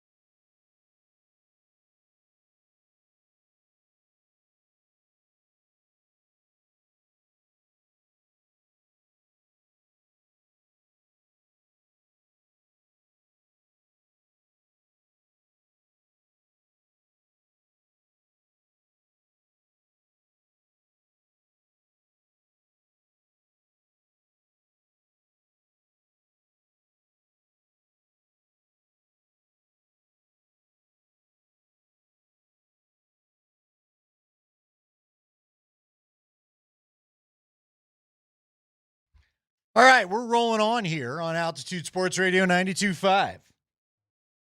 Having a little bit of fun. It's me and Spring. We're going to be with you all the way till 6. Jeff Legwall joins us at 4 o'clock. Spring, I told you we were going to do this today, and we're going to play off the topic from yesterday a little bit. We talked about team run it back. That seems to be kind of the three teams that seem to have a shot at hoisting a trophy. Rockies aren't there yet, but you know what? We got some things to talk about with them. Rockies are showing me a couple things. It's been a nice little – I thought it was a fun series with the Dodgers, and I don't know the last time you could say that it was a fun series with the Dodgers. In L.A. So, in L.A., no less. Gabriel Hughes last night, man. Gabriel Hughes had a little spice to him. I like some of these young guys. I really do. I like some of the pepper. Cole Carrick's my favorite. Yeah, well, that kid's like awesome, actually. How about them? How about him getting intentionally walked in the ninth? Sure. Gotta like that, huh? Uh-huh. You're in a little respect quickly in your first series up there when they don't want to. Now, I realize it was a strategic move, this and that, but, nonetheless, they didn't want any party in the ninth, no matter what they say. So, all right, but here's what I want to do for each team. Since there's 3 teams and team run it back, Broncos, Avs, Nuggets. For the most part, that feels like what they're – the Broncos added Jalen Waddle. The Avs subtracted Val Nichushkin. The Nuggets, I'm sure something will happen with the Nuggets. I don't know what it is yet, but at the very least, it's either like the biggest thing is going to be Peyton Watson's either back or he's not. Right. I keep getting DU texts. Guys, we're not talking college sports right now, and I don't even – I hope the rest Juju of the Lewis DU is back. Buffs are running it back. It's not. Thank God he's back. Or they'd have nothing. Well, we're going to see. We're going to be looking at the go-go offense. I thought he played okay down the stretch. Like I saw. I like Juju a lot. I saw some flashes. Yeah, there's some stuff to Juju. I'm just kind of curious what's going to happen with this new offense of his, because as I've been told, and I don't know, maybe it's going to evolve. What I've been told about this go-go offense, you need more of that like hybrid. He's almost half running back, half quarterback kind of guy than what I think Juju is. Juju, to me, that kid can throw the ball. He can work from the pocket. I heard Barnett talk about it. He's more of your traditional quarterback. But I think he can move a little bit too. Well, he can, but that kid can throw the ball. Yeah, he can. So, but we'll see. And, CSU's got their thing going. So, yeah, look, DU. Are they running? I guess that goalie's back. That freshman goalie. The team can run it back every year. I don't know what to say. DU wasn't even good in January, and they still found a way to put in a new goalie and go win the championship. Yeah, I just assume DU's going to be in the Frozen Four. You just close your eyes and boom, no there matter they are. What. Just if they barely make it in the tournament, they're going to win the championship. That's all that matters. So there you go. There's your DU talk. Everybody knows I love DU lacrosse. So there you go. All right, make a case for me for the Nuggets as team run it back. If let's just say they do re-sign Watson, they subtract Jones for the sake of money. Bagley's the only one that they – and by the way, I thought it was funny because I saw a Harrison Wynn tweet where he was saying, yes, Bagley can't play the 4 probably better than Val could. He's more athletic. It'll work better than it did with and it seems like he's improved. Like he's developed a 3-point shot. Because I don't remember Marvin Bagley shooting threes at Duke or early in his career. He was kind of a bust. Right. But it's kind of gotten a little 3-point shot to him. And Deron Holmes is that kind of player too. Man, I'm knocking on wood. I don't want to give up on Deron Holmes. The problem is whenever you and I talk to – you, me, and Nate, whenever we talk to Wingy, Dempsey, or Hastings, nobody felt like he factored into the plans. So I'm really, really hoping – that he finds a way to factor into the plans. But everybody I've talked to seems to be a little bit not optimistic that's what's going to happen. But look, I'm glad he's out there with the summer team and he's working with them anyway. I hope it leads to good things. It'd be, you know what, frankly, the best thing that could happen for the Nuggets, we're all worried about free agents. To hell with that. How about you get Deron Holmes to turn into somebody? Yeah. How about Julian Strother becomes the potential that we all saw and it becomes consistent? Those are the two. Yeah, if those two take a step, then you've got a different maybe team. You got a bench. Yes. You got some depth. Yes, and you didn't overspend to do it, and you might actually have the options to go do something at the deadline. Because everybody that's screaming you're being too cheap, not going into the second apron, you're not going to be able to do anything at the deadline if you go into the second apron.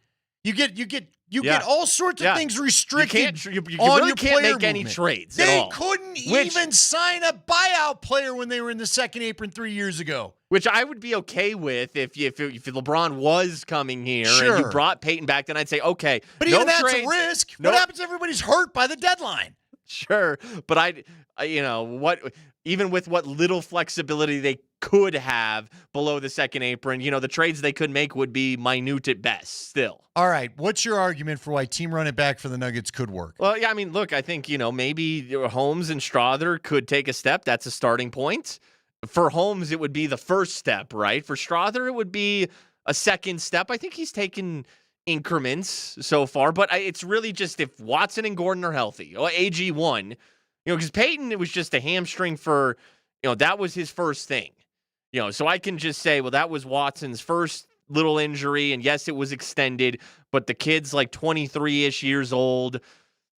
You're probably okay. With Gordon, it's more concerning because he's in his 30s now, and it just keeps happening. But it's if those two are, if really everyone's healthy, there's no guarantee. Jamal Murray, who has had injury issues, he managed to stay healthy last year, but can he do it again? So if everybody's healthy, then that's where team run it back could work. Okay, here's my question for every team that we talk about. And again, at the 45s, we'll probably just keep it to the 45s. We'll get Leggy's take on the Broncos in the next hour at 45. But for you, how concerning is it? Because you kind of mentioned it there with a couple of the guys when you talk about Murray and Gordon in particular. Like, my big concern about team run it back is you're a year older. Everyone's a year older. When you just... everyone except for Jamal got hurt last year. And even Right. Jamal was always kind of dealing with a leg thing in a way. You never know when a high ankle sprain's going to hit you. And it hit Christian Brown. Like, you never know when you're going to get 2 bone bruises on the knee. And that happened to Cam and Nicola. So everybody staying healthy into the playoffs is a roll of the dice. Yeah.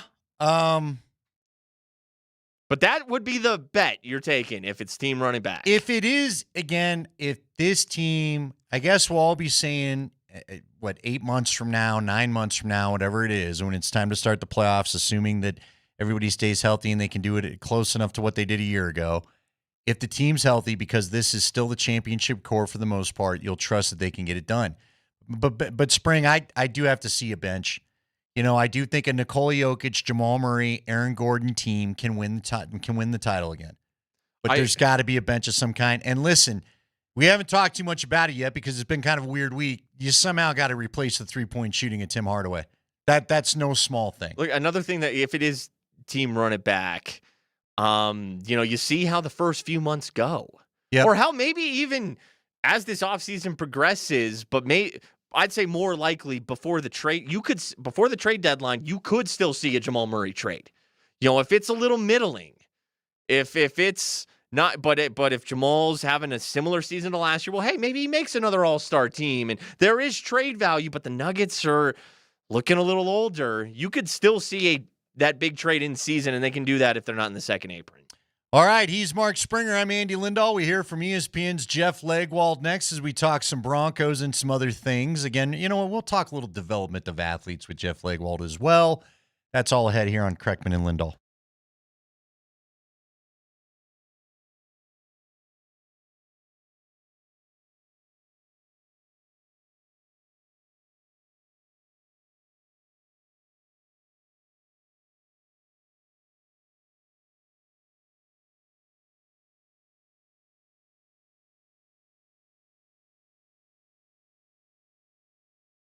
Hey guys, Andy Lindahl for the Rocky Mountain Men's Clinic. I went to lunch with an old friend today, and they were asking me a little bit about my weight loss journey here.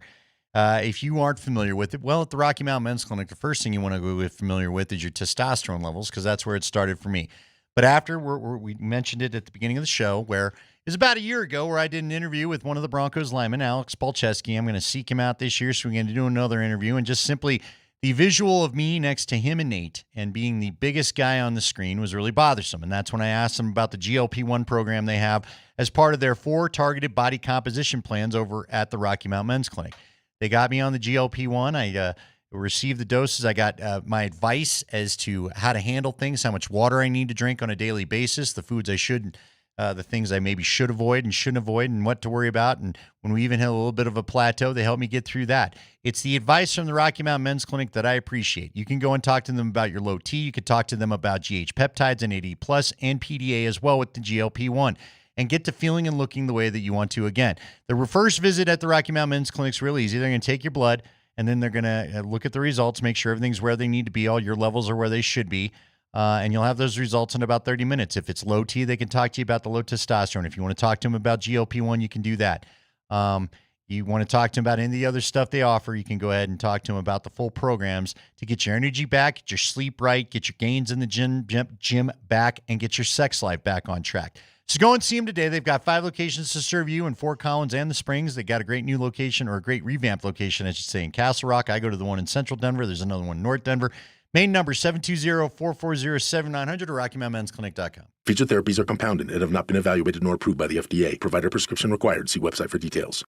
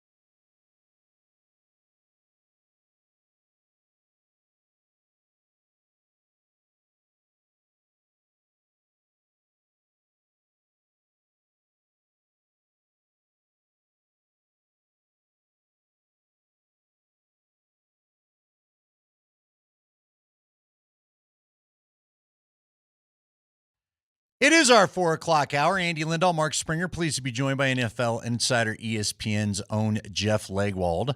As we chat with you, Jeff joined us earlier in the week. He does it again today.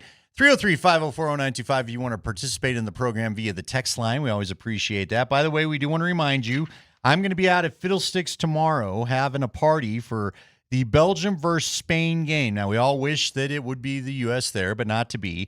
But we invite you to come out and join us and watch. We've got a great match between France and Morocco that just ended 2-0 is the final score. France moves on, and that would be now to the final 8, correct? Was this the quarterfinals? Final four. Okay. Yeah, they're to the quarter. No, to the Ooh, we're semis. getting close. When is the championship? France missed a penalty kick. Still won 2-0.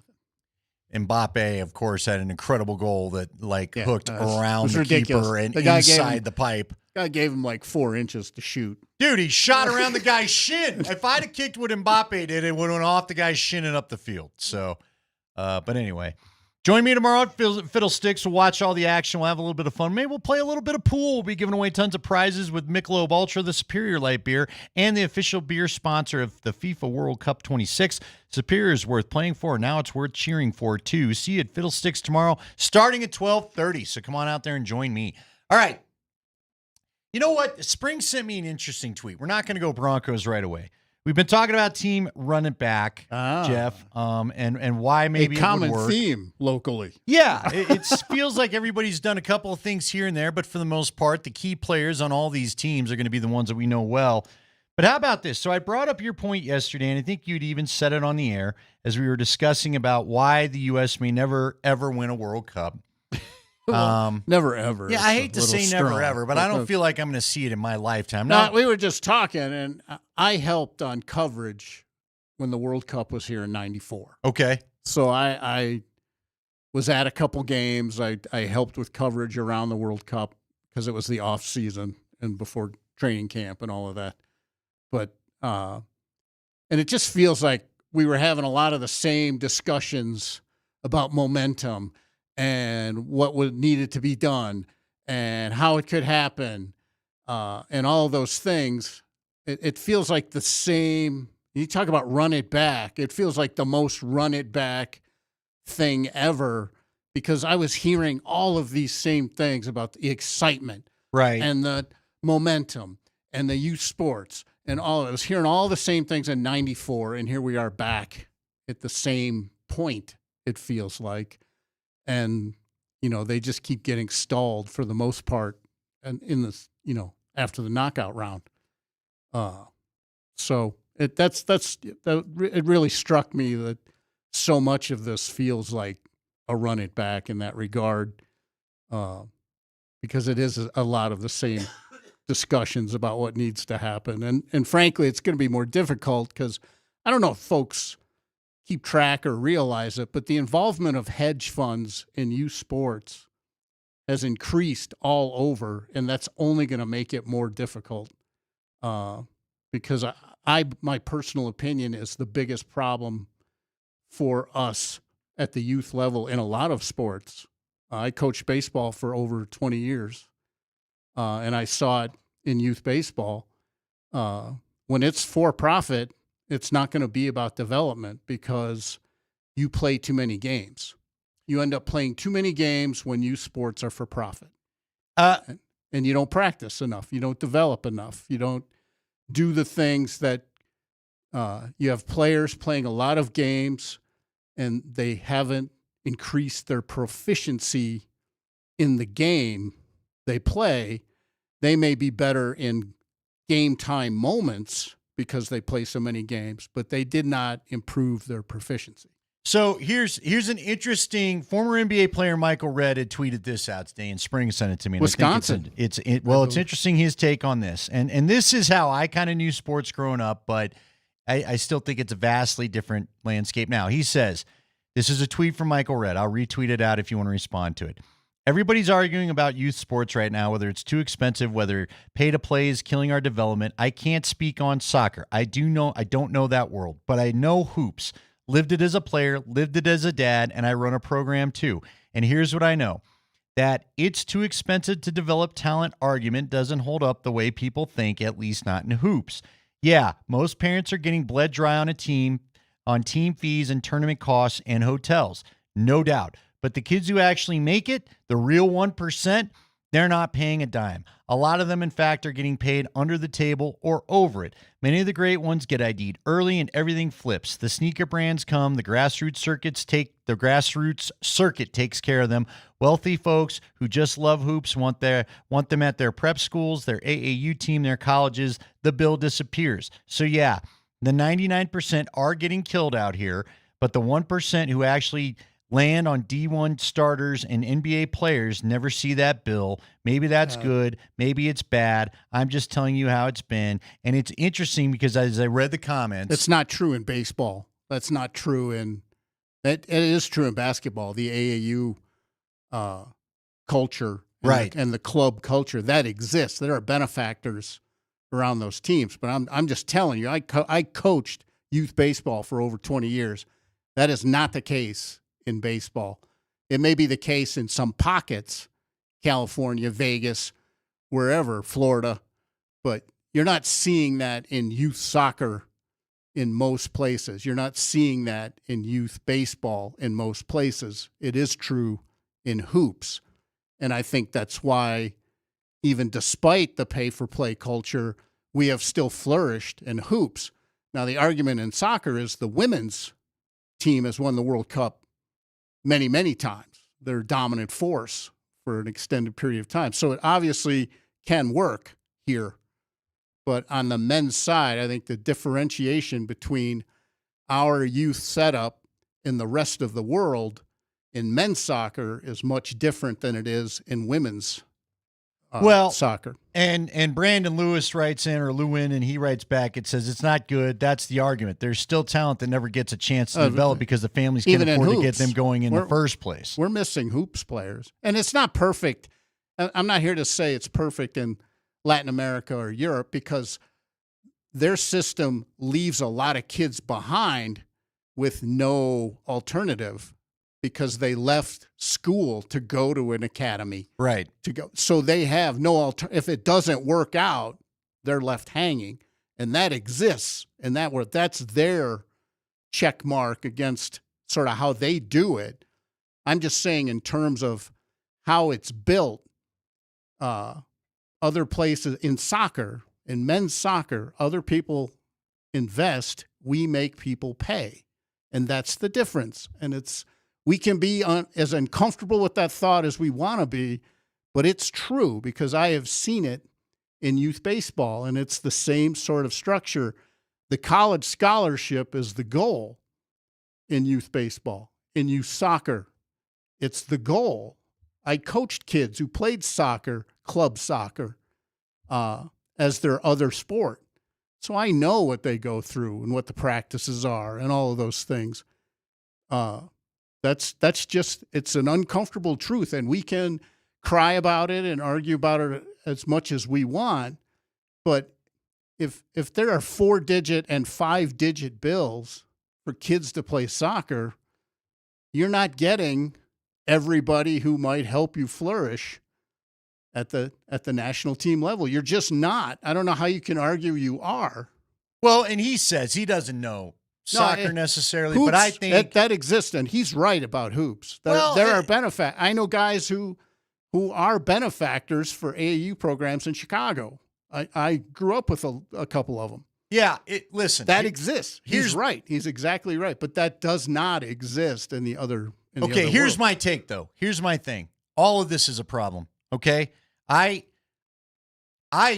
my problem. Kids don't play games. Hold on, please. Here's my problem with the whole system, okay? Here's my issue. I am where I am because I played sports as a youth, period. I may not be a pro athlete, but some of my best lessons, some of the things that I think have helped me plow through or accept this isn't good enough and it's got to be better, or how I even just look at myself, came from lessons I learned at sports. And listen, man, it's because I got to play lots of sports. We didn't play one year round. Right. We didn't have football at Holy Family grade school where Vic went. They got rid of the program because of the insurance costs and whatever else. So I played soccer, baseball, and basketball growing up. Those are the three and I spent my summers just being a kid. And then by the time high school came around, I played soccer my sophomore year. The rest of the time I spent playing lacrosse. Wanted to play football. I was a runt that I did not grow until my junior year. My mom did not want me to play, so that just never happened for me. I ended up playing football with guys as we got going on. Thought about doing some semi-pro tackle, decided I did not want to pay the bill to get my bones broken, with the $400, whatever it is, leagues or whatever they are. But look, man, the bottom line is this. I hold sports dear. I hold the lessons that sports teach you dear. I have friends that are going broke trying to figure out how they're going to keep up with the Joneses on these stupid leagues. I get frustrated with when I coached lacrosse at Vista and someone asked me, what do you think about the clubs in lacrosse? Look, I get frustrated with that life at times too.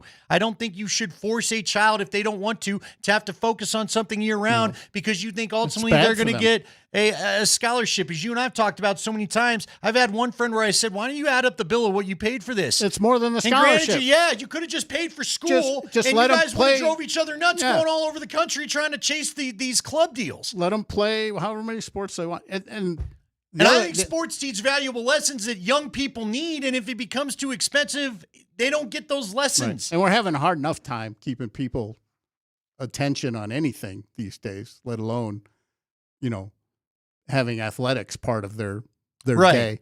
The other part is we as a sports country, I think, again, my opinion, and I'm just my experiences as a coach and a father and the rest of it, and having grown up in a very poor part of Chicago, having to play whatever sport we could find a ball or a puck for, whatever equipment we could scrounge up.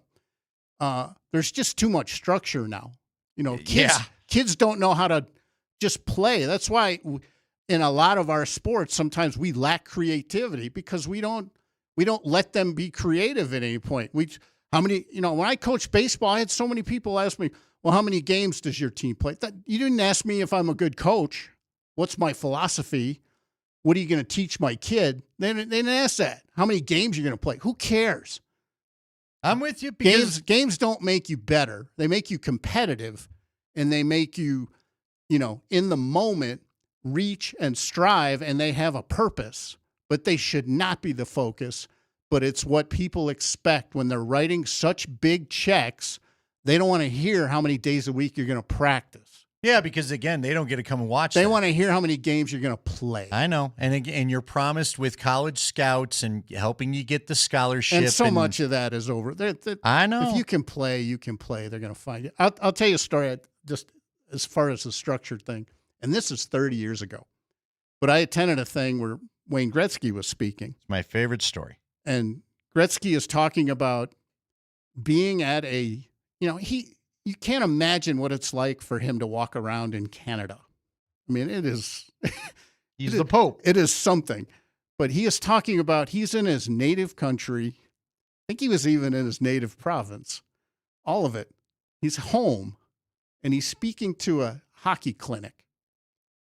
And at one point, he's out on the ice, and he dumps the pucks out of the buckets. And when I covered hockey, the coaches and the players called it playing shinny. When you just go end to end and there's like 20 guys on a team and you just handle the puck until it's taken away from you. And if you're close enough, you shove it through two boots that have been put on the ice that are the goals. But everybody I knew in hockey called it shinny. But it's just pickup. Yeah. There's no structure. There's no time. There's no what position. And he said he dumped the pucks out and he told the kids to go play. And they just stood and looked at him. And he was dumbfounded. He didn't know what to do. This is Wayne Gretzky. He didn't know what to do. And he said he was standing there. And one of the kids looked up and asked him, what position do I play? And he said he was, in that moment, he was just sad. Because they didn't immediately just disperse. Go grab the pucks and go play a game. And that's 30 years ago. Yeah. And it's only worse. Well, we've had it happen now where I try to tell them, I try to tell some of the kids that I've worked with, I told them, go play basketball. Again, basketball, lacrosse, when you get down to the half court, like the offensive and defensive they're not terribly different because what I'm trying to do is I'm going to the hoop. I told the story yesterday on the air. I used to play in some, they could be rough areas of town at times, right? You and I came from very similar neighborhoods. We would play basketball. We would play pickup basketball. It got rough. Guess what? When I went to play lacrosse, I was not afraid to go to the goal and let a guy whack me with a stick because I had some guy swinging his arm in my head when I was driving to the hoop. It just was part of the deal. And it wasn't done out of hate. It wasn't done out of, we were just playing a little bit of rough ball out there. You know, again, these are the little things that make you tougher for it. And to your point, I never see pickup games in my neighborhood anymore. You want to know why? They're all out playing on there. And I'm not saying there's not room, there's not space for these competitive travel teams. But we're not going to be. But they don't all need to be that. I had a buddy that started on it. He had his daughter in lacrosse, and it started with a reasonable program where they were just going to do stuff locally, and it always, the money comes in, and it feels like it always grows. And then you're getting the you're getting the guilt trip of, well, you're going to go on this trip. What do you mean you don't have the money to go to California? What do you mean you're playing? What do you mean you're playing this? Yeah. What do you mean you that? can't afford to go to one of the most expensive hotel places? And again, they know the tournament's coming. You think they're giving you some big discount when they hear tournament's coming? How many people just got done with the Sparkler tournament? They just had the big statewide softball Sparkler tournament here, which sounds like big fun, and I'm glad kids could get to compete from other states. But don't take sports away. Like you said, the kids whose families can't afford the iPads or the latest whatever, they're the ones that need something to do. And it's getting too expensive for them to have something to do. So we build schedules with too many games. And it all just feeds on itself. And, you know, I think doesn't mean they don't play a lot of games in other countries, but there's more of the pickup creative side of it. Well, the creative thing's the biggest thing. When I was in London with the Broncos, I walked by multiple parks and just saw people like in street clothes, including a couple guys in suits playing soccer just in the afternoon. Yeah. And there wasn't lines on the field, and there wasn't, a ref and jerseys, and they were just playing. And you want to know why we're not past that's why. Yeah, they got clubs. They got more clubs than we'll ever have. They got academies. They got it all, but they also just play. Yeah, and it used to be. And how many times, like again, I used to live for the flag football game, or we wouldn't even touch. Sometimes it was touch. There's a place. There's this. It's Centennial Grade School. If anybody wants the exact spot, it's in North Denver, and I always will call it North Denver. We used to just go play football there, or Rocky Mountain Park off I-70 and. I can't even remember what the other cross street is, but it's, again, we would just go to these open fields and we just go play tackle football. And I know, we're the get off my lawn guys. But I used to, that was what I looked forward to. We would play Berkeley Park had a lamp. For those who remember, it's the park across from Lakeside Amusement Park. There was a street light over one of their hoops. We would play there all night if we could. Sometimes the cops would just flash the lights, like, just go home, park's closed. But that's what you did. And we wanted to do it. We were out there by ourselves doing it. And I feel like so many of these kids that I talk to, they don't want to do it because that's all they've been doing. That's all they did all week. We got home, we got in the car, we put on our 12 different practice jerseys that I had to pay $2,000 for the backpack. And that's that. It was just, when I was coaching, it was very aggravating to see. Like one of the best baseball players I ever coached, I watched him be passed over for his high school team because he didn't participate in some stupid camp. But he is absolutely one of the best players I ever coached in 24 years of baseball. I even went to the school at one point and said, look, you run your team how you want to run it. I'm just here to tell you this kid is the best, one of the absolute best. And he didn't get to play baseball because he was not at some weekend. It's just not the culture we have. And if you want to know why, even in the sports we hold dear, do we have the best players anymore? I'll tell you this, maybe some parent needs to hear it, and then we got to get to our break because we went way long. But sorry about that. It's both of us. But here's the thing. I'm going to tell this story. I remember one time I'm coaching in Mountain Vista, and I had this kid. He was so good. And his mom called me one night frustrated, and she said, I don't understand why he's not playing more. I don't understand why he's not scoring more. I don't understand. And she got done telling me how good he was, and I go, you know what? I agree with every word you just said. He is that good. He's the first off the bus kid, as we said. He's tall, he's athletic, he looks good in the uniform, he's intimidating to other players. And you know what? There was a game where we were playing Overland, and Overland put their football team out there. And I had a bunch of kids that did not like getting hit. So I'd asked him specifically, I said, here's what I need out of you. Normally I would tell him, if you get a couple goals, you're going to get 2 assists before you get a shoot again. That was my rule because, again, we need to develop the whole game. And I told him this game, I said, I need a big lead so we can just run this clock out so I don't have a bunch of these kids getting run over and bloody noses and don't want to play the sport anymore. And he gave me 2 goals and just kind of shut it down. And then I gave him the pep talk at the half, said the same thing, gave me 2 goals, shut it down. And so I talked to his mom. I said, look, I'm not blaming you guys, but I'm just telling you, he's burned out on playing this. He doesn't love it anymore. He's every bit as good as you say is. He doesn't want to do this anymore. I can tell you that. If you offered him the option to quit, I bet you he would quit. And it would break my heart because he's really good at this sport, but you can just see some of these kids have just played it so much. Too many games. They don't even love it anymore. Too many games. It's Kreckman and Lindahl.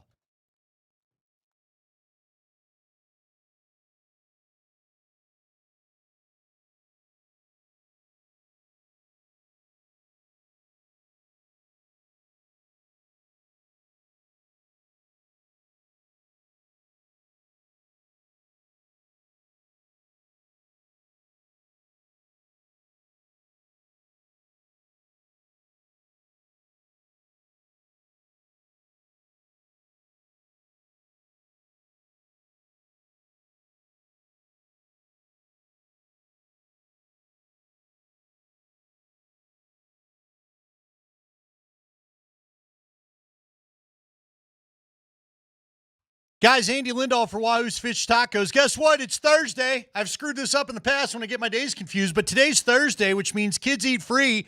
You know what? You need a break from the old club ball life. Why don't you get your kids to eat free? Head on over to Wahoo's Fish Tacos. Kids eat free. You can enjoy happy hour. Everybody wins. Enjoy happy hour responsibly, by the way. You need to have a bowl. You need to have a taco, a burrito, whatever you want. They've got a lot of different options for you. Jeff, my friend across the way from me, we go every week. He gets a tofu bowl. That's what he likes. Wahoo bowl with tofu. I like the burritos. I like the enchiladas. I do like it in a taco. I like their taquitos. They've got a bunch of great stuff on the menu. And whether you like the blackened chicken, or the blackened fish, maybe you just want the regular chicken, they've got a number of proteins that you can pick from. And it always tastes great. I love their fresh made salsas, and I really love their chips and queso. And you should be able to tell I'm not reading off a script. I'm speaking from the heart. So you want a little something different, get on out to any of their great locations. They all got great patios. Jeff and I love the patio over there at Park Meadows Mall, and I got a buddy up in Longmont that loves a patio out there as well. So we will tell you, once again, get on over to Wahoo's Fish Tacos. Find the location nearest you at wahoos.com.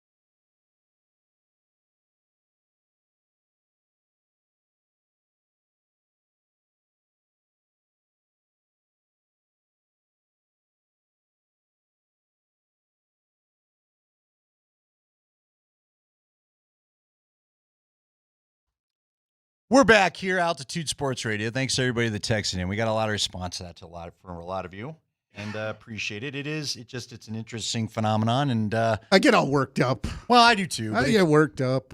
I just want to see more kids enjoy.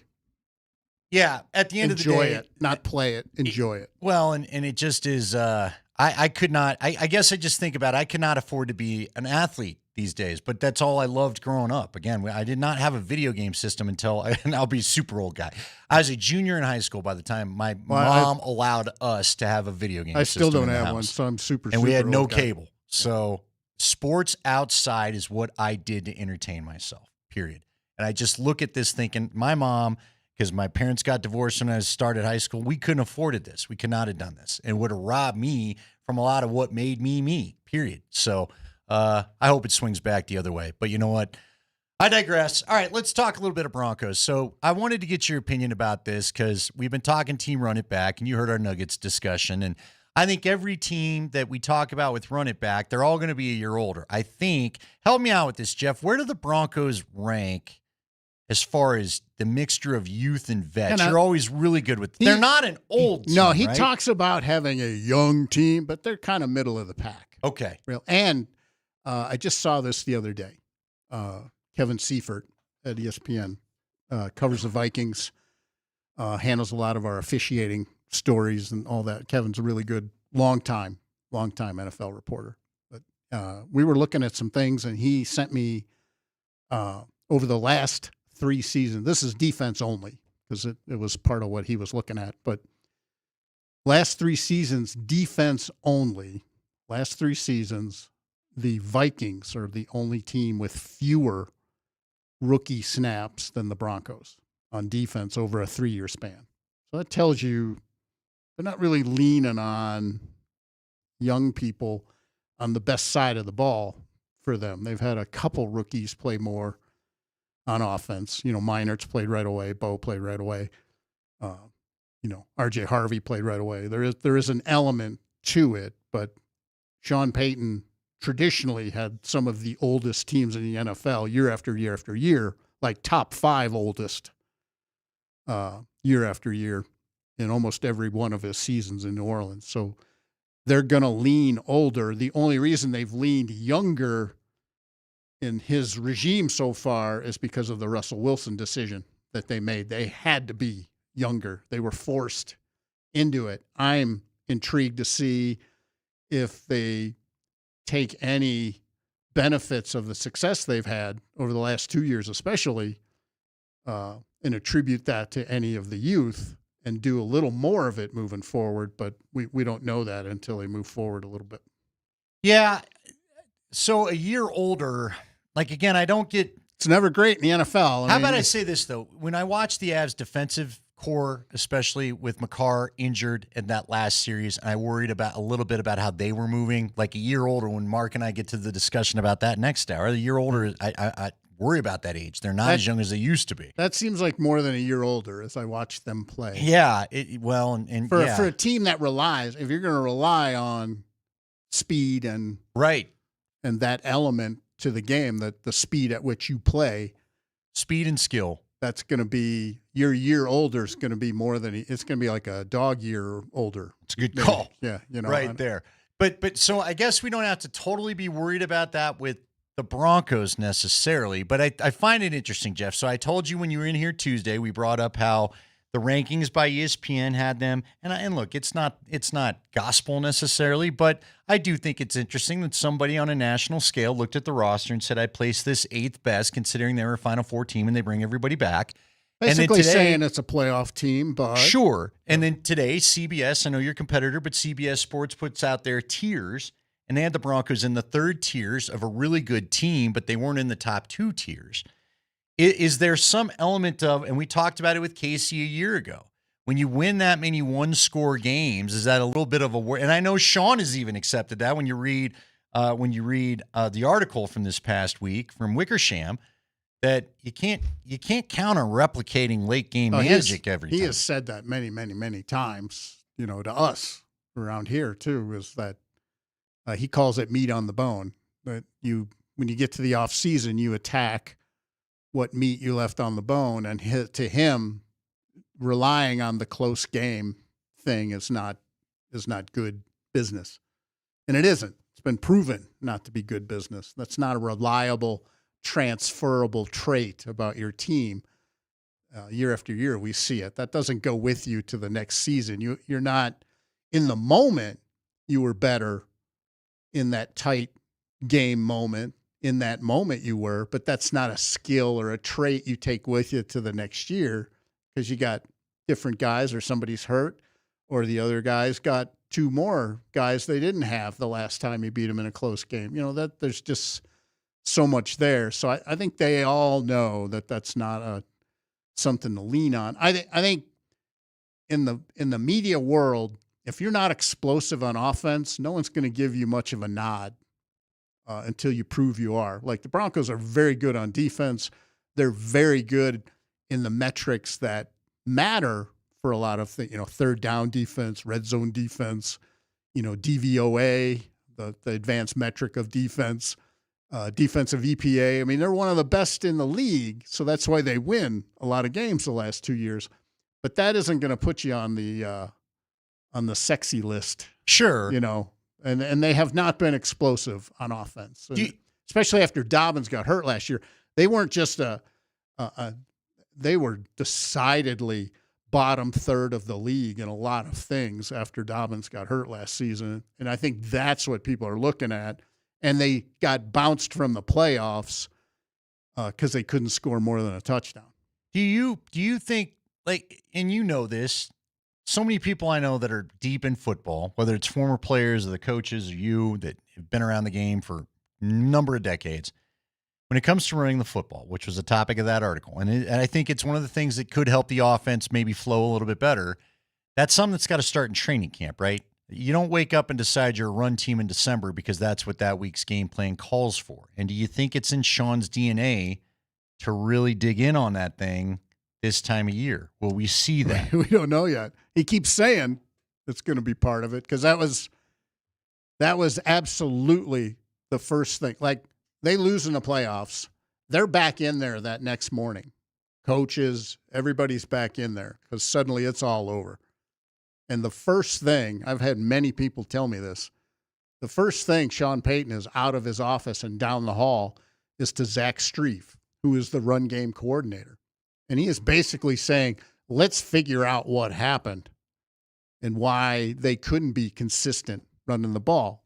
Now, that's easy to say in January, which he did. Sure. It's easy to say in February, which he did. It's easy to say in May and June, which he did, and he did. You got to play in September, October, and, I live in the world of when I see it with my own eyes, then, yeah. Why couldn't they run the ball that day, Jeff? Was it just because that's not really what that offense was after Dobbins got hurt? Or I think they didn't have the physicality at running back. R.J. Harvey is a very good player, and I think has a lot of things he can do in the offense. But he played college ball in Florida. He was a quarterback when he was at the University of Virginia. So he was a quarterback when he was in a colder weather area. But in a slug-it-out game, they needed a guy like J.K. Dobbins. So this year, they drafted the guy on this draft board who looks physically and runs the most like J.K. Dobbins. So they saw that issue, but it was physicality. There's a metric in the run game now that they track, and it's basically how well was the play blocked and how many yards did you get the expected yardage of where it was blocked. And after Dobbins got hurt, the Broncos were in the bottom third of the league in getting the expected yardage in the run game, which says either the backs aren't seeing it or they're not finishing it or they just don't have the physicality to get that yard lean. When Dobbins finishes, he finishes forward. You don't see him get stopped. He has short runs. Right. But he doesn't have the runs where he gives up the ground at the end of the play. He finishes, like if it's a 2-yard run, that last half yard he got. It's like TD. TD did that. If it's a shoulders are going forward. If it's a 5.5 yard run, that last half yard, he got, and they didn't have that. And if you're going to be in the snow and you're going to be in the playoffs, you got to have that physicality. All right, I want to talk about the offensive line, really kind of focus in on that more when we get back. We'll talk about a few other topics. Jeff with us till 5. Spring's going to have the 5 biggest stories in sports coming up at 5 o'clock. And then we've got a big discussion. I want to talk about the passion, your passion for sports based off something Marcelo Balboa told us back on Tuesday about his passion and where it came for the game he plays. That's ahead at 5:20. We'll talk to you after this on Altitude Sports Radio 92.5.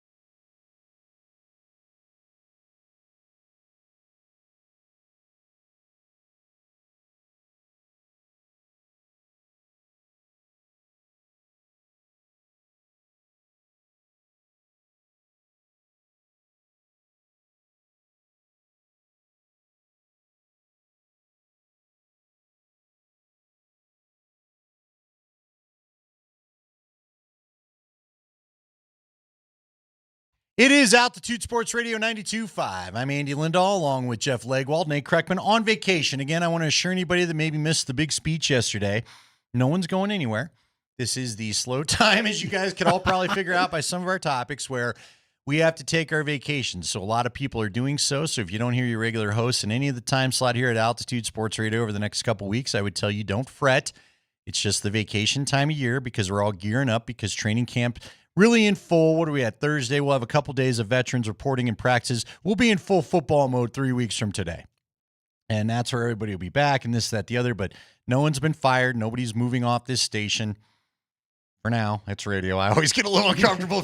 Promise you anything because we work in a very volatile business, as some of you may have seen in the headlines from a couple weeks ago. But, yeah, look, we're all here. We're all good. We're just getting on our vacation before we start the exciting time of year that is Bronco training camp. So don't fret.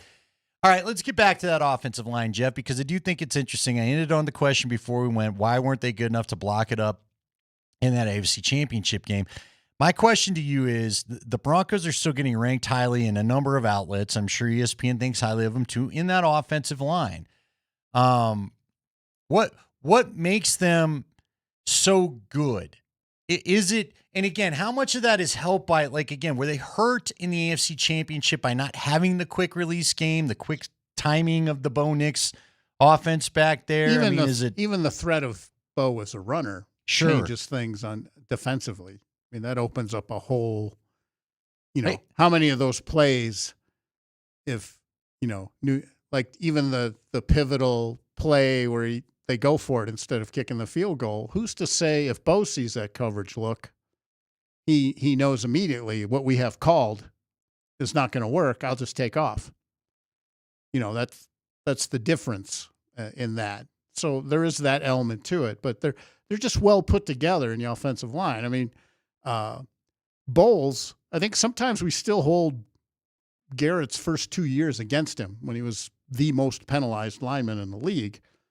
But as a pass protector, you talk to personnel people in the league, he has evolved into absolutely one of the best pass protectors and the most coveted kind in that he can do it alone. He doesn't need a chip. And, yeah, he's going to get beat sometimes and all because, look who you're playing against. Yeah. No one bats 1,000. Yeah. Especially at that And old linemen hate it because what was it? A guy gets one sack. Yeah, and they're celebrating. And your day's ruined. And a guy gets one sack in 70 snaps, and he's considered one of the best pass rushers in the league. Yeah. You give up one sack in 80 snaps as an offensive lineman, people are talking about, he's terrible. You stink. They got to get another guy in there. But no, they've got the quality pass protector in Bowles. They absolutely have the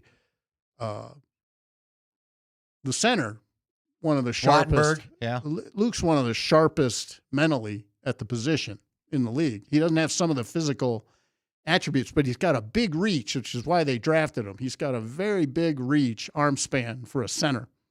So that gives him an advantage in some of the close quarter stuff. If you can't overpower the guy, it's best to keep him at a distance, as long as you can. And he's got that, but he's super smart, and they like that he makes the right calls, all the stuff we don't talk about much. He gets them in the right thing up front most of the time. Meinert's one of the best guards in the league, and McGlinchey he's deep into his career now, but he's one of the better hybrid right tackle guys as far as physical in the run game and a pass protector. Now, sometimes the hard corner guys get him because, again, you're not going to be good at everything at right tackle. But he's like one of the better all around. So they are as good as their ranking. They're not overrated. No, they're well put together. That's the thing. They've got all the elements you need when you put a group together. And that was job one for Sean Payton when he got here. The first two guys he signed in free agency weren't, wide receiver A and running back B. It was Ben Powers and Mike McGlinchey. They were the first two free agents they signed in the Sean Payton era because he wanted that immediately. Real quick before I let you go, and we'll get way more into this as we get closer to camp, but I just want you to maybe wax poetic one more time, because by the time I get you back, by the way, folks, my another round of vacation's coming up for me too. So I'll just let you know that. We got to keep it quiet. I like that people care where you guys are. I do too. No one ever asked me where. Nobody notices, you got to feel bad. Well, that's what, I get crickets. Like test pattern. Some people prefer I just stay on vacation, but no, Justin I'm Jolie. afraid to leave because I'll just get another guy. Well, we all are, Jeff. We all are. Justin Jolie. This is a guy that you think is going to be very important as we get ready for camp and gear up for camp. A young guy that you want people to listen for. Do you think he's someone that will flash in camp, or will this be a gradual build? I like that he's got the one thing a rookie tight end needs to flourish in the league, and is you have to be comfortable getting jostled. Because you don't get jostled much in college football coverage, and college football fans always get mad when I talk about the quality of play in most of college football. They're playing a different game, it feels like. Yeah, there's an awful lot of space for running around and catching and looking good. It's all prom night, as I call it. But he is very comfortable catching the ball in traffic, and that. I don't know how he'll do. I don't know how many snaps they're going to give him. Look, Waddle's getting targets. People keep asking me, what about this guy? What about this guy? I keep telling people, look, they didn't trade for Jalen Waddle. All those targets that went to other guys last year, Jalen Waddle's getting most of those. So everybody else is going to have to find a niche. Sutton, Waddle, those are your targets. Everyone else is going to be a niche after that. I think he's got a chance to be one of the find a niche. Because, again, a lot of rookie tight ends, they don't like all the grabbing and the jostling and the elbowing and the pushing and the shoving. He doesn't matter. He made a catch in minicamp. Yeah. You could see it right away. I think you were standing next to me. That's immediately. Those are the guys that have a chance to have impact as rookies, because that's an NFL play. By the way, you brought up prom, and I made a joke to Spring yesterday because he brought up the Von Miller. Now put a Dallas Cowboy. Yeah, Von Miller. He is. He wants a date. That's what I said. He wants a date to the prom. He really wants to play ball, doesn't he? Yeah. No, he's not getting a call soon, is he, Jeff? I really don't think he's till regular season. He's in a tough spot. He's had some injuries. He got the age, and it's just now he plays a position. That's a skill people are going to want at some point. And he can roll out of bed and rush the passer. He did have 8 snaps or 8 sacks yeah. last year and very limited snaps. So that's the production is, but he's not a guy where people are going to shove aside young players they like because he costs you snaps. And he doesn't play special teams.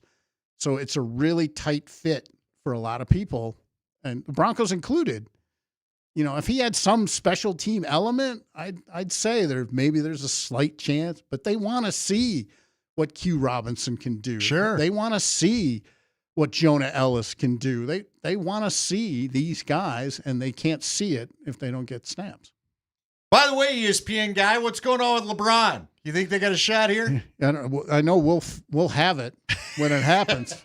So I just keep my little company email open because I know I get a little heads up when things are coming down the line. If you get a little heads up, maybe give me a heads up. That's all I'm asking for here. So I think you should come here. I'm intrigued by the Joker LeBron. Yeah, but all of a sudden it just doesn't feel like. No, I mean, it felt like last week there was Shams' some buzz. report that they're off top the 3 teams. Yeah. I told Spring last year, I was a little surprised he made it this. I thought this might be a quieter recruitment than the decision. I think it's hard to have a quiet recruitment. His agent sort of.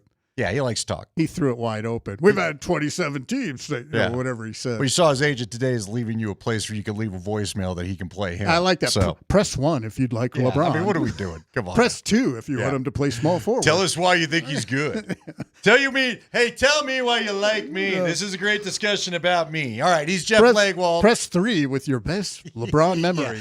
And press 4 for the gobs of money you're willing to throw his way. That's the ultimate problem. Give us the number. Press 4 for the number. If the number's above 10 mil, press 5. And then we're going to ignore everybody where it's not above 10 mil. Jeff, thank you. You're the best on short notice. Spring's got the top 5 stories in sports. It's the high 5 next.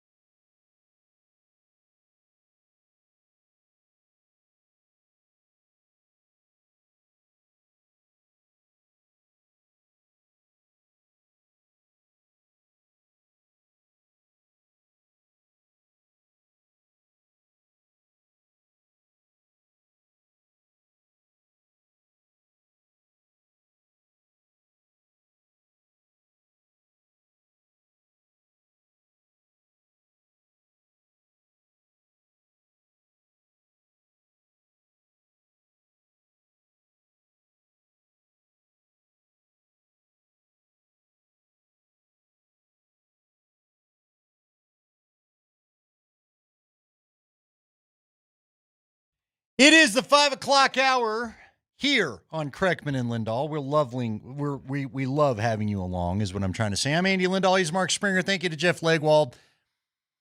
It's time. Time for the 5 biggest stories of the day in sports. I can't wait to see what they are because I feel like today's been a little bit quiet compared to the others. So for that, to get us all caught up, we turn it over to the radio machine, Mark Springer.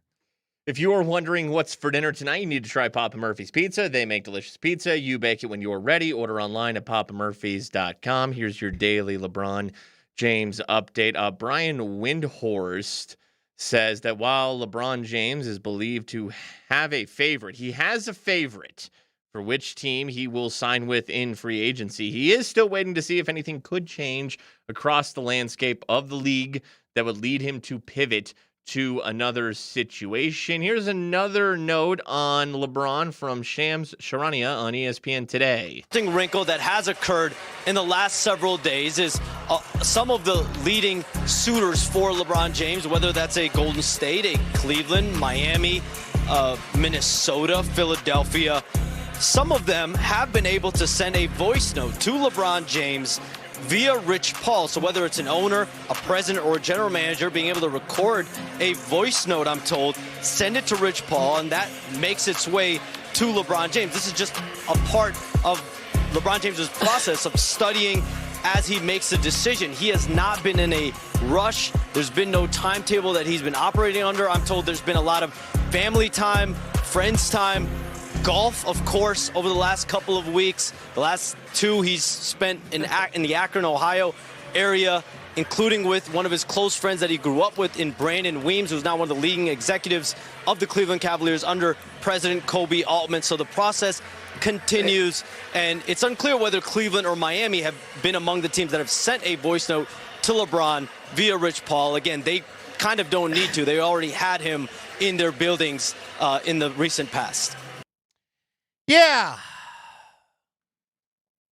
I'm with you, Spring. It feels like I don't know what the Philly connection is unless he just wants to go play with, I don't even know who there. I don't even know what would ultimately pull him that way because he can't be a Knick. They don't really need him. So maybe, there was a long time ago during the decision era where a lot of people thought it was going to be LeBron, Chris Paul, and who else was there? They had the former Sun there. That ultimately Melo ended up playing with, but they thought LeBron. Murray? Yeah. They thought that they would all be the big 3 with the New York Knicks, and then ultimately LeBron ended up going to Miami, so that never happened. So maybe his going to Philly is the closest thing he can get to New York. I really don't know. I think Spring, because he's older, I do think these guys kind of crave familiarity, so I'm with you where it's either Cleveland or Miami, and even Miami would feel a little weird, wouldn't it, Spring? He hasn't been back to Miami forever, although I guess it would be an interesting little wrinkle, a little like, hey, don't forget because the Heat, like I told this to Nate, that Cavs championship hit the best out of all of his championships. Yeah, because they seem the most unlikely, right? Yeah. Hometown kid does right. But you talked about him wanting the spotlight, and I'm in full agreement with you.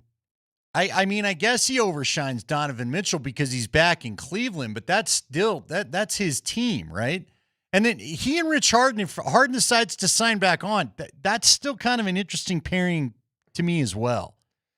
It seems like it's going to be either the Cavs or the Heat. It seems like it's probably going to be the Cavs. That's probably where we're headed. Yeah, it just feels like the Nuggets that's the are bookend, trying, right? though. Like, they think they're in on it, apparently, but they're probably not. So here's what's interesting. I did read something last night that said LeBron's family will stay in L.A. because they're just that's where everybody's just sort of set up now. And again, LeBron's gone so much during the regular season. He could own a home in Cleveland, probably does, and none of that would be hard for them to make work. But, Denver, of all these destinations we're talking about, would be the quickest flight if he needs to jump home and see the family. But again, you go to Cleveland. There is that. But if he goes to Cleveland, they've got, they have 3 homes there? He probably owns half of Cleveland. You know what I mean? He has a jet. He's got enough money to own a jet to get him to and from wherever he goes, right? So, I don't know, man. For the sake of the basketball stuff, I've got a lot of friends who aren't into it, but for the sake of the basketball stuff, it'd be a lot of fun, I think, to see him end up here. But I just hope, I said this yesterday, Spring, I don't want it to end up being like the Tony Dorsett year that he spent with the Broncos. Oh no, it'd be better than that. But again, it's well, as each day has passed and more information has come out. I mean, you heard Shams right there. Once again, he did not mention the Nuggets. Right. Because I think we've all thought it was a long shot. Listen, I've talked to Scott Hastings, who'll be back on these airwaves next week. He told me right away he ain't coming here. Yeah. So well, but the Nuggets were in on it. I think they still are. Do you think the Nuggets believe they still have a shot? They probably viewed this as maybe a get out of jail free card. Like, oh crap, this could happen. We're all in. LeBron answer. He won't answer our voicemails. What's going on? And now they're kind of panicking. Maybe. I think if Josh Kroenke and LeBron have the relationship that it was said that they have, and I don't know what the extent of that relationship is, but if they do have that, then I think he probably is returning the voicemails. Look, from what some people have said, I'm not sure he's returning anybody's voicemail right now, to be honest with you. I think he's enjoying vacation because he knows the whole NBA is waiting on him. It feels like there's not too much more going down. Now, we've got to get to the bottom of this trade that you've got is another story coming up here. But I think LeBron, I bet you, if I had to guess, if we get a decision soon, I think it's next week during the All-Star break. That's my guess. If we don't get it then I don't know how long he's going to take to decide. High five. All right, Nuggets free agent forward Spencer Jones posted this on social media today. So free agency started, and I'm currently fielding offers as we speak. New millions, potentially new job and a new place, everything on the line. So what does that day-to-day look like while I'm negotiating? Pretty much like everything else. It's the same morning. I'm headed to the Nuggets facility to get the same workout, same routine, same work. The only difference is any of these days could be the very last time I'm going to this facility. Or not, we'll see. And that's the strange thing about free agency. I'm going to the same place I always have while in another room. My whole future is kind of being decided. And that's because everything's funnels through my agent. Teams call him. He reiterates that information back to me. We go over it, and then he goes back to the teams. I have never and may never in my career talk directly to a general manager about my own contract. That's why picking your agent is probably the biggest decision in an athlete's career. And yet, while all that's going on in the background, I'm still on the same walk to get the same workout I do every morning. So it's a great lesson in operating under uncertainty, because no matter where I end up, the work doesn't stop and life doesn't pause until the decision gets made. So I'm still working. You know what? Good for him. Appreciate his openness. He's a fun guy. I hope he remains a Nugget. I don't know at this point, Spring, does it feel like it's either Jones or Watson? I don't know the cap numbers. Anything that doesn't put them over the second eight, as long as Spencer wouldn't put him over the second apron. But he's earned more money than what he's made to this point. So I'm not going to begrudge the guy. Millions of dollars. Yeah. He's not going to hit 10 mil, but it's better than, he made less than $1 million last year. You know what I would say? I bet you if they had it their way, they'd like to give that $8 million they give Zeke to him, but that's not how that works. So they'd like to give Christian's 25 to Peyton. Maybe that's just the way things unfolded, huh? That's the way things go sometimes. Hopefully Christian can get back to feeling okay and be more of himself, and we'll quit worrying about that. But anyway. High five. All right, the big NBA news today is that the Clippers-Raptors trade centered around Kawhi Leonard will not be completed until the NBA investigation into whether the Clippers circumvented the salary cap is completed. Yeah. We're on hold with this trade. And again, I guess the Raptors could just decide that they don't want to deal with this, rescind the deal, and the Clippers, I should say, may ultimately just release Kawhi, and then you could just go there for free instead of them giving up everything, although they probably want to clear their own cap space to make this all work. So I guess we'll have to wait to see how. And why does that matter for Nuggets fans? If the Clippers really are a suitor for Peyton Watson, they can't go offering him anything until they figure out if Kawhi is still on their books or not, and how that's going to work. So yeah, that's it could be impacting the Peyton Watson situation, or at least delaying it, because I think that the tenor, the tone from the reaction around the league to this is that this trade will still get done eventually, but maybe the NBA is, they got to give a punishment to the Clippers. They got to do something. So it could just be an optics thing here. And then I think it's going to be a slap on the wrist type punishment. I don't think it's going to be overly severe. I think that this, maybe like big fines for the Clippers, loss of a draft pick or two, maybe that because picks are involved in this trade, but it'll ultimately go through. At least that's what the vibe is. Yeah, the NBA even put out a statement saying they're expecting it to happen in the coming weeks. So, Jerry Colangelo wants to lead a Vegas bid as the Seattle interest lags a little bit. Tell us about. Let's jump to one last story. What's going on here with the Seahawks? Hold on, the group led by Jerry Colangelo. They're called the Las Vegas Jacks. The Jacks. Is that the team name? Is that a little hint to what the team name would be? The Las Vegas Jacks. Kind of hope not. But hit the road, Jack. Did you ever play Jacks as a kid? No, not really. Yeah. Me neither, really. Isn't that where you bounce the ball and try to pick up as many as you could? Uh-huh. You know those what I'm talking about? Weird looking. Yeah, I don't even know what they're a jack. I don't know what they are. So anyway, the Seahawks are moving closer to having a new owner. Ben Horney of Front Office Sports reports that two groups have emerged from the pack in the effort to buy the team. One group is led by Celtics minority owner Aditya Mittal and former Celtics governor Wick Grousbeck. The other is led by 49ers minority investor Vinod Khosla. I don't know if I said any of those names right, but there you go. Horny, and who isn't, adds at least two groups of folks include, or at least the two groups include at least one former Seattle Seahawks player. The player and the groups aren't known. Apparently, of those two groups, Horny notes that someone else could emerge. It all comes down to money and who has the most to offer it. The NFL. Russell Wilson, minority owner. He's got all that Broncos money that he never earned, but he's got it. How about that? He'd go back and that'd be interesting, wouldn't it? How about that twist of events? Russell Wilson with his $85 million buys into the Seattle ownership. I'm not sure $85 million. And then there's a Tom Brady situation where Russ is on CBS. Yeah, there you go. That's a good call. I can't think of which former Seahawks player would. I mean, I guess Richard Sherman probably has some money. He's got some Amazon money now. Yeah, the corners. Marshawn Lynch saved his money well. Okay, but you got to save. It's a lot of saving, my man. That's a lot of saving.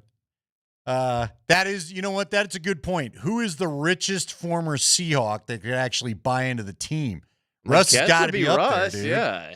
I don't think the other guys, if you're not some of their greats, I don't know, did Sean Alexander do well post-career? He certainly wasn't living in this era of money. Matt Hasselbeck invest well? I don't know. Does he have some of that old Boston money lying around maybe that we don't know about? I guess we'll find out. That is the High Five, 5 biggest stories of the day in sports. We're going to come back. Got a couple things cooked up for you. We may talk to Sed Bonner, who was a Hall of Famer in the Arena Football League, but he now coaches high school football. And I want to talk to him a little bit about the Sean Payton article. I want a guy that digested plays for a living. A little bit about that. I also want to talk to Spring about passion in sports. We've got a lot to do before 6 o'clock, and we're going to get it done after this.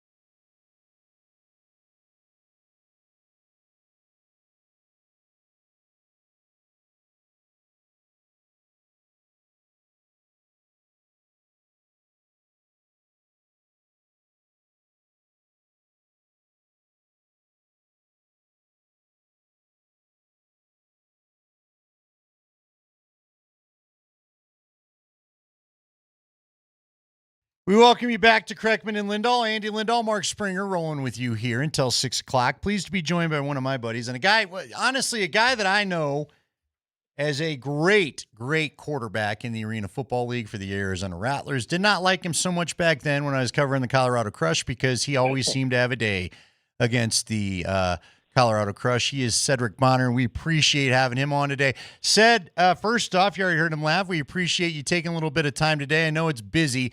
I wanted to get you on in regards to that Sean Payton article that we had. I've been looking and racking my brain for people that could give us a little more insight into the life that was laid out there in that article by Seth Wickersham about how things are. First off, I want to know, do you meet as much as you coach high school now? You're the offense coordinator over at Mullen High School currently, and you've been doing coaching for a while. Did you ever meet as much in high school and arena football as they do in the pros? Not with the guys, but the coaching staff, absolutely. You spend way more time than you feel is necessary, but there's always something else that maybe you feel you miss somewhere. And until everybody's heard out, until everything's squared away, like there's always that one thing you might feel like you miss. So you don't, number one, you don't want to ever leave the building before the top guy leaves the building. Right. That's number one.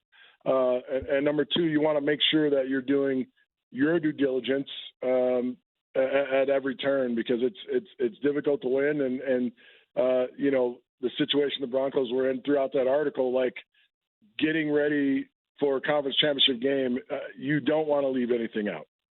Okay, why does it feel like it's okay in football circles, and especially, you know, in the NFL, how it goes, you know, you had a little taste in the NFL. Why do people decide that you want to hang out till 1 a.m. and that's still productive? Why is sleep not important now? Sleep is very important, but as they'll all tell you, you'll get a few weeks off during the off season. You only get so many chances and opportunities to put yourself in a position to win a world title. It doesn't come every year. There's been tremendously talented players and coaches that have not gotten that opportunity. And so to literally leave a room early, or to feel like you've not done everything, or something's still on your brain, you don't want to leave and not be able to get it on pen and paper, or not put it down, or maybe not look at an extra clip that you thought maybe I missed something here. You don't want to leave the room without that, or leave the situation without dialing everything possible into the mix and see what you've got going. All right, so you were a practice squad member, it says, for the Dolphins in Atlanta, according to the bio. You were with the Arizona Cardinals and the San Diego Chargers there in 99, taking a look there. How mind-numbing are these meetings, said as a player? How because the whole article circles so much around the meetings, and the thing I took from reading that article, because I've heard about it, Brett Favre joked about it, Shannon Sharp talked about it, guys, when they leave the game, they said, I'll miss the locker room, I'm not going to miss meeting all the time.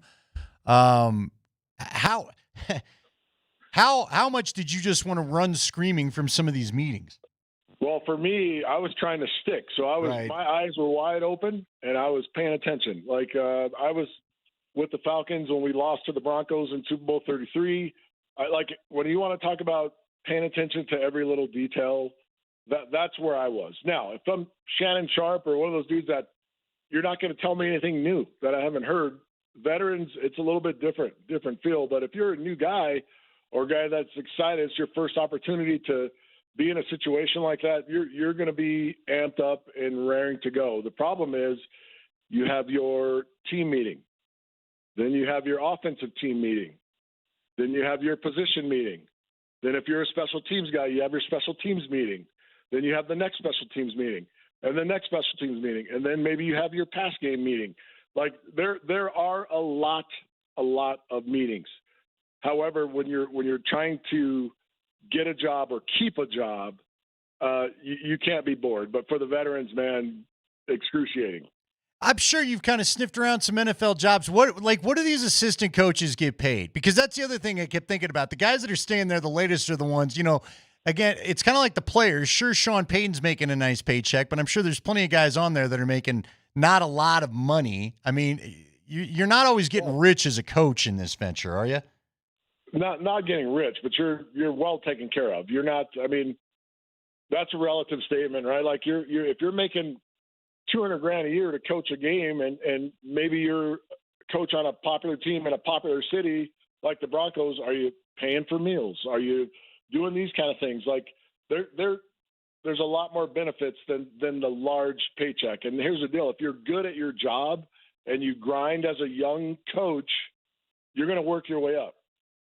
And the higher you go, the more money you're able to make, and the longer you're able to stay in the league. All right, so you enjoy the grind, then I take it. How long have you ever spent at a meeting? How long have you ever gotten to the point where you're like, all right, this meeting's gone past its purpose?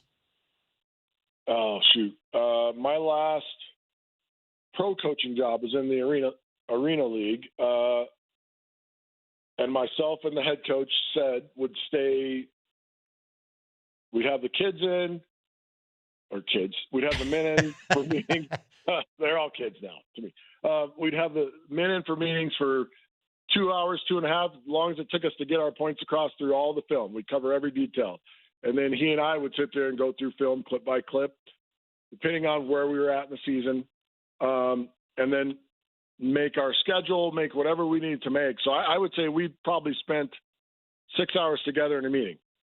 That wasn't me going back to my room and spending another 4 to 5 hours typing, printing, getting everything ready, cutting clips, getting stuff ready for the guys to look at.